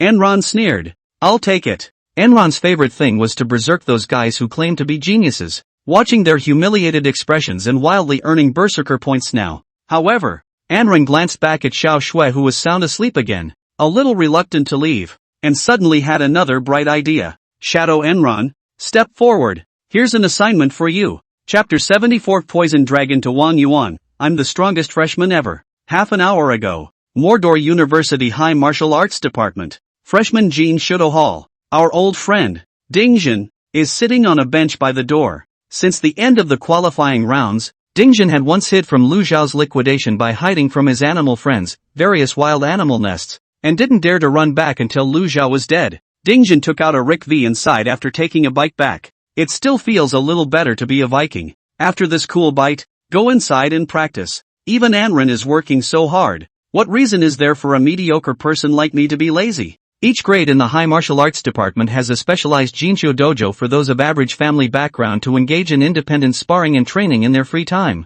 I don't know who spread the rumor that Enrant's daily cultivation time was as high as 16 hours, causing the entire freshman year with motivation to boil over. If Enron is working so hard, who are they to not work hard? All of a sudden, even though it was a Sunday, the entire freshman year of Jinshu Hall was packed. Just as Ding Jin was about to take another sip, a teenage voice with a smoky voice rang out in front of him. You're A.V.I.P. Ding Jin lifted his head and looked over. A teenager with a pothead and a bit of vicissitude on his face looked at Ding Jin with a rather disdainful look in his eyes, and behind him stood a rather pretty young girl with a single ponytail. Ding Jin smiled innocently at the two men. What about you? Take a bite. Ding Jin handed over the Riker V, which he was more than happy to share. Wang Yuan looked at it in disgust. Trashy stuff. I'm a traditionalist and only love Furong Wang. Ding Jin was offended now. If you abide by tradition, then abide by it. What's the point of scolding US reformists? Then the swords were drawn between the two,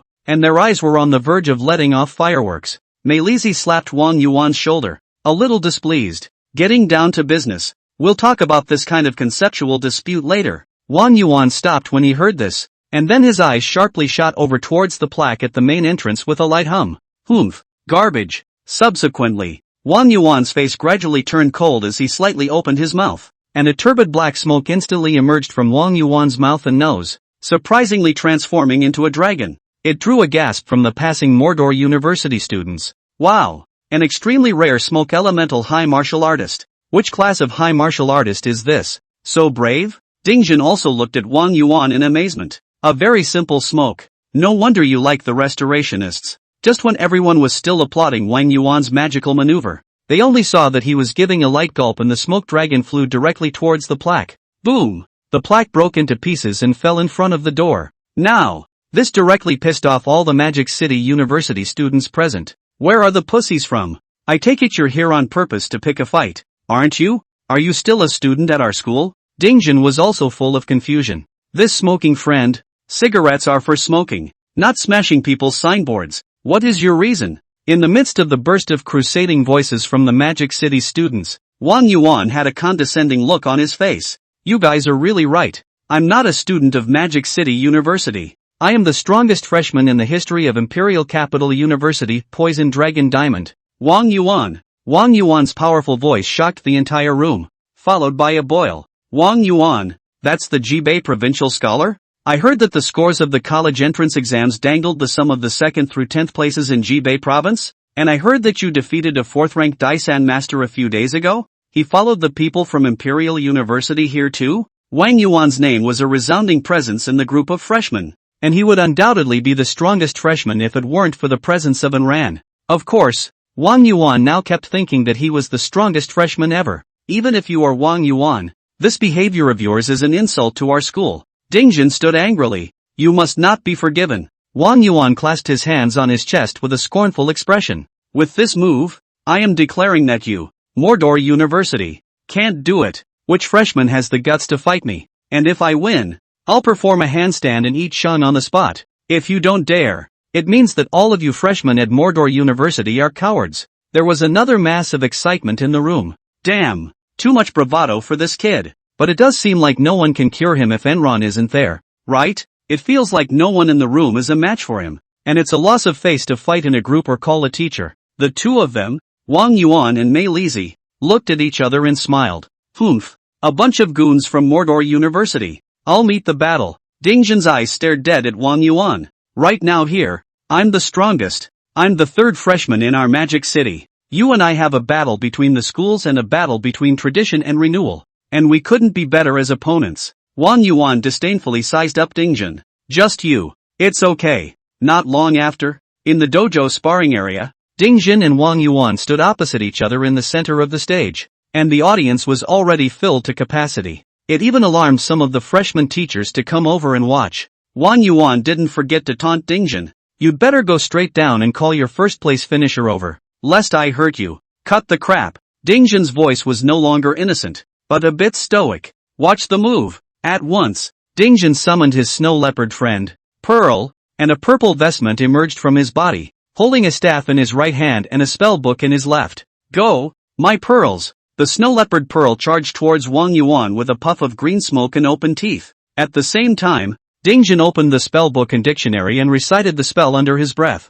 Whelp! Woo! S-rank spell electric purple smoke and rain. In an instant, snow leopard Pearl was wrapped in smoke entrapped with purple thunder, and the dojo was suddenly filled with lightning and thunder. Finally Dingjin bellowed again and held out the staff in his hand. Enchantment of the wild staff. A blue light shot from the wild staff onto the snow leopard Pearl, which instantly expanded several times in size. Phew! The big lifers of Mordor University were in awe when they saw Dingjin's operation. It's worthy of being known as an animal friend, to be able to work so perfectly with a snow leopard. Meilizi watched Dingjin's imperial beast tricks and couldn't help but praise them a little. As a freshman, it's true that you have 2 tricks up your sleeve, but it's a stretch compared to what I had back in the day. Wang Yuan looked at the snow leopard Pearl coming towards him and couldn't help but burst into a sneer, instantly pulling out a black smoking gun, his black lips biting the end of the gun. Poison dragon drill. In a flash, a large amount of black smoke came out from the smoking gun, and the smoke turned into a huge dragon in a few moments,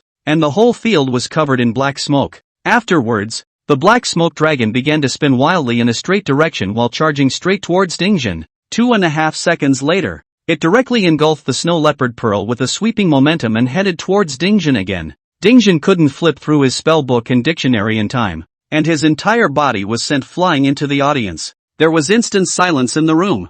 Who else? Wang Yuan was very exuberant at this time, raising his arms and shouting, "Our imperial capital university is the #1 academy." When these words came out, the big lifers of Mordor University couldn't hold back, and there was a surge of excitement. Damn! Let me, Wen Tai, meet you. I, Wang Dedong, am not a vegetarian either. For the next 20 minutes, Wang Yuan fought like crazy, and all the freshmen from Mordor University that came up were all seconded by his one move. Wang Yuan taunted rampantly as he killed the challenger in seconds. Ha ha ha ha ha ha ha. Is this the level of your freshmen at Mordor University? 2 Kai. Right? Kai, just practice more. Know what level the strongest freshman ever is? Look, it's Enron. Enron is here. Suddenly the audience began to boil over. Shadow Enron slowly walked into the venue and looked up at the rampant Wang Yuan and lazily said, "Did you just call yourself the strongest freshman ever?" Chapter 75, is this the level of the strongest freshman in history? Wang Yuan heard Shadow Enron's words. Arrogant eyes swept over. Seeing Enron in addition to handsome a little flat, the flames could not help but increase. Not my words, but an unchanging fact. Wang Yuan's words drew another burst of angry curses from the Magic City students at the scene. So damn arrogant. Good luck choking on the smoke while you're smoking hibiscus. If it's Enron, it must be okay. Enron can hang him with one hand. Wang Yuan looked around at the people who were vocalizing themselves and showing solidarity with Shadow Enron, and couldn't help but let out a sneer and mockery at Shadow Enron once again. It seems you have quite a reputation for calling the shots. That Dingjin said he was the third best freshman just now. What level are you at again? Please state your strength. The shadow went peacefully up to the stage, a little in tears. The master embraced the beautiful girl to sleep, but left himself to earn berserker points. He was so miserable that he was almost mixed up into a cow or a horse. It's really worse than being gone. So, in order to relieve the depression in his heart, Shadow Enron decided to blow up the arrogant hanging hair in front of him. It's going to win. Then Shadow Enron began to learn the art of Enron's language and cast a stern look toward Wang Yuan. Asterisk asterisk asterisk asterisk off. I don't care to talk to you. Wang Yuan was instantly red warm. The other party was really arrogant, not putting himself, the strongest freshman ever, in front of his eyes in the slightest. Well, kid, you're the one who narrowed the road. If I don't put you in the hospital for a few days, I won't be able to smoke Hibiscus King for the rest of my life. I'll only be able to smoke Rick 5. Is Rick V bad? Dingjin, who had been knocked into the spectator area, got up and protested. What are you barking at, old man dog? Shadow Enron continued to molest Wang Yuan. Seeing how handsome and tough Shadow Enron was, Meilizi couldn't help but go red, poking her spitting tongue with her forefinger with a wicked grin on her face. Oh, intentional, right in my strike zone. It's a shame we're going to be hogtied by the smoking gun of the Furong King original later. Wang Yuan completely red warmed up, and a stream of gray smoke came out from his entire body. The entire dojo could smell a strong odor of nicotine, and everyone couldn't help but cover their mouths and noses. Only Shadow Enron was unaffected because he was a shadow and still looked at ease. This made Wang Yuan even more irritated. Smoke. Wang Yuan quickly brought the end of the bong to his mouth and fought to blow a puff outward. Poison Dragon Drill. In a flash, a large amount of black smoke came out from the smoking gun, and the smoke turned into a huge dragon in a few moments, and the whole field was covered in black smoke. Seeing this move, the Magic City's freshman students began to be a bit shocked. It's appeared. It's the Poison Dragon Drill. Just now Dingjin was seconded by this move. Breathtaking move. How would Enron deal with it? Meilizi also had her hands around her chest. Looking at Wang Yuan was full of pride. There is no other freshman in our Imperial Capital University who can catch this move. The Poison Dragon Drill. Even some of the sophomores and juniors couldn't catch it. That's the gold of being the so-called best freshman ever. Meilizi received a teasing glance towards Anran. If you can't catch it, it's your job. If you do, it's a miracle. No. Why is he not even hiding? Should we just take it hard? Meilizi was immediately shocked. Shadow Anran actually stood still, only to see Shadow Anran light up his flaming bird and 100 ghost squealing battle armor, and turn on the Divine Walking Meteor, Golden Light Protection, directly blocking Wang Yuan's Poison Dragon alive. The force of the two sides impacting each other raised another thick black smoke throughout the venue. The shadow peacefully wrapped inside, making it impossible for others to see what was really going on. Wang Yuan thought that Anran had been defeated by himself, and his eyebrows revealed an air of superiority facing inferiority. Humph, what a nasty stupid one. Not even dodging. No, it must have been so fast that you couldn't dodge it. Thinking of this, Wang Yuan couldn't help but smile. Meilizi also shook her head. It's over. It's a shame that handsome face is going to be contaminated. Child, do you think you're invincible? Shadow Enron's voice suddenly rang through the smoke. I'm teasing you, little kid. Wang Yuan and Meilizi were simultaneously in a state of shock. The hell with it? Is this guy beating the resurrection game? Only a golden light flashed out from the thick smoke, and Shadow Anran appeared in front of Wang Yuan in an instant. So fast. Wang Yuan was shocked out of a cold sweat, and his body was again hit several steps backward by the golden aura overflowing from the Shadow Anran, Divine Walking Meteor. Even the smoking gun in his hand flew into the air. Wang Yuan was in a hurry. It was an S-grade smoking gun built especially for him, but the smoking gun had appeared in the Shadow Enron's hand. The shadow peacefully collected the blazing bird and held up the smoking gun to Wang Yuan with a slight lift of the corners of his mouth. Watch this. This is how the bong works. Wang Yuan pupil shook sharply, exclaimed. What do you want? Return my smoking gun. The shadow, however, reappeared in front of him peacefully, holding up his smoking gun and running for Wang Yuan's skull. Wang Yuan was also unwilling to sit back and wait for death, and had long ago pulled out a poisonous smoke cultivation manual, chanting incantations under his breath. Pump! All of a sudden there was a toxic black smoke coming out of all the holes in his body, wrapping himself in it. Wang Yuan let out a sinister laugh, his heart filled with confidence. Not only does this move provide me with protection, but it also makes my opponent paralyzed by poison. The advantage is mine. The shadow, peacefully unaware of the situation, was pounding away at Wang Yuan's body. Even if it was a plain and simple knock, it immediately shattered Wang Yuan's poisonous smoke protection. This smoke is poisonous. Someone in the audience suddenly shouted. Anran, be careful. Wang Yuan's cold face was like frost, and a shuddering laugh ran through his heart. Oh, it's too late. Shadow Enron smiled slightly, with reply warlock in hand. How can you be poisoned? That's hilarious. Egu. Wang Yuan's entire body was subjected to a bout of furious abuse from Shadow Anran. Each impact of the smoking gun cracked a bone in Wang Yuan's body, creating a small powerful wind. Wang Yuan's entire body was embedded in the ground like a puddle of mush, and his eyes could only open a slit, defeating the self-proclaimed strongest freshman of all time, King Flora Wang Yuan. What an invincible berserker. Berserker points plus 2000. 35,000 remaining berserker points. There was a cheer in the room. Tranquility, tranquility. Meilizi listened to the hoots of the whole audience, and the person first went numb, followed by a burst of gnashing of teeth. Enron, where in the world did a character pop up from? Mr. Young Jang is going to be furious later. And embedded in the ground. Wang Yuan's mouth wriggled unwillingly as hot tears flowed out of his eyes. Why? You won't be poisoned? Ha! Shadow Enron sneered a few times. How can a mediocrity like you understand a genius like me? Naya, is this the level of you? The strongest freshman ever? Waste of a man. Then, Shadow Enron, amidst the cheers of the entire crowd in Meilizi's shock, stepped right over Wang Yuan's face and strutted out of the passageway. Wang Yuan shed a few more unwilling hot tears, strongly humiliating Wang Yuan, who boasts of being the strongest freshman in history. What a condescending fanatic. Fanatic points plus 500.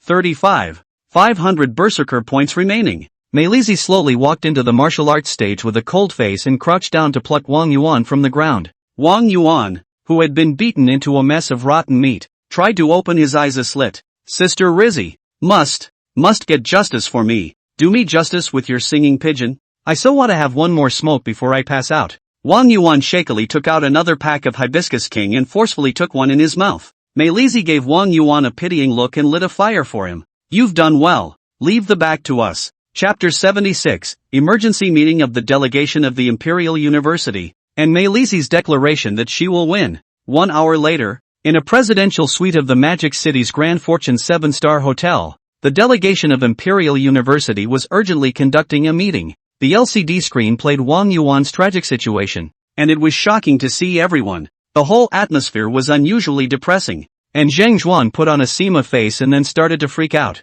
Where's Enron? Where's Enron? What are you intelligence team doing? You missed such a powerful freshman? Zheng Zhuang is really treading water, and Enron showing talent is what makes him the strongest freshman ever. If he had found out earlier, would he have let Enron run away to Mordor University? How strange. If he was really this strong, he should have been famous during the martial arts examination. Zheng Zhuang suddenly calmed down and felt suspicious. How is it that I only heard the name today? This, Mr. Zheng Yuzicheng, the leader of the intelligence team, pushed down his glasses with a hint of embarrassment on his face. According to the intelligence we just gathered, this Enron, at first, was a student in the general department. This was something Yu Chang said with a weak heart, and for a moment he suspected it was false. When these words came out, the entire room sucked in a breath of cold air. No wonder. Zheng Zhuang first snorted, then his eyes were filled with shock. This means that this Enran has been awakened for less than a month? Yu Chang nodded affirmatively. Guess so. And we found out even more horrible things about him. Yu Chang opened his computer a piece of information. In the freshman qualifying tournament, with 10,000 points, he broke the highest record of 6,000 points set by Xiao Yang that year. By the way, Enron is now Xiao Yang's son-in-law to be. Oh yo, so it's a soft eater. There was a burst of laughter, and a rare rapturous atmosphere emerged. Yu Zicheng continued. Later, participated in the Mordor University's house team competition, and was the number 5 position in the comprehensive department. Hiss! The entire room suddenly sucked in a breath of cool air. It was unheard of for a freshman to scream at the house tournament. This Enron is a real monster. Don't worry, there are even more horrible things to come. Yu Zicheng wiped his cold sweat. During the match with the Lu family's second youngest, the two exchanged deadly blows because of a personal grudge, and in the end, Enran chopped off Lu Zhao's head, and then he dropped out. Mordor University purposely hid Enran's defeat of Wang Fei and changed it to Wang Fei defeating Tang Kai for first place. Hiss! The entire room sucked in another breath of cool air. This matter was the real shock bomb. The whole room fell into silence. Everyone's heart was not shocked. This Enron is just too breathtaking. Zheng Zhuang then let out a chilling laugh. Ha ha ha. The son-in-law of the Xiao family killed the son of the Lu family. Looks like I'll have to make a trip to the Lu family sometime. Zheng Zhuang looked at Meilizi again. Liz, you watched the fight between Wang Yuan and Enran in full. How do you evaluate Enran's strength? Meilizi paused for a moment, then said, according to my estimation, Enran's strength is roughly equivalent to a 5th order medium to 5th order high level. It's really ridiculously strong according to the freshman perspective. But, Meilizi puffed her cheeks slightly red, her eyes flashing a cold light. As long as we don't treat him like a freshman, won't we just beat him as much as we want? He's just a backdoor guy anyway. not really a freshman. What a genius idea. Earning a round of applause from the crowd and a discharge, Zhang Zhuang pointed again at Sima Chengrui, who was hiding in the corner, and revealed a hint of a smile,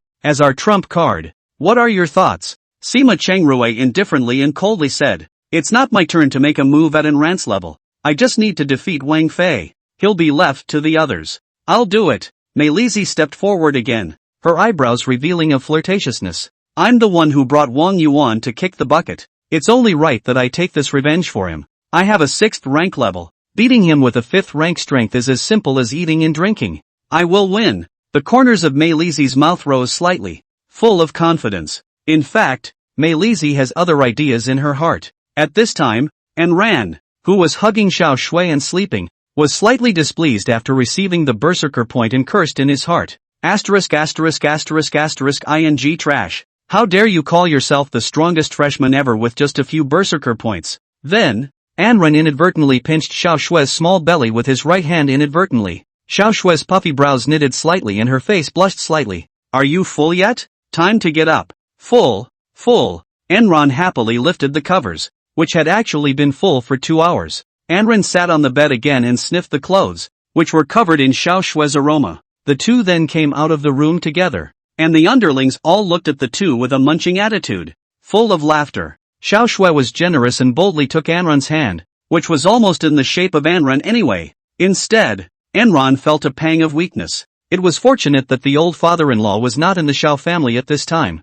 Otherwise Anran did not dare to imagine what his reaction would be when he saw himself and Xiao Shui coming out of the same room, still in his house, though the old man had made himself his de facto son-in-law. Though with a little more force from himself, Xiao Shui's defenses might have gone down in a flood like a spillway dam. But that sort of thing seemed a little too early and the brakes needed to be applied. Who called himself a decent man? In the afternoon, Xiao Shui brought Anran to the Jingwu Dao Hall, which was located on the 18th street of the Bund and belonged to the Xiao family. This was a popular martial arts practice place operated by the Xiao family externally, and Xiao Shui would sometimes come over to spar with people outside the Xiao family. At the door, Xiao Shui winked curiously at Anran. Anran, what strength are you now? Equivalent to how many of me? Anran scratched his head for an estimate and discounted it. About 100 or so. Xiao Shui was shocked, then her eyes went round. You're open, aren't you? Anran. Afterward, Xiao Shui cocked her head and looked at Anran. In the afternoon, you'll accompany me to practice and review the results of the night.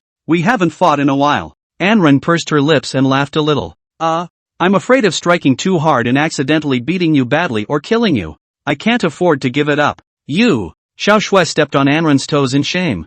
Yo, the young couple flirting? A voice with jealousy rang out. Anran and Xiao Shui twisted their heads to look over. Malitzi with another young girl was looking at the two with unkind eyes. Anran asked, something wrong? Malitzi nodded and smiled. Come with a vengeance. Chapter 77. A single look kills a worldly girl. Look at my damn strength. Revenge? Anran scowled at Mei Lizhi, vaguely disgruntled. This woman has never even met herself. So where's the vendetta coming from? Oh, this person is the girl who went to make trouble with that Wang Yuan in the morning? Shadow Anran reminded. Anran laughed. The man was hit by Shadow Anran. What business was it of him? The rightful owner? Shadow Anran was slightly stunned. Who did I think it was? It turns out to be a punk student from Imperial Capital University. Anran let out a sharp taunt. Mei Lizhi sniffed nonetheless did not have a trace of anger, and even inadvertently revealed a trace of intoxication. Eyes almost lassoed out of the water. The heart obsessed. My God, his androgynous insults sounded like the best whiplash I've ever had. Oh, what revenge? Is simply an excuse.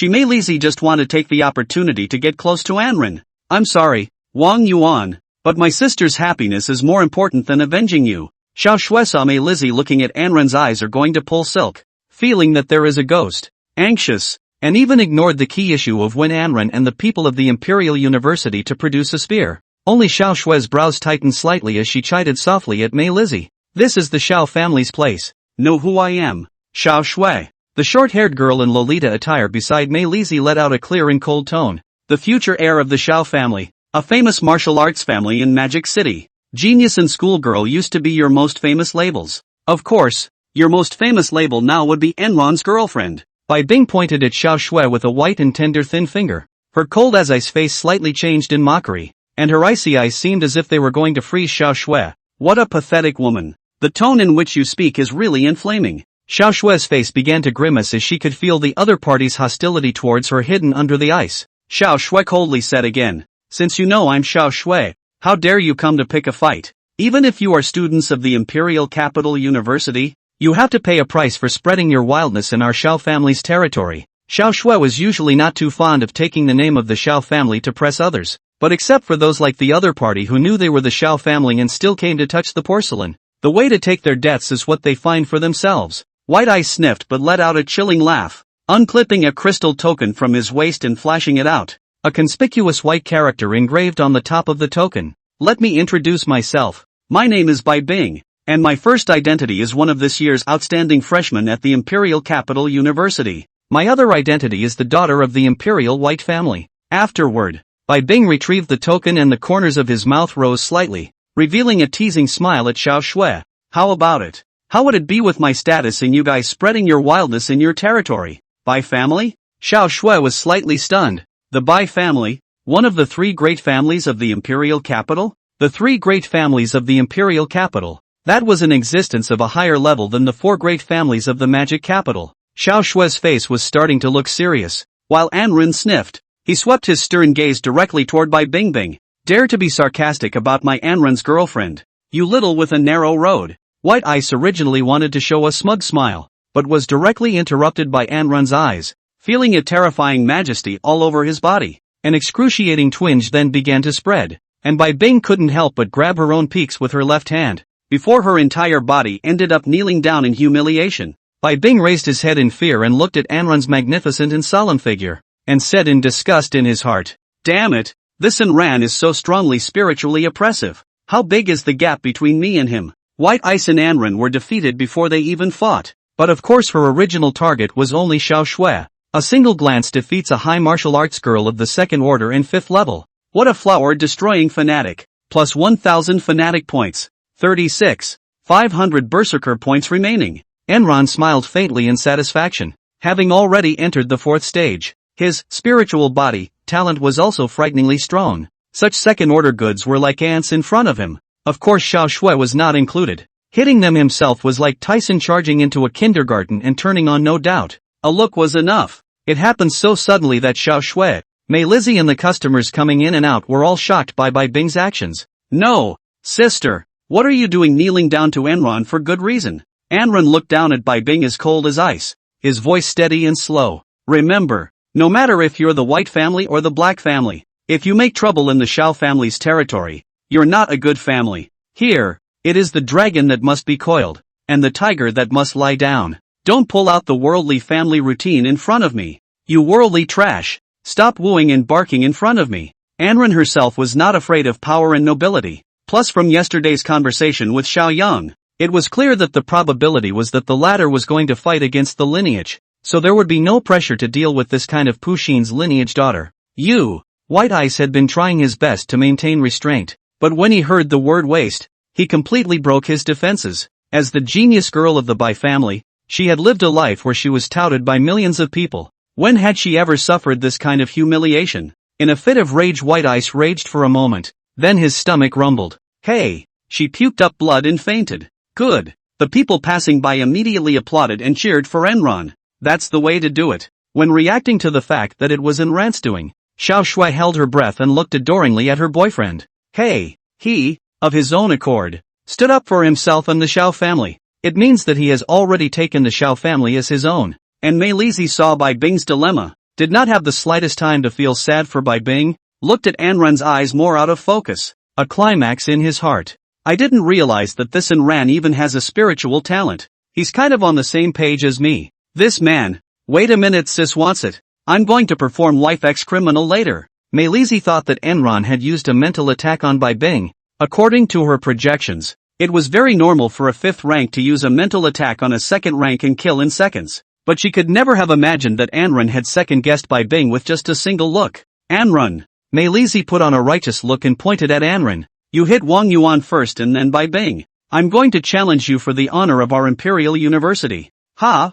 Enron crossed a batch face. Shouldn't you have pulled your companion away first? That doesn't matter la. Can't die now anyway. Melitzi spat out her tongue and smiled wryly. How's that? Afraid to answer it? Catch. Enron smiled. How could you not want a maniac point for nothing? A wave of ecstasy washed over Merlitzi's heart. Later my sister will capture your heart on the battlefield. Chapter 78, My Song Pigeon is Laying Eggs? It's clearly a male pigeon. Bund 18th Street. Jingwu Dojo. The Central Martial Arts District covers tens of thousands of square meters alone. The two of them, Enran and Mei Li Zi, were already standing opposite each other in the center of the ring, and the audience area was filled with the good crowd. Xiao Shui sat in the VIP seating area, and beside her sat Zhou Wu, the director of the Jingwu Pavilion. Quite a few Xiao family members recognized that the flamboyant young man on the stage is not precisely the future auntie of their own family. Mei Li Zi was quite confident, the corners of her mouth lifting up madly. If my speculation is correct,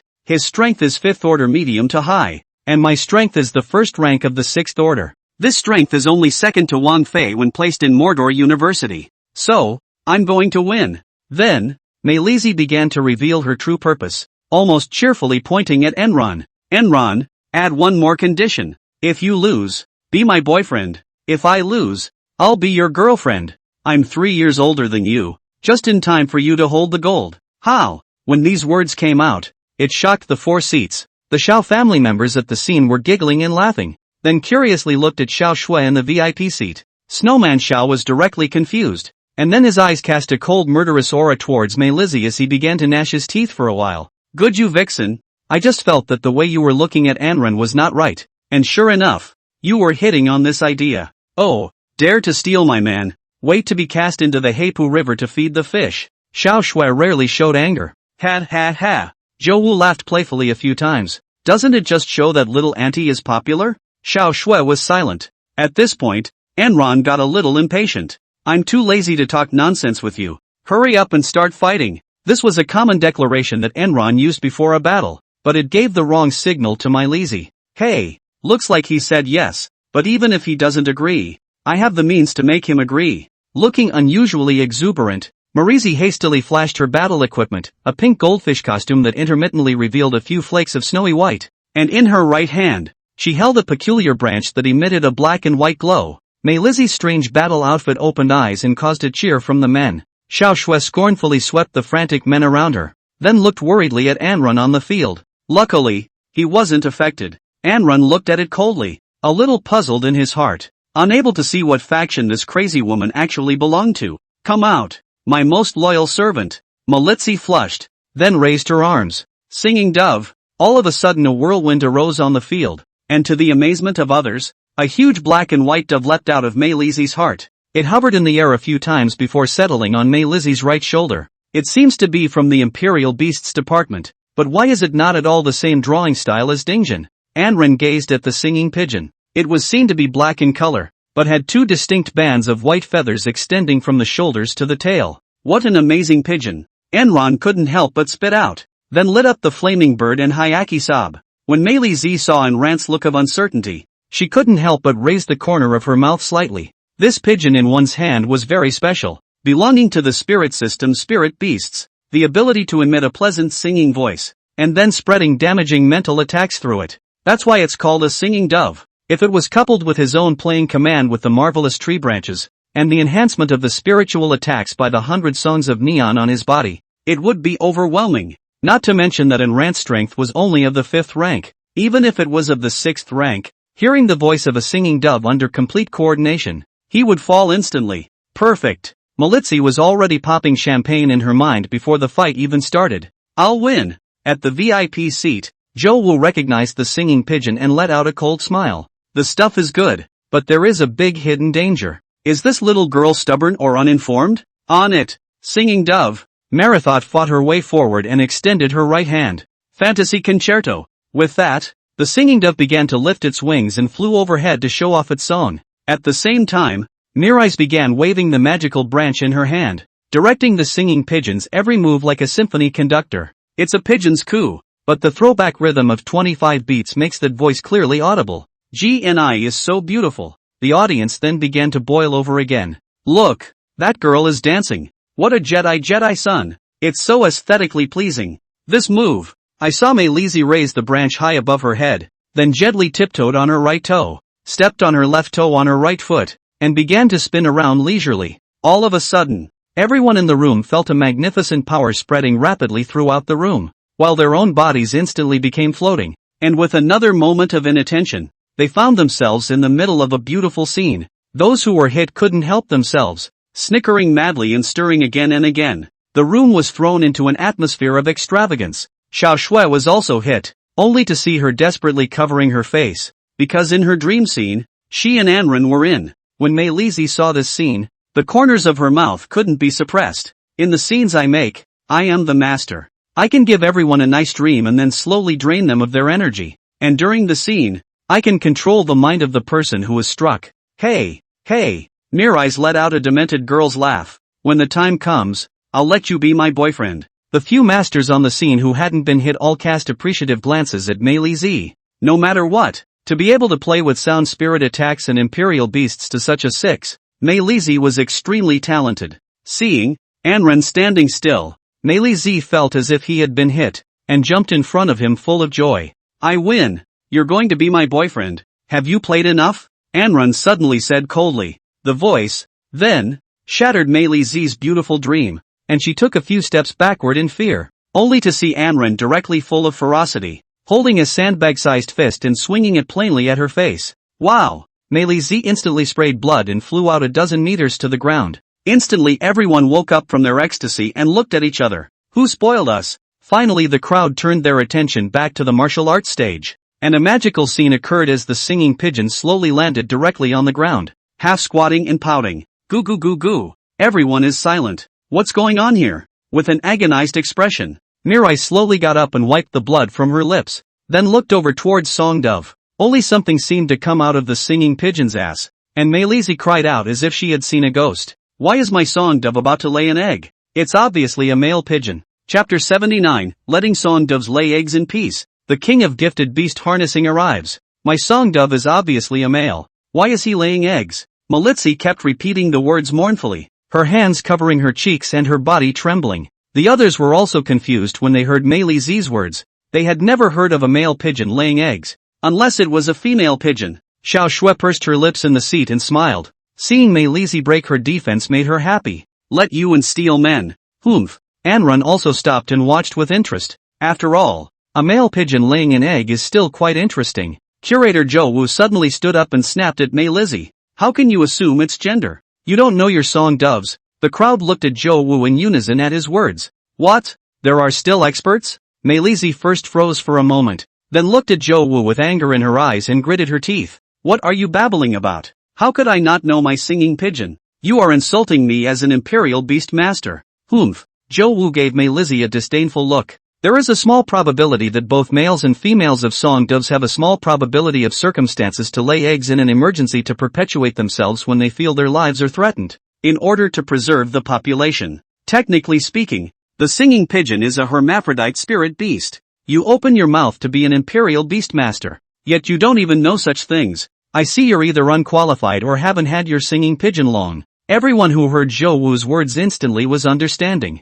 So that's how it is. Singing dove is quite the oddball. So just now it was Enron who cracked the mental attack, and the singing pigeon got extremely frightened and laid an egg. I'll go. Enron couldn't even help but laugh. There's still this kind of fun to watch. As for Mei Lizhi, after hearing Zhou Wu's mockery of herself, her eyes were first filled with shock, and then her face turned green. What Zhou Wu had said was something she really wasn't clear about. Getting the singing dove. She focuses on its strengths, but keeps ignoring its weaknesses. At that moment the singing pigeon gave another sharp cry. Coo coo coo. The crowd looked over, only to see that the pigeon's egg was already a third of the way out. When Mei Lizhi saw this, she was furious. It was so humiliating. Wanting to retrieve the singing dove, she pointed the branch at it and yelled, "Get back here! No eggs!" At this point there was a large amount of booing from the crowd in solidarity with the singing pigeon. Let it be born! Let it be born! Let it be born! Ignoring the cries of the crowd, Melitzi forced the spell to be cast, and the singing dove began to be torn towards Melitzi's heart by a force, and the egg that hadn't come down was surprisingly raw and slowly forced back. Seeing this, Zhou Wu was so anxious that he cried out in a bad way. If the brother pigeon laying eggs is forced back, it will cause its body to explode. This woman is also worthy of being an imperial beast master? Enron was about to move. Ding! Singing dove is facing a crisis and you have the following options. 1. Explode the opponent. Let the brother pigeon lay eggs properly, and gain the talent, king of the royal beasts. 2. Sitting back and watching the singing doves being victimized, gaining a set of sound spirit attack feats. Enron laughed. Cootie. All no option 1. Kung fu is plentiful at my own old man's place. Wanted to play with the man-beast stream myself. So Enron gripped the flaming bird and appeared in front of Mei Lizi's eyes in a flash, full of hostility. Woman. Our fight shouldn't be over yet, right? Just now still fantasizing about an Anren double date. In front of Xiao Shue's staged wife ex-husband criminal Mei Lizi. At this time to see Anren come as physically and mentally shocked, panicked and quickly backward. It was because the strength Anren had just displayed was too terrifying. His own spiritual attacks that had been strengthened to the extreme were all effortlessly broken by him. But I won't admit defeat easily. Mei Lizi quickly adjusted her stance and swung her branch. Come forth, my other faithful servant, Plum Beaver Cat. At those words, a civet cat about the size of a tiger ran out from Mei Lizi's heart room and blocked the middle between Anren and Mei Lizi. Oddly enough, the white hairs on the top of this civet cat's head split down the middle. At the same time a dazzling black and white light emanated from his body, shining brightly throughout the entire arena. And a large number of people couldn't help but cover their eyes while letting out a gasp of surprise. I can't. I feel like I'm going to explode if I look at it again. How did my world turn black and white? Stop singing. Mei Lizi first breathed a sigh of relief. Then the corners of her mouth rose slightly as she murmured in her heart. Unlike the brother dove, the plum civet cat can produce visual mental attacks. The moment you see it, you've been hit. The mind and body can't help but start to stir. Since the sound department was broken by you, what should His Excellency the Vision Department do? Thinking about it, Malitzi hooked into a Nike mouth. Maybe we'll win. This was followed by another swing of the branch forward. Go for it, Plum Civet. The Plum Civet cat opened its bloody mouth and hissed while darting towards Anren with its teeth and claws open. The psychedelic effect produced is more intense when the Plum Civet cat moves more vigorously. Anren stood still, his face cool. Really think Plum Beaver Cat is a tiger? Your mental attacks are worse than a big mom cursing. Climb for the master. The Plum Civet cat was directly cleaved in half by Enron with a flamingo. Meow. The Plum Civet cat wailed before directly turning into a bubble and disappearing. Mei Lizi this time is completely panicked. Singing pigeon and Plum Civet cats, this two big trump cards in front of Enron surprisingly are unbearable. What kind of strength are you in the end? Mei Lizi's legs were too weak to walk. Her facial expression was almost twisted as she shouted hoarsely. Why is the gap between you and the morning so big? Anren didn't bother to talk nonsense. Retrieved the flaming bird, directly flashed to her again, and held her down on the ground for a burst of hammers. I told you to stop the singing pigeon from laying eggs. I told you to stop the singing pigeon from laying eggs. I told you to stop the singing pigeon from laying eggs. Anren was hitting and cursing at the same time, and it lasted for 3 minutes, beating Mei Lizi to the point that her body was swollen, her bones were cracked, and her whole body was embedded into the ground. Phew! Enron stopped his attack and wiped the sweat away, maniacally abusing a high martial girl of the first rank of the 6th order. What a flower-destroying maniac! Plus 5,000 maniac points. Remaining berserker points 41. 500. At that moment there was a sudden noise from the audience. The singing dove has laid an egg. The singing dove is gone. Ding! Mission accomplished. Gained the talent King of Beast Masters. Curious, Enron turned to look toward where the brother pigeon had laid his eggs. Brother dove has disappeared, leaving only an egg on the ground. Anren walked over and picked the pigeon egg up in his hand. Mei Lizi, who had been embedded in the ground at this point, opened her swollen eyelids and cried out to Anren in defiance. The eggs laid by my singing pigeon are not for you. Anren sniffed, her face directly cold. I did not expect this woman to be so resistant to jabbering. Then the cool eye shot directly towards Mei Lizi, who instantly felt a huge oppression mentally and directly fainted. Then Enron heard the sound of an eggshell breaking. Chapter 80, easily concluding spirit beasts. When did Enran have the talent to control beasts? Enron looked in amazement at the broken eggshell in his hand, from which protruded the head of a small singing pigeon. Within moments, the little singing pigeon's entire body ran out of the eggshell and chirped joyfully at Enron. Only because. Then, it began to puff out its little wings. And surprisingly, it flew. It's only been about 2.5 minutes since you broke your shell and you're ready to fly? Enron was aghast. Night or not, you song dove. The audience was in a state of whispering. A fledgling will take the first creature it sees as its parent. Zhou Wu suddenly shouted out in excitement. It helps Enron to make a contract with it. The brother pigeon is a very precious type of A-class spirit beast. Getting one for nothing is really a great deal of money. When the crowd heard Zhou Wu's voice, they couldn't help but send envious gazes at Anran. But Zhou Wu then turned his words around. To conclude a contract with a spirit beast is to require a sentinel beast talent. Eldest Miss, does Anran have a talent for royal beasts? Zhou Wu's gaze turned to Xiao Shui. Xiao Shui shook her head. There doesn't seem to be any at the moment. Then he murmured, biting his red lip lightly. But maybe later. That's too bad. Zhou Wu was filled with regret. To be recognized as a parent yet not be able to conclude a contract.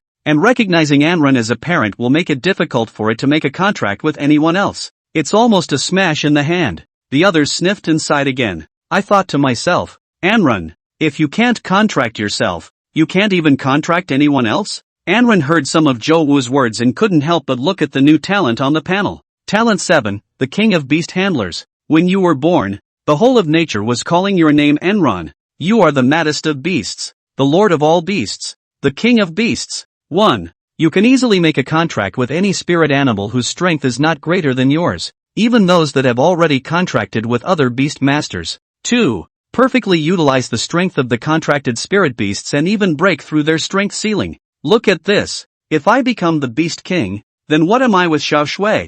Anran couldn't help but spit out in his heart as he looked at the description of the King of Beast Mastery. Beauty and the Beast? But it's a good ability. The corners of Enran's mouth lifted slightly as she looked at the first ability. It's a total killer against other harnessers, forcing the Minotaur program in front of them. How am I the King of Beast Harnessing? It's simply the home of all the spirit beasts. Anran swept back to Mei Lizzie, who was embedded on the ground, revealing a cold smile. Letting your spirit beast escape this time.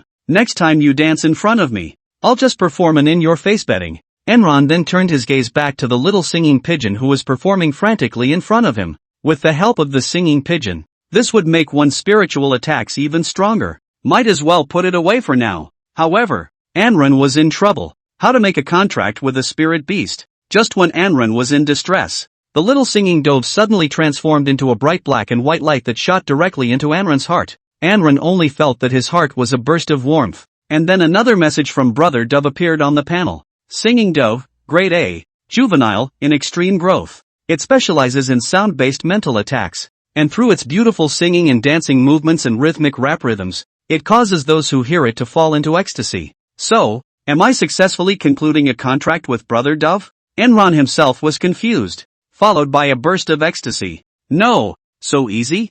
I just had some ideas and the deed worked? And by now some of the know-it-alls in the audience couldn't hold their breath. Did you guys see that one? When a spirit beast can enter the heart of a beast master, it means that the imperial beast has succeeded. No, little Auntie made a contract with a spirit beast so easily? When did little Auntie have the talent to control beasts? And Zhou Wu's entire body went numb, and his heart was shaken by a mountain of shock. Didn't I say that Anran doesn't have a talent for imperial beasts? Moreover, even with the talent of a sentinel beast, and spirit beast requires all sorts of tedious processes. It's normal to spend a day or two. What's this about Enran? It's literally easier than eating and drinking. Zhou Wu then stiffened and turned his head to look at Xiao Shui, trying to seek an answer. And Xiao Shui looked at Anran with a doting smile. Enran was always coming out with a new talent somehow, like a juggling act that she just couldn't figure out. Maybe it's called true genius. At 5 o'clock in the afternoon, at the Hai Wushu Department Hospital of Magic City University,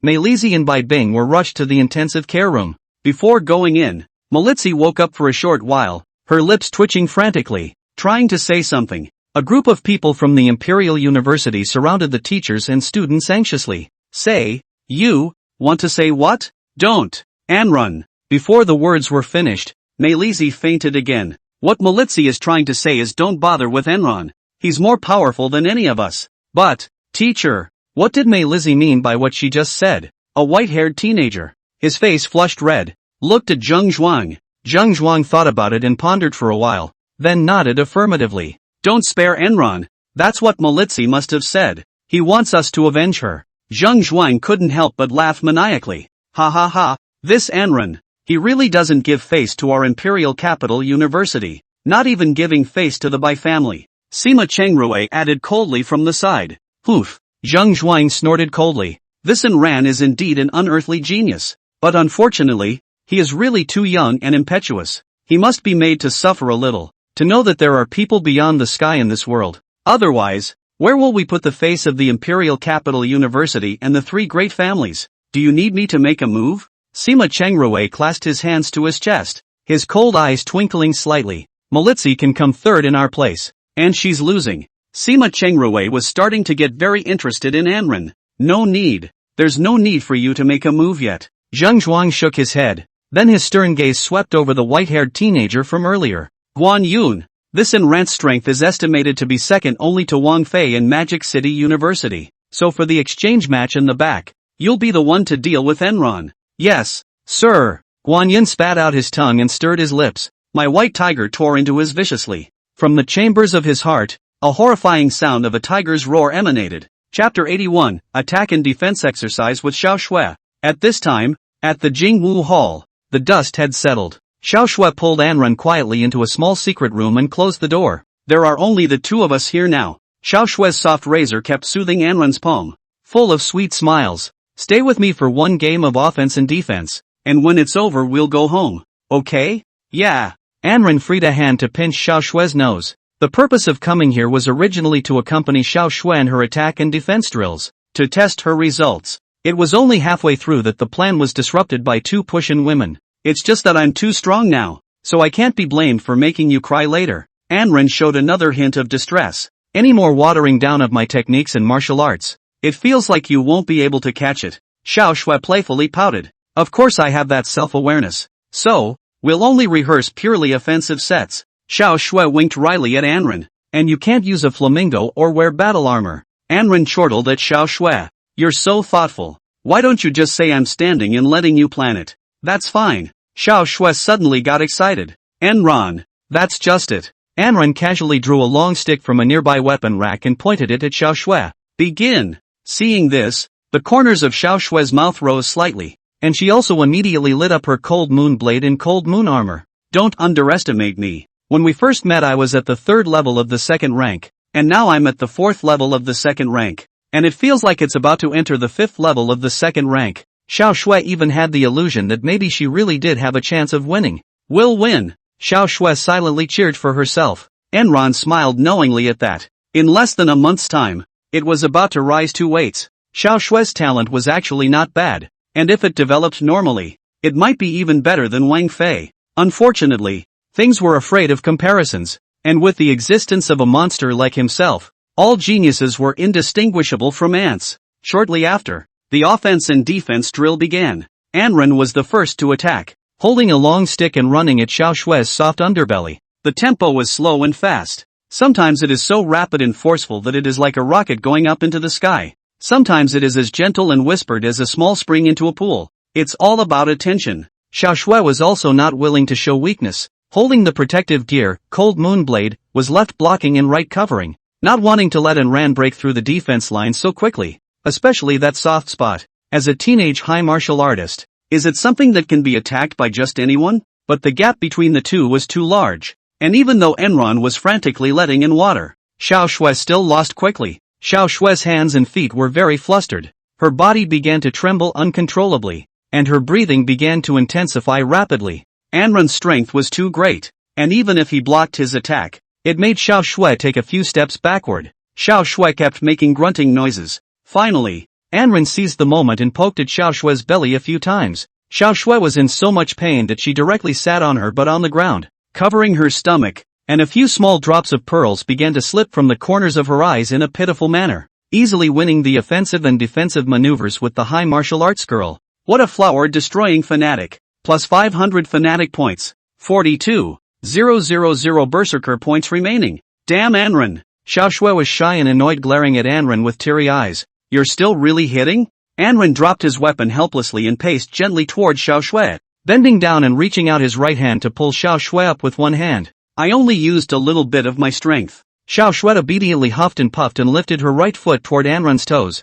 I'm seeing red. Saying that, Xiao Shui lifted the clothes covering her belly, revealing that piece of snow white. A piece of cherry red appeared particularly piercing. How do I pay for it? Anren gently wrapped Xiao Shui in his arms, constantly feeling the refreshing sweet scent, and softly said, You said it's not a matter of you and I being so far apart. Xiao Shui pinched Anren's waist hard and spat. I don't want to either. Who told you that you're simply not human? and that rats on hormones don't develop as fast as you do. And say you're not open. Anren blankly glanced at Xiao Shui.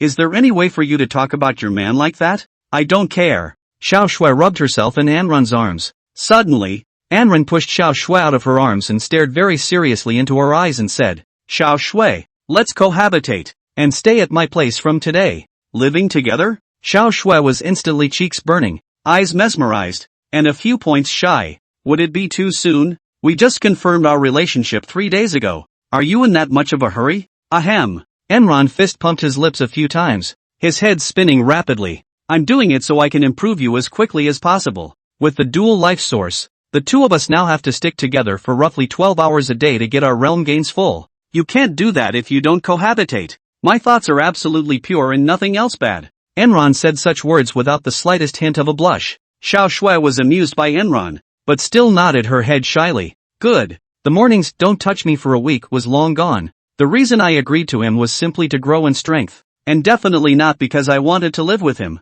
Xiao Shui silently comforted herself in her heart. Why aren't you staying at my house? Xiao Shui suddenly found Hua. My house is quite big. Enron shook her head. Cohabitation, at its core, is a two-person world. Also, Xiao Shui blushed slightly in understanding and continued. It's just that, at my dad's place. Enron let out a laugh. Having gotten himself into his old man's head, he couldn't wait for Xiao Shui to be able to take himself down early and make himself a true Xiao family member. The bottom line was that there couldn't be an extra piece of meat on Xiao Shui's body until her strength grew. But that doesn't mean two people can't get in the car. Sure enough, when Xiao Shui called to tell Xiao Yang about the idea, Xiao Yang only said 2 sentences. Watch out for moderation. Also, Anren, you give her a little bit of a break. She's used to living the life of $1,000. She might cause you some trouble. Putting Xiao Shui are about to break the whole defense. Is there a father who pushes his daughter out like that? With that, the two began living together. 10 o'clock in the evening, inside the rented house, Anren sat on the bed. The sound of Xiao Shui's shower in the hidden figure made him a little fidgety. In his hand, he kept tugging on a bag of arms, which he had just secretly concealed from Xiao Shui to go downstairs to Lotte Arsenal to buy goods. Even though he's a decent guy, you can't be unguarded against that kind of thing, can you? Anren looked at his humble house again and couldn't help but sigh that Xiao Shui actually didn't take a look and run away. Waiting for a few days to change a big mansion. Xiao Shui, a golden girl. Let her follow their own living dog kennel, is too aggrieved. Anren, you don't have a bathtub here. I'm not used to taking a bath. How come there's no water halfway through? Xiao Shui's worried voice came out from the bathroom. Let's see. Enron put down her arms and walked towards the bathroom, pushing the door open with ease. No, why did you come right in? I didn't know you left the door unlocked. It was only now that the real offensive and defensive maneuvers between Anren and Xiao Shui began. A million words are omitted below. Chapter 82, Guan Yun's provocation. Tang Kai answers the battle. After some offensive and defensive maneuvers, Anren was defeated and could only exit the bathroom resentfully. That night, the two slept in each other's arms for the rest of the night. But how can Enron sleep when his career is in the middle of the road? So, Enron lost sleep. Xiao Shui is also not good. All night rambling, deer in the headlights. In front of Enron, one had almost no secrets now. Carry on this time, next time. On the following day, Monday morning at 8 o'clock, the martial arts stadium of the High Martial Arts Department of the Magic City University was overcrowded. The exchange match still had an hour to go before it officially started, but Guan Yun was already impatient, heading straight for the Mordor University preparation area. Inside the preparation area, the students of the Magic City University are raising their spirits. Suddenly, only a whistling sound could be heard, and Guan Yun rode a mighty and majestic big white tiger on his hips, and with a single leap, landed in front of the crowd. This white tiger is huge, with black and white fur and a strong, athletic stride. Every now and then the big white tiger grinned, revealing sharp fangs and letting out a low sound like an imperial engine. The great white tiger's eyes were icy cold and as sharp as knives, sweeping every player from Mordor University with endless killing intent. Many of the lower-class players on the side of Mordor University were intimidated by White Tiger's aura. The senior Wang Fei, Tang Kai, and the others were all slightly green in the face, their hearts not very painful. They all recognized this man as Guan Yun, the Imperial University Imperial Beast Department's bearer and the number 2 person on the varsity team. Realm 6th Order 2, comparable to Wang Fei. Guan Yun, however, had always thought that he was that much better than Wang Fei. Now this behavior of Guan Yun is undoubtedly a pre-match provocation. It was undoubtedly a huge shame that even the second seed dared to belittle Mordor University. So as the captain, Wang Fei naturally had to step up. He was only seen scolding Guan Yun in a stern voice. Guan Yun, the match hasn't started yet. What do you want? Seeing that it was Wang Fei, Guan Yun clasped his hands to his chest and raised the corners of his mouth. Go away. You're our captain Sima Chengrui's sandbag. I can't rob it. Guan Yun directly poked Wang Fei's sore spot. In the previous 3 years, he had faced Sima Chengrui in total defeat. Not even facing Guan Yun could say it was a sure thing. You, Wang Fei sniffed and then red-warmed. What a big mouth. This Guan Yun even didn't give himself face. He thought he was in Ran or Sima Chengrui. The other students of Magic City University also burst into indignation, and the scene was suddenly tense with swords. Guan Yun swept across the room, his eyes releasing a cold light. I'm here to find Enron, and no one else. Don't want to waste time with you guys. Wang Fei was instantly happy in his heart. Another senior who doesn't know what's good for him. You're worthy of picking a fight with Enran even if you're a 6th order second-ranked person? Enron isn't here. Tang Kai also stood out at this time, glaring at Guan Yun. Besides, if you want to find Enron, you have to wait for the exchange tournament to officially start. Don't you? Guan Yun blankly glanced at Tang Kai, then shook his head and laughed. Who did I think it was? Turns out it's my 3 years of defeat. You. Tang Kai also began to red temperature, but could not refute. Their own from freshman lost to junior. This year and then lose no more. Guan Yun then shook his head. Did Enron ever consider that it was not yet time for the match when he treated 3 of our players as if they were seriously injured? I'll knock him out of the bigs as well. Just to be fair. Grass nigga. Tang Kai couldn't help but explode with. Is it obvious that your people went to provoke and ran first? They deserve to be killed. Although there was a conflict between Tang Kai and Enron, it was after all a matter within his own school. How can you tolerate someone from Tudor University barking at Enron? Guan Yun's face went cold and his tone was somber. You dare to curse my horse? Then let's take you first. Come on. Think I'm afraid of you? Tang Kai was also ready to enter combat at this time. Slow. Wang Fei, however, held out his hand in front of Tang Kai. Let me do it. Tang Kai, however, quietly whispered in Wang Fei's ear. You're our nominal number 1. Deal with him as number 2 and lose face. Wang Fei felt justified and commanded. Be careful. Admit defeat if you can't win. Tang Kai nodded. So he stepped forward, his body clad in phantom armor, and the yellow phantom moon arcane iron sword emerged from his right hand. Guan Yun snorted coldly at the sight, and a red teasing stick surfaced in his hand. The corners of his mouth spread a smile, and a flash of cunning flashed in his eyes. Then he lightly jumped down from the white tiger, with a wave of the teasing stick in his hand. A set of majestic, glittering and chilling white tiger armor was gently placed over the white tiger. The originally very domineering white tiger was already a hegemon within a hegemon at this point. Hiss! Tang Kai sucked in a mouthful of cool air, then took the lead in launching an attack with great vigor. Phantom sword technique. In a flash, dozens of Tang Kai appeared around Guan Yun and the white tiger in a sharp circle around them, causing strong fluctuations in the air currents around them.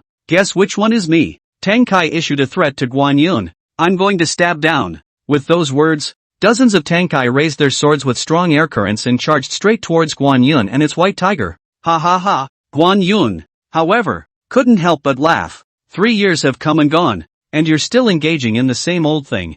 I'm not much of a guesser, but wouldn't it be better to second all of you? Guan Yun then gave the order in a maniacal laugh. White tiger, unleash the tiger whistling world. When the white tiger got the order, it directly opened its bloody mouth and unleashed the emperor's engine. Roar! A deafening tiger's roar resounded throughout the room. The sound generated a powerful shockwave that carried an endless amount of pressure and power, penetrating the entire space. Asterisk asterisk asterisk asterisk. All the Tang Kai were shocked at the same time. Their bodies almost twisted up and disappeared into countless bubbles. As the tiger's roar spread, the surrounding buildings began to shake violently. Everyone present was overwhelmed by the powerful shock of the sound waves, and they covered their ears. Some of them fell to the ground in a state of agony because they couldn't take the strain. Damn! What a strong attack! You silly dog! Put your tiger away! Even Wang Fei couldn't help but take a few steps backward to maintain his balance. His face grim. Don K is no more. When the tiger's roar ended and everyone slowed down,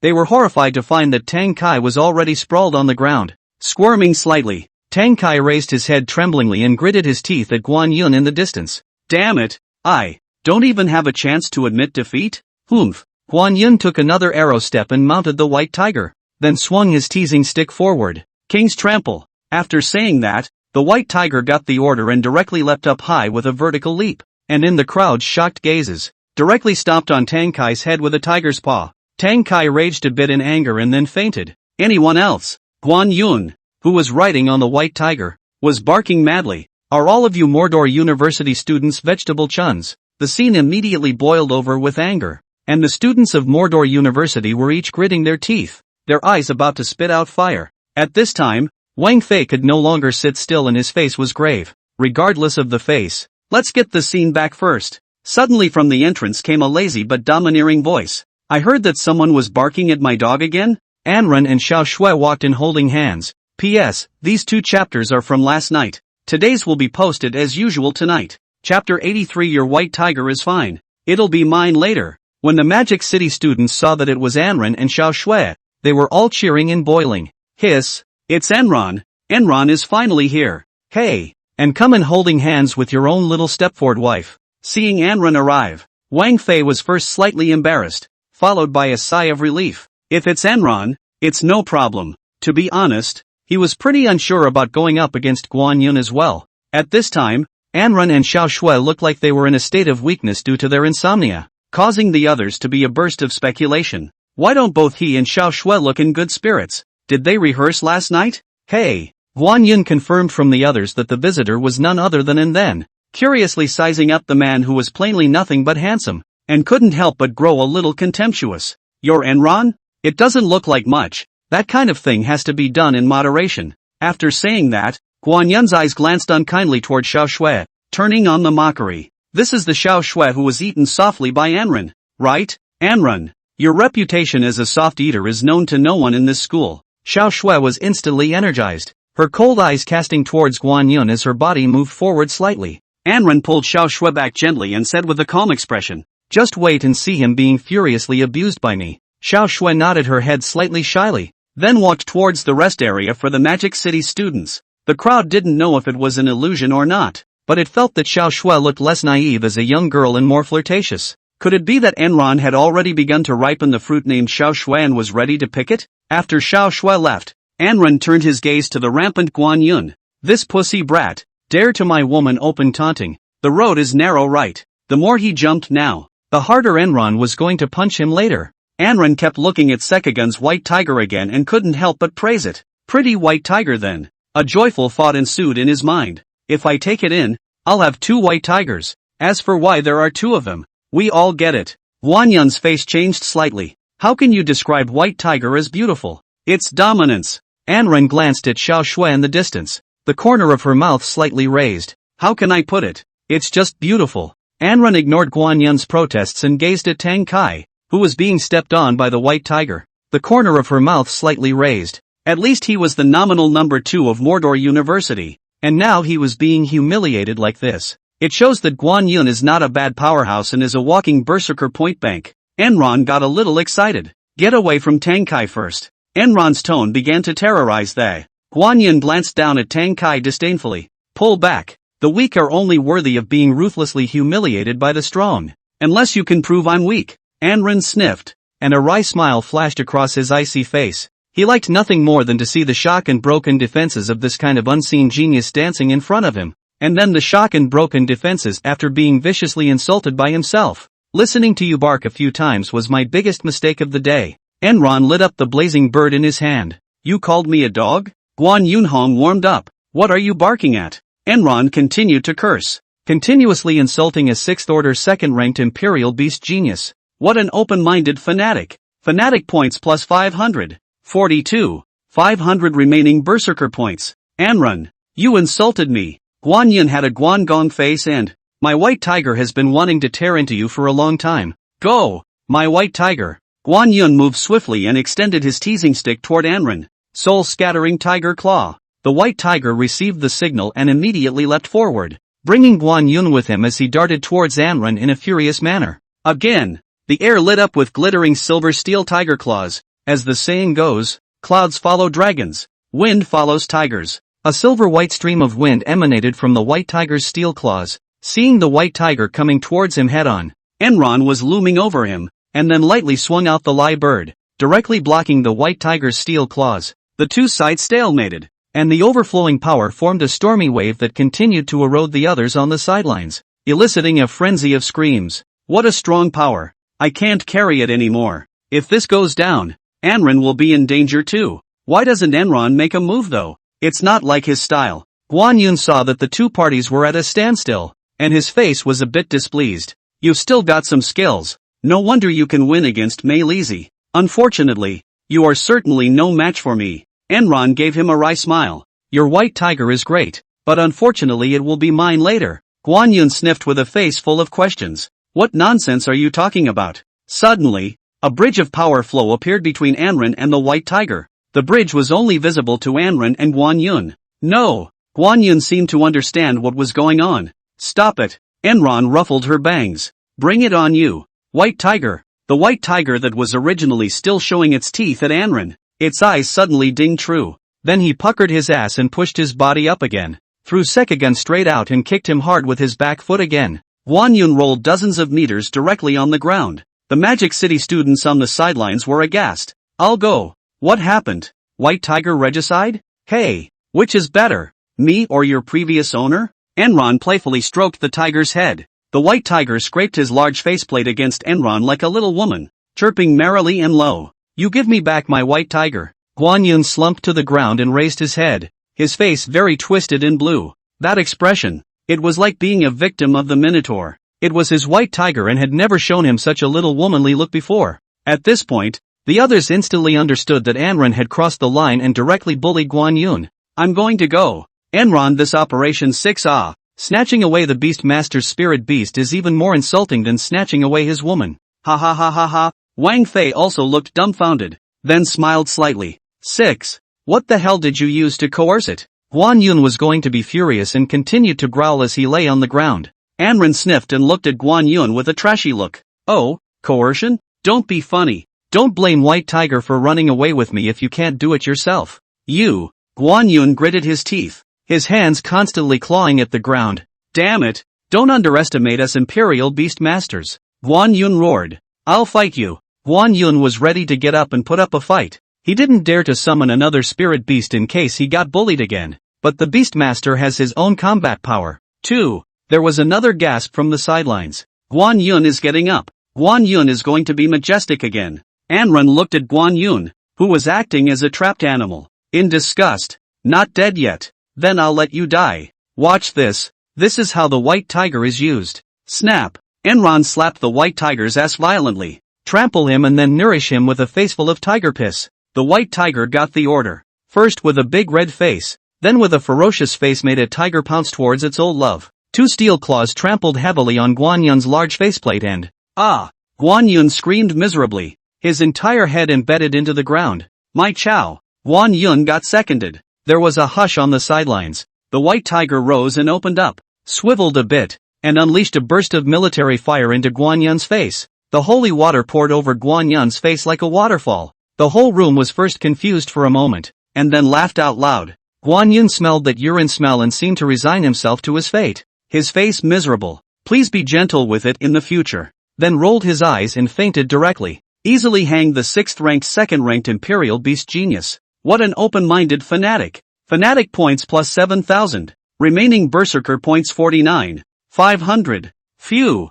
Enron clasped his hands to his chest and looked coldly at Guan Yun. What a loser. You can't even protect your own white tiger. At this time the Magic City students on the sidelines were a cheering crowd. This kid Enron is invincible. Who else? More dog barking from Tudor University? Suddenly, a lazy voice rang out from the doorway. What you love is what you live for. I, Sima Chengrue, have come. Chapter 84. Terrifying. Sima Chengrue is powerful. Super electromagnetic cannon kills Wang Fei in seconds. Sima Chengrue? Everyone present except Enran and Xiao Shui were all chilled when they heard this name. The man who was already at the 8th level of the 6th rank was known as the strongest 4th born in history. It only took 2.5 years to dominate the entire Imperial University. Many people believe that Xiao Yang, the strongest student in the history of Mordor University, was also slightly inferior to him. And for Wang Fei, this person was even more of a nightmare for 3 years. Over the past 3 years, Wang Fei was repeatedly hung by him and became an exclusive experience baby.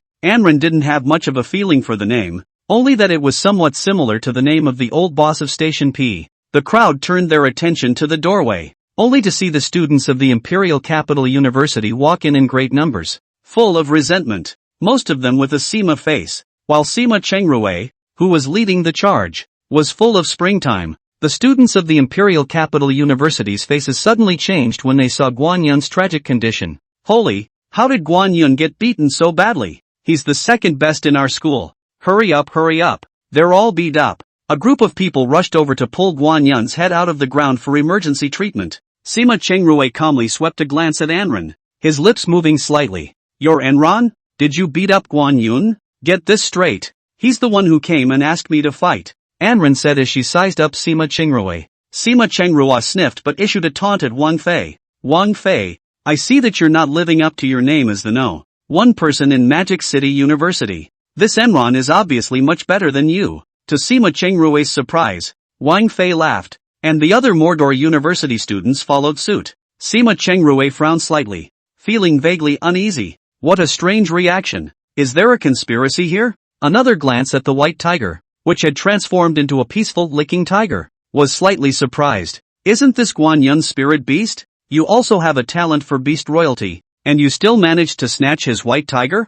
Anren stroked the tiger's head gently and said smugly, how can you say Rob? It's him who can't do it himself. Otherwise why would his white tiger abandon him and follow me? At this moment, Sima Chengrui's face gradually turned green as he coldly stared at Anren. I always say that what you love is what you live for. For beast masters like Guan Yun, spirit beasts are their love and life. You've robbed the hate comparable to wife snatching. I advise you, you've beaten this Guan Yun person, so the spirit beast should be returned to him. Or else, I'm too lazy to talk nonsense with you, stupid dog. Anren forcefully interrupted Sima Chengrui's words. I grabbed the white tiger with my skills. Why should I give it back? Sima Chengrui's face began to darken, and his fists hardened slightly. You're kind of giving it away. Silly dog, don't bark in front of me. Enron was getting a little impatient. If you want to fight, do it quickly. Hearing Enran speak so wildly, the small shrimps from Imperial University couldn't help themselves. Captain Sima, this guy is just too crazy. A lesson must be taught. Sima Chengrui was just about to have a fit when suddenly a student from Mordor University looked at Sima Chengrui and loudly mouthed Fanfang. Sima Chengrui, when will Nima die? Who expected this to cause a domino effect? The enthusiastic response of the students of the Magic City University followed the shout. Sima Chengrui, when will Nima die? Sima Chengrui this time is really taut, began to red warm, spitting a few mouthfuls of cold air. I, Sima Chengrui, am really angry. With those words, a wave of electric blue color began to emerge from Sima Chengrui's body, raising a whirlwind of power. The people from the Imperial University all had the good sense to walk away from Sima Chengrui, and the distant students of Mordor University could not help but feel the great oppression brought about by Sima Chengrui. The crowd, which was still in a state of verbal high spirits, instantly turned to shock. What a terrifying pressure. Is this the power contained within Sima Chengrui? Who just cursed him? Mongolian upper? So strong. Wang Fei couldn't help but cover his chest and frown. With this strength, I'm afraid Anren is no match, right? He realized something terrible. Compared to a year ago, the gap between him and Sima Chengrui was even bigger. I want to fight him so badly. Wang Fei was resigned. After the whirlwind of power disappeared, only Sima Chengrui was seen clad in an electric blue battle armor, the S-rank Thunder battle armor, the surface of which constantly flickered with the blue light of electricity. But Enron saw no weapons or props. Sima Chengrui patted his thunder battle armor and looked at Anren with the corners of his mouth slightly raised. Let's get started. Even though it's not time to start, but the atmosphere has arrived. Sima Chengrui stretched out his right index finger at Enron and sneered. Let you feel the power of the super electromagnetic cannon. It was then that Enron saw that his right index finger already resembled a mechanical gun barrel contraption. Enron was inexplicably excited. That would be Sima Chengrui's weapon. The electromagnetic cannon. This is the first time I've encountered an opponent from the hot weapons department. When he was about to make a move, Wang Fei suddenly popped out at this moment. Sima Chengrui, if you want to fight in Ran, go through me first. Gun technique Galactic Storm. Wang Fei, holding the Galaxy Lance and wearing the Galaxy Battle Armor, spun madly like a drill, emitting a wildly dancing silver-white luster of power as he whistled towards Sima Chengrui. causing space to be shaken along the way. The oldest two won't come and join in the fun. Sima Chengrui gave a disdainful glance towards Wang Fei, then extended his left index finger towards Wang Fei. Super electromagnetic cannon. With a zipping sound, an electromagnetic cannon with a diameter of several meters sprayed towards Wang Fei from Sima Chengrui's left index finger, and the whole field flashed with a dazzling blue light. In an instant, it directly smashed Wang Fei's attack. No! Wang Fei was filled with shock and unwillingness. The entire man flew out tens of meters with his smoking torso and planted heavily on the ground headfirst. I'm sorry, Anrun. This is as far as I can go for you. Wang Fei fainted with unwillingness. Seconds. Sima Chengrui took Wang Fei straight to the second. Ha! Sima Chengrui didn't even bother to look at Wang Fei in mockery. It's been a year of widening the gap between you and me, not narrowing it. At this moment, the students of Mordor University were dry silenced. I know Sima Chengrui is better than Wang Fei, but is it that much worse? Then, a commotion began among the students of Magic City University. I'll go. Sima Chengrui's strength is heaven-defying, isn't it? I'm afraid Anrun is no match. Anrun, why don't we stop fighting? Vote and forget it? Only Xiao Shui, still full of calmness, has already seen the real strength of Anrun in the Xiao family. At this time Sima Chengrui and what Sima thinks, so casting a favored glance at Anrun, and seeing that Anrun was full of smiles at that moment, the corner of Xiao Shui's mouth rose slightly. Give them a little Anrun shock. Chapter 85, Breaking Through the Upper Limit of the White Tiger. White Tiger's difficulty directly kills Sima Chengrui in seconds. In the martial arts arena, the VIP conference room, the main teachers of Mordor University and the teachers of Imperial University held a pre-match meeting. Wu Sung Nam is making some polite remarks. I hope we make peace with this exchange. Communication first, victory second. Zheng Zhuang directly and roughly interrupted. His tone was grim. Let's dispense with peace for peace's sake. It's a bit too funny to say that you guys deliberately hid information about this person. Enron, to make peace. He put 3 of our key players in the serious injury ward in one day. Wu Chengnan hid his displeasure in his heart. The other party was a guest after all. And then smiled at Zheng Zhuang. Look, another rush. Can I not be in a hurry? Zheng Zhuang began to grimace. I think you guys are doing this on purpose, right? Why didn't you tell us there was such a thing as Enron? No, you didn't ask either? Yuan Shun, who was on the side, responded irritably. You. Zheng Zhuang glared sharply at Yuan Shun, but couldn't retort. Principal, it's not good. A sudden rush of radio sounds rang out. The students from Imperial University entered the arena early and clashed with our students. There was a tacit silence on both sides of the room. And after a while, speak clearly. Wu Chengnan was calm, without a hint of anxiety. Well, first their Guan Yun rushed in to find Enron, injured Tang Kai. Hearing this, the teachers of the Imperial University snickered a little heartily. Oh, and Guan Yun picking a fight before the match was something they purposely set up. Enron had injured the 3 of them before the match.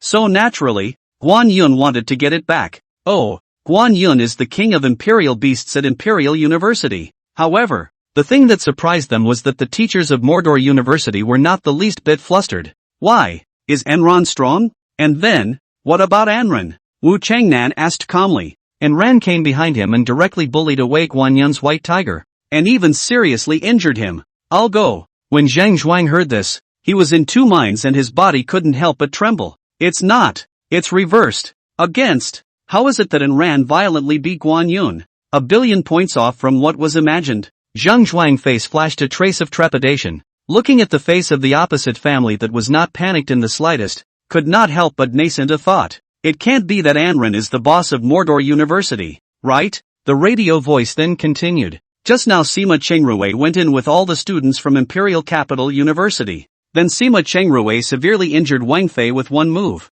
Now it's going to be a fight with Enron. Hearing this, all the teachers from Imperial Capital University couldn't help but tactically lean back. What does it mean to be the strongest college student? Sima Chengrui is. They couldn't help but smile with pride. With Sima Chengrui present, everything was stable. And Wu Chengnan narrowed his eyes at the people from Imperial University with a subtle smile. Look, why don't we rush over and stop it? Young people are too angry to fight without some pussy in their hearts. Stop? Zheng Zhuang pretended to be shocked. Is it still called a young man if you're not exasperated? Young people need to get rid of their fire or they'll break down. And that counts as an early start to the game. After saying that, Zheng Zhuang smilingly swept a glance at the teachers of Mordor University.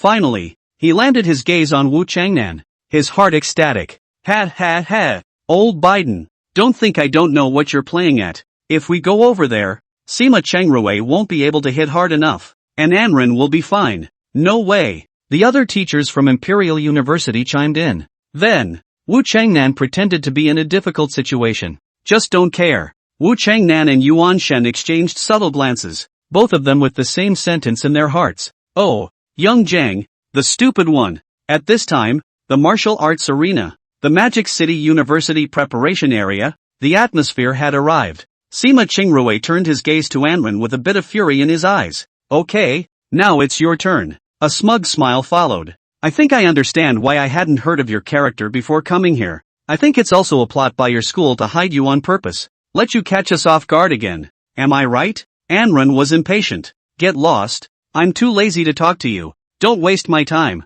Sima Chengrui couldn't help but red warm up again with a fierce light. Still cocky? You've seen my strength. Your so-called former number one is simply still unbeatable in front of me. And where did you get the confidence from? Don't think that just because you're that much better than Wang Fei, you have the capital to fight with me. Sima Chengrui. At this moment, the other students from Imperial Capital University also began to shout frantically. Seeing that our captain is in full power, why don't you quickly kneel down and beg for forgiveness? This Anren, instead of surrendering, is even ready to resist. Sima Chengrui fought to bring 10 fingers to Anren as his face began to contort. I'll show you what the strength of the strongest college student looks like. Super electromagnetic cannon bead blast. 10 large pillar-thick blue electromagnetic waves rushed toward Anren from Sima Chengrui's fingers. The entire venue produced a thunderstorm phenomenon, with strong electric currents running around, causing the others to be in an uproar. Some were even electrocuted. While Anren loomed large, his body was already covered with the golden light protection of the 100 ghosts sobbing in the divine walking meteor. That's confidence. Boom! After a loud roar, a mist raised around Anren. The thunderstorm faded with the ensuing phenomenon, and people turned their attention to Enron's location. There was a moment of panic among the students of Mordor University. Why doesn't Enron not hide? It's not going to be another resurrection game, is it? The Imperial University students, on the other hand, were overjoyed and frantically screamed that Enron was an arrogant fool, not even dodging their captain's best moves. Humph, arrogant guy. Sima Chengrui's mouth AK couldn't even be pressed. I'm winning. When the smoke cleared, it surfaced Enron's intact body. The whole room shook. Asterisk.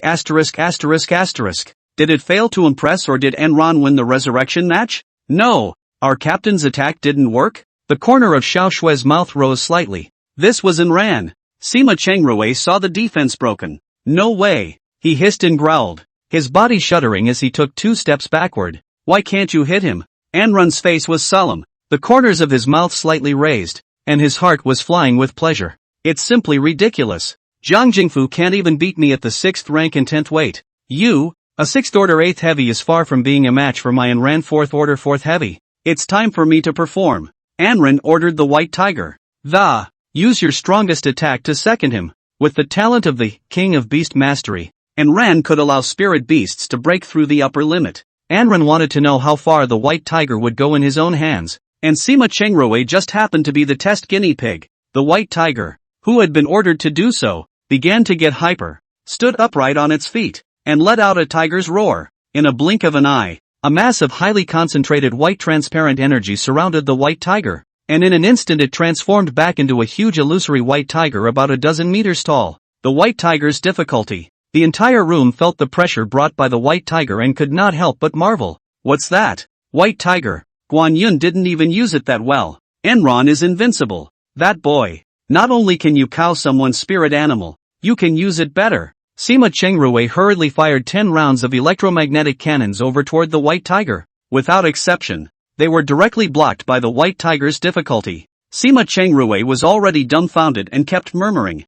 "What kind of monster is that?" And the White Tiger's eyes sent a cold light towards Sima Chengrui, flashing past with a tiger whistle. The White Tiger's difficulty directly stretched out a large claw and slapped Sima Chengrui down hard towards the ground, explosively beating up a genius of the 8th level of the 6th order. What an invincible berserker! Berserker points plus 10,000. Remaining berserker points 59,500. Finished. The White Tiger collected the White Tiger's difficulty and Sima Chengrui's body figure emerged. The entire person had been completely embedded in the ground, bleeding from all 7 orifices. Silence in the room. Chapter 86. Let's all of you go together. What do I, someone have to fear? In the silence of the entire room, Enran leisurely walked to Sima Chengrue's side, first stroking the white tiger's head with great satisfaction to express his favor to it. This white tigers can be so majestic, a completely different style from the one at home. Sima Chengrue was at the 8th level of the 6th rank, and if the white tiger was able to second him,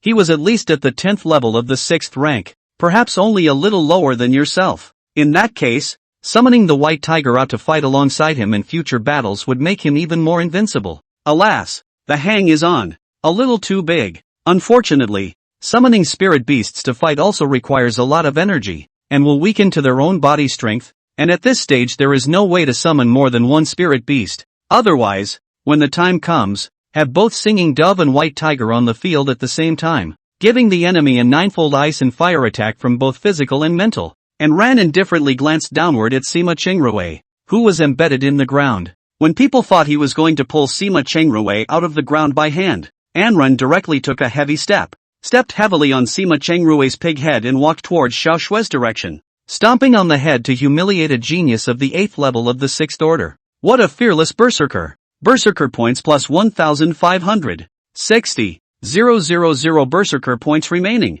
Don't get me wrong. Anran didn't step on it on purpose, but the pace was just right to Sima Chengrue's face. Oh, oh. It was at this point that people were just coming out of the shock of it all. First the students of Magic City University turned from shock to exhilaration, and their words were filled with admiration for Enron. Enron. You're invincible. Anran didn't even make a move before Sima Chengrue fell. Straight up seconds. Or White Tiger seconds with a bull coming in. From now on, we will listen to whatever Anran says, and we will embrace whatever Anran does. The Imperial University students. Sima Chengrue's defeat on their shock is no less than when the second original to the Cherry Blossom Country brought shock. They had been hearing the legend of Sima Chengrue's strongest since the beginning of their freshman year, and some of them had even formed a rice circle. What's even harder to bandy about is the fact that Enron did all this with just the shunted-off White Tiger. The White Tiger could only exert the strength of the 2nd level of the 6th rank in Guanyan's hands, but in Enran's he could exert a strength even stronger than Sima Chengrue's. It's too much like the episode where the heroine yells out that yellow hair is better than the bitter one. So they blew up. Impossible. How could Senior Sima lose? Stand up. Sima-senpai. Anran, you gave me back the perfect Sima Dove. Today is a day of shame for our school. We're not convinced. Anran, you won with Guanyan's White Tiger. It must be because the White Tiger is strong, not because you yourself are strong. We want justice. Give back Guanyan's White Tiger. Anran was about to be exasperated by the Imperial Capital University cuties, turning his head to look at the Imperial Capital University students who were screaming madly at him. His sharp eyes swept over. Damn! A bunch of losers. Dare to talk but not to do. Have the guts to come and fight with me. You all go together. What fear do I, someone have? Declaring war on all 35 members of the Imperial University delegation. What a fanatic who is not afraid of death. Fanatic points plus 3,500. Remaining Berserker points 63, 500 points. Anran is not reckless. Originally the delegation of 10 per grade. The strongest 3 people in the Big 4 were all dried up by themselves. The remaining 7 senior stumps and the 1st through 3rd year losers combined were no match for himself. The moment Anran said this, the atmosphere of the scene was instantly lit to the highest climax. There was some intense discussion among the students at Tudor University. Enron is strong. It seems a bit metaphysical, but if 35 of us surround him and he doesn't dare to take it, won't our signboard of the Imperial Capital University be smashed in the future? In case you lose, aren't you also smashed? And smashed worse. What are you thinking? Now that the sign has been trampled under Enron's feet and ravaged like crazy. Go! Yeah, it's gonna win. The leader shouted at Enron. We take the fight. Enron. Then all 35 people from Imperial Capital University came out and surrounded Enron and White Tiger. Enron, you're no stronger than that. You can't beat all 35 of us. Enron let out a little sneer at the group of naive maniacs dotting the bank, hands in his pockets. His current self is like Tyson mistakenly entering kindergarten. Raising his hands and feet sent chills down the spine of the Imperial University, thinking it was a gesture of deeper meaning. At this time, a group of Magic City students felt that Enron was a bit too big for his britches and staggered to rush over to help. Enron, Don't do anything stupid. We're here to help. Enron was speechless at the sight. No, I don't need your help.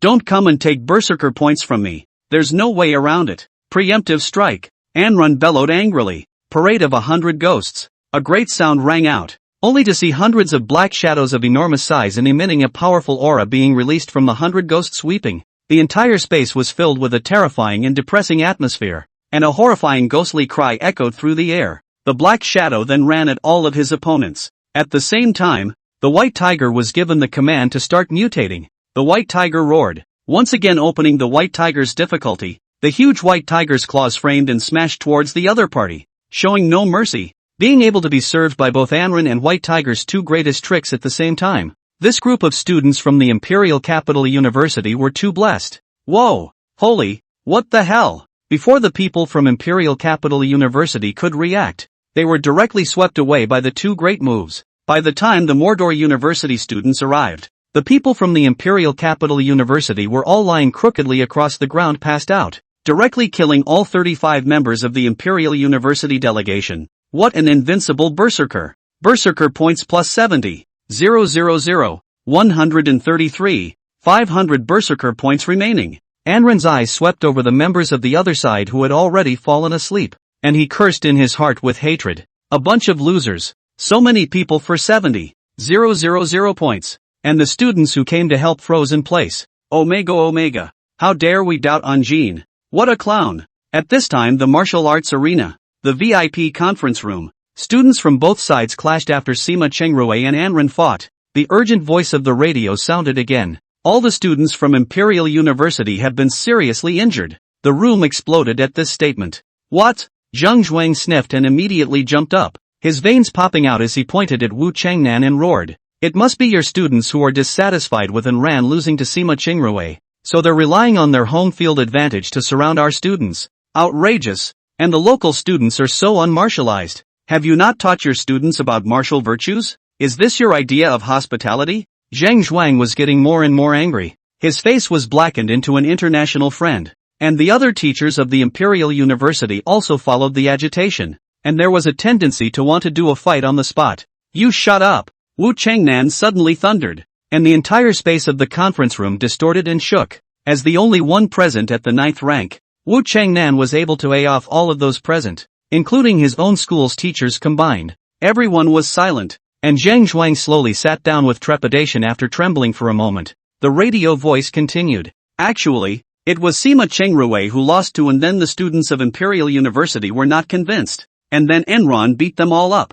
Phew, when he heard this, Zheng Zhuang only felt dizzy. Then the brain emptied and fainted straight away. P.S. End of the University of Domination chapter. Chapter 1 in Xiao Shui about the 7 prizes. Zheng Zhuang fainted from shock and the crowd rushed him to the hospital. The two of them, Wu Changnan and Yuan Shun, glanced at each other, crying and laughing. This is great. The opposite team was reunited before the match even started and the exchange was over before it started. Enron beat all of them, but the game hadn't even started yet. So does Mordor University count as a win or not? As in win? However, Wu Changnan was still happy to give Anran a bonus increase to 20,100,000 points. Anran took Xiao Shui to the Heavenly Engineering Pavilion and swept up a large number of precious items other than Gongfu, and put them all into the space ring Xiao Shui had given him earlier as the private property of the two of them. In the car on the way home, Anran exhaustedly rested his head on Xiao Shui's thigh, while Xiao Shui gently stroked his head, releasing the parade of 100 ghosts,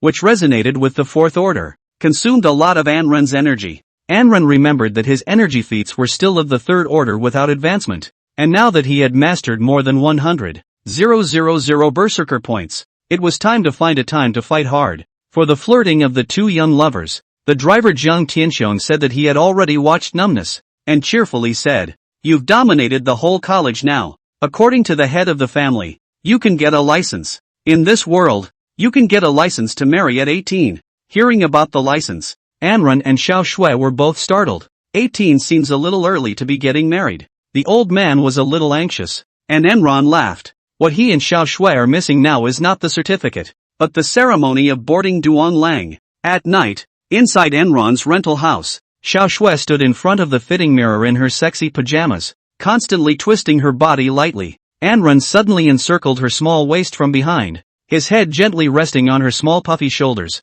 his eyes lazily casting towards the mirror. And then not calmly, Xiao Shue's black inner package was hidden under the sexy pajamas. It was so great. Both of Enron's palms kept circling her snow-white belly, while his lips kept cutting into her ear. For this kind of Lu Bei behavior of Anren, Xiao Shui didn't seem to be repulsed anymore, and even started a hint of immersion. Feeling the warmth of Enron's hand and the hot breath exhaled from his mouth and nose, his face couldn't help but flush with. When Anren wanted to bravely climb the peak, Xiao Shui immediately put a sharp stop to it. That, Xiao Shui smoldered slightly. Wait a little longer. Enron made a wan dismissal with interest, then had a bright idea of gentleness. Let's make a rule. Every night summarize my performance for the day and reward me according to my performance. The rewards are divided into 7 classes. Reward? Xiao Shui was filled with confusion. What do you mean? 7th class. Kissing, daily minimum. You can. Xiao Shui nodded shyly. 6th wait. I'll teach you sign language.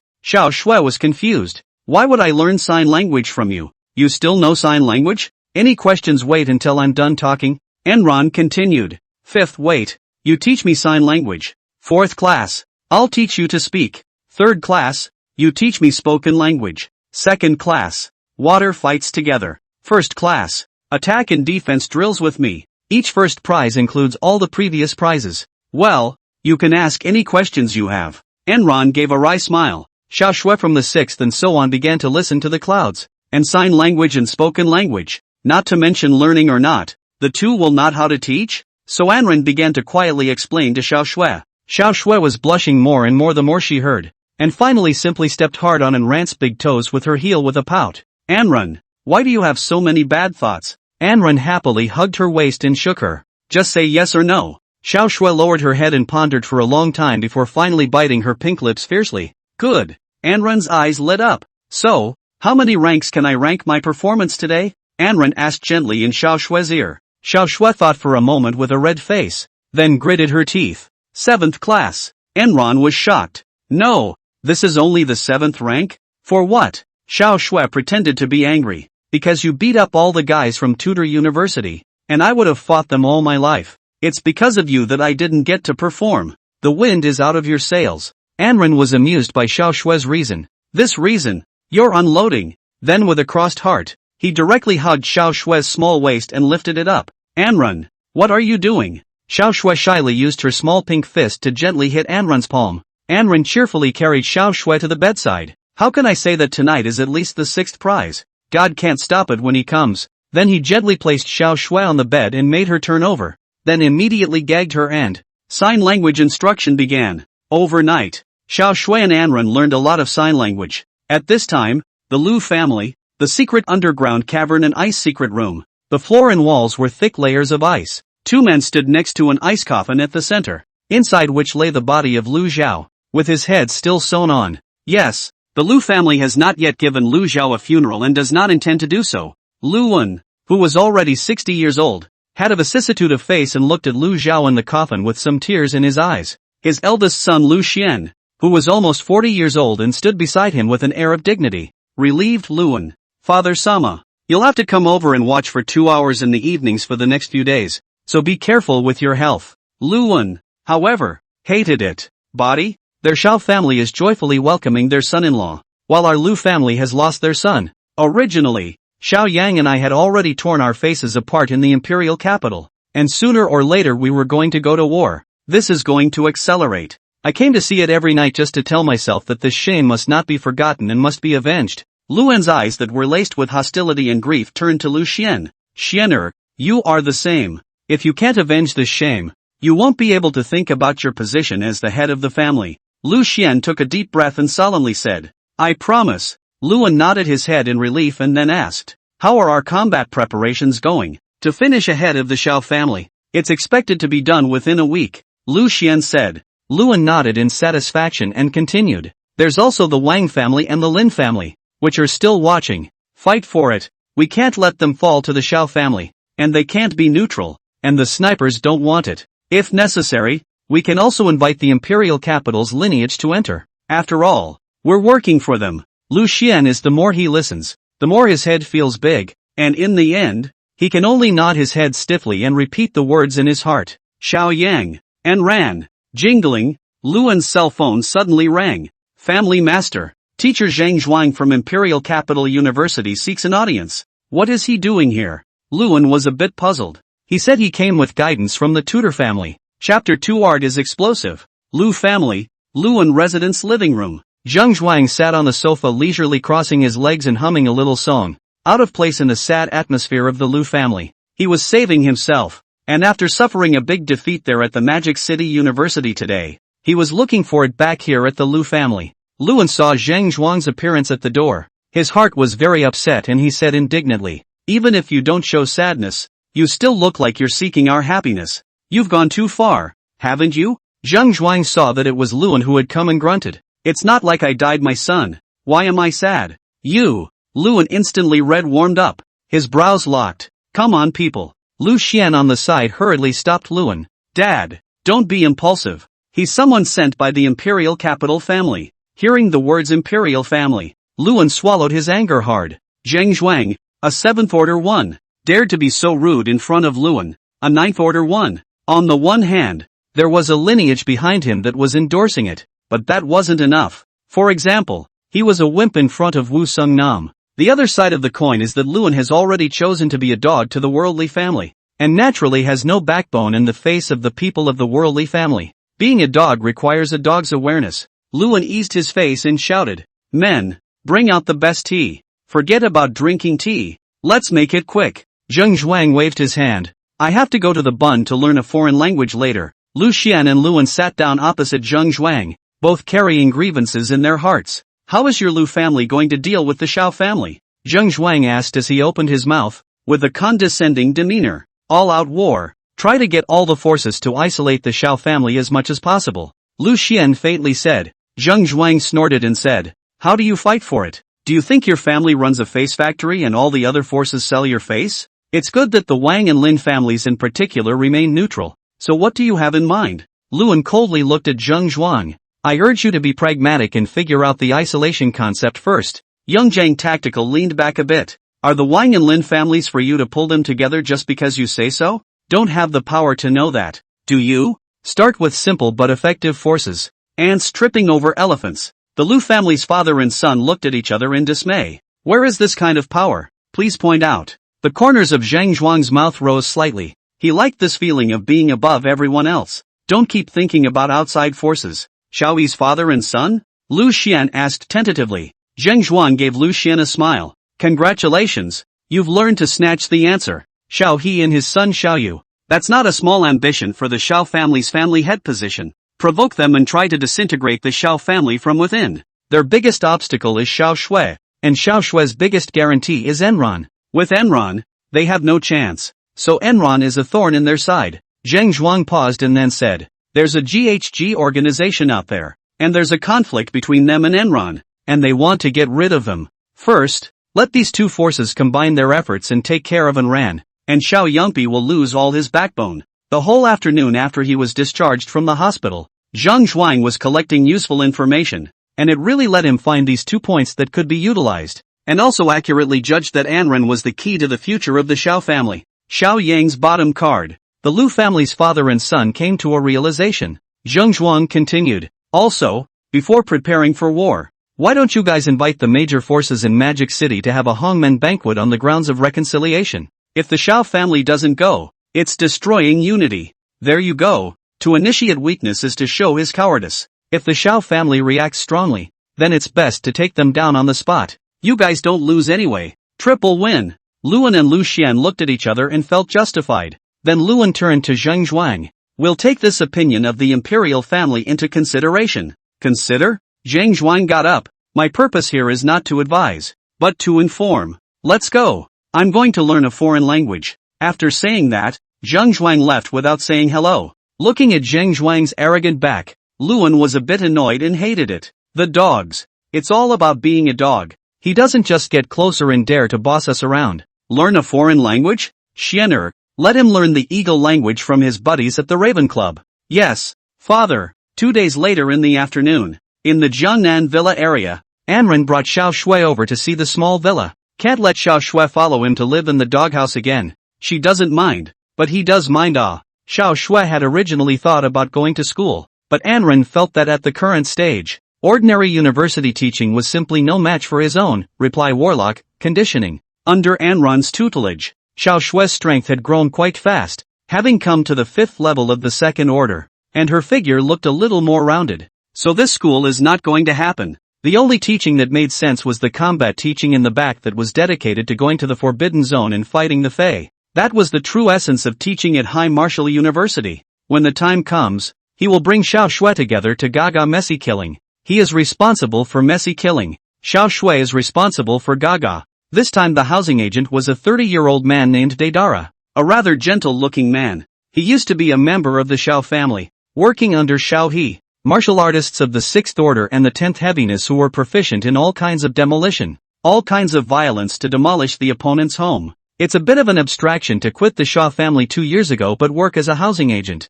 That's why Xiao's family will come to hold him up when they buy a mansion. And Anren and Xiao Shui are naturally not exempt. Deidara enthusiastically showed the two men the room. It's a pretty big house for the two of you. Provides activity space for your various erotic activities, and it's affordable. Anren and Xiao Shui were happy with the cottage this time. How much? 18 million. $18 million? Anren's eyes went black. Too expensive? Where is it expensive? We've always been at that price alright. Deidara was all smiles. It's still a discount for the Xiao family. Suddenly a group of voices rang out of the window. Deidara, get your ass down here. Give us back our hard-earned money. The three looked out the window curiously. A group of people were outside the courtyard with a banner that read, Shameless Agent Deidara, violently forced the sale of a dead man's house. Anren and Xiao Shui looked at Deidara curiously. What's going on here? Deidara was filled with embarrassment. Don't be rumored. I sell houses with kindness and honesty. Wait for me to fix it. Deidara then bruised and jumped right out of the window,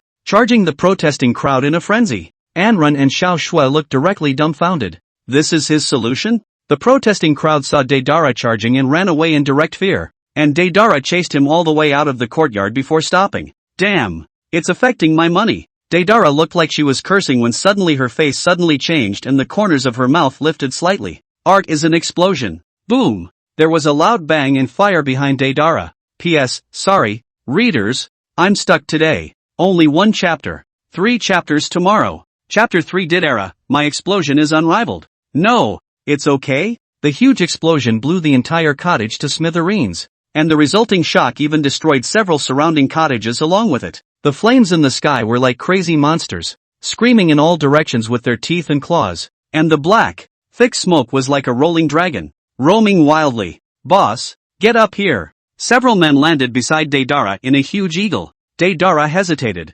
thinking, doesn't it make you look too suspicious to run away after blowing up? Anyway, I've decided to jump back and work with the Liu family, so it's no big deal. So jumped on the back of the eagle and flew into the air before Deidara gave another command. Stop in the air. I'm going to admire the art I've created. Deidara couldn't help but applaud herself as she looked down from the air at the artistic beauty she had created. What is the art of explosion? The more big-shot characters you blow up, the more artful it becomes. Deidara then dialed Xiaohe's number. Xiaohe and Xiaoyu were at that moment anxiously waiting for news from Deidara in the secret room of their own residence. It was a thrill to see Deidara call. How is it? Did you settle it peacefully? Xiaohe asked as he opened his mouth. Deidara couldn't keep the corners of her mouth suppressed as she watched the rushing fire. My explosions are unrivaled. My art is perfect. Enron will die. You guys just watched the news. Hearing Deidara say this, Xiaohe and Xiaoyu immediately glanced at each other excitedly. Well done, Xiao Di. It's not in vain that I put you out for 2 years on purpose.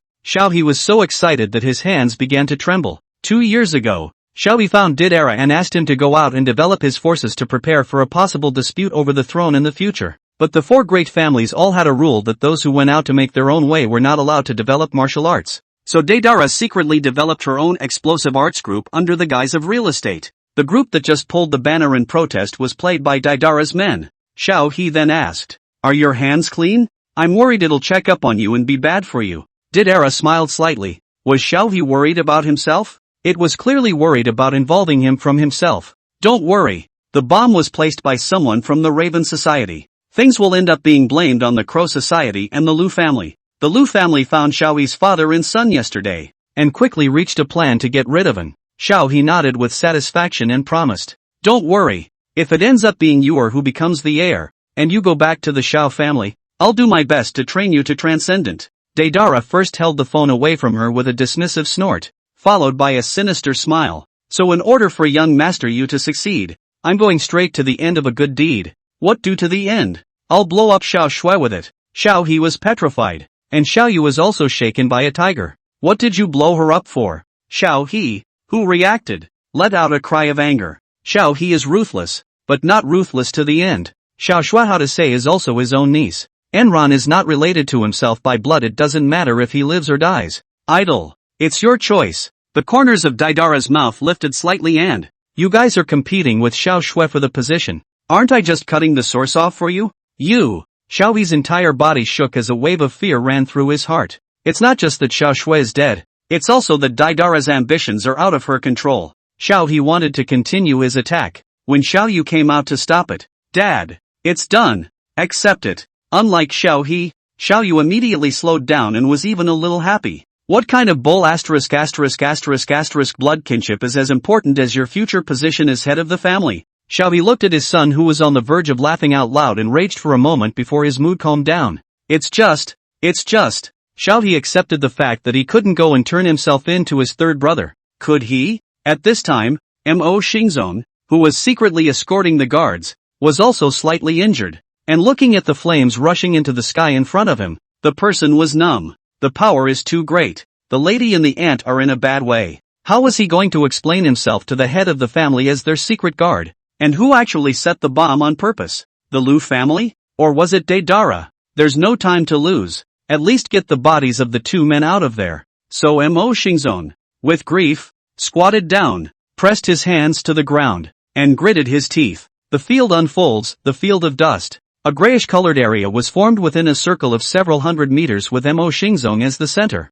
In the area where Anren and Xiao Shui were, the dirt blocks began to rustle and move. Amidst the rubble and fire, Anren pressed Xiao Shui to death underneath himself to protect him, not daring to let go for a moment. The triple protection of 100 ghosts sobbing, plus divine walking meteor, plus Overlord's body, caused Enron's body to shelter. But his body was still injured. But fortunately, the powerful healing ability brought by the Reply Warlock talent made the injuries greatly reduced. Anren, are you okay? Underneath her came Xiao Shui's panicked, sob-laden voice, and the slight squirming of her ketone body. Anren intimately arched Xiao Shui's forehead a few times with his chin. This silly girl, in the moment of the explosion, tried to fling herself down to protect herself. In the end, it was his own strength that in turn pinned her down. That kind of genuine emotion expressed in life and death cannot be faked. Thinking of this, Anren hugged Xiao Shui tighter. This is the treasure of God's peace. You can't die, so I won't either. Anren's tone was firm.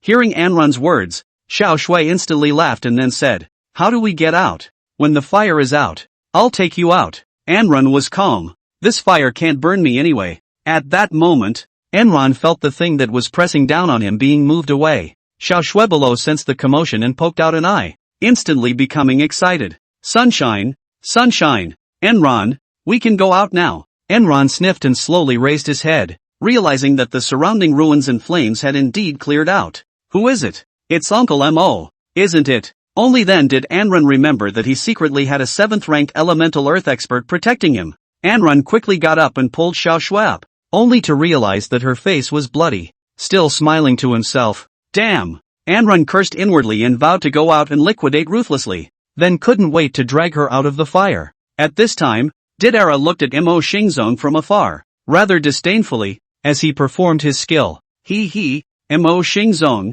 don't you do more than find 2 corpses? My explosive art is unrivaled. When the time comes to enter the extraordinary, my domain will be called the explosive domain. Boss, someone's coming out of there. A junior behind Daedara pointed at Enron in shock. Daedara looked alone, her eyes rounded. No, that's alright. Still human? Chapter 4. You're a grown-up singing pigeon now. Daedara's body nearly fell off the eagle as the man went numb watching Enron not only be fine, but seemingly intact, repeatedly murmuring over and over. Impossible, absolutely impossible. That's my biggest move yet. The killing move that took a day to set up. Useless? If my most perfect art is useless, what else is useful? No, there's one more trick, and that's to blow yourself up. But that was used to end up in the same place. And Daedara didn't want to die. As soon as Enron came out, he looked up and saw Daedara in the sky, his brow furrowed. Is it Daedara? Combining the power of the explosion, knowing which house he was going to buy,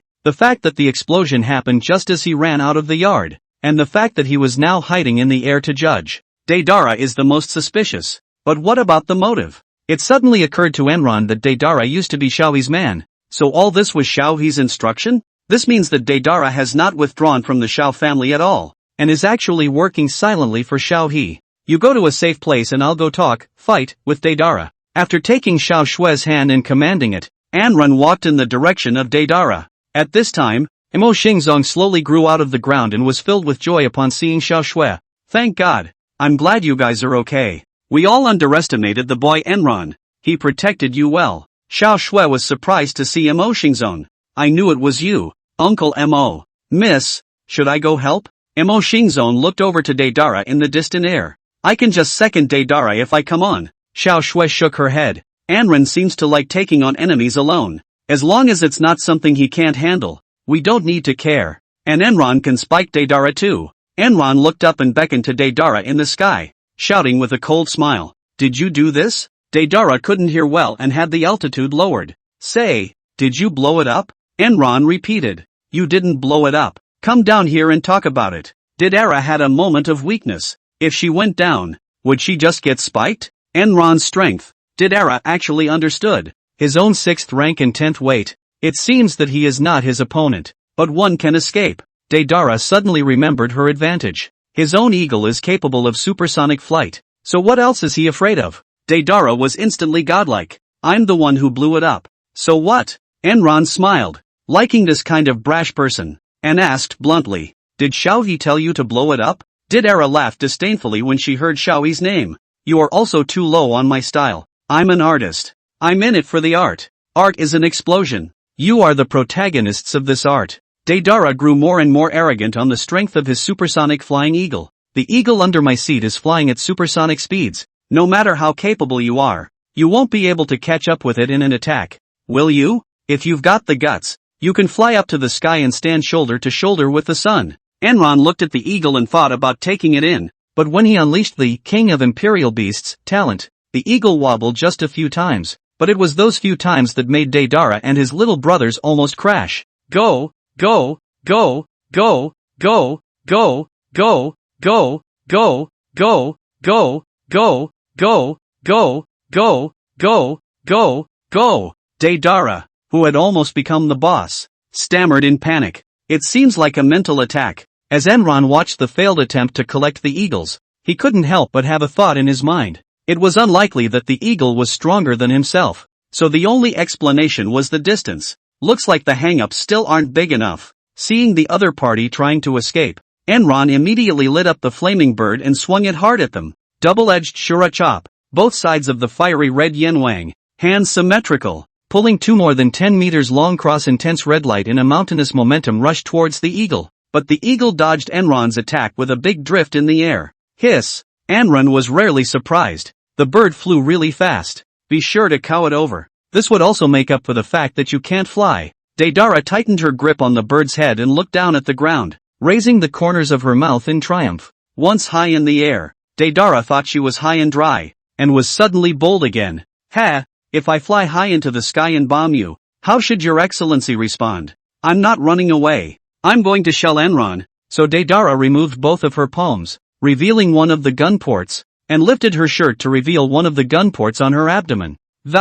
Each muzzle contains a small missile. Finally the mouth opened wide and spat out a small missile. Art is an explosion. Dozens of small missiles raced towards Enron after Daedara mumbled in her mind, and Daedara was exhausted and weak. The missiles were too fast, and Enron was too lazy to dodge them. Standing directly still, blowing up doesn't wear off anyway. After dozens of consecutive blasts, flames shot up into the sky, raising a great deal of mist and dust from where Enron had originally stood.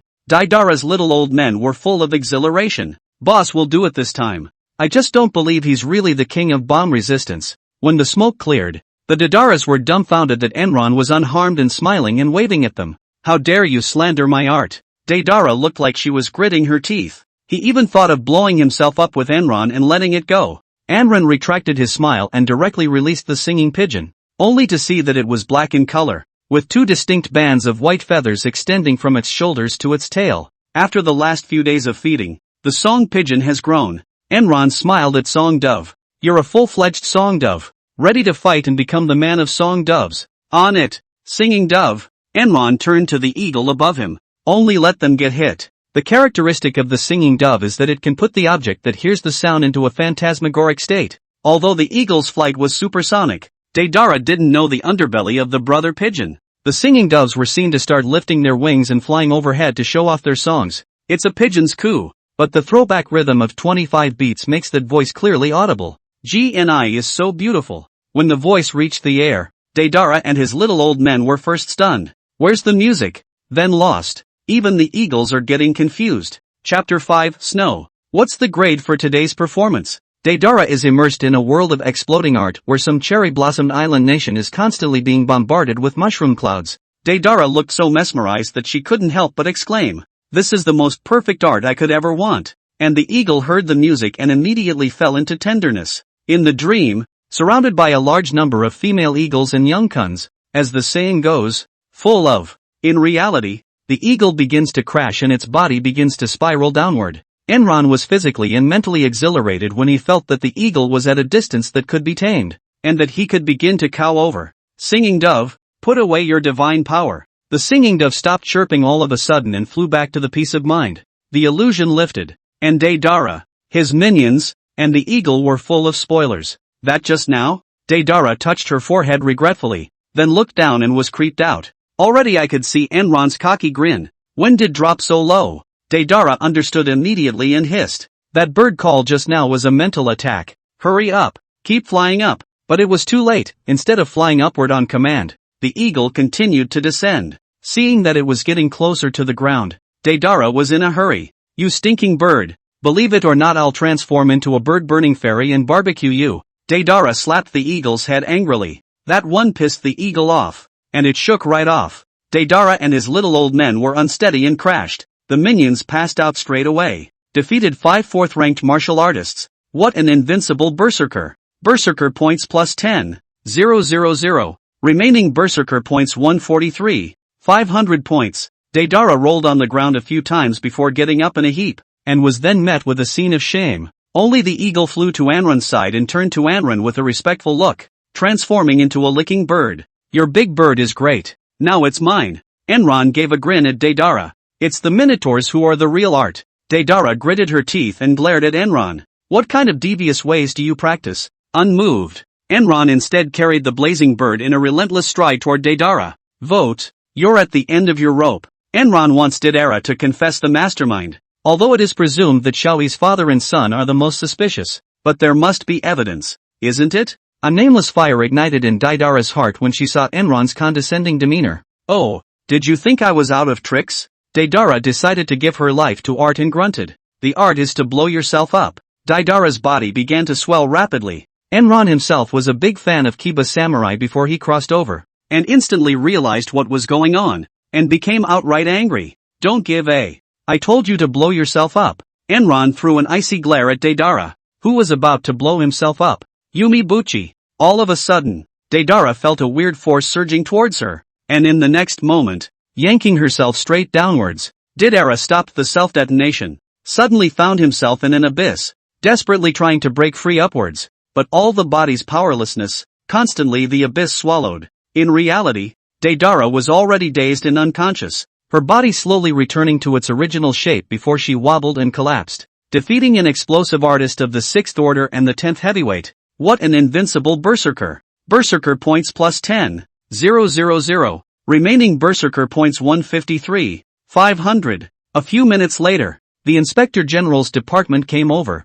Wang Gang glanced at the villa, which had been blown to rubble, and then looked at Anran and Xiao Shui, who were in a slight state of disarray. Xiao Shui, in particular, couldn't help but twitch her face as she actually bled on her white cheeks. Things are big. The struggle of the 4 families has involved the innocent offspring above. If it's found out that the Lu family is behind this, it means that the struggle between the Xiao and Lu families is going to quickly enter the stage of you and me? Thinking of this, Wang Gang spat out in dissatisfaction. Ha!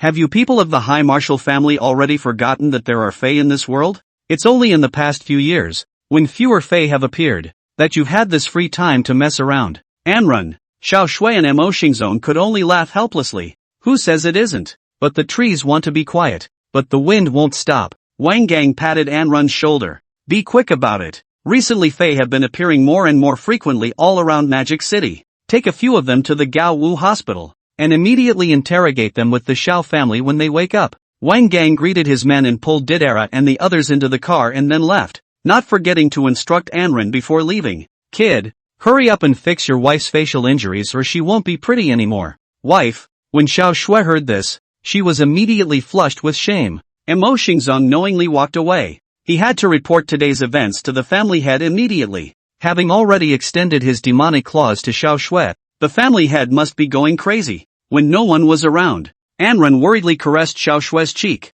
Believe it or not, I will heal your face injury right away with my healing feats? Xiao Shui enjoyed Anran's touch and asked with a smiling face. Nonsense. I've never heard of you learning. Oh, learn it right away. Just wait until you think about what you're going to reward me with tonight. Anyway, with the 6th prize, it's definitely not enough for me to teach you sign language. Anrun grinned and turned Xiao Shui around. Wait until I say turn around. Mysterious. Xiao Shui pursed her lips. Anrun directly rummaged through his storage ring and pulled out a third-order S-ranked medical technique, small optimization, which claimed to be able to instantly heal his own or other people's not-so-serious wounds. I wonder what would happen if little optimization evolved into optimization later on. Anrun took a deep breath and said in his mind, some medical feats are still necessary, or else one's, reply Warlock, talent is wasted. Berserker, I'm going to work hard to learn the Gongfu little optimization. Struggle straight to consummation. Understanding.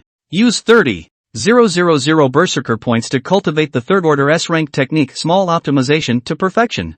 30 seconds later. Time suffering is hard to hide the true feelings. 8 years of struggle to show sincerity. Congratulations on your struggle to bring small optimization to a successful conclusion. 123,000 Berserker points remaining. Hoo. Enron began to pant, sweating profusely, but her mood felt incredibly soothing. It's been days since I've experienced this kind of struggle. Anron looked to the panel for the new feats. Feats, minor optimization. Third order S. Complete. Note, a secret left behind by ancient reparative warlocks. Touching the palm of one's hand to a wound and imbuing it with one's own energy causes non-lethal wounds to heal quickly, leaving the skin and flesh intact as before. Satisfied, Enron said. Snow, turn around. Xiao Shuela turned back around, her bright eyes looking at Anron curiously. Come on. Anron reached out his right hand and gently stroked Xiao Shui's white flawed cheek, softly tracing his way to the wound. Xiao Shui couldn't help but tingle a little.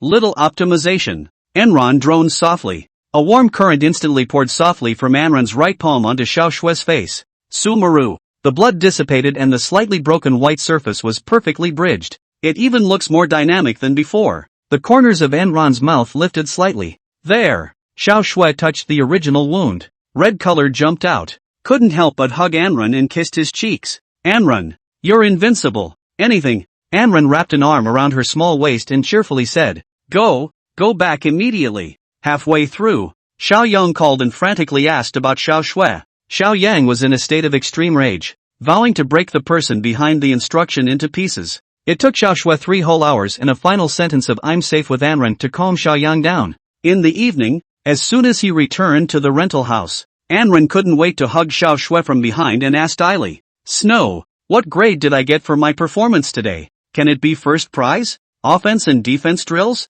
Chapter 6 today is the first prize. Xiao Shui's body couldn't help but tremble when she felt Anron's fiery breath. At the same time Anron's hands were getting restless and were seeking to climb to the top of the mountain. Xiao Shui did not resist Anron's restless hand, but blushed and lowered her head, pursed her red lips, and began to think. I've kind of been through life and death today. If I were to die today myself, I would have to say that I have no more regrets than 2 things. For one thing, the strength had not yet grown to help his father share the pressure of the family. Second, there were no offensive or defensive drills with Enron to grow together. I'm afraid that the struggle will intensify in the future. Maybe one day it will really be gone. So in order to try not to have any regrets. Thinking of this, Xiao Shui took a deep breath, as if she had all of a sudden summoned up the courage she had accumulated for 18 years. Today, its first prize, offensive and defensive drills. Despite having summoned up enough courage, the moment she said it, Xiao Shuizhen was still covered in shame and discomfort.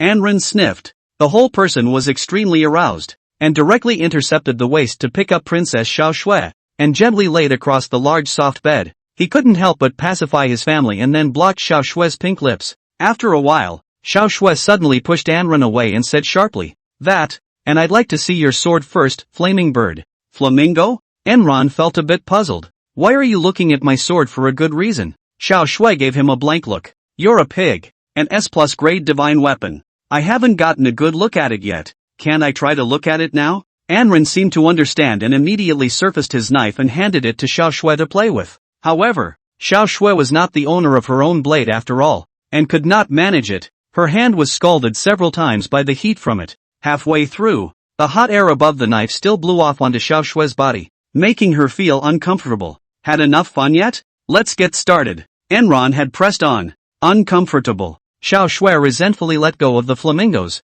and after Enran recovered, he directly made a tiger pounce on the group of wolves and wrapped his arms around Xiao Shui. "Turn off the headlights." Xiao Shui gasped sharply. "Smaller lights will do." With a bit of reluctance, Enron turned off the fluorescent lights and then pounced right back on them. "Wait, there's still protective arms." Xiao Shui hurriedly blocked it. Anxious, Enron slyly took out from the drawer to review and waved it in front of Xiao Shui. Hey, it's been ready for a long time." Xiao Shui saw this and was a bit annoyed. Her pink fists began to lightly pound Anran's chest. "Good for you, Anran. You've had such a bad heart from the start." Anran directly suppressed Xiao Shui's counterattack and began to turn the tables. 3 hours later, the drill ended with a pout from Xiao Shui. "Anran, did you just use a little optimization on me?" "No." "Still say no? So obvious a difference when I can't feel it? And you're using sign language." Had. Enron smiled wryly. "I'm going to treat you with a little optimization every time from now on."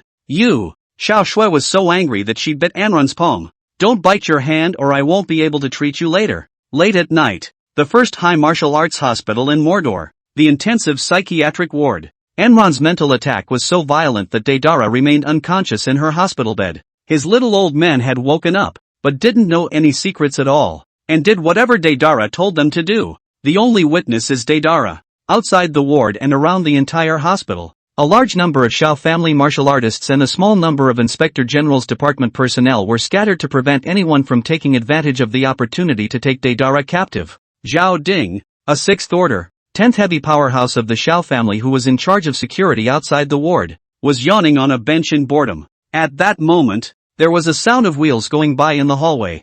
Zhao Ding looked over at the voice, and a middle-aged doctor with 2 nurses pushed a medication cart over. After determining that it was the doctor who had been in charge of treating Deidara during the day and not checking for anything suspicious, Zhao Ding let them in. The doctor went in and first touched Deidara's forehead with the palm of his right hand for wake-up treatment. A puppet was then pulled out and placed next to Deidara. "What is this?" Zhao Ding wondered. "Requiem puppets," the doctor explained. "It's used to stabilize the spirit. It's effective for treating people who have fallen into a coma due to a mental attack, and can drastically shorten their recovery time." Zhao Ding looked at the puppet as if there was nothing suspicious about it, so he stopped asking questions. Finally the doctors and nurses messed around for a few minutes and then were ready to leave. Odds are, the guy woke up in the middle of the night. Zhao Ding watched the whole process and didn't find anything suspicious, so he let them go. Before leaving, Zhao Ding also said to the doctor, "Thanks." The doctor smiled slightly at Zhao Ding. "Young man, very good. Knows his manners." Then with a light step and a slight lift of the corners of her mouth, she disappeared down the corridor. Zhao Ding giggled a bit as he rubbed his head. "It's good to know your manners." The doctor walked out of the hospital unimpeded and got into his car, pulling a small puppet out of his pocket and smiling slightly. Upon closer inspection, the puppet's face turned out to be the likeness of Deidara. "Doh!" The doctor drove off in a wild car. After another half an hour, Zhao Ding routinely checked the situation and lifted the quilt off, and was instantly shaken by a tiger. "Where is there any Deidara left? Just a little puppet. No good. Deidara's gone." Chapter 7. I greet the young lord in peace. Zhao Ding searched around with his men, but it was too late. Only the real doctor was found, naked and passed out on his office bed. Zhao Ding man is going numb. At that moment, on Queen Street, a Lexus is speeding by. Deidara opened her eyes in a daze in the backseat and panicked a little at the sight of an unfamiliar figure driving. "Who are you?" The man turned to Deidara with a small black tumor on the right side of his face and smiled lewdly for a moment. "My name is Abe Shizen, from the Sakura Kingdom, and I am now a martial artist of the Lu family." Nicknamed the Puppeteer. The Liu family? So it's you. Abe Shizen's name was one that Deidara had heard a little about. Deidara was relieved at first, but immediately her face sank. Although I've cooperated with your Liu family, I don't believe that your Liu family will be kind enough to save me. If we don't save you, are we going to let you shake it all out? Humph. You guys really have too much courage to listen to the point of blowing up Xiao Shui along with you. Abe Jingshan did not have the good sense to say, if it's found out that we're behind you, the Liu family could be at risk of extinction. Deidara was sniffing and laughing maniacally. Ha ha ha, in that case, wouldn't it be better to just kill me? Deidara didn't believe that the Liu family cared that much about him, and if he failed to kill Enron himself, then he would have no value. Abe Shizen raised a cross eyebrow. That's because it's useful to keep you. When the time comes, it's going to be the most perfect blast of art you've ever seen. Boom! Abe Shizen twisted his head to make an explosive gesture at Deidara, paired with a wry smile. Deidara understood at once. Your Liu family is really crazier than me. Deidara. Early the next morning, inside Enron's rented house, despite the 3-hour battle last night, Enron woke up early in the morning with a lot of energy. Thinking back to the way Xiao Shui begged for mercy from herself last night, Enron couldn't help but smile knowingly. Humph. Who said there's no such thing as a plowed field? Only tired oxen? In your own case it is the inverted Big Dipper. Feeling unfulfilled, Enron gently woke up Xiao Shui to prepare for morning exercises, and scared Xiao Shui enough to hasten a few pouts. Are you a boar or a male dog? Enron pinched Xiao Shui's cheeks playfully. Then you're a sow or a. With those words, the two were about to wrestle. Seeing that Enron was about to get her way again, Xiao Yang suddenly called and asked them to return to the Xiao family to discuss important matters. Alas! Enron was instantly deflated and took Xiao Shui back to Zhao's house. As soon as he entered the main hall of the Xiao family, he saw Xiao Yang gathering with a group of the backbone of the Xiao family. And everyone did not look too good. Nam Warren held a puppet and kept watching. Seeing Enron and Xiao Shui arrive, Xiao He and Xiao Yu both glanced at each other resentfully. What happened to Deidara has put father and son on tenterhooks. Although Xiao Yang didn't count Deidara's matter on the two of them for the time being, but both knew it by heart, they just didn't have the proof for a while. Dad, we're here. Enron shouted out smoothly after Xiao Shui. Xiao Yang's face was full of enjoyment. Then he hurriedly pulled Xiao Shui to his body. After carefully end-mouthing it, he was sure that Xiao Shui was fine before he was relieved. But Xiao Yang felt that Xiao Shui's temperament seemed to have changed and was no longer a young girl. I can't help but suspect that my daughter has been eaten by Enron. However, looking at Xiao Shui walking without any difference, Xiao Yang was confused again, and his eyes were a little complicated as he looked at Enron. Enron looked around at the slightly depressing atmosphere and wondered a little. Dad, what's up? Xiao Yang then told the story of Deidara being snatched away. Enron sniffed with inexplicable displeasure. Deidara was his trophy, and she was taken captive just like that? This is the handiwork of a puppeteer. Manhwa suddenly spoke. Puppeteer?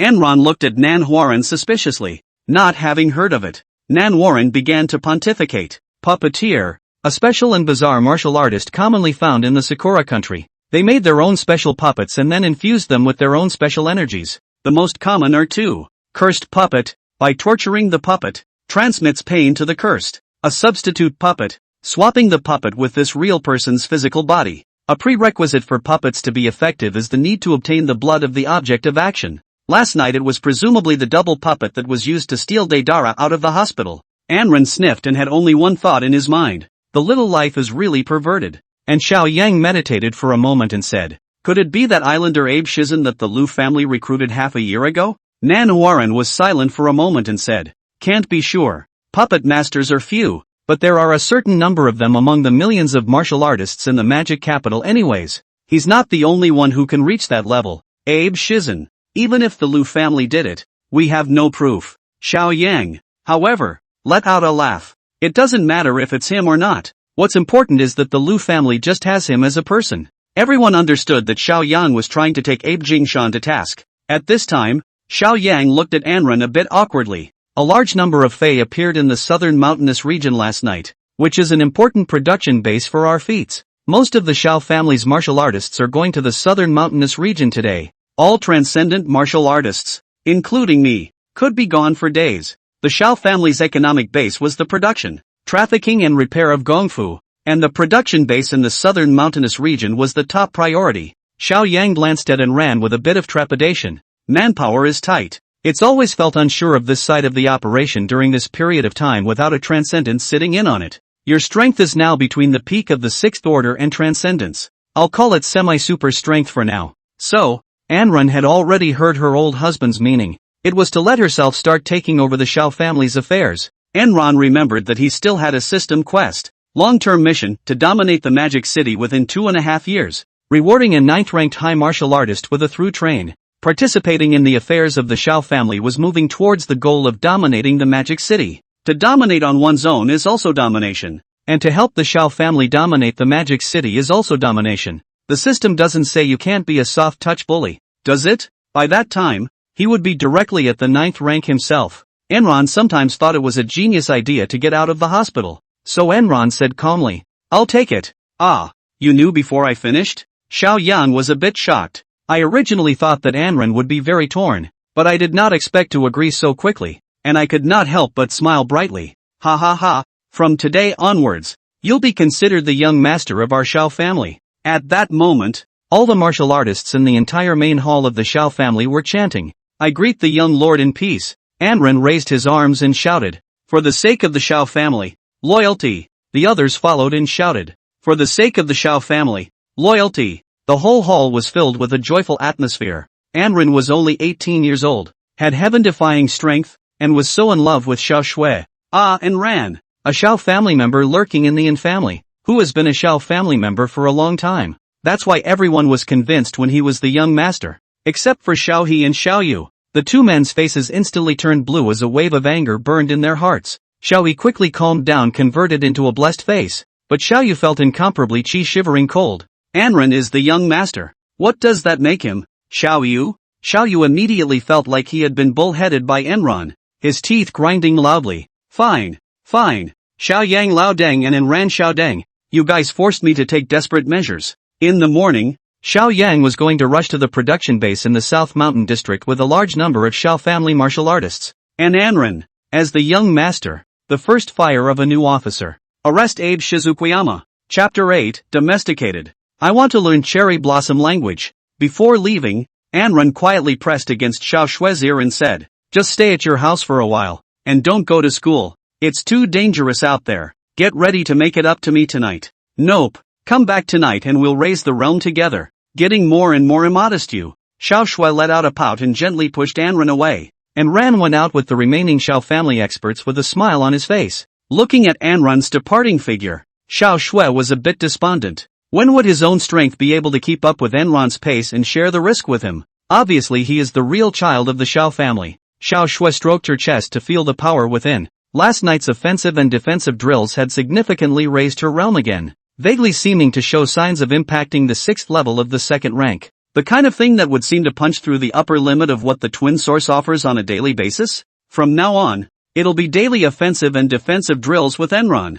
Xiao Shui pursed her pink lips and made up her mind. According to the information received, Abe Shizukuyama entered the Lu family early in the morning and didn't come out. And Ran, Zhao Ding and Jiang Tianxiong, 3 people hiding in the opposite side of the Lu family residential building roof, holding props 1,000 miles eyes to watch the Lu family's movements. Zhao Ding was the strongest combatant Xiao Yang had left behind for himself, a 6th order 10th grade spell system martial artist. Deidara was the one he saw lose, so he had to be involved in this operation. It had been 7 o'clock in the evening, and when Abe Shizukuyama didn't come out, Enron and the others were going numb. Zhao Ding couldn't help but curse. Little brat. Quite the hider. This Abe Shizukuyama. He's been inside the Lu family all day. Does he know that we're onto him? Anrun's mind flashed through the figures of Xiaoyi's father and son, and he had a vague idea in his mind. Xiao Yang might have deliberately let their father and son know so as to test if there was a mole coming out. The voice of Xiao family's eyes suddenly came over the intercom. In a Lexus with license plate number 8848, Enron looked over in passing and saw Abe Shizukuyama driving his Lexus out of the Lu house. But there were several other cars out with him. Anrun couldn't help but frown. It seemed that the Lu family had also taken precautions and equipped him with multiple guards. Abe Shizukuyama himself has the strength of a 6th order 10th grader. Plus the guards, it's not a good battle. Follow. Anrun and the others quietly followed Abe Shizo to a huge custom store called Sakura Wabi Sabi on the Bun 25th Street. Anrun checked the information that this store was the mecca of consumption for Sakura Nation people living in Magic City. They are here to feel the flavor of their hometown. Abe Shizukuyama and the men protecting him got out of the car. And Jodin took one look and suddenly screamed softly. Holy, Yamane Izumi, who is Shan Runquan? Anrun looked at Zhao Ding in confusion. Jiang Tianxiong said in fear. A martial artist of the Lu family at the 7th stage of initial entry. Even if it's a beginner's 7th stage, it's still not something we can deal with. Why don't we put the operation on hold for now? Waiting for our large force to return from the South Mountain area. Zhao Ding was starting to get a little weak. Anrun frowned slightly and thought for a moment. Can't we just not deal with Yamane Izumi? The two of them can't be together all the time, can they? And by the time our people get back, the yellow is cold. How do you know that the Lu family didn't dare to let him out knowing that our large force was away? Enron paused. When our large force returns, Abe Shizen might not dare to come out. Get a couple of guys to cheek set over. We'll blend in and wait for our chance. Zhao Ding and the others were convinced by Enron. The human face holster, a precious S-class camouflage prop, could almost be faked, and it was almost impossible to detect it in a civic place like this one. Enron had another plan. If he did with Shan Runquan, then he would add it on the spot. An hour later, Anrun walked in with Zhao Ding and Jiang Tianxiong and a dozen other people in great numbers. A smiling woman in her late 30s but still attractive, dressed in pink Sakura Nation garb, walks over with a wabi-sabi fan and speaks in bird language, hearing Enron and the others confused. After realizing that Enron and the others were not from the Sakura country, the woman spoke Daxia. My name is Tsong Jingkong. I'm the owner of this place. Gentlemen, what do you want of the work? I want to feel the charm of your Sakura country's culture. Anrun lied without blushing. The others follow. Me too. Me too. Anrun and the others sat down, and immediately a group of heavily made-up cherry blossom dress chicks surrounded them, making all kinds of toasts. Anrun, in order to act like one, of course, followed the customs and drank it pleasurably, keeping a silent thought in his mind. It's just a show. I only have Xiao Shui in my heart. Jiang Tianxiong and Zhao Ding, who were watching from the side, could hardly contain themselves. On the other side, Abe Shizen and the others had gotten completely high, and their hands were unashamedly going for the Sakura girl. Until the late night closing, almost all the customers had left. Only Abe Shizen and Yamane Izumi, as well as the disguised Enron and the others did not leave. Sanjin Khan looked at the two with a polite smile, and without turning around for a moment, said in Daxia, "Is something wrong with Abe-san?" Abe Shizen gave a simple laugh and said, "Well, that, Cthulhu, I haven't warmed up to the language of my hometown yet. After spending so much time in Daxia, I speak the language of my homeland with a Daxia accent. And this friend of mine, he also wants to enjoy the charm of our Sakura language." Abe Shizen smiled and pointed at Yamane Izumi. Song Jingkong smiled at his words. Look at my memory. Yes, the language of the homeland has to be practiced over and over again. Smiling at Yamane Izumi again. I hope you like it. Yamane Izumi nodded slightly. Trouble, the Sakura language really needs to be learned. Song Jingkong then pursed his lips again and smiled. I will immediately find you a linguist from your homeland. 3rd floor first. Why don't you teach me, Master Tsong? Abe Shizo kind of had his eyes fluttering a bit towards the curves on Song Jingkong's body. Song Jingkong looked displeased and coughed softly, then gently ruffled the chest of his kimono. A tattoo of the word GHG was visible on her biceps. Abe Shizukuyama was instantly honest, and honestly led Yamane Izumi towards the 3rd floor, leaving the guards downstairs. Zhao Dingdu was speechless and whispered to Anrun, ********. Abe, the bastard, shouldn't not come out, right? Enron pondered for a moment. Abe Shizukuyama and Yamane Izumi can't be together, can they? If you engage in a sneak attack at this time, it will also have a surprise effect. That's good. Anrun got up and walked towards Tsong Jingkong. Zhao Ding and the others were confused. When Tsong Jingkong saw Enran coming over, he could not help but feel a pang of suspicion in his heart and threw a wink at Enran. Something? Enron smiled slightly. Cthulhu, I want to learn the Sakura language too. Chapter 9, Abe Shizukuyama, you guys get out? I'm learning the Sakura language. Song Jingkong was slightly stunned, using his fan to half cover his face as he shyly surveyed Enran. Although Enron was disguised, what emanated from him was still the boyishness of a teenager. This gentleman, what we're learning here is not the proper Sakura language. Song Jingkong smiled sweetly. And, it's expensive? Starting at 2.5 million cherry dollars. Enron scratched his scalp. Hey, it's the immodesty that I have to learn. As soon as Enron's words came out, Jiang Tianxiong and Zhao Ding couldn't stand it anymore, and with a green face, they went over to pull Anrun back and warned her softly. What? You really want to do it? Jiang Tianxiang's eyes were spitting fire as he looked at Anren.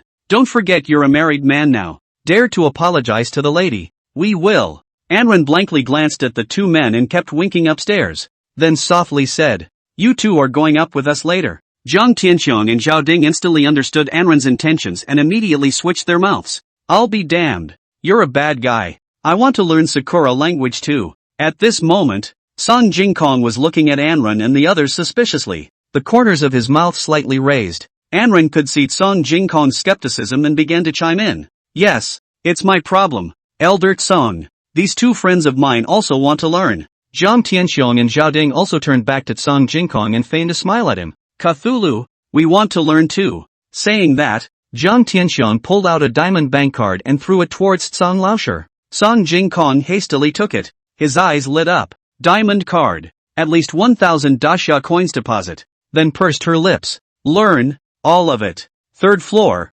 please. The three of them, Anren, went up the stairs with a bit of trepidation, and entered the hall on the third floor, which at first glance was a very normal massage area, where the technicians had already swung off work long ago, and there was only a momsan in a cherry blossom dress on the counter. We're going to learn the Sakura language. Enron got right to the point. Smilingly, Mama-san stepped out from the counter, bowed, and made an inviting gesture towards the side corridor. Before stepping in with light steps, the three were led by Mama-san through 9 twists and turns to the end of a corridor that looked like it was going nowhere. A recessed flat surface on the wall, only to see Mama-san place her palm into the recessed flat surface. A space ripple appeared on the wall. Come in. Mama-san made an inviting gesture. Anren looked at Zhao Ding and Jiang Tianxiang with a bit of surprise. You're using your powers? There's a martial artist in this store? It's kind of fun. After calming down, Anren led Zhao Ding and Jiang Tianxiang inside. Just as I entered, I smelled a strong smell of battlefield smoke.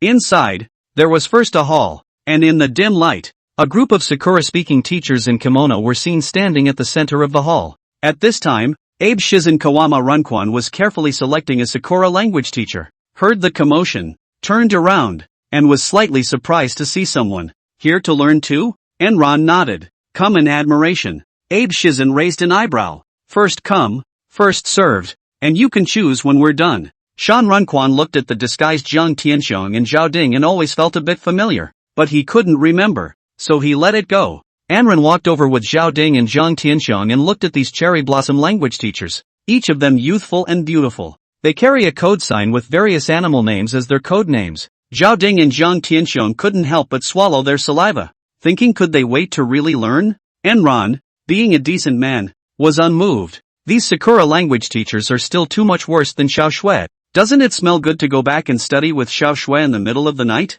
After a while, Shizukuyama Abe and Izumi Yamahito were chosen as the teachers codenamed Snow Leopard and Antelope respectively. Joy then led their respective Sakura-speaking teachers towards into different corridors. Seeing the two enter into different rooms, Enron couldn't help but breathe a sigh of relief. Luckily this islander isn't too perverted. Anren grabbed a random Sakura language teacher and headed in the direction of Abe Shizen. And Jiang Tianxiang's eyes carefully browsed out over the various Sakura language teachers. Zhao Ding slapped Jiang Tianxiang's shoulder and glared. No, you actually picked it? Jiang Tianxiang scratched his head in embarrassment and casually led a Sakura language teacher to follow. Abe Shizukuyama led Sakura whispering teacher into room 25, and the three of Enron immediately followed, hovering nearby. Guests are not allowed, a Sakura-speaking teacher said coyly. Peeking or eavesdropping on others. Oh. Anren looked back at the teacher and her face went cold. Slumber ye. Anren applied a mental attack on the three teachers, and the three teachers directly fainted. A few minutes later, Enran estimated that Abe Shizen had begun to learn the Sakura language furiously, and turned to Zhao Ding and Jiang Tianxiang. It's now. Go. The three of them hurried over to room 25 in unison, and Enron busted right through the door and kicked it open. At this point Abe Shizo has finished learning the Sakura language and attempts to learn it again. Bang! The loud noise caused Abe Shizen's ambition to learn again to wither right away, and in panic he rolled over to look toward the door. Seeing that it was those three people from earlier, Abe Shizukuyama felt bad. Then the veins popped out, pulling the covers and pointing at Enron and cursing. You guys get out. I'm learning the Sakura language, or don't blame me for killing people. The Sakura language teacher, codenamed Snow Leopard, was so frightened that she covered her face with the blanket and shouted, "Ya buy the disc! Ya buy the disc!" Shut up! Zhao Ding gave Snow Leopard a fierce look, then his gaze sank. Silence. The snow leopard immediately lost its voice. Anren pointed at Abe Shizen and burst out laughing. Yo! Who learns cherry blossom language in bed? Get out! Abe Shizen then shouted angrily. I'm a martial artist. It's easy to kill you guys. Abe Shizen quickly lifted the covers and tried to make a move. Anren didn't talk any more nonsense and directly exerted a mental attack. Yumi Buchi. In a flash, Abe Shizukuyama felt a strange force surging towards him. And suddenly it was as if he was being held by a heavy titan holding his waist and sinking downward into an abyss. Spiritual attack? Abe Shizen instantly reacted. Then grunted. Oh, I knew I'd be mentally attacked. Master has been prepared for this for a long time. I've been harboring a tranquilizer puppet all day today. Mental attacks don't work on me. In the next second, Abe Shizen's expression froze. Asterisk. How am I still falling? Abe Shizukuyama couldn't break free and was constantly being swallowed by the abyss, completely panicking. In reality, Abe Shizen was already fainting in bed, killing a puppeteer of the 6th order and 10th weight in seconds. What an invincible berserker! Berserker points plus 10,000. 133. 000 berserker points remaining. Zhang Tianxiong directly pulled out the heaven-binding rope again and threw it at Quiet San, instantly wrapping Abe Quiet San tightly, only exposing his nostrils, and then he sharply carried Abe Quiet San on his shoulders. Go! Anren grunted softly. The three walked out of the room and into the hallway. How do I get out? Zhao Ding looked at Anren suspiciously. Do we have to go straight down? Chapter 10, come on, try stabbing it. Enron guffawed at the two men. And all that trouble? Watch me violently perform a miracle. With those words, the flaming bird had already surfaced in Enron's right hand and slashed at the end of the corridor. 1/Shura. The red light went down, and after a loud bang, a large hole opened up directly at the end of the corridor. Zhao Ding and Zhang Tianxiong gave Anren a thumbs up. Well done. Go! Enron tossed his head. Inform our men to retreat. The three of them, and ran. Then quickly jumped downstairs from the broken hole and ran wildly directly towards Zhao's house. The three of them were already going faster than a sports car at this point. Yamane Izumi had already learned the Sakura language 3 times at this point, and was thinking about learning it a 4th time, when he suddenly heard a loud noise coming from the distance and frowned slightly. Keenly aware that something was wrong, he immediately stopped his study behavior and bounced right off the bed to start. Sir, you haven't finished learning yet. The teacher codenamed Antelope pulled on Yamaniquan's hand and threw out a wink. It's only been a few minutes and I've already learned it 3 times. You're leaving before my teaching addiction is satisfied? Shan Runquan burst into a rage at his words. Asterisk.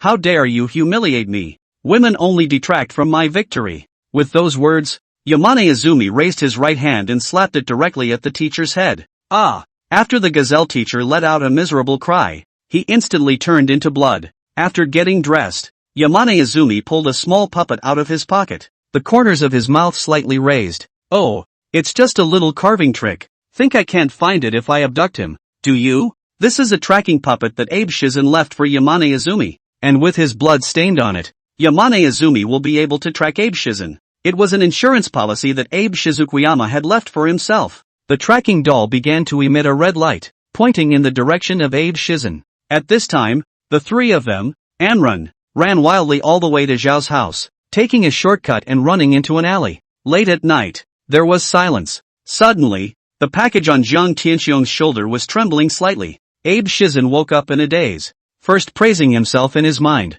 The master was so goddamn smart that he knew Deidara was screwed up by a psychic attack, so he carried a requiem puppet in his arms all day. This would be an effective defense against mental attacks for a short period of time. Just did not expect the other side of the spiritual attack will actually be so strong. The master ultimately failed to carry through the dizziness, although fainted for a very short period of time. Abe Shizukuyama had just finished admiring himself, but immediately felt that something was wrong. He was bound all over his body, and his eyes were dark. What's going on? I'm going to be finished? No, I'm still saved. Abe Shizen immediately calmed down and regained his confident mindset. Lil Dyke. In a flash, Abe Shizen transformed into a puppet. Zhang Tianxiong, who was running, frowned slightly, feeling that the situation was not right, and shouted to Anren and Zhao Ding in front of him. Why do I feel like Abe Shizen has gotten lighter? Zhao Ding twisted his head to look at it and froze directly, stepping on the emergency brake to stop. Holy, people are gone. Anren and Zhang Tianxiong also braked sharply in surprise at the words. Zhang Tianxiong took down Abe Shizen. who was tied up on his shoulders, and a feeling of lightness came over him. Open it and take a look? Zhang Tianxiong solicited Anran and Zhao Ding's opinion. The two men nodded. Zhang Tianxiong then retrieved the heaven-binding rope. A black shadow shook down on the ground, and the three of them looked over at the same time, sucking in a breath of cool air. Where is there any Abe Shizukuyama? Only a cool puppet of Abe Shizukuyama. Zhang Tianxiong picked up the puppet and became enraged. Grandma, why is this puppeteer so weird? It's like sorcery. A plummet followed, slamming the puppet right into the pavement. Asterisk asterisk asterisk asterisk. Naya, Abe Shizukuyama, who was thrown to the ground, balked and screamed in his heart, not daring to make a sound. Definitely can't run far. Let's look around. Anran was unusually calm at this time. I just don't believe it anymore. He can hide from the world and disappear into thin air. Since he used his ability, there will be a martial artist aura emanating from him. We can feel if there's anyone else's martial aura here. Let's see what we can find. It will have to do. Zhao Ding sighed. The two of them, Zhao Ding and Zhang Tianxiong, began to try to search for Abe Jingshan by looking for the sense of different martial artists in the vicinity. It seems like a little bit. It's just too weak, Zhao Ding murmured. Enron walked to the side of the puppet and looked at the dark night, and suddenly his mind lit up. Wasn't this shadow Enron's favorite environment? Shadow out in peace. The shadow rose limply from the floor, full of grudges. Master, it's been a long time since I've been let out. Yes? The shadow blended peacefully and perfectly into the night, and Zhang Tianxiong and Zhao Ding could not see it. How good are you at night searches? Enron asked. Shadow Enron laughed nervously. Pack strong. Very well. Enron took out his cell phone and showed Shadow Enron a picture of Abe Shizen. Find this man. Just around the corner? Can you find it? The shadow spoke with quiet confidence. The packet found it. Begin. Just as Enron was exchanging words with Shadow Enron, the puppet like Abe Shizen smiled slightly. Oh, you guys have no idea how scary a puppeteer can be. Abe Shizen instantly changed back to his original form. A dagger appeared in his hand, and stabbed at the calf of Anran. Holy! Shadow wailed angrily, crouching down to cover to his tiny feet. Anran's face suddenly changed, and his gaze swept forward. Abe Shizen was seen standing naked a few meters away, holding a bloodstained dagger in his right hand and a puppet in his left hand with a smug smile. Hey, Enron, I got your blood. Watch me stab you in the ass. The corners of Anran's mouth lifted slightly when she saw this. Oh, stupid. I'll take the trick. Zhao Ding and Zhang Tianxiong rushed to Anran's side when they heard the commotion. Seeing how arrogant Abe Shizen was, Zhao Ding was instantly bruised and wanted to get up and beat Abe Shizen to death. Seeing this, Abe Shizen aimed his dagger at the puppet's crotch with a cry of rage. All three of you don't move or I'll stab Enron. Enron looked at Abe Shizen's stupid look and grimaced, showing his teeth. Come on, try stabbing it. Chapter 11 Yamane Izumi, The Field Unfolds. Seeing this, Zhang Tianxiong looked at Anran with a face full of panic. You've had your blood taken? Enron nodded calmly. That's right. Asterisk asterisk asterisk asterisk. Zhang Tianxiong let out a shriek. Won't we be taken by him? And, if that part is gone, the lady's happiness. Zhao Ding's face suddenly changed when he heard this, and he hastened to dissuade and ran. Don't be impulsive. I'll mediate. Then he turned his head to look at Abe Shizen, and was pleasant. There's something to be said for that. Don't use such underhanded tactics. Abe Shizen snapped. I have nothing to say to you, if you want to talk about it. First, tell me honestly where you are from? Are you Zhao's family? And take off your clothes for the master. Abe Shizen looked at his naked body and a wave of humiliation came over him. Immediately, he lit up his battle armor. The immortal wood battle armor. The scarlet wooden battle armor over Abe Shizen's obscenely naked body not only effectively blocks attacks, but also provides an increase to Abe Shizen's puppet effects. You should get down on your knees and sing me a song of conquest. Abe Shizen has become even more rampant. Who dared you to humiliate this? What are you barking at me for? Enron rudely interrupted Abe Shizen.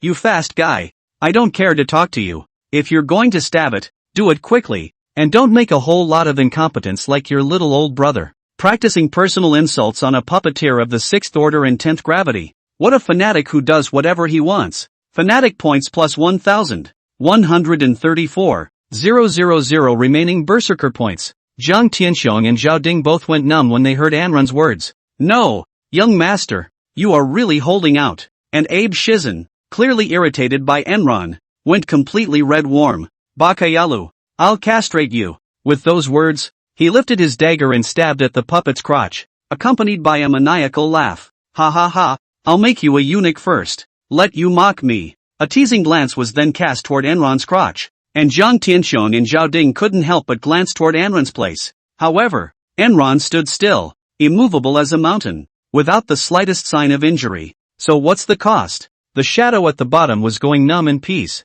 Seeing this, Abe Shizen's expression instantly froze, and then he exclaimed in fear. No, why are you okay? Impossible, absolutely impossible. Abe Shizen began to panic and stab at the puppet all over his body. Anren remained immovable as a mountain, his hands in his pockets, the corners of his mouth slightly raised, and the flamingo had already surfaced in his hands. Have you had enough of the show? It's my turn to perform. Humph. Mental attacks don't work, so I'll you with physical attacks. Double-edged Shura Chop, 2 fiery red Yama. Symmetrically pulling 2 red lights rushed towards Abe Shizen. Abe Shizen, who was still madly zapping the villain, couldn't dodge in time, and his immortal wood battle armor was dried to pieces. The entire person then flew dozens of meters away, tumbling dozens of times on the ground, his body smashing into a dozen or so street lamps before coming to a stop, killing a puppeteer of the 6th order and 10th weight in seconds. What an invincible berserker! Berserker points plus 1,000. 144. 000 remaining berserker points. Jiang Tianxiong and Zhao Dingren both looked dumbfounded for a long time before reacting. So, we're the clowns? Everything is under the young lord's control? Anren walked over with Jiang Tianxiong and Zhao Ding and looked at Abe Jingshan, who was lying on the ground like a dead pig, and couldn't help but smile. Stupid. In less than an hour, he had earned double the berserker points by dangling Abe Shizen twice in a row. Short for win-win. Jiang Tianxiong retied Abe Shizen and prepared to go. Suddenly a strong voice came from ahead. I am here in Shan Runquan. If you have the sense to put down Abe Shizukuyama, put your hands down. When Jiang Tianxiong and Zhao Ding heard Shan Rinchuan's voice, they were filled with fear and looked forward. A middle-aged man with an inch head, approaching with regular steps, was none other than Shan Runquan. Was he immortal? How did he find us? Zhao Ding instantly panicked, his body shaking. Jiang Tianxiong was in a cold sweat. It's over. The 3 of us combined are no match for him. The 2 then looked at Enron as if they were determined to die. You take the men and go. We'll both hold him off. Enron felt sorry first. The eagle we took in yesterday didn't have time to learn to harness flight. If he does, just now, we flew directly supersonic speed back to the Xiao family. Why would it be so troublesome now? He then regained his composure and looked at Jiang Tianxiong and Zhao Ding calmly. I appreciate your thoughts, but let me leave you all to live by yourselves.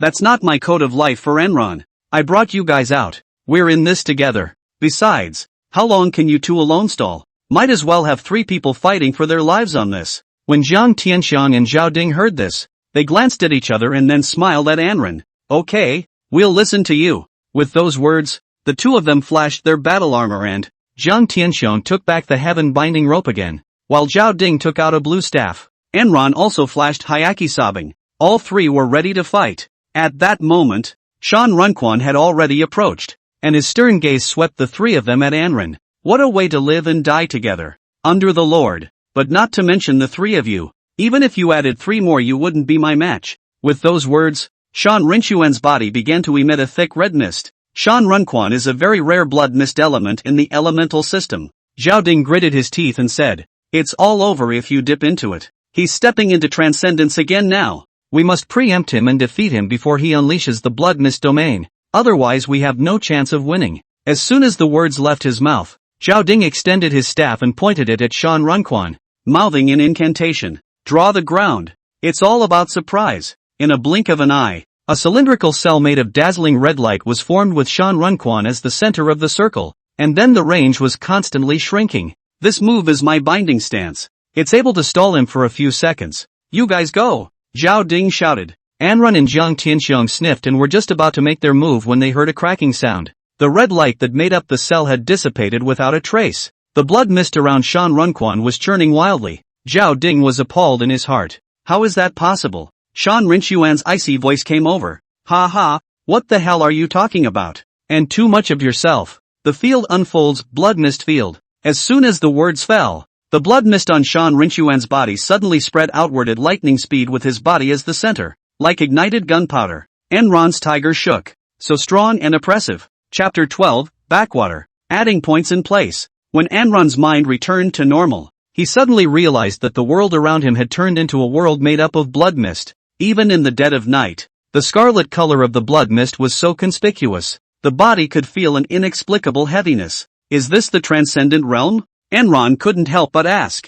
Jiang Tianxiong gritted his teeth. The so-called realm constitutes a subspace similar to the main field, a space that does not affect the real world. The owner of the domain has an absolute advantage within it and can manipulate his world at will. Zhao Ding was filled with frustration. Only a domain can hedge against a domain, and a transcendent can defeat a transcendent. When we were pulled into the transcendental realm, we were already declared defeated. At this moment, there was a turbulence in front of them, and Anrun looked over, only to see the sea of blood mist transform into a giant hand that lifted Shan Runquan high into the air. Shan Runquan looked down on the three of them with a look of disdain. Gentlemen, welcome to my transcendent realm, the realm of blood mist. Shan Rinxuan's voice became extremely intimidating with the addition of the blood mist domain. Jiang Tianxiong and Zhao Ding couldn't help but cover their ears in pain, and only Anrun was able to barely resist. Shan Rinxuan's lingering gaze was cast on Enron before he exclaimed in admiration. I didn't realize you looked the youngest of the three, but the strongest. It's true that the latter is a good thing. However, geniuses need time to grow. It's a pity that you're going to fall today. Enron sighed in his heart as he looked at Shan Runquan. It seems that this time, he is caught in a backwater situation and will have to pull out all his cards. White Tiger out. In a flash, the White Tiger leapt out of Anrun's heart, with the White Tiger battle armor on its body, and bounced joyfully in front of Anrun's body for a few steps, before letting out a few deafening tiger whistles. Oh, so it's a beast, master? Shan Runquan sized up the White Tiger from afar. The White Tiger is good, but you're just adding to my battle in vain by releasing it. With those words, Shan Rinxuan's face sank. Time to send you on your way. Azura's wrath. As soon as Shan Rinxuan's words fell, the sea of blood mist below him began to surge up. These blood mists were like living creatures, quickly converging together to form a huge figure. In the blink of an eye, the figure transformed into a giant that was 100 meters tall. This giant had only the upper half of its body, while the lower half was shrouded in blood mist. The head, on the other hand, was in the shape of a Shura, with a very hideous face, fangs exposed,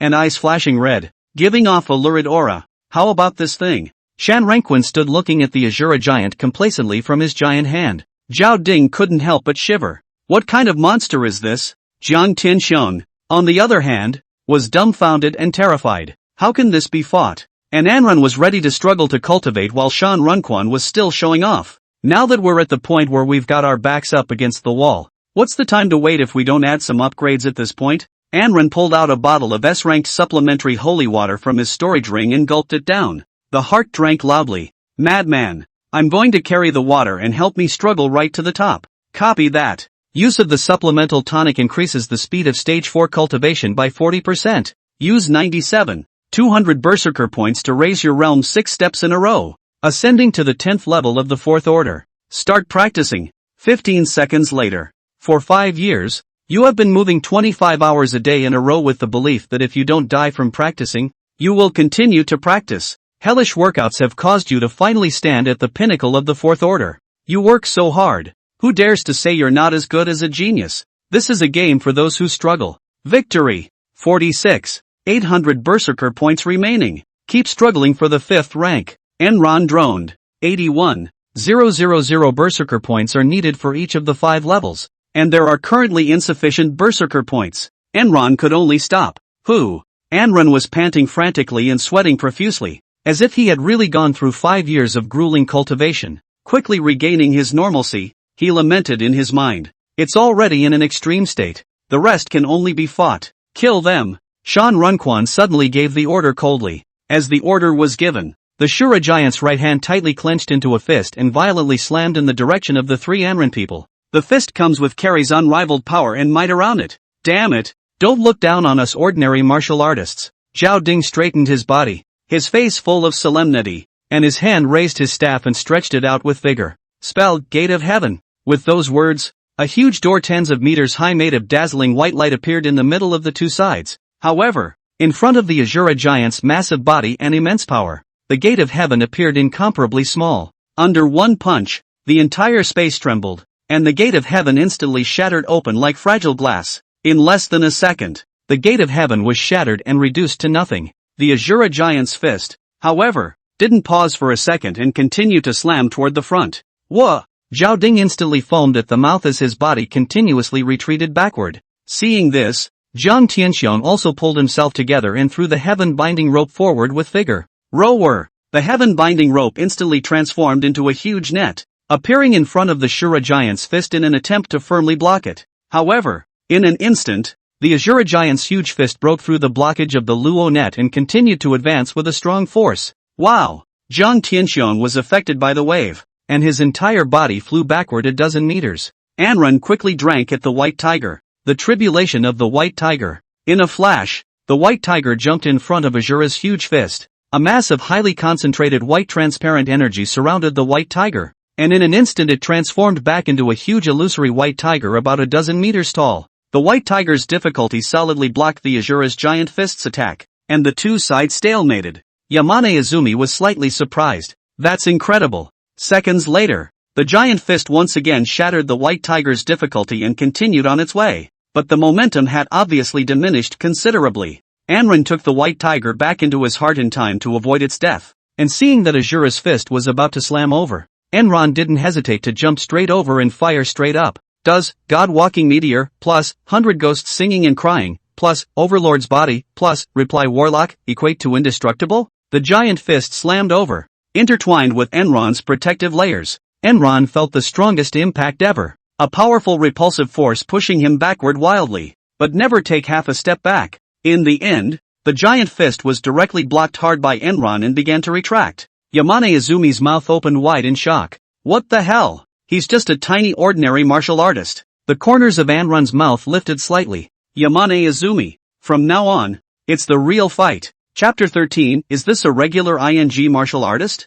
Verbal counterattack against a 7th order transcendent martial artist. What a valiant and fearless berserker. Berserker points plus 1000. Remaining berserker points 47. 800. Enron looked at the panel in surprise. And a surprise? Berserker points for verbal counterattacks? It seems that the system has become a bit more generous when it comes to fighting transcendence as well. One's only chance of winning now is to add points to the psych madness. So you're going to go crazy and jump in front of Izumi Yamahito? Then Anren arched his body forward in a vigorous motion. His face flushed red. Retreat for me. Instantly, the black mist emanating from the 100 ghosts sobbing rebounded violently, causing Ashura's fist to swiftly shrink back into place, turning into a cloud of blood mist. Successfully repelled an attack by a 7th order transcendent martial artist. What a berserker with unlimited potential. Rewarded with 2,000 berserker points. Remaining berserker points 49. 800. Shan Runquan couldn't help but feel a repulsive force as well,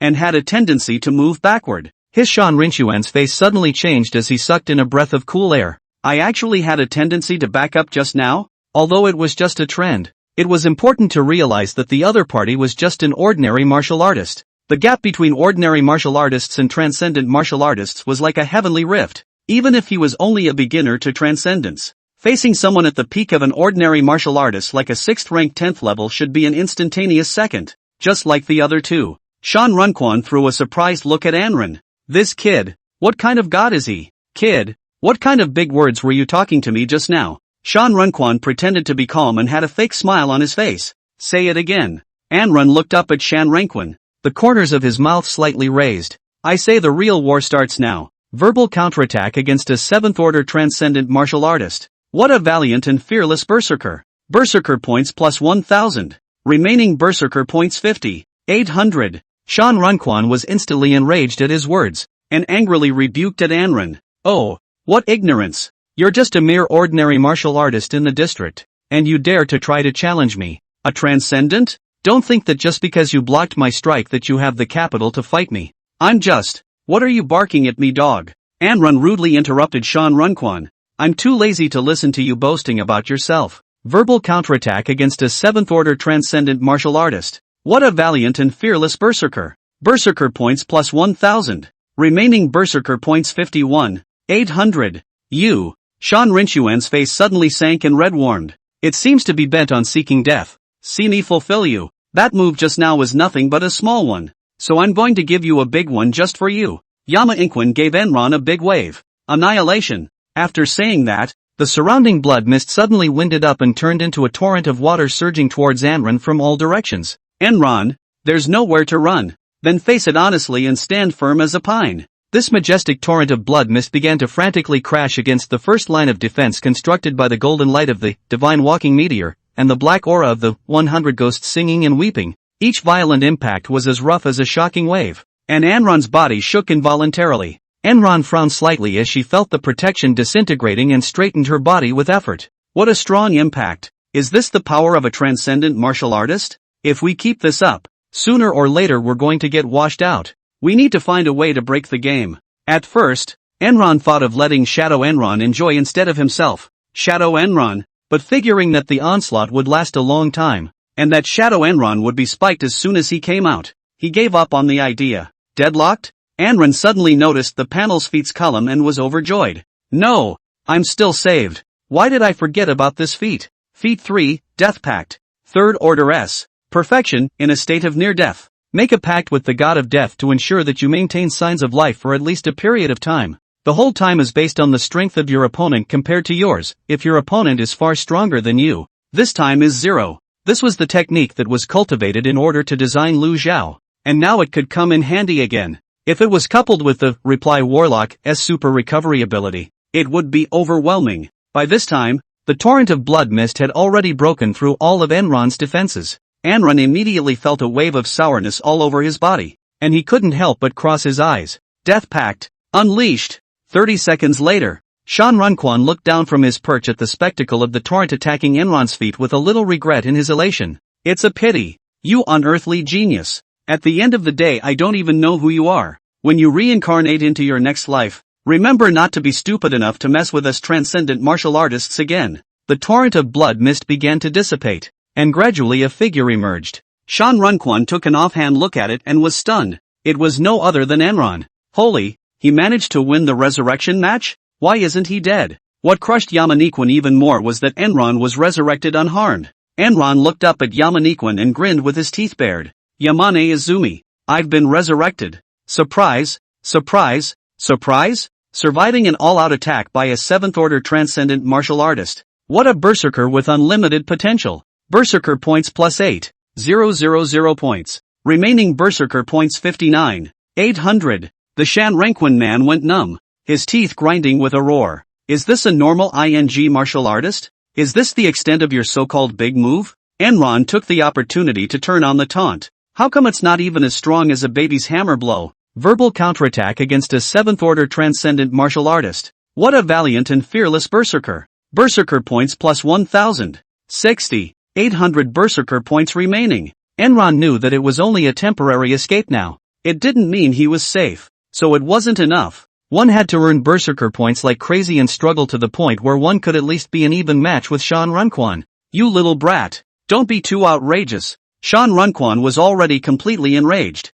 Watch me get you killed. Enron was also pondering where to improve his strength, when he suddenly, ding, breakthrough in desperate times. Sufficient berserker points detected. Do you want to use 60,000 berserker points to upgrade your bond with Hyaki Sobu and gain the intermediate attack skill? The system suddenly crashed out on its own, startling Enron. Once the mood had returned, Enron pondered for a moment. The 100 Ghosts Parade was only the primary skill of the 100 Ghosts narration, battle armor, which had previously existed as one's absolute masterstroke, and its power increased as one's strength increased. Beginner skills are that powerful, so wouldn't upgrading to intermediate skills take off? Enron didn't hesitate for a second. This was probably the only breaking point now. Madman. I want stud. Upgrade the bond with Hyaki Naruto. Chapter 14, Terrifying Psyghost's Revenge. Going toe-to-toe with a transcendent. Understanding. Use 60,000 points to raise your bond with Hyaki Naruto.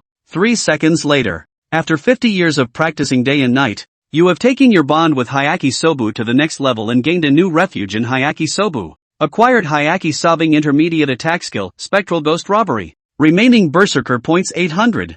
Phew. Enron took a deep breath and touched the 100 Ghosts Weeping battle armor with his head down, feeling the surge of that even stronger power between him and it. At this moment, Shan Rinchuan's eyes flashed with cold light. Don't ignore me, Blood Demon Dragon. Yamaniquan raised his hands and closed his eyes in meditation. In an instant, The blood mist within the realm began to surge up wildly, quickly gathering around Shan Runquan and forming a huge vortex. It eventually transformed into a red dragon that was 100 meters long. The giant dragon was perched on top of the Shanren spring, raising its head high and letting out a deafening dragon roar. The dragon's might filled the air, causing the surrounding space to distort slightly. Kid, this is my first stance. Shan Runquan was incomparably confident. How does your excellency respond? Enron was not to be outdone, and was calm and collected. The Ghostbusters havoc. Instantly, a majestic black gas erupted out from the 100 ghosts sweeping battle armor towards the sky, causing the sky within the realm to change in wind and clouds.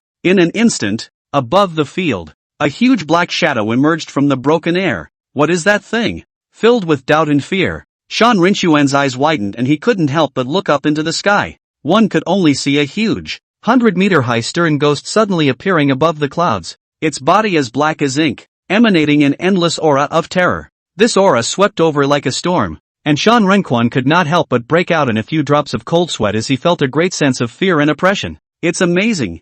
Yamahito Izumi wiped away a cold sweat. But whatever. I will win. I'm too lazy to talk nonsense with you, Anrun said coldly, then pointed his finger at Shan Runquan. Attack! Anrun actually had no bottom in his heart, but he could only gamble. Yamane Izumi similarly pointed at Enron. Attack! In a flash, the blood-red dragon roared and ran towards Enron, and the black giant ghost descended from the sky, directly stopping the dragon. The two were immediately entangled together, and the entire domain space shook violently. Both sides are evenly matched. Shan Rinchuan's eyes were round. Impossible. I'm the Transcendent. A dozen seconds later, with a loud bang, the red dragon and the black stern ghost both turned into vapor. The huge energy fluctuations from the collision spread out, and Shan Runquan and Anrun were unable to withstand the powerful impact, and were instantly sent flying out viciously. All of the blood mist dissipated, and the blood mist field turned into a bubble. Anrun and Shan Runquan came back to reality and struggled to get up from the ground at the same time,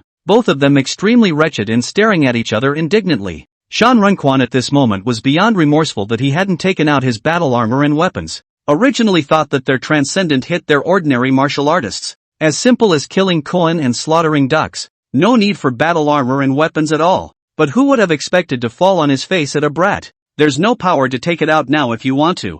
Damn it with the last of his strength. Yamahito Izumi stumbled and moved towards Anrun. I'm clearly better than you. I'll kill you even in a physical fight. Enron was also drained at this point, and both the 100 ghosts of weeping battle armor and the flaming bird were retracted due to lack of power to maintain them. Seeing that Yamane Izumi wanted to brawl with himself, he couldn't help but raise the corners of his mouth slightly. Yeah, if you brawl, I'll brawl. When the time comes, don't tell anyone that I'm a young guy bullying a middle-aged brown guy like you. Cut the crap. Shan Runquan had a tough attitude and came over with his fists clenched. Anrun directly used his last strength to lift his right foot towards Shan Rinchuan's abdomen. Wash up, uncle. Holy! Shan Runquan wailed and flew a meter away, falling to the ground and fainting, defeating a junior 7th order transcendent martial artist. What an invincible berserker. Berserker points plus 50,000.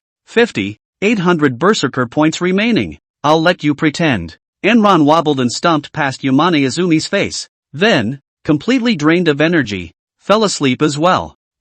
Enron opened her dazed eyes and was greeted by a gorgeous ceiling. What a familiar place. Anrun murmured softly. It seems like the Shao family's room? How long was I asleep? Anrun, you're finally awake. An anxious voice rang out. It was Xiao Shue's voice. Anrun don't turn her head and saw Xiao Shue originally sitting on the edge of the bed with a face full of sadness. And when she saw herself waking up, the clouds immediately turned to clear. Anrun attempted to get up, and Xiao Shue rushed to help him up. How many days did I pass out? Enron asked resentfully. Xiao Shue wiped her tears. 2 days and 2 nights. Scared the hell out of me. How dare you fight Yamaniquan? And, it's even with him. Xiao Shue laughed as she spoke. Where are Jiang Tianxiong and Zhao Ding? Anrun asked anxiously. They're both fine. Or they brought you back. Relieved, Enron then asked. Where are Abe Shizen and Yamane Izumi? Did you warp any information out of them? What do you think? Xiao Shue blankly glanced at Anrun. You've been unconscious until this point,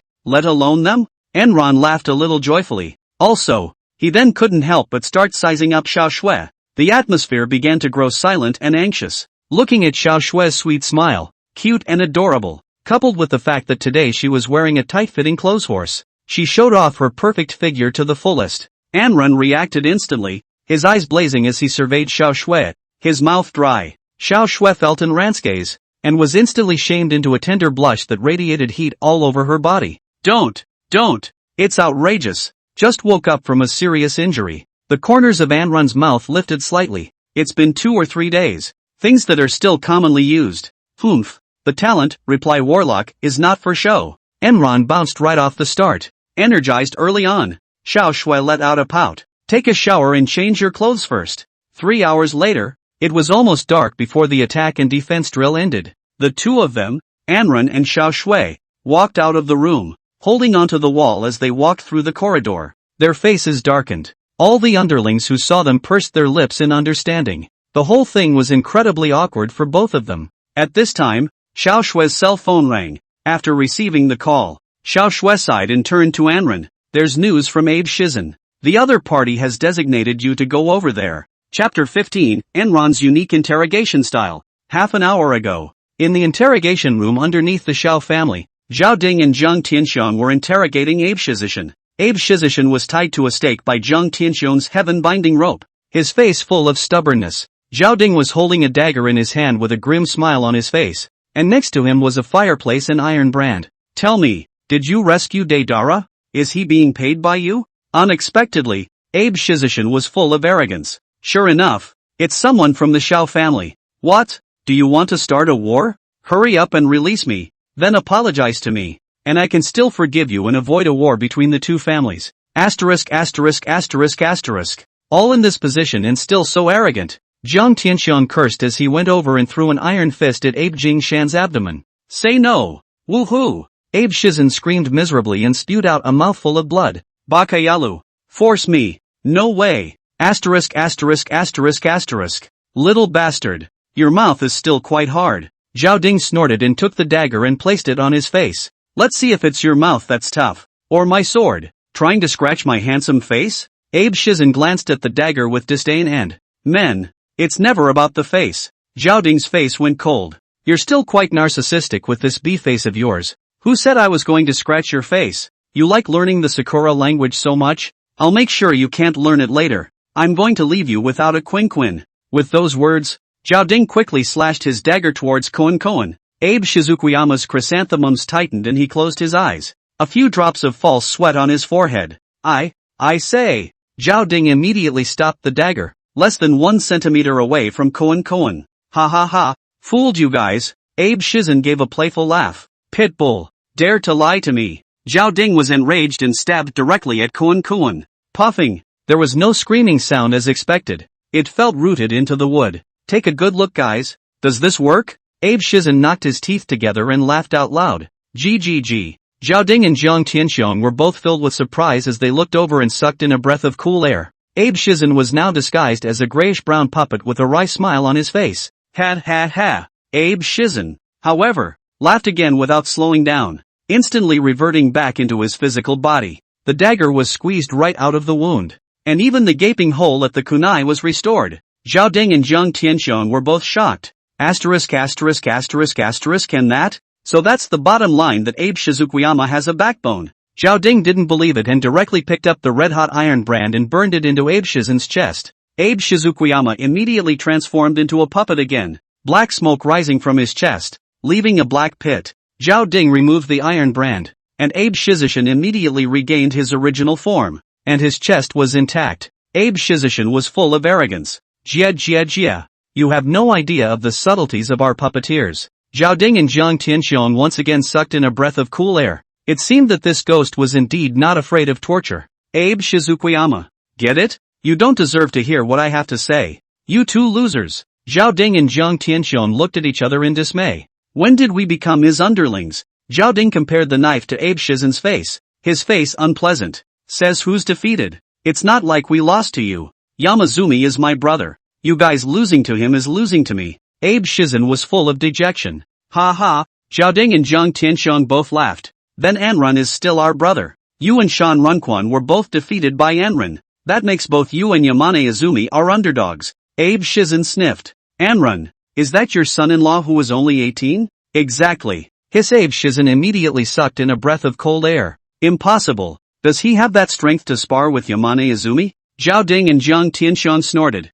Don't suspect Anran if you suspect anyone. Abe Shizukuyama sweats, then regains his composure. You guys get Enron over here. Only the strong deserve to judge me. I won't say until he comes. Zhao Ding was silent for a moment before calling Xiao Shui. 20 minutes later, Anran arrived at the scene led by Xiao Shui. After a burst of greetings from Anran and Zhao Ding Jiang Tianxian, he looked at Abe Jingshan with a cold face. Say it. I'm coming. Abe Shizuku started jumping around wildly in her face. Hey, I lied to you guys. Anran's face began to darken. You're deliberately picking a fight, aren't you? Hey, what can you do to me if I don't say anything? Abe Shizen hemmed and hawed. Abe Shizen, may be a Sakura Nation man, but I know a thing or two. Loyalty. Enron sniffed and his fists hardened. Abe Shizen continued to jump face first. Torture me if you dare. Idiot. Anyway, I can disguise myself as a puppet and I'm not afraid of your punishment. Anran couldn't stand it and directly snatched Zhao Ding's dagger and directly stabbed it near his crotch.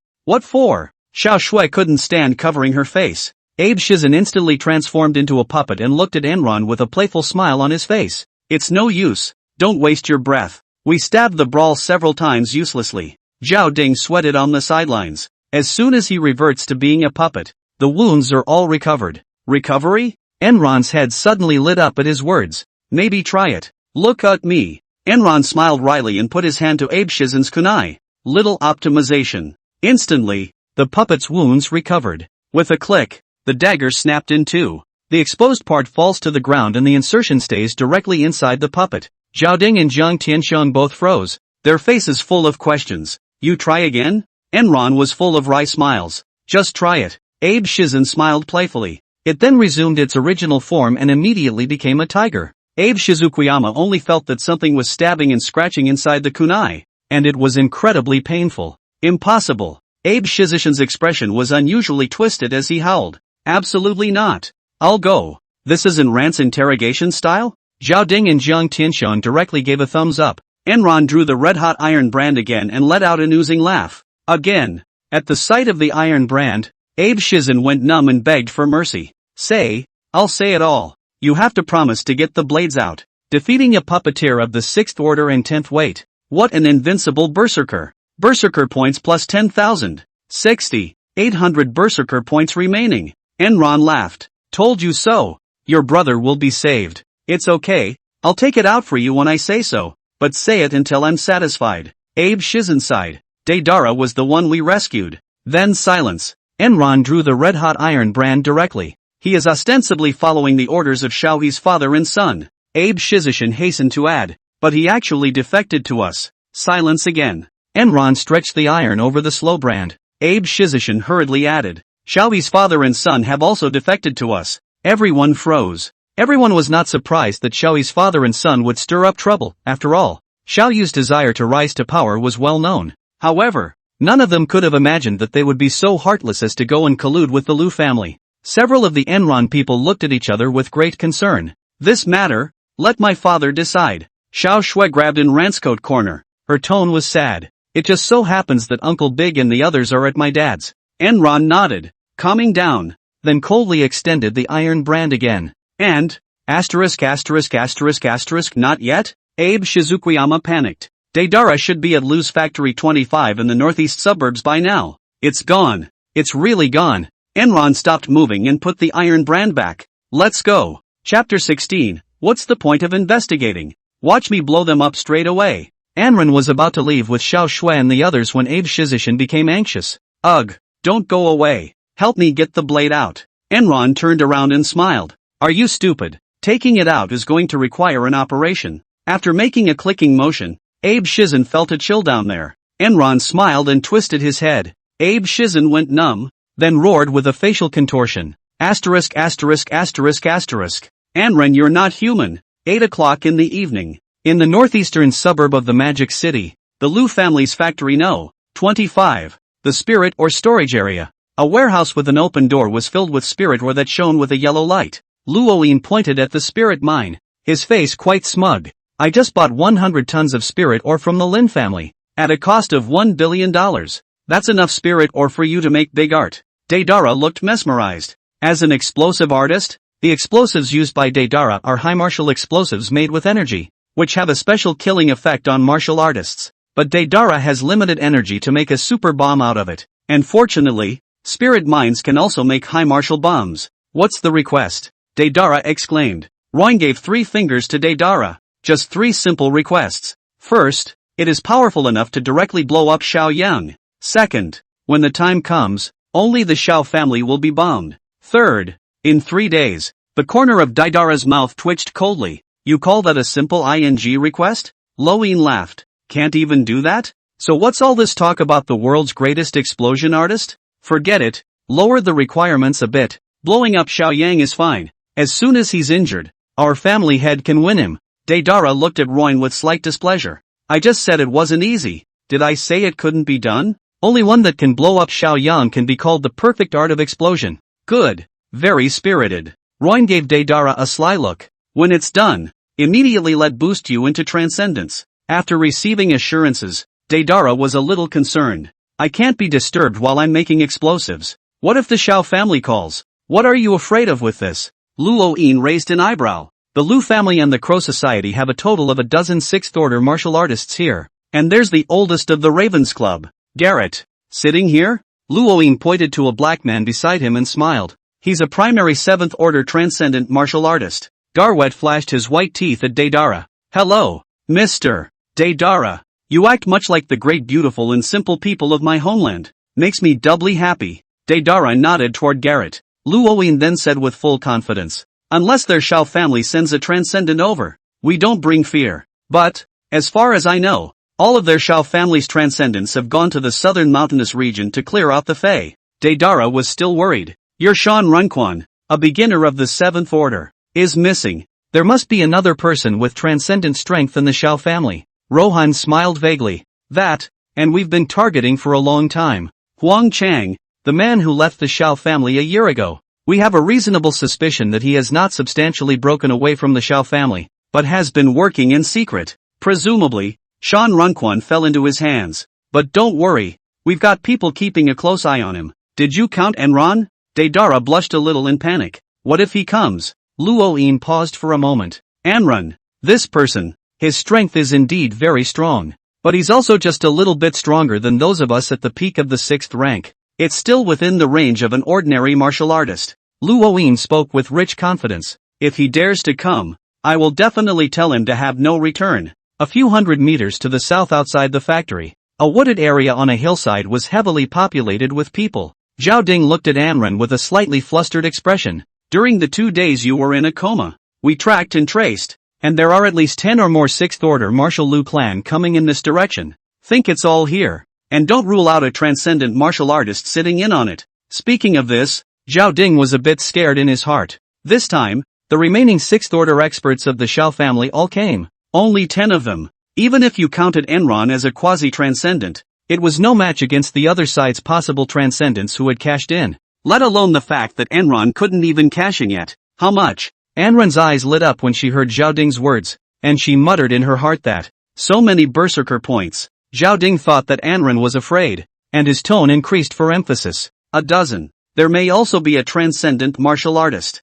So let's focus on investigating the situation this time and think long term. Investigate what? Enron said coldly. Called my old man before coming to explain the situation. My old father-in-law said that the Lu family has de facto declared war on the Xiao family. You can go to war to your heart's content. Watch me blow them all up later. After the bombing, we'll run if things don't go right. Asterisk.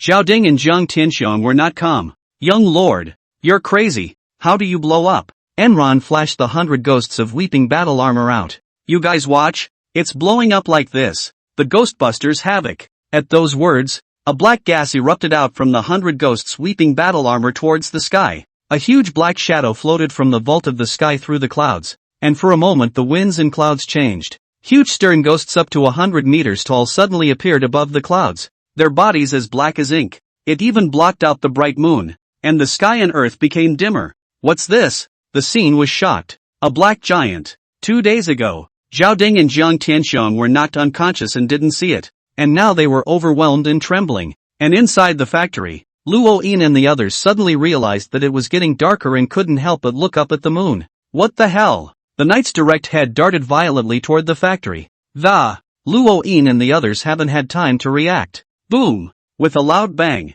a huge black shockwave suddenly rose, defeating a 6th order 4th heavy martial artist. What an invincible berserker! Berserker points plus 6,000. Defeating a 6th order triple martial artist. What an invincible berserker! Berserker points plus 5,500. Defeating a 6th order 2nd degree martial artist. What an invincible berserker! Berserker points plus 5,000. Chapter 17 versus strength distribution is with transcendence versus without transcendence. The advantage is mine. 200,000 berserker points remaining. His Anran took a deep breath in excitement and, what a bumper crop! A dozen or so 6th ranked martial artists, plus a group of 4th and 5th ranked martial artists, had earned more than 100,000 berserker points. It was that, with one's 4th order realm, one was still using the 3rd order energy cultivation technique, and it was a bit too much to carry, and his body was starting to get weak, and he couldn't help but perspire. Xiao family members looked at the Lu family factory not far away,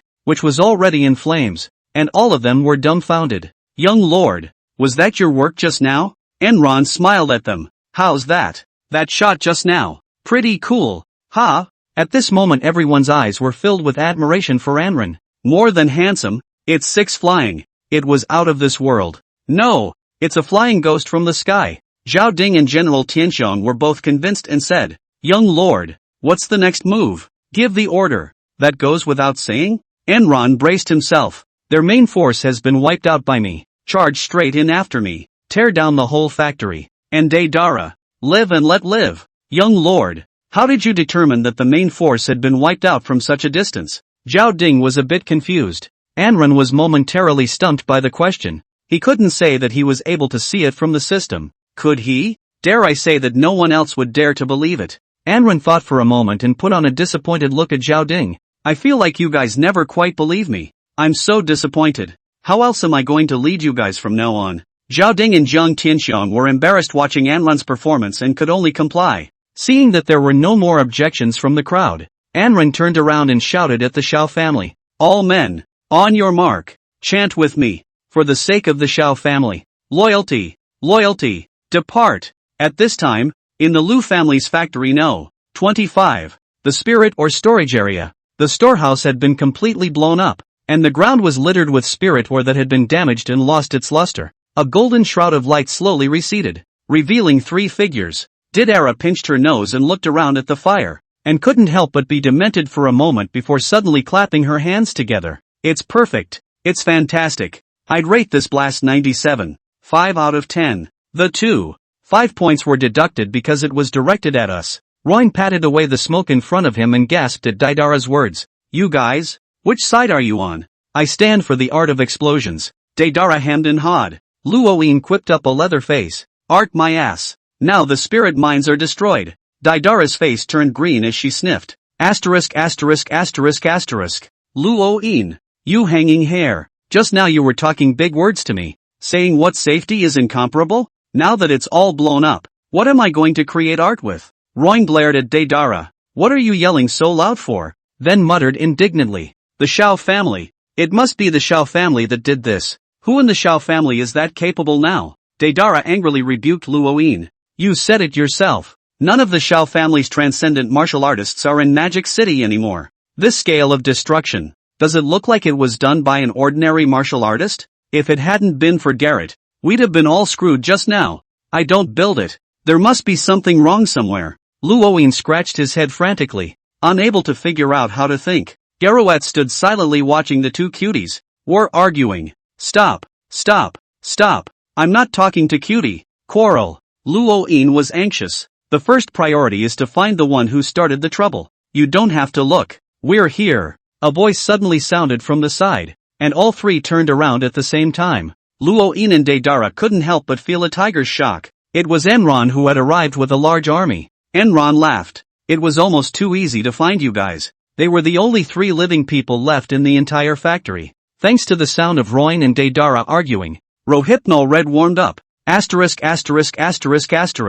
Enron. He had a great deal of hatred for Enron. Since the last failed plot to have Lauda and Green join forces to eliminate Enron, he himself had been at the table with the children in the Lu family. and had been driven over here to watch the gate. If it wasn't for the fact that the 6th rank and 10th weight was considered a rare expert, I'm afraid that I would have already fed the fish in the Heipu River. And it's all because of Enron. Why couldn't he forgive our second young master in the first place? Thinking of this, Luoyin angrily pointed at Enron. It was really your Shao family that did this. Luoyin then looked surprised again. Wait, how did you guys make an explosion that big? That's a power that's comparable to a transcendent. Roin scanned the people behind Enron to make sure there were no known transcendents. I blew it up, Enron said coldly. That's my skill. Luoyin sniffed disdainfully and looked at Enron. It's okay to lie to others, don't lie to yourself. You're just an ordinary martial artist in the district. And you dare to call yourself a transcendent? At this, Deidara was also dismissive. Enron, pull yourself together. I just had a big fight with you 3 days ago, and you're only a little bit better than me. Roin picked up on his own words. And are you acting so blatantly that you want to have an open war? Aren't you afraid that our Lu family will counteract it? Enron sniffed and cocked her head slightly, pointing at Deidara with anger in her eyes. The war had already begun when you instructed him to drag even Xiao Shui down with him. Deidara sniffed and hemmed and hawed. That was the effect he wanted. And Rohan's face was black, saying that it was Deidara's own doing. Did anyone believe that? Luoyin then said resentfully. In that case, we can only start a fight. Deidara got a little flustered at this point and said softly, why don't we run away? There's a lot of people on the other side. Luoyin looked down at the silent gargantua beside him at the moment, and was instantly confident. We have the presence of this master. Are we still afraid of them? Luoyin pointed at Garrett. His mouth AK couldn't even be pressed. In any case, the distribution of strength between the two sides against each other is with transcendent versus without transcendent. And the advantage is mine. We're going to win. Deidara was instantly relieved as well. Chapter 18 I'll take all three. The battle was imminent. And the Shao clan crowd quickly surrounded Luoyin's trio. Enron had already flashed out his flaming bird and 100 ghosts of weeping battle armor in a sudden overbearing declaration. I'll take all three heads. Stay out of the way if you can. I get more berserker points this way. Enron added silently in his mind. When these words came out, both sides were shocked. Zhao Ding and Zhang Tianxiong were at a loss. And Ran liked heads so much? So confident. No, we can't let him get ahead of himself. Luoyin's yellow teeth grind loudly. It's really arrogant. Let's see me sanction you first. Luoyin decided to strike first and take the lead against Enron. Just launch the offense and everything will be fine. Enron, I've been waiting to fight you personally for quite a few days. Shadow attack. In an instant, Luoyin disappeared into the darkness of the night. The rest of the Shao family was stunned. That man is Luoyin, isn't he? Masters of shadow-based abilities, which are realized in the daytime, are almost insurmountable by night. Young lord, be careful, or we round you up so he can't steal you. Enron raised his right palm to stop the stupidity of his men. His cold face was like frost, and he shouted coldly in his heart. Shadow of Enron gives some effect. He's attacking from the right. Long range. Shadow Enron responded quickly from underneath. Enron sniffed and didn't dodge, turning over with a right, only to see a black dragon-shaped airwave suddenly emerge when it was less than a meter away from Enron, roaring with teeth and claws. Young lord, be careful. The Shao family's crowd was shocked. Die. Low Shadow laughed as he hit a dozen meters away. Watch my black dragon wave. Boom. With a loud sound, the black dragon wave dissipated. Enron was unharmed. His body slightly tilted as he looked at the Luo shadow that had surfaced in front of him. As soon as the attack was broken, Luo Ing would surface in his true form. The Shao family members who had originally planned to make a move, seeing that their young master was so invincible, complied with Enran's will and quietly watched him play the fool. Luo stealthily looked at Anran with fear and horror. What? My black dragon wave can't even break his armor. Anran fumed coldly. Oh, Luo Ing, you don't think I'm still the same person I used to be, do you? Luo Ing instantly shook his tiger's body, sensing that a huge crisis was about to descend. And when he wanted to hide again, Enron struck. Enron cast a stern look at Roin and swung the blazing bird with vigor. 1/Shura. In a flash, a blue llama riding a fiery red undead bird flew out, directly slamming into Luo Ing with a sweeping momentum. Whoa! Luo Ing let out a miserable scream and was directly centered. Hot blood splattered everywhere. His death was extremely tragic. Defeating a martial artist of the 6th order and 10th gravity. What an invincible berserker. Berserker points plus 10. 000. 210. 000 berserker points remaining.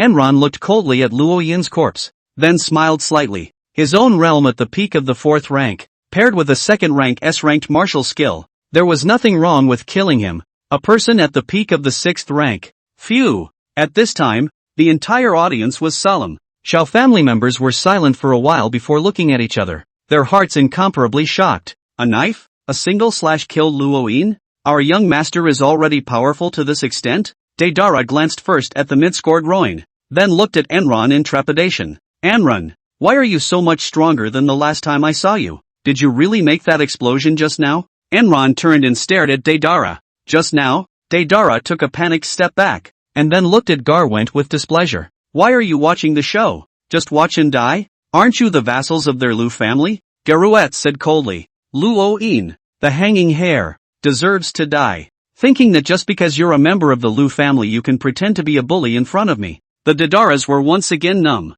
and it seemed that the Raven Society and the Lu family were not on the same page. It can only be fought to the death. Deidara suddenly gritted her teeth. The art is to explode. I'm going to blow myself up and bury you all with me. With those words, Deidara's body began to swell. The Xiao family crowd exploded. Deidara is going to blow himself up. Run! Enron had long ago sensed Deidara's intentions and gave him a hard stare. Made you blow yourself up? Nightmare! Deidara froze instantly. Her eyes lost their high beams, and her body stopped expanding. Deidara was shocked to realize that the world around her had turned scarlet, and seconds later collapsed directly to her knees, defeating a martial artist of the 6th order and 10th gravity. What an invincible berserker! Berserker points plus 10. 000. 22. 000 berserker points remaining.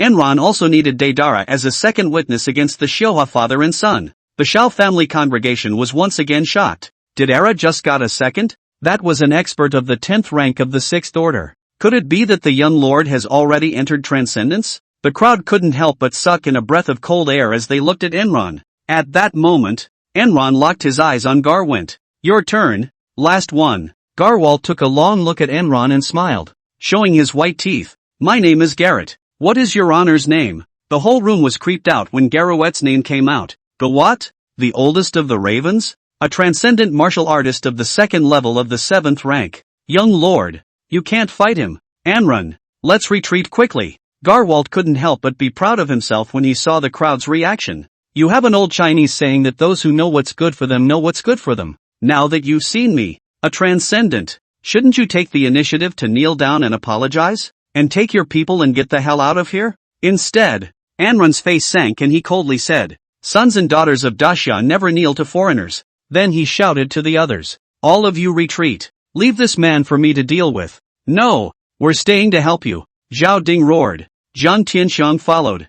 I'll do the same. Instead, Enron angrily rebuked them. In a battle with a transcendent, your presence will only slow me down. Enron woke up the dreamer with a word, and the people immediately felt justified, and instructed before leaving. Be careful. If you can't beat them, run. Not bad, Garwalt said, clasping his hands over his chest and looking at Enron appreciatively. That's caring about your men, and I like it, but your overconfidence in yourself puts me off. Enron ignored him, instead swapping with Shadow Enron first. To add points, Enron realized that his energy was about to see the light of day, and was not fit to fight Gargantua any longer. And so, from his storage ring, he pulled out a bottle of S-ranked supplementary holy water and gulped it down. Berserker, add some.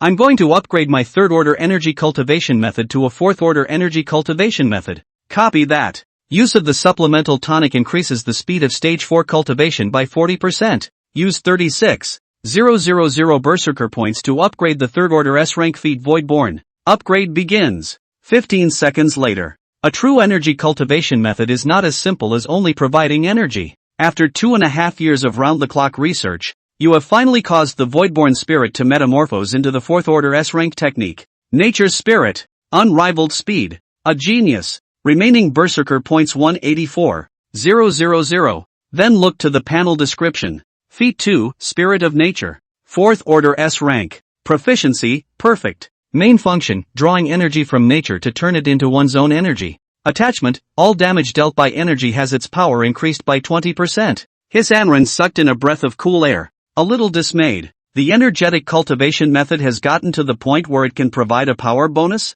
I want the foreigners dead. Anran's tone was very solemn. Chapter 19 Child. Watch this. This is my field of light. I want the foreigners dead. Enron re-emphasized. Garwalt had wanted to see what Enron was up to, and stood still as if he were watching a play, tensing up after hearing Enron's words. Boy, that's not funny. Black dragons are dragons too. We in the Raven Society have been black with yellow hearts for a long time now. We don't even speak the foreign language of our homeland anymore. Only Daxia. Garouette's tone contained a hint of murderous intent, and Rant's sharp gaze swept over and angrily rebuked. You people from the Crow Society have been parasitizing my Daxia territory for many years. Not knowing how to be thankful, he instead clung to the Lu family and aided and abetted them, and frequenting himself as a superior man. Just by virtue of that you are also worthy of becoming my great Xia subjects? Verbal counterattack against a 7th order transcendent martial artist. What a valiant and fearless berserker. Berserker points plus 1,000.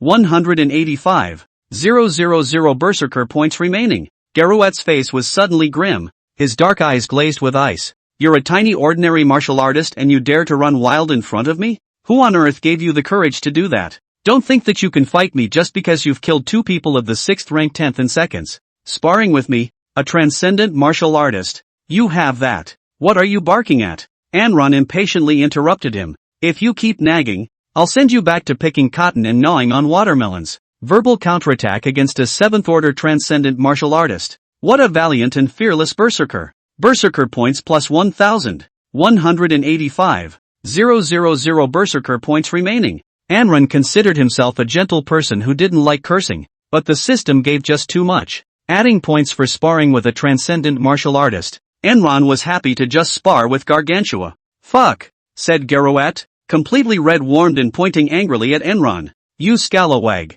It was meant to be a conversation with you as an equal, but you really don't know what to do. So I'll just have to use my martial virtues to convince people. Let you know why we, the Crow Society people, can be men of honor within Daxia. Look, there's a rush. Enron laughed as he pointed at Garwent with his flamingo. So that's why I want the Yankees dead. Verbal counterattack against a 7th order transcendent martial artist. What a valiant and fearless berserker. Berserker points plus 1,000. 186. 000 remaining berserker points. Garouette sneered. Ha, kid, talking big won't add anything to your chances of winning. Garouette's face then took on a hint of sadness. It just so happens that today, new grudges and old grudges come together. James, we of the Raven Society have yet to settle a score with you for the deaths of Leluda and Grimm. There is a great deal of brotherly love among the individual members of our Raven Society. Enron laughed playfully. Since you guys are so affectionate, I'll send you down to make up a table of mahjong with the 3 of them today.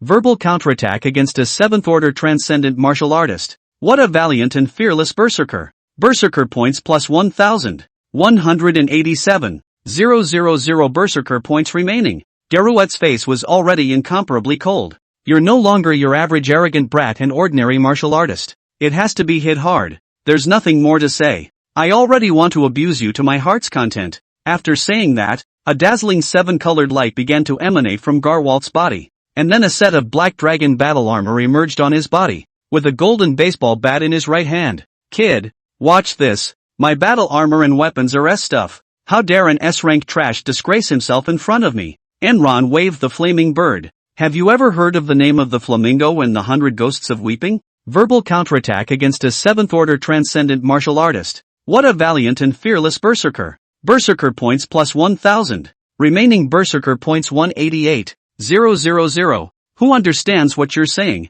Garouette roared. Watch the move. The field unfolds, the field of light. As soon as the words left his mouth, the 7-colored light on Garouette's body expanded outward with his body as the center, devouring a large amount of space. Enron was instantly devoured, and a terrifying pressure was born. Enron frowned slightly surprised. Garwalt's pressure is a step above that of Yamane Izumi's. There was no doubt that he was considerably stronger than Shan Runquan. It's really not a good opponent to fight. Enron laughed to himself in his mind. However, with the 20% damage bonus of the technique Spirit of Nature, Enron was also full of confidence. I will win. Watch, child. This is my field of light. Garouette's flooding voice rang out from the sky. Enron sniffed and looked up into the sky, only to see dazzling 7-colored diaphragms of light scattered everywhere in the sky. The light shot into his eyeballs and stung, and Enron couldn't help but cover his eyes with his palms, speculating in his mind. It looks like this Garrowette belongs to the light element within the elemental lineage.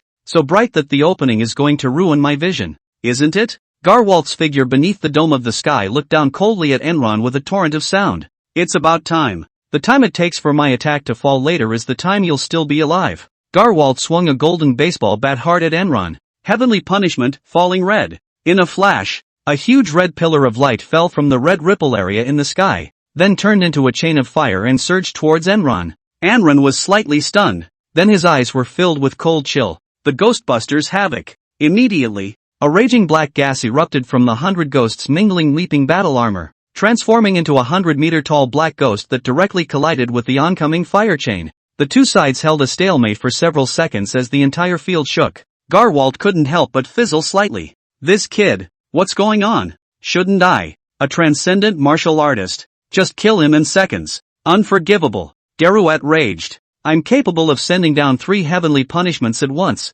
Then, struggling to swing a golden baseball bat, heavenly punishment, meteor blue. In a flash, a huge blue pillar of light fell from the blue wave area in the sky, running towards the black giant ghost. Boom! Loud bang. The remnants of the blue pillar of light went straight for Anwar. Enron had already turned on Divine Traveling Meteor and ran. Didn't run. The light from the other side is too fast. The blue giant light directly chiseled through Enron's triple protection, leaving a bit of the remaining afterglow to directly smash into him. Enron couldn't help but feel an icy chill and shivered a few times, taking a few steps back. Garwalt looked down at Enron and couldn't help but be shocked again. One day phase? Surprisingly, he was able to directly resist my heavenly punishment. You, boy, are unbeatable. However, you've already lost the wind and won't be able to block my next attack. Garwalt couldn't help but laugh maniacally. Enron stopped his footsteps, looked down to check the body. The clothes have been broken in many places. A few cherry red on the body is particularly conspicuous. Enron couldn't help but feel a sense of crisis. If it weren't for the gift of reply warlock, I'm afraid I would have already been finished. Why? I've increased my attack damage by 20% and I'm still falling behind? Enron suddenly figured it out again. Shan Runquan hadn't used his battle armor or weapons when he fought himself, so he was actually inferior to Shan Runquan at that time. Garwalt himself was stronger than Yamane Izumi, and now he was using his battle armor and weapons. So even if one's damage was boosted by 20%, one was still no match for him. So, how do you break the ice? Enron's expression went cold. In that case, I can only raise my strength again. In order to prevent a sneak attack by Garrett in the struggle, Enron decided to Shadow Enron, step forward. Enron and Shadow Enron swapped bodies in an instant. Shadow Enron rubbed his head, full of helplessness, out as target bait again. Never mind. I'm used to it anyway. Jia jia jia. Enron at the bottom had laughed eerily. Berserker, add some. Chapter 20, no. How did he get stronger in place? I'm going to struggle right to the top. Copy that. Use of S-rank auxiliary tonic increases the speed of 5-stage cultivation by 30%. Use 100 Berserker points to raise your realm 3 steps in a row, ascending to the 3rd level of the 5th order. Start practicing. 25 seconds later. For 25 years, you rose earlier than a chicken and slept later than a dog. The sun and moon in the sky are witnesses to your entry into hellish training. You've come to a whole new realm of the 5th order, and stood at a whole new height of the 5th order triple. Out of respect for your struggle, the talent Lightbringer will be rewarded. This wave is a victory for those who struggle. I don't think there's a harder working martial artist in the world than you. 900 Berserker points remaining. Who? Enron kept exhaling loudly, covered in hot sweat, as if he had really gone through 25 years of hellish training. Feeling that his entire sinews and bones had been quenched, Enron quickly smoothed his mind and looked at the panel. Realm, triple of the 5th order. Talent 8, Messenger of Light. In the ancient times, there was darkness on earth, and the Heavenly Emperor said that there should be light on earth. So you descended on earth. Ability 1, dramatically increases power and defense against light elemental skills. Ability 2, ability to learn light elemental martial arts and feats. Hugh Enron sucked in a breath of cool air. Another new talent? Can't run out. Really can't run out. Even Enron himself had to admit that. Hang on, it's a little wide open too. At this point, Garwalt looked down at Shadow Enron, a little confused. Why is he standing still? Could it be that you're too scared by my strength to move? At the thought of this, Garrowette couldn't help but laugh out loud. That's it? You're still here pretending to me? Then Garrowette, with his face crossed, swung the golden baseball bat with vigor. Heaven's punishment, shadow. At once, a black pillar of light with a diameter of tens of meters fell from the black wave area of the sky dome, directly hitting Shadow Enron. Boom! The entire domain space was shaking violently. Ha ha ha, Garouette was laughing maniacally. Goodbye, boy. And the tremendous impact made the Shadow Enronian go numb. Master, I can't. Don't be afraid. Boy, I'm back. Enron's voice suddenly rang out, instantly swapping bodies with Shadow Enron and appearing in place. Garwalt's gaze swept downward, and he couldn't help but be filled with shock. Holy, how did this kid come back to life? Or is he not dead at all? This kid, he's kind of invincible. Garwalt was trying to figure out why. Enron pointed a flamingo at Garwent, the corners of his mouth raised high. Got it. It's the real war that starts now. Ha! Garwalt regained his composure and scorned Enron. You've had your head blown to mush by me, haven't you? Haven't you seen the difference in our strengths? Why don't you surrender quickly? And I can still leave you a whole body. Enron sneered. Please, don't steal my lines. Verbal counterattack against a 7th order transcendent martial artist.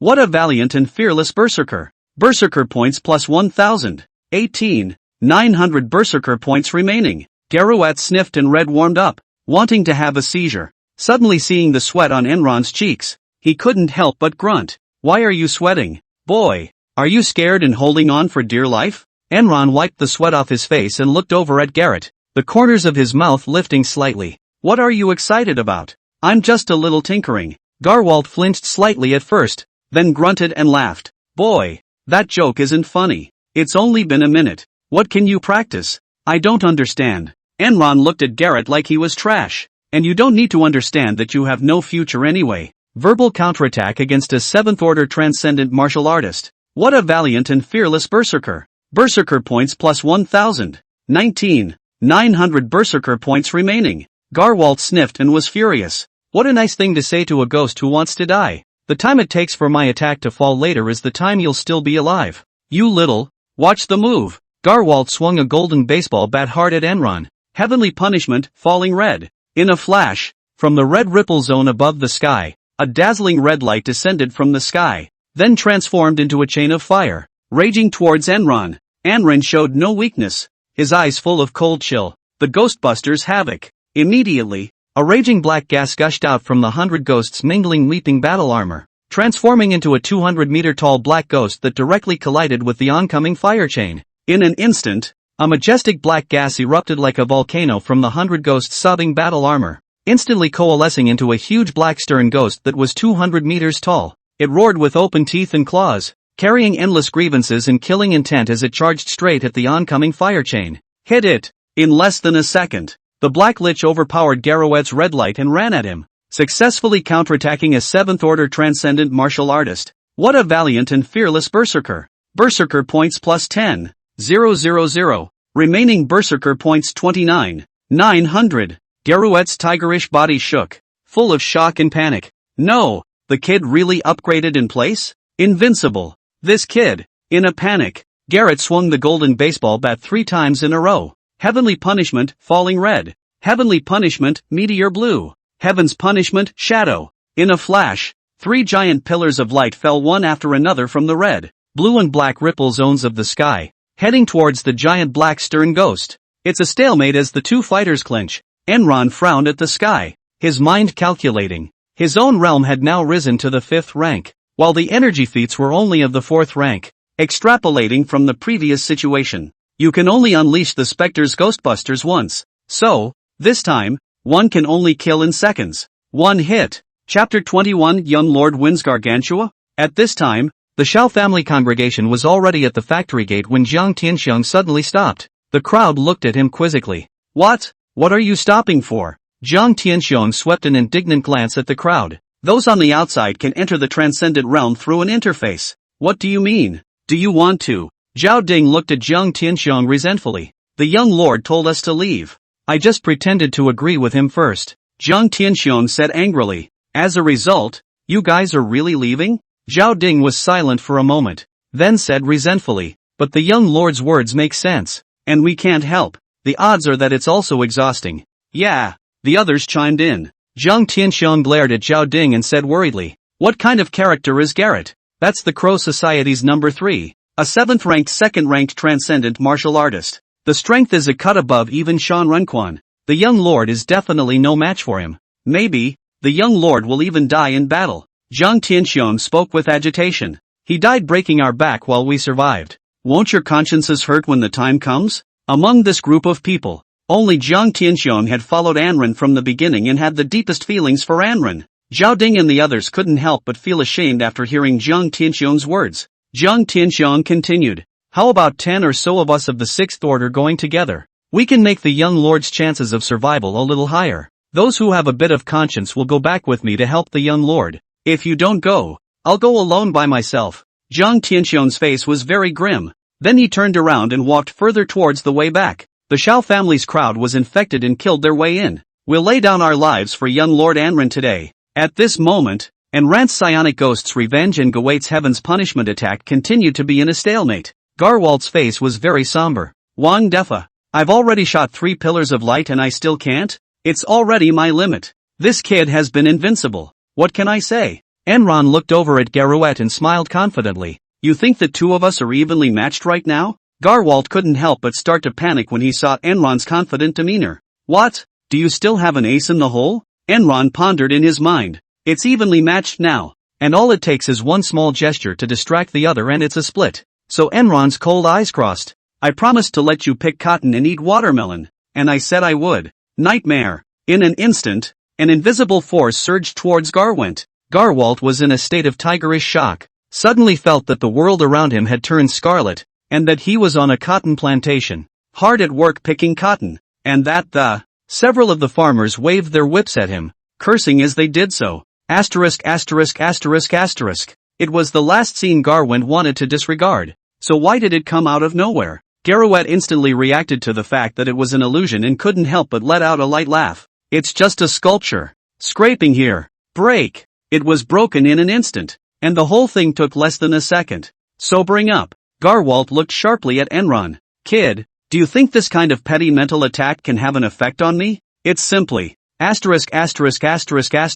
the hell? Garwalt suddenly saw the black stern ghost had broken through the 3 pillars of light and was speeding towards him. Garouette instantly realized that Enron hadn't launched a mental attack in order to defeat himself with a mental attack. Rather, he wanted to create a distraction for a split second, causing the power of the light pillar to diminish so that his attack would have the upper hand. But it was too late. The 200-meter-tall black stern ghost had all of its energy slammed into him at that moment. After a roar, Garouette's black dragon battle armor was instantly shattered. And in the end, his body was subjected to a blaze of fire as he fell from the sky, defeating a transcendent martial artist of the 2nd level of the 7th order. What an invincible berserker! Berserker points plus 70. 000. Remaining berserker points 100. 000. Enron laughed disdainfully as he looked at Garwin's falling body. Am I that stupid? Attempting to defeat a transcendent martial artist with a 2nd order mental attack? The realm of light was also rapidly collapsing. And with the Sumeru,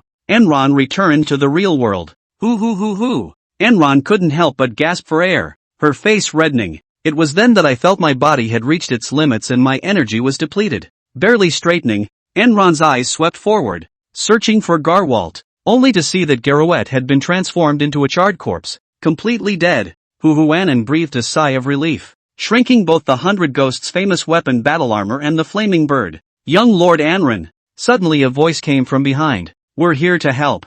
Anren wobbled and turned around, only to see Zhang Tianxiong and Zhao Ding and the others anxiously running over. Seeing and then, the crowd immediately ran over and surrounded Anren. Zhang Tianxiong was surprised and delighted. Ah, young lord, why have you come out? Shouldn't you be fighting in the middle of Garwin's domain? Where's the gargantuan? Zhao Dian looked around and suddenly saw Gawait's charred body. He couldn't help but let his tiger's body shake and couldn't help but take a few steps back, pointing at Gawait's body and looking at Anren in horror. Young lord, you wouldn't have killed Jiang Weite, would you? The others looked over in the direction of Zhao Ding's finger with eyes full of shock at his words. Couldn't help but shiver all over. Is still really plus extra special. The crowd then couldn't help but suck in a breath of air. That Gargantua? The 7th ranked, 2nd ranked Gawaint? So what? It's an unbelievable thing that I killed Garwint? Anand skimmed his mouth a bit disgruntled as he looked at these men of his. Everyone went silent. They were convinced and speechless. They were thinking of coming over to help, but it turned out that the young lord took care of it all by himself. it comes across as them being a bit of a clown. Jiang Tianxiang in particular was sweating as Enron's growth rate refreshed his knowledge time and time again. Anan said at that moment with his hands in his pockets and his eyes coldly sweeping over Garwalt's body. Pull Daida back. Check the bodies of the others. Find any alive, all mending before you go. Completely level the factory again. I'm going to go ahead and call my old man. Phew. Everyone felt the ruthlessness big and decisive in Enron. An hour later, in the South Mountain District, the Xiao family ended the day's battle with the Fei. After Xiao Yang finished talking to Enron on the phone, he couldn't help but laugh out loud at the Xiao family members. Do you guys know what Enron just said to me? He took his men to Lu's factory number 2 to capture Daidara. He ended up blowing up all the people's factories. And by the way, kill all of Lu's Luoyin and the Crow Society's Gawain. When these words came out, all were instantly dumbfounded. And then the room was filled with shock and boiling up. Xiao Yang smiled and quieted the crowd, turning his gaze to Xiao He who was beside him. Also, Enron said it, and Daidara admitted that he was instructed. Big brother, Xiao Yu, what do you two have in mind? Chapter 22 Xiao Yu, the great filial son. Xiao He was first slightly shocked. His head was empty, and after 3 seconds of silence he quickly switched his thoughts over. Laughing at Xiao Yang, he said, Third brother, look at what you're asking. What else could I have in mind? Whoever Daidara says it is, that's who it's for. Xiao Yang's face suddenly turned icy cold. In the afternoon when Enran told himself that Xiao He and Xiao Yu colluded with the Lu family, he was in the middle of a big war with the Fei. It was not good to directly turn on his elder brother and nephew. With today's Fei basically resolved, Xiao Yang had nothing to worry about. And to add insult to injury, it involves Daidara, who is actually in a coma at this point. Xiao Yang coldly looked at Xiao He. Daidara said he was instructed by you too. And Abe Shizukuyama has admitted that your father and son have colluded with the Lu family. When these words came out, the whole room was shocked, and they all looked at Xiao He in unison. What's going on at? Boss Xiao, you're digging into the Xiao family's corner. Xiao He was calm on the surface, but inwardly, he was already running on 10,000 horses. Daidara was indeed instructed by their father and son, and he did collude with the Lu family. But could he truthfully admit it? Slander. This is pure slander. Xiao He instantly turned red, his veins popping out. They're stirring up trouble on a pure level. Third brother, you don't believe these rumors, do you? You wouldn't put our brotherhood at risk, would you? It's better to ask Xiao Yu, that stupid nephew of mine. Xiao Yang sighed, then scanned the crowd, but did not find Xiao Yu's figure. No, where's Xiao Yu? How come I can't see him? The crowd was looking beside themselves at that moment, and no one had noticed Xiao Yu. Does anyone know where Xiao Yu went? Xiao Yang shouted with a dark face. The crowd searched and found no one, and no one answered the phone when they called again. Xiao He couldn't help but thump in his heart at this time.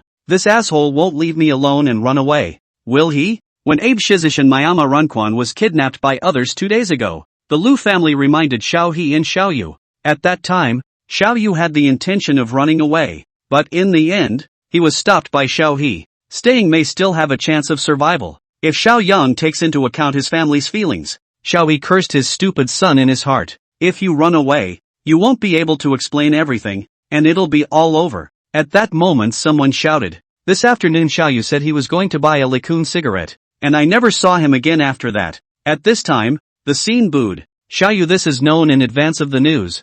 Fear absconded.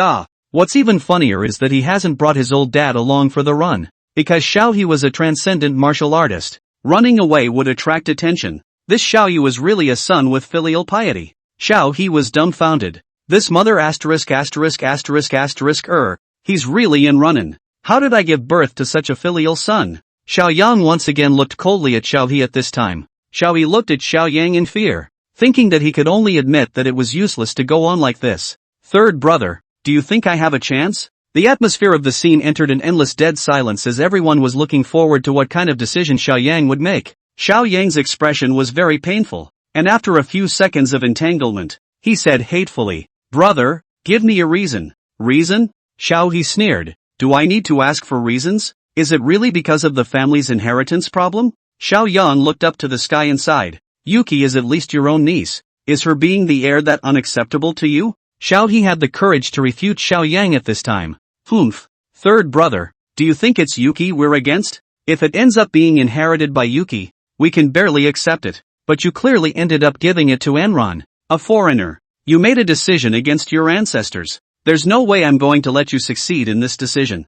Xiao Yang froze slightly and slowly looked at Xiaohe. Big brother, haven't the previous words been clear enough? Anan has convinced everyone but you. Ha! Xiaohe pouted at Xiao Yang. I won't be convinced even if Anan does anything else. Xiao Yang gritted his teeth and hated it. Good. Since you defy Enron, then I'll let Enron beat you into submission. In the physical sense. Men, take Xiaohe down first. At this time in the main hall of the Lu family, Luan and Lu Xian were going numb. The news of the destruction of the Lu family's No.2 factory came back, and Luan was instantly furious. Damn, this must be the work of Zhao's family. Royan is dead, Garwalt is dead, and Yamane Izumi and Abe are missing. Oh, yes, and most importantly, Deidara. It's so hard to get him out, and then he's gone again. From allies to subordinates. Because of Zhao's family, the Lu family have lost how much war power? It's not even a full-scale war yet, and the Lu family has so many more people dead than their Xiao family. Oh yeah, where else do they get the transcendence? Lu Xian said in relief. Father, this is all a small problem. As long as we get the Hongmen banquet up and running, everything will be fine. Deidara is gone, I'll drive a hammer. Luan drank. They're definitely keeping a close watch this time. Maybe they'll just Deidara. Without Deidara, the strongest bomber. How am I going to solve the Xiao family at the Hongmen banquet? With our Lu family's crippled top-notch battle power? No, father. Lu Xian soothed from the sidelines. There's someone else without Deidara. Who? Luan instantly rose to his feet. Lu Xian sneered. Xiao Yu. Ah, he's a cannon expert in hot weapons. Wouldn't it be better to use his cannon to shell the Xia family? Xiao Yu? Luan's words revealed disdain. Let's not talk about how capable he is as a second-generation ancestor. He's in the Xiao family right now, and he can't even protect himself. Ha ha, Lu Xian sneered. This Xiao Yu person's running ability is even better than his shelling ability. He has run to our Lu family. Chapter 23. I like your kind. In the Lu family's main hall, Xiao Yu sat on the guest seat and looked at Luan and Lu Xian's father and son in a formal manner. When you ran, didn't you bring your father out with you? Luan was a little confused and, you're going to expose your dad straight away. AI. It's too conspicuous to come out with him. Xiao Yu leaned back in a tactical manner. We can only sacrifice him alone. Besides, all he's done is sacrifice for me. Sooner or later it's the same. Luan and Lu Xian looked at each other speechlessly. This person is really a filial son with filial piety. That, you guys really want to take me in? Xiao Yu suddenly asked resentfully. Luan snorted and said, you're quite a talent after all. And you're from the Xiao family. Dogs like you that bite back at their masters are generally more vicious. When Xiao Yu heard this, not only did he not get angry, but instead, he laughed playfully and catered to it. He. Who says otherwise? A dog that bites its master is no better than a dead heart. You should know what we want you for? Lu Xian interjected. Xiao Yu immediately became serious. I promise you that I will definitely tell you everything I know about the Xiao family. Come on. The so-called secrets of the four great families are well known to all parties. Luan waved his hand. Xiao Yu gave the whole won't. Then what are you taking me in for? Can't take me in just because I'm handsome. Luan and Lu Xian simultaneously looked at Xiao Yu's face that looked like a dog had chewed on it and the corners of their mouths twitched. Lu Xian was then filled with seriousness. In a few days, we're going to organize a Hongmen banquet for the Xiao family. I'll give you 3 days. And then I'll give you plenty of spirit stones to use your cannon ability to build me something that can blow up all of Zhao's family members at the banquet site. When Xiao Yu heard this, he just froze for 0.25s before he was filled with a playful smile. No problem. I'll blow up everyone at the site. As long as there's enough spirit ore to manage it. Luan's face changed slightly, emphasizing, it's the Xiao family. Okay, the package blew up. Xiao Yu agreed to this with alacrity on the surface, but in reality, he was spitting madly on the inside. It's hard to eat a fart. It can't be done. Just give your Lu family a little less to bomb when the time comes. Seeing Xiao Yu agree so quickly, Luan was a bit puzzled by Xiao Yu. Don't you have any feelings for the Xiao family at all? Xiao Yu's body immediately straightened up, his face turning blue. I love the Xiao family. Does the Xiao family love me? I'm the one who's the most suitable heir. Xiao Shui and Anren, a daughter and an outsider. What gives you the right to step on my head? Since I can't get it, I'll destroy him. And, Xiao Yu suddenly smiled wryly. With the Xiao family gone, the magic city will also become more peaceful. I'm kind of big on justice. Luan laughed out loud. I trample like your kind. When Xiao Yu heard this, he suddenly had a jolt of excitement and directly slid down smoothly from the sofa to kneel. his eyes full of sincerity. In that case, Xiaoyu would like to worship you as his righteous father. You just didn't have a son, and I'm about to be a father. We were made for each other. If I don't agree, I'll get scared and mess up the canon. Xiaoyu was already certain that he was going to cling to the Lu family's thighs. Asterisk asterisk asterisk asterisk. Luan was instantly numb. Lu Xian also had a taut expression, and the two of them glanced at each other. Or someone else's. Really give it to yourself and no one will be able to bandage it. Subsequently, in order to appease Xiaoyu and also to discuss the Xiao family, Luan pinched his nose and admitted it. After sending away the plague of Xiaoyu, Lu Xian began to ask, "Father, should we report the bombing of the factory to the inspectorate?" Luan glared at him. "Report the case? Once you report this, later the Xiao family will also report you for the murder of Anren and Xiao Shui, and in the end, we will be the ones who lose out." Lu Xian was a bit unconvinced. That can't just be left alone. "Look, it's urgent again." Luan hummed and laughed. "The first order of business is to get Shan Renquan out. After all, a transcendent warrior is precious. Originally, we had 5 7th order transcendents and their Xiao family had 4, so we had the upper hand. Now that we've lost to Shan Renquan, the battle power ration has turned into the Xiao family having the upper hand. Exchange? Exchange with whom?" Lu Xian was quite puzzled. Most of Zhao's family members are in the south mountainous region, and the ones who stayed here are the ones who have value in terms of Anren and Xiao Shui,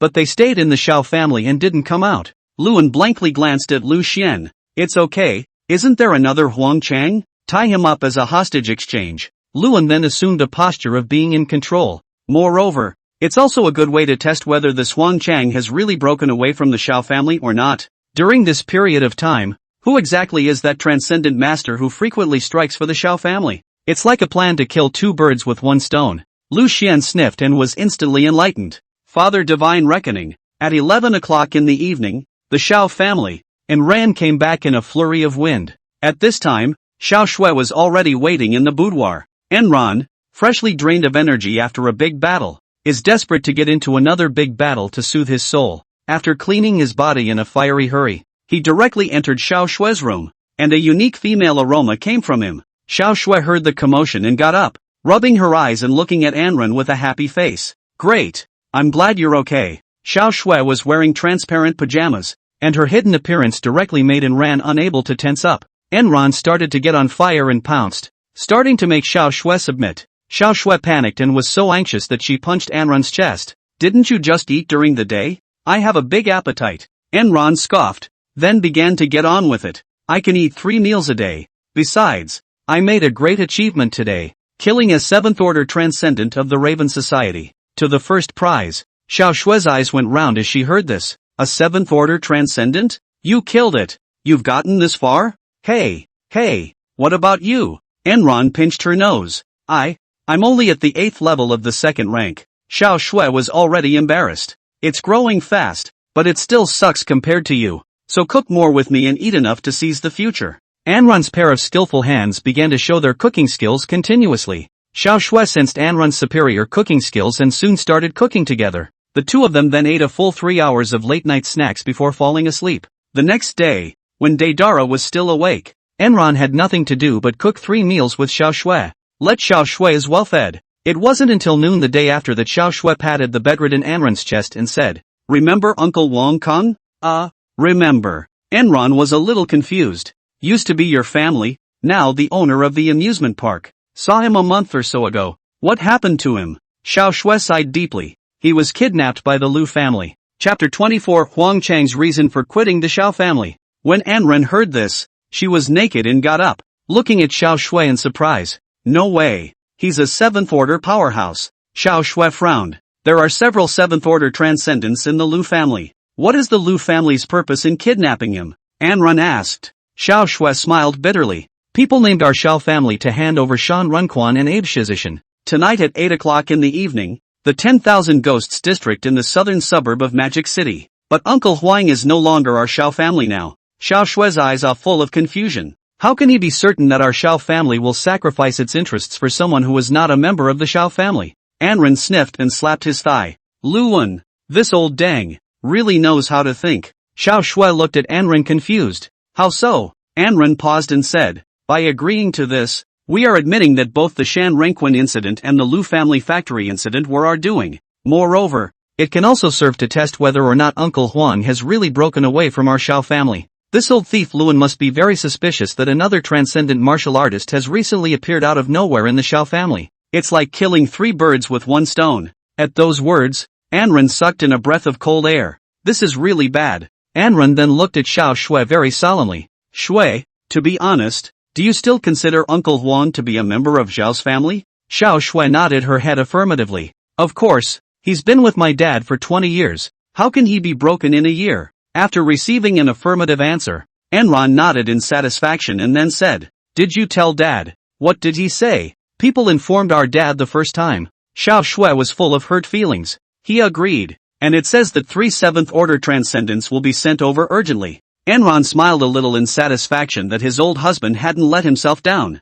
There were a total of 4 7th order transcendents in the Xiao family, excluding Xiao He who was already under control. The 3 were already out in force. Alright, now can you tell me why Uncle Huang wanted to break away from the Xiao family in the first place? Anren looked at Xiao Shui expectantly. It's about time I knew what's going on. Xiao Shui paused for a moment, then her face was filled with sadness. Speaking of which, it is also our Xiao family that has wronged him. As you know, our 4 great families have to make a trip to the imperial capital every year to obtain our annual license to operate. Last year, our Uncle Huang followed my dad. Along with him went his eldest son, Huang Shixiang. Speaking of this, Xiao Shui choked. Anren sniffed and frowned. So, what about Huang Shixiang? Something happened? Dead in the imperial capital. Xiao Shui's tone was immediately off. In fact, the imperial family's desire to take back the operating rights of our 4 great families began several years ago. That could have erupted into a very heated dispute last year. Our Xiao family is naturally very much against it. So, Xiao Shui paused and continued. At that time, the imperial capital family and the Lu family were trying to force my father and Uncle Huang to be soft. Have a bunch of black gloves tie up Huang Shixiang. In the end, Uncle Huang didn't give in, and the Shijia side tore up the ticket. Speaking of this, Xiao Shui couldn't go on. Anren sighed at his words. In that case, this Uncle Huang and the Lu family still have a grudge. Just let it go? Xiao Shui said with a face full of helplessness. First, it was the black gloves over at the imperial capital who did it, and they skimmed all over it, ended up killing a bunch of black gloves to vent their anger. Secondly, after the death of one son, Uncle Huang doesn't want a second one to die. He was truly afraid, so after that incident, he chose to quit the Xiao family, and Dad sympathized and agreed. Anren sniffed and stroked his chin. Perhaps, we can pull Uncle Huang back again through this. In this way, the strength of the Xiao family is even more dominant. Enron paused, and the real enemy is still at large. I don't believe Uncle Huang will just let it go. Xiao Shui looked at Anren with a bit of surprise. You and Dad think exactly the same way. Oh, it's a normal thought. Enron laughed. Next, we'll wait for the 3 transcendents from the Xiao family to be in place, before running off to the battlefield. Enron decided to give himself a promotion in case there was a clash when the time came. Enron took out a bottle of S-ranked supplementary holy water and poured it down. Berserker, add some. Zhang's 4th order energy cultivation technique is upgraded to 5th order. Copy that. Use of supplementary tonic increases the speed of 5-stage cultivation by 30%. Use 126,000 Berserker points to upgrade the 4th order S-rank feat Nature's Spirit. Upgrade begins. 30 seconds later. A true energy cultivation method is not as simple as only providing energy. You have finally caused the Spirit of Nature to metamorphose into a 5th order S-rank technique. The Spirit of Nature. After 3 years of round-the-clock dedication, it's a speed of genius, incomparable. Remaining Berserker points 1,000. Then look to the panel description. Feat 2, Nature Deity, 5th order S rank. Proficiency, perfect. Main function, to draw on the energy in nature to transform it into one's own energy and sublimate it. Attachment, all damage dealt by energy has its power increased by 50%. Enron nodded contentedly, murmuring softly. With the addition of the 5th order energetic cultivation method, there's no fear of kidney weakness when fighting at night. Moreover, the output damage has been increased by a full half. Even when faced with a higher ranked transcendent martial artist, one can be more at ease. Needless to say, the night is definitely going to erupt hard with a bunch of Berserker points. It always feels like I'm driving too hard. At 6 o'clock in the afternoon, Anren was in the main hall of the Xiao family, receiving the 3 7th order transcendent returns of the Xiao family. there are two old acquaintances. Ah, see and Mo Xingzone.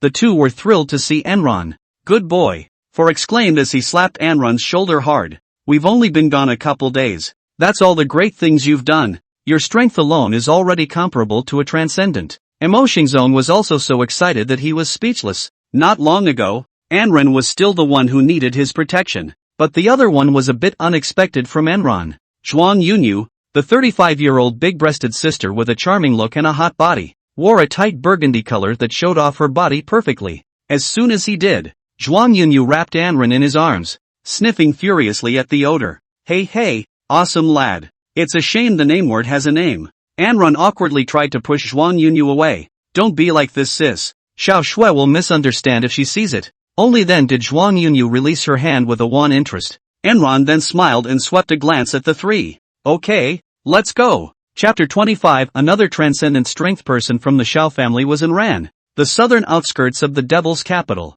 the 10,000 Ghosts district, where more than 10,000 Fae once ran rampant at the same time, and everyone ran away, hence the name 10,000 Ghosts district. The reason why the Lu family chose to trade here was also because no one else would come here. In the abandoned central square, beneath a large bell tower, a group of people had gathered. The leader was Lu Xian, and to his left and right stood two people each, all transcendents of the Lu family, and behind them stood another large group of Lu clan's martial artists standing in strict formation. Lu Xian's heart is a bit flustered right now, because according to Lu Wen's meaning, he was told to take advantage of his superior strength and maybe mess with their Xiao family a bit. A white-haired middle-aged man next to him, Yang Peak, asked resentfully, Young lord, are you sure about waiting? Lu Xian pretended to be calm and coldly glared at Young Peak, saying, Uncle Yang, what are you afraid of? Their Xiao family can only come with a maximum of 3 7th-order transcendents now. We have 4 against 3,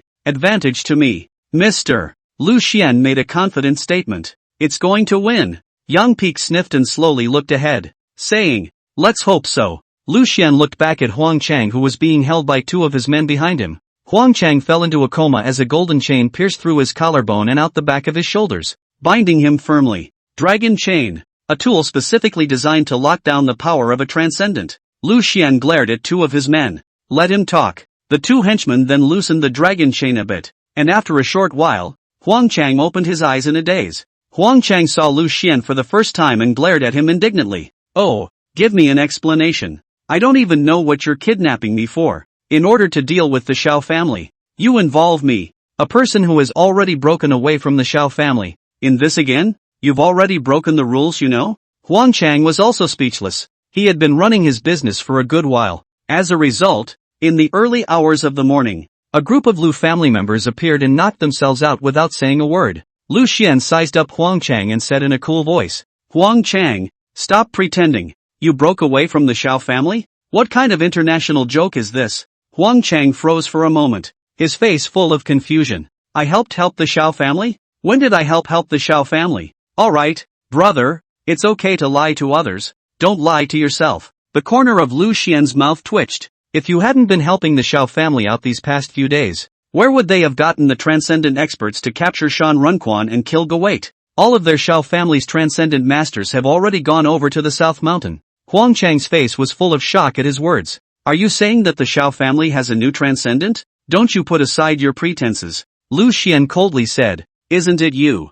Huang Chang laughed. Whether you guys believe it or not. Not me anyway. Lu Xian and the other 4 transcendents looked at each other in disbelief. This Huang Chang's reaction didn't look like a lie either. If the Xiao family really produced a transcendent martial artist, it would simply be the worst news. But they hadn't heard of this person at all, had they? Suddenly, Huang Chang began to laugh upside down. I haven't settled my old grudge with your Lu family yet, and now I'm making a new one. Lu Xian was awakened with a pang of weakness, and then put on a look of anger. Huang Chang, how many times have I said that your son's death has nothing to do with our Lu family? Any more nonsense and watch out, we'll disown you later. Suddenly a voice rang out from behind Lu Xian. You can eat nonsense, but you can't talk nonsense. Lu Xian sniffed and turned around curiously, then smiled.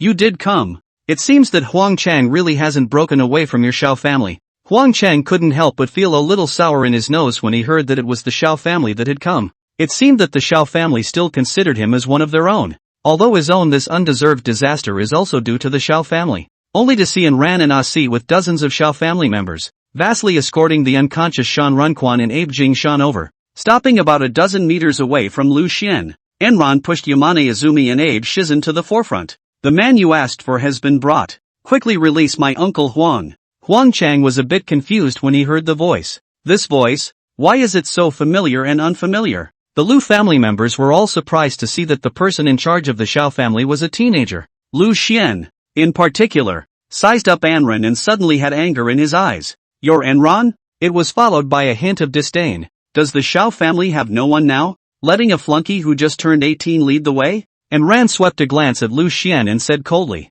Don't underestimate me. I'm the one who made you lose your second brother. Provoking 7th order transcendent Lu Xian in front of the Lu family's many experts. What a valiant and fearless fanatic. Fanatic points plus 10. 000. 11. 000 berserker points remaining. When these words came out, Xiao family members all laughed. Enran is bouncing and jumping on Lu Xian's minefield. The Lu family members were all starting to get a little red warm. Especially Lu Xian, who felt furious and grim. You're deliberately picking a fight, aren't you? Seeing that the situation was tense, Yang Peak jumped out to persuade Lu Xian. Young lord, let's get down to business first. Lu Xian sniffed and raged for a moment before bringing a smile to his face. No more nonsense. Let's exchange hostages first. Before long, the two sides carefully finished exchanging hostages.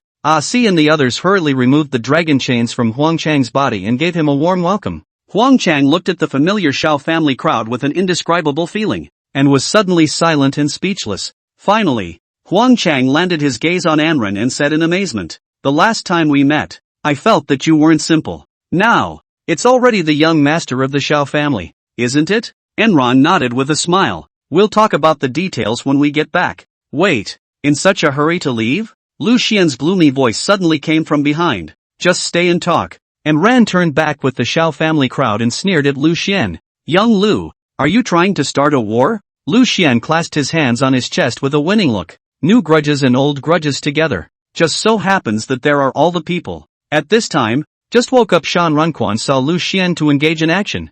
Anxious, and rushed to Lu Xian to discourage. Young lord, we must not start a conflict with them. We don't have the advantage. Lu Xian glanced at him and laughed. Shan Runquan, I think you're scared out of your wits because they caught you once, aren't you? It's okay, you woke up and the contrasting power of the transcendence is 5-4. The advantage is mine. Shan Runquan sniffed. His person went numb, and cried out urgently. The person who captured us wasn't Huang Chang at all, but that Enran. The other person of transcendent strength in the Xiao family is Enran. Chapter 26 The guns of war are fired. And only when blood is seen can there be a cessation of the premise. What did you say? Lu Xian stared at Shan Runquan with shocked eyes. Shan Renquan's face turned red and he shouted again.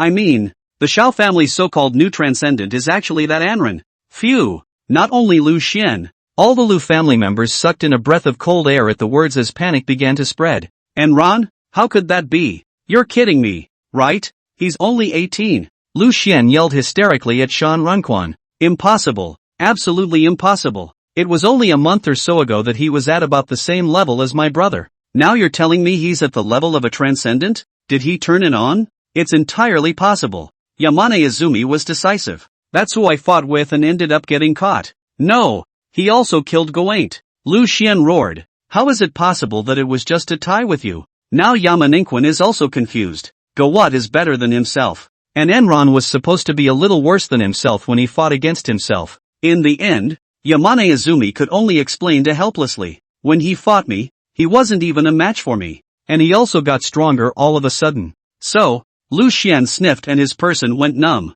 Now that Enron was determined to have transcendent strength, the situation was instantly turned upside down. Although the transcendent battle power was 5-5, the Xiao family's few, overall, were a little stronger than the Lu family's. Lu Xian was instantly deflated. He was now stealing a chicken. The corners of his mouth continued to twitch as the idea of admitting his mistake and surrendering came to life. As for the Xiao family's side, Huang Chang heard that the person was and then looked at him in surprise. So it's you. I said no wonder a bunch of fools from the Lu family actually couldn't find anyone and suspected me. Anran looked at Huang Chang with strange embarrassment. Uncle Huang, you won't blame me. Anran's heart is weak. After all, he is the culprit who caused him to be tied up. Huang Chang patted Anran's shoulder and said, his face full of laughter. You're growing as fast as a god. It's simply the greatest miracle in the history of martial arts. I couldn't be happier. At this time, Lu Xian's voice rang out. So, can I take that back? Anren looked over at Lu Xian and smiled when she saw his face full of smiles. What's wrong? Scared to know the truth. I can't decide on my own. You'll have to ask a couple of the big boys next to me. C laughed. Lu Xian, wasn't it awesome boom boom just now? It's too late now. The war begins. Mo Xingzong's face was clear and cold. I'm the same. Zhuang Yunyu said with a smiling face. The same goes for me. Old lady. Huang Chang hesitated and said. In that case, I'll do the same. The cheerleaders at the back, led by Zhao Ding and Jiang Tianxiong, saw that the hearts of the bigwigs were in unison, and their fighting spirit was galvanized along with them. So are we. Anren greeted Lu Xian with a smile on his face. As you can see, everyone on our side disagrees with the truce. Even though I am the young master, I can't go against the will of the people to send it, can I? Anren's face gradually became gloomy. When the guns of war are fired, blood must be seen before there is a cessation. So go to war. The field was in a state of flux. Seeing that the peace agreement was not accepted, Lu Xian could only force his resolve. Lu family members listened to the order. Prepare to fight. However, Enron had decided to strike first. His own 5th rank realm, paired with a 3rd rank spiritual attack, was already more than enough to deal with even the top ordinary martial artists. Yumi Buchi. A strong force surged madly towards the Lu family's crowd. Lu Xian only felt as if his body had been swept by a strong wind and was slightly stunned, then immediately reacted to the fact that this was Enron's mental attack. Lu Xian looked towards Anren rather disdainfully. What kind of international joke is this? You want to deal with us with this level of mental attack? The other 4 transcendents of the Lu family were similarly disdainful. Kid, what a way to put us down. It's just irrational. But immediately behind them came a sound of falling to the ground and gasping sharply. Lu Xian and the others hurriedly looked back, only to see that a large portion of the dozens of martial artists below Transcendent Mortal that had been brought over had instantly collapsed. Instantly kills a 6th order 4th ranked martial artist. What an invincible berserker. Berserker points plus 4,000. Instantaneous 2nd kill of a 6th order 2nd ranked martial artist. What an invincible berserker. Berserker points plus 2,000. Instantly kills a 6th order 5th ranked martial artist. What an invincible berserker. Berserker points plus 5,000. Instantaneous 2nd kill of a 6th order 3rd ranked martial artist. What an invincible berserker. Berserker points plus 3,000. Instantaneous 2nd kill of a 6th order 1st class martial artist. What an invincible berserker. Berserker points plus 1,000. Instantaneous killing of a 6th order 6th level martial artist. What an invincible berserker. Berserker points plus 6,000. 100,000 remaining berserker points. Anren looked at the skyrocketing berserker points. The corner of his mouth couldn't even be suppressed. What a bumper crop. Looking at a field of sprawled human bodies, Lu Xian and the other 4 transcendents froze for a moment. To be able to kill such a large number of ordinary martial artists in a split second with a spiritual attack was indeed something only a transcendent could do. Then incredulously, he turned back to look at Anren. Anren looked at Lu Xian and said indifferently, sorry, didn't say anything about dealing with you guys. I'm just clearing out the stragglers first, lest they come and get in the way of a battle between our transcendents. The power of an ordinary martial artist, while insignificant before the transcendent. However, when both sides were scorching, pulling a few more ordinary martial artists into the realm to aid in the battle could also be the difference between victory and defeat. And Ran had secured dozens of ordinary martial artists in one go, which caused the balance of victory to shift even more towards the Shao family's side. The Shao family's crowd was cheering at this moment, and the Lu family crowd was already sweating. Lu Xian's body was vaguely trembling, and in his heart, he hated himself for why he didn't call all the several hundred martial artists of the Lu family over. Now it's just a matter of getting on with it. Chapter 27, Anren, I'm sorry. I'm actually not a transcendent. Lu Xian fiercely gritted his teeth and droned at the Lu family. Go to war. Go! As the Lu family was about to make their move, the Shao family had already started to make a preemptive strike. Hey! Don't steal our lines. Si let out a bellowing laugh, and a cold light flashed in his eyes as he, Lu Xian, let's the two of us have some fun. The field unfolds, the sonic field. With that, a strong pressure surged towards Lu Xian, who was caught off guard and was pulled into the transcendent realm by Si. Si and Lu Xian both disappeared at the same time, leaving behind only 2 doors of light where they had originally stood. Anjun blinked in concentration. Curiosity flooding him, this was the first time he had seen the transcendent realm from the outside. And when the Lu family saw Lu Xian being dragged into the transcendent realm by Asi, they panicked. Although Lu Xian was also a transcendent, he was still a little bit inferior to Asi. Lu Xian is the recognized heir of the Lu family. If something goes wrong, then their Lu family will be finished. Luan will definitely not let them go. Yang Peak said angrily. Let's go in and help young lord. Are you guys not putting us in your eyes? Huang Chang suddenly bellowed. Let's have a one-on-one pairing between our two families. Peak Young. Let me play with you. The domain unfolds true Qi domain. Huang Chang used to be the strongest 7th order transcendent in the Shao family, while Yang Peak was the strongest 7th order transcendent in the Lu family. And Huang Chang, who hasn't played in over a year, was extraordinary when he did. In an instant, the extremely terrifying mighty pressure of Weya spread across the entire arena, causing everyone to shiver. Yang Peak wasn't a vegetarian either, and was evenly matched with Huang Chang, hard resisting the pulling force of Huang Chang's domain, and coldly grunted. I didn't realize that you've been in hiding for a year, and your might feels even greater than before. Then I'll play with you. Yang Peak began to command the other three. One of us will deal with one, and get out as soon as possible to head to help the young lord. Afterwards, Yang Peak and Huang Chang disappeared from the scene together. At this time, Emo Xingzong stood out and coldly shouted at one of the Lu family's big-eared beards. Hu tu tu tu. Let's spar. The field unfolds, the field of earth. In an instant, a strong force spread towards Hu tu tu tu, instantly drowning him. Hu tu tu tu laughed out loud and disappeared with Emo Xingzong. Ayaya. Zhuang Yunyu twisted her small waist and looked at Anren with a smile on her face. How will the remaining two split it up? Anren returned the smile. I honor the old and the young. So go ahead. Sister. Kid. Zhuang Yunyu pursed her lips and laughed a little. Disliking your sister for being old, is it? Wouldn't dare. Anren denied it in a hurry. Zhuang Yunyu was joyfully coy. What a vixen. A middle-aged woman from the Lu clan wearing a tight-fitting combat uniform suddenly turned on her taunts at Zhuang Yunyu.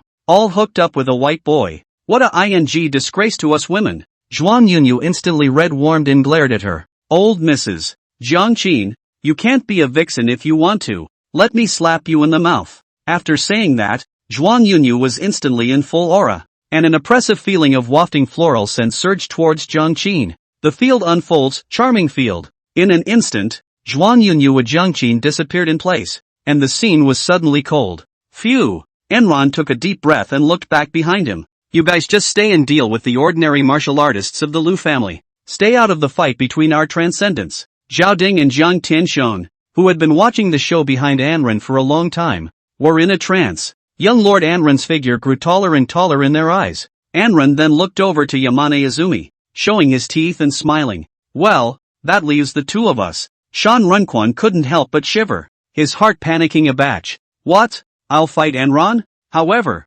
Shan Runquan immediately got his nerve back and said, the last time I fought you to a draw was nothing more than because I didn't take out my weapons and battle armor, and in a moment of carelessness you stole home. Although Gawain is dead, who knows if it was at your hands, or if you used some unseemly means. Shan Runquan gradually became confident again, while a set of S-ranked Red Devil battle armor had surfaced on his body, wielding an S-ranked Red Moon blade. Anyway, this time it's going to turn out differently than last time. Enron sneered, and the 100 Ghost Sing's battle armor suddenly surfaced on his body, holding the flaming bird in his right hand and pointing at Shan Runquan. Don't stop barking. Start. Verbal counterattack against a 7th order transcendent. What a fearless berserker. Plus 1000 berserker points. 101. 000 berserker points remaining. Shan Runquan first red-warmed with anger. You brat. You are really too arrogant. Begin. 3 seconds of silence ensued. Shan Runquan suddenly looked at Chun Yang a little confused and asked,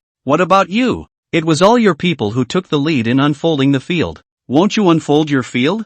Enron shook his head at Yamane Izumi with the corners of his mouth slightly raised. I'm sorry, I'm not a transcendent. It's better if you come. Shan Runquan couldn't help but shiver backward as his tiger's body trembled at his words. Holy, what the hell? You're not a transcendent. How can you have transcendent strength? It was a terrifying thing for Enran to enter the transcendent at the age of 18, but to be able to match the transcendent before even entering the transcendent was an even more terrifying thing. I'm too lazy to talk nonsense with you. Anron's cold gaze swept over. You wouldn't understand if I told you. Verbal counterattack against a 7th order transcendent. What a fearless berserker. Plus 1000 berserker points. 102,000 berserker points remaining.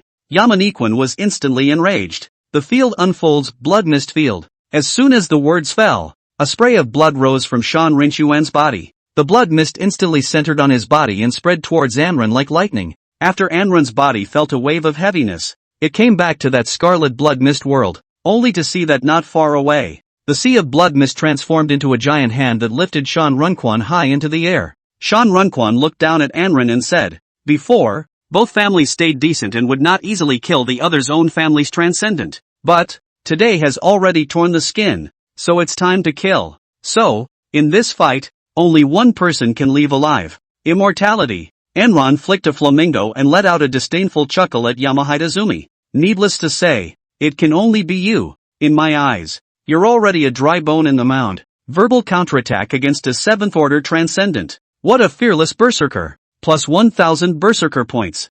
103,000 berserker points remaining. Yamane Izumi. The hit plan is on. Chapter 28, Yamane Izumi? Killed. Shan Runquan had gotten annoyed at his words and drank. Deceitful. Watch the move. Azura's wrath. As soon as Shan Rinchuan's words fell, the sea of blood mist below him began to surge up. These blood mists were like living creatures, quickly converging together to form a huge figure. In the blink of an eye, the figure transformed into a giant that was 100 meters tall. This giant had only the upper half of its body, while the lower half was shrouded in blood mist. The head, on the other hand, was in the shape of a Shura, with a very hideous face, fangs exposed, and eyes flashing red, giving off a lurid aura. Shan Runquan stood on the giant hand formed by the blood mist, and with a big wave of his hand, the red moon blade pointed at Enron. Attack! As the order was given, the Shura giant's right hand tightly clenched into a fist and violently slammed in the direction of Enron. The fist comes with Carrie's unrivaled power and might around it. Enron coldly looked up at Azura's swinging fist, cold eyes crossed, and fought to swing the flaming bird. Double-edged Shura chop, 2 fiery red yamas. Hands symmetrically pulling 2 crossed fiery red rays of light darted towards Azura's fists. The scale of the double-bladed Shura blast was petite in the face of the Azura's fist, so much so that Yamato Izumi couldn't help but laugh out loud. Just kidding, this kind of gadget wants to block my attack? However, when the two attacks collided, Shan Rinchuan's eyes were filled with shock. It was only a 3-second stalemate as the 2 lesser yamas overwhelmed Azura's punches. It then slammed into the Azura's head, causing a turbulence within the realm that the entire Azura then turned into a mist of blood. There was still a trace of the aftermath of the double-edged Shura slash's attack remaining, which slammed directly into Shan Runquan and was finally absorbed by the Red Devil battle armor. Successfully repelled an attack by a 7th order transcendent martial artist. What a berserker with unlimited potential. Rewarded with 2,000 berserker points. 105,000 remaining berserker points. Enron couldn't help but smile as she was satisfied with the fruits of her bountiful harvest. The double-edged Shura slash was only a 3rd-ranked martial skill, and it was already comparable to the opponent's Azura's wrath. And Yamane Izumi's face twitched at that moment, and he looked down at the part of his heart that had been attacked. Couldn't help but ascertain a fact that broke him. Enron was indeed a cut above what he'd been fighting against a few days ago, but that doesn't mean he's bound to lose. Shan Runquan play Eyes cold light flashed, raised his hands, first closed his eyes and meditated, then angrily opened his eyes. Blood Demon Dragon. In an instant, the blood mist within the realm began to surge up wildly, quickly gathering around Shan Runquan and forming a huge vortex. It eventually transformed into a red dragon that was 100 meters long. The giant dragon was perched above Shan Runquan, holding its head high and letting out a deafening dragon roar. The dragon's might filled the air, causing the surrounding space to distort slightly. Shan Runquan icy coldly pointed the red moon blade at Enron. Attack! In a flash, the blood-red dragon roared and ran towards Enron. Enron's eyes filled with cold light when he saw this. The Ghostbusters Havoc. Instantly, a majestic black gas erupted out from the 100 ghosts sweeping battle armor towards the sky, causing the sky within the realm to change in wind and clouds. In an instant, above the field, a huge black shadow emerged from the broken air. One could only see a huge, 100-meter-high stern ghost suddenly appearing above the clouds, its body as black as ink, emanating an endless aura of terror. The black giant ghost descended from the sky, directly stopping the giant dragon. In less than a second, the red dragon turned into a bubble of blood mist. Instead, the black giant ghost continued to dart towards Shan Runquan unharmed. Seeing that he couldn't dodge, Shan Runquan was in a state of shock and instantly blocked the red moonblade in front of him. Boom! A loud roar followed, raising a spray of blood. After the blood mist dissipated, the tattered figure of Shan Runquan surfaced. Shan Runquan knelt on top of the giant hand of blood mist, holding the red moon blade in his right hand and inserting it strongly into the giant hand to hold his body up. And the red devil battle armor on his body had been completely knocked off and was covered in blood. Anran looked up coldly at Shan Runquan. Rubbish! Is this the level you're at? And you dare to call yourself transcendent in front of me? Verbal counterattack against a 7th order transcendent martial artist. What a fearless berserker! Rewarded with 1,000 berserker points. 106,000 remaining berserker points. Shan Runquan sniffed and looked down at Anran in fear. He was already in a state of despair, and at the same time felt shocker, shame. In the last fight, with the same moves, the two were evenly matched, and this time, he was directly seconded, still getting spike with the attack bonus from the red moonblade. This Enron is so perverted that he doesn't seem human. He didn't die just now, but he was completely relying on the red devil battle armor and red moon blade to block together. Next time, with this in mind, Yamane Izumi decided to go out on a limb. Using the last of his strength to pop up in place, he held the red moon blade in both hands and slashed at Enron. Chaos dance. In an instant, a dozens of meters long red light wave chop surged towards Enron while stirring up the activity of the blood mist along the way. All the blood mist winded up and flooded towards Enron. Enron looked at the red wave chop and blood mist that came surging over, showing a hint of surprise. How dare the other party show his sword to himself? Enron then calmly turned on Divine Walking Meteor, using divine speed to escape the red wave chop's attack, while the golden light strengthened the defense against the blood mist. Enron was completely unharmed. Finally, he fought to wave the flamingo towards Yamane Izumi. 1/Shura. The lingering attack instantly passed through the blood mist and ran directly towards Shan Rinchuan's neck. Click. With a crisp sound, Shan Runquan froze, and after his eyelids twitched, the head rolled off. With the death of Yamane Izumi, the blood mist instantly dissipated and disappeared, returning peacefully to the present world, defeating a junior 7th order transcendent martial artist. What an invincible berserker! Berserker points plus 50,000. 156,000 remaining berserker points. Phew! Enron took a deep breath and looked at the huge bounty with satisfaction. Suddenly I felt something was wrong. Why is it so quiet? Shouldn't it be ordinary martial artists from the Shao and Lu families fighting? The fight between himself and Yamane Izumi was only a few minutes long. Enron began to look around. When the lights of countless flashlights shone towards him, Enron spun in place, observing as he used his hand to shield his eyes from the light, only to see a large group of people in uniform pouring over from all directions, finally stopping a few meters away from Enron. Then a sound rang out. Stop right there. We're from the inspectorate.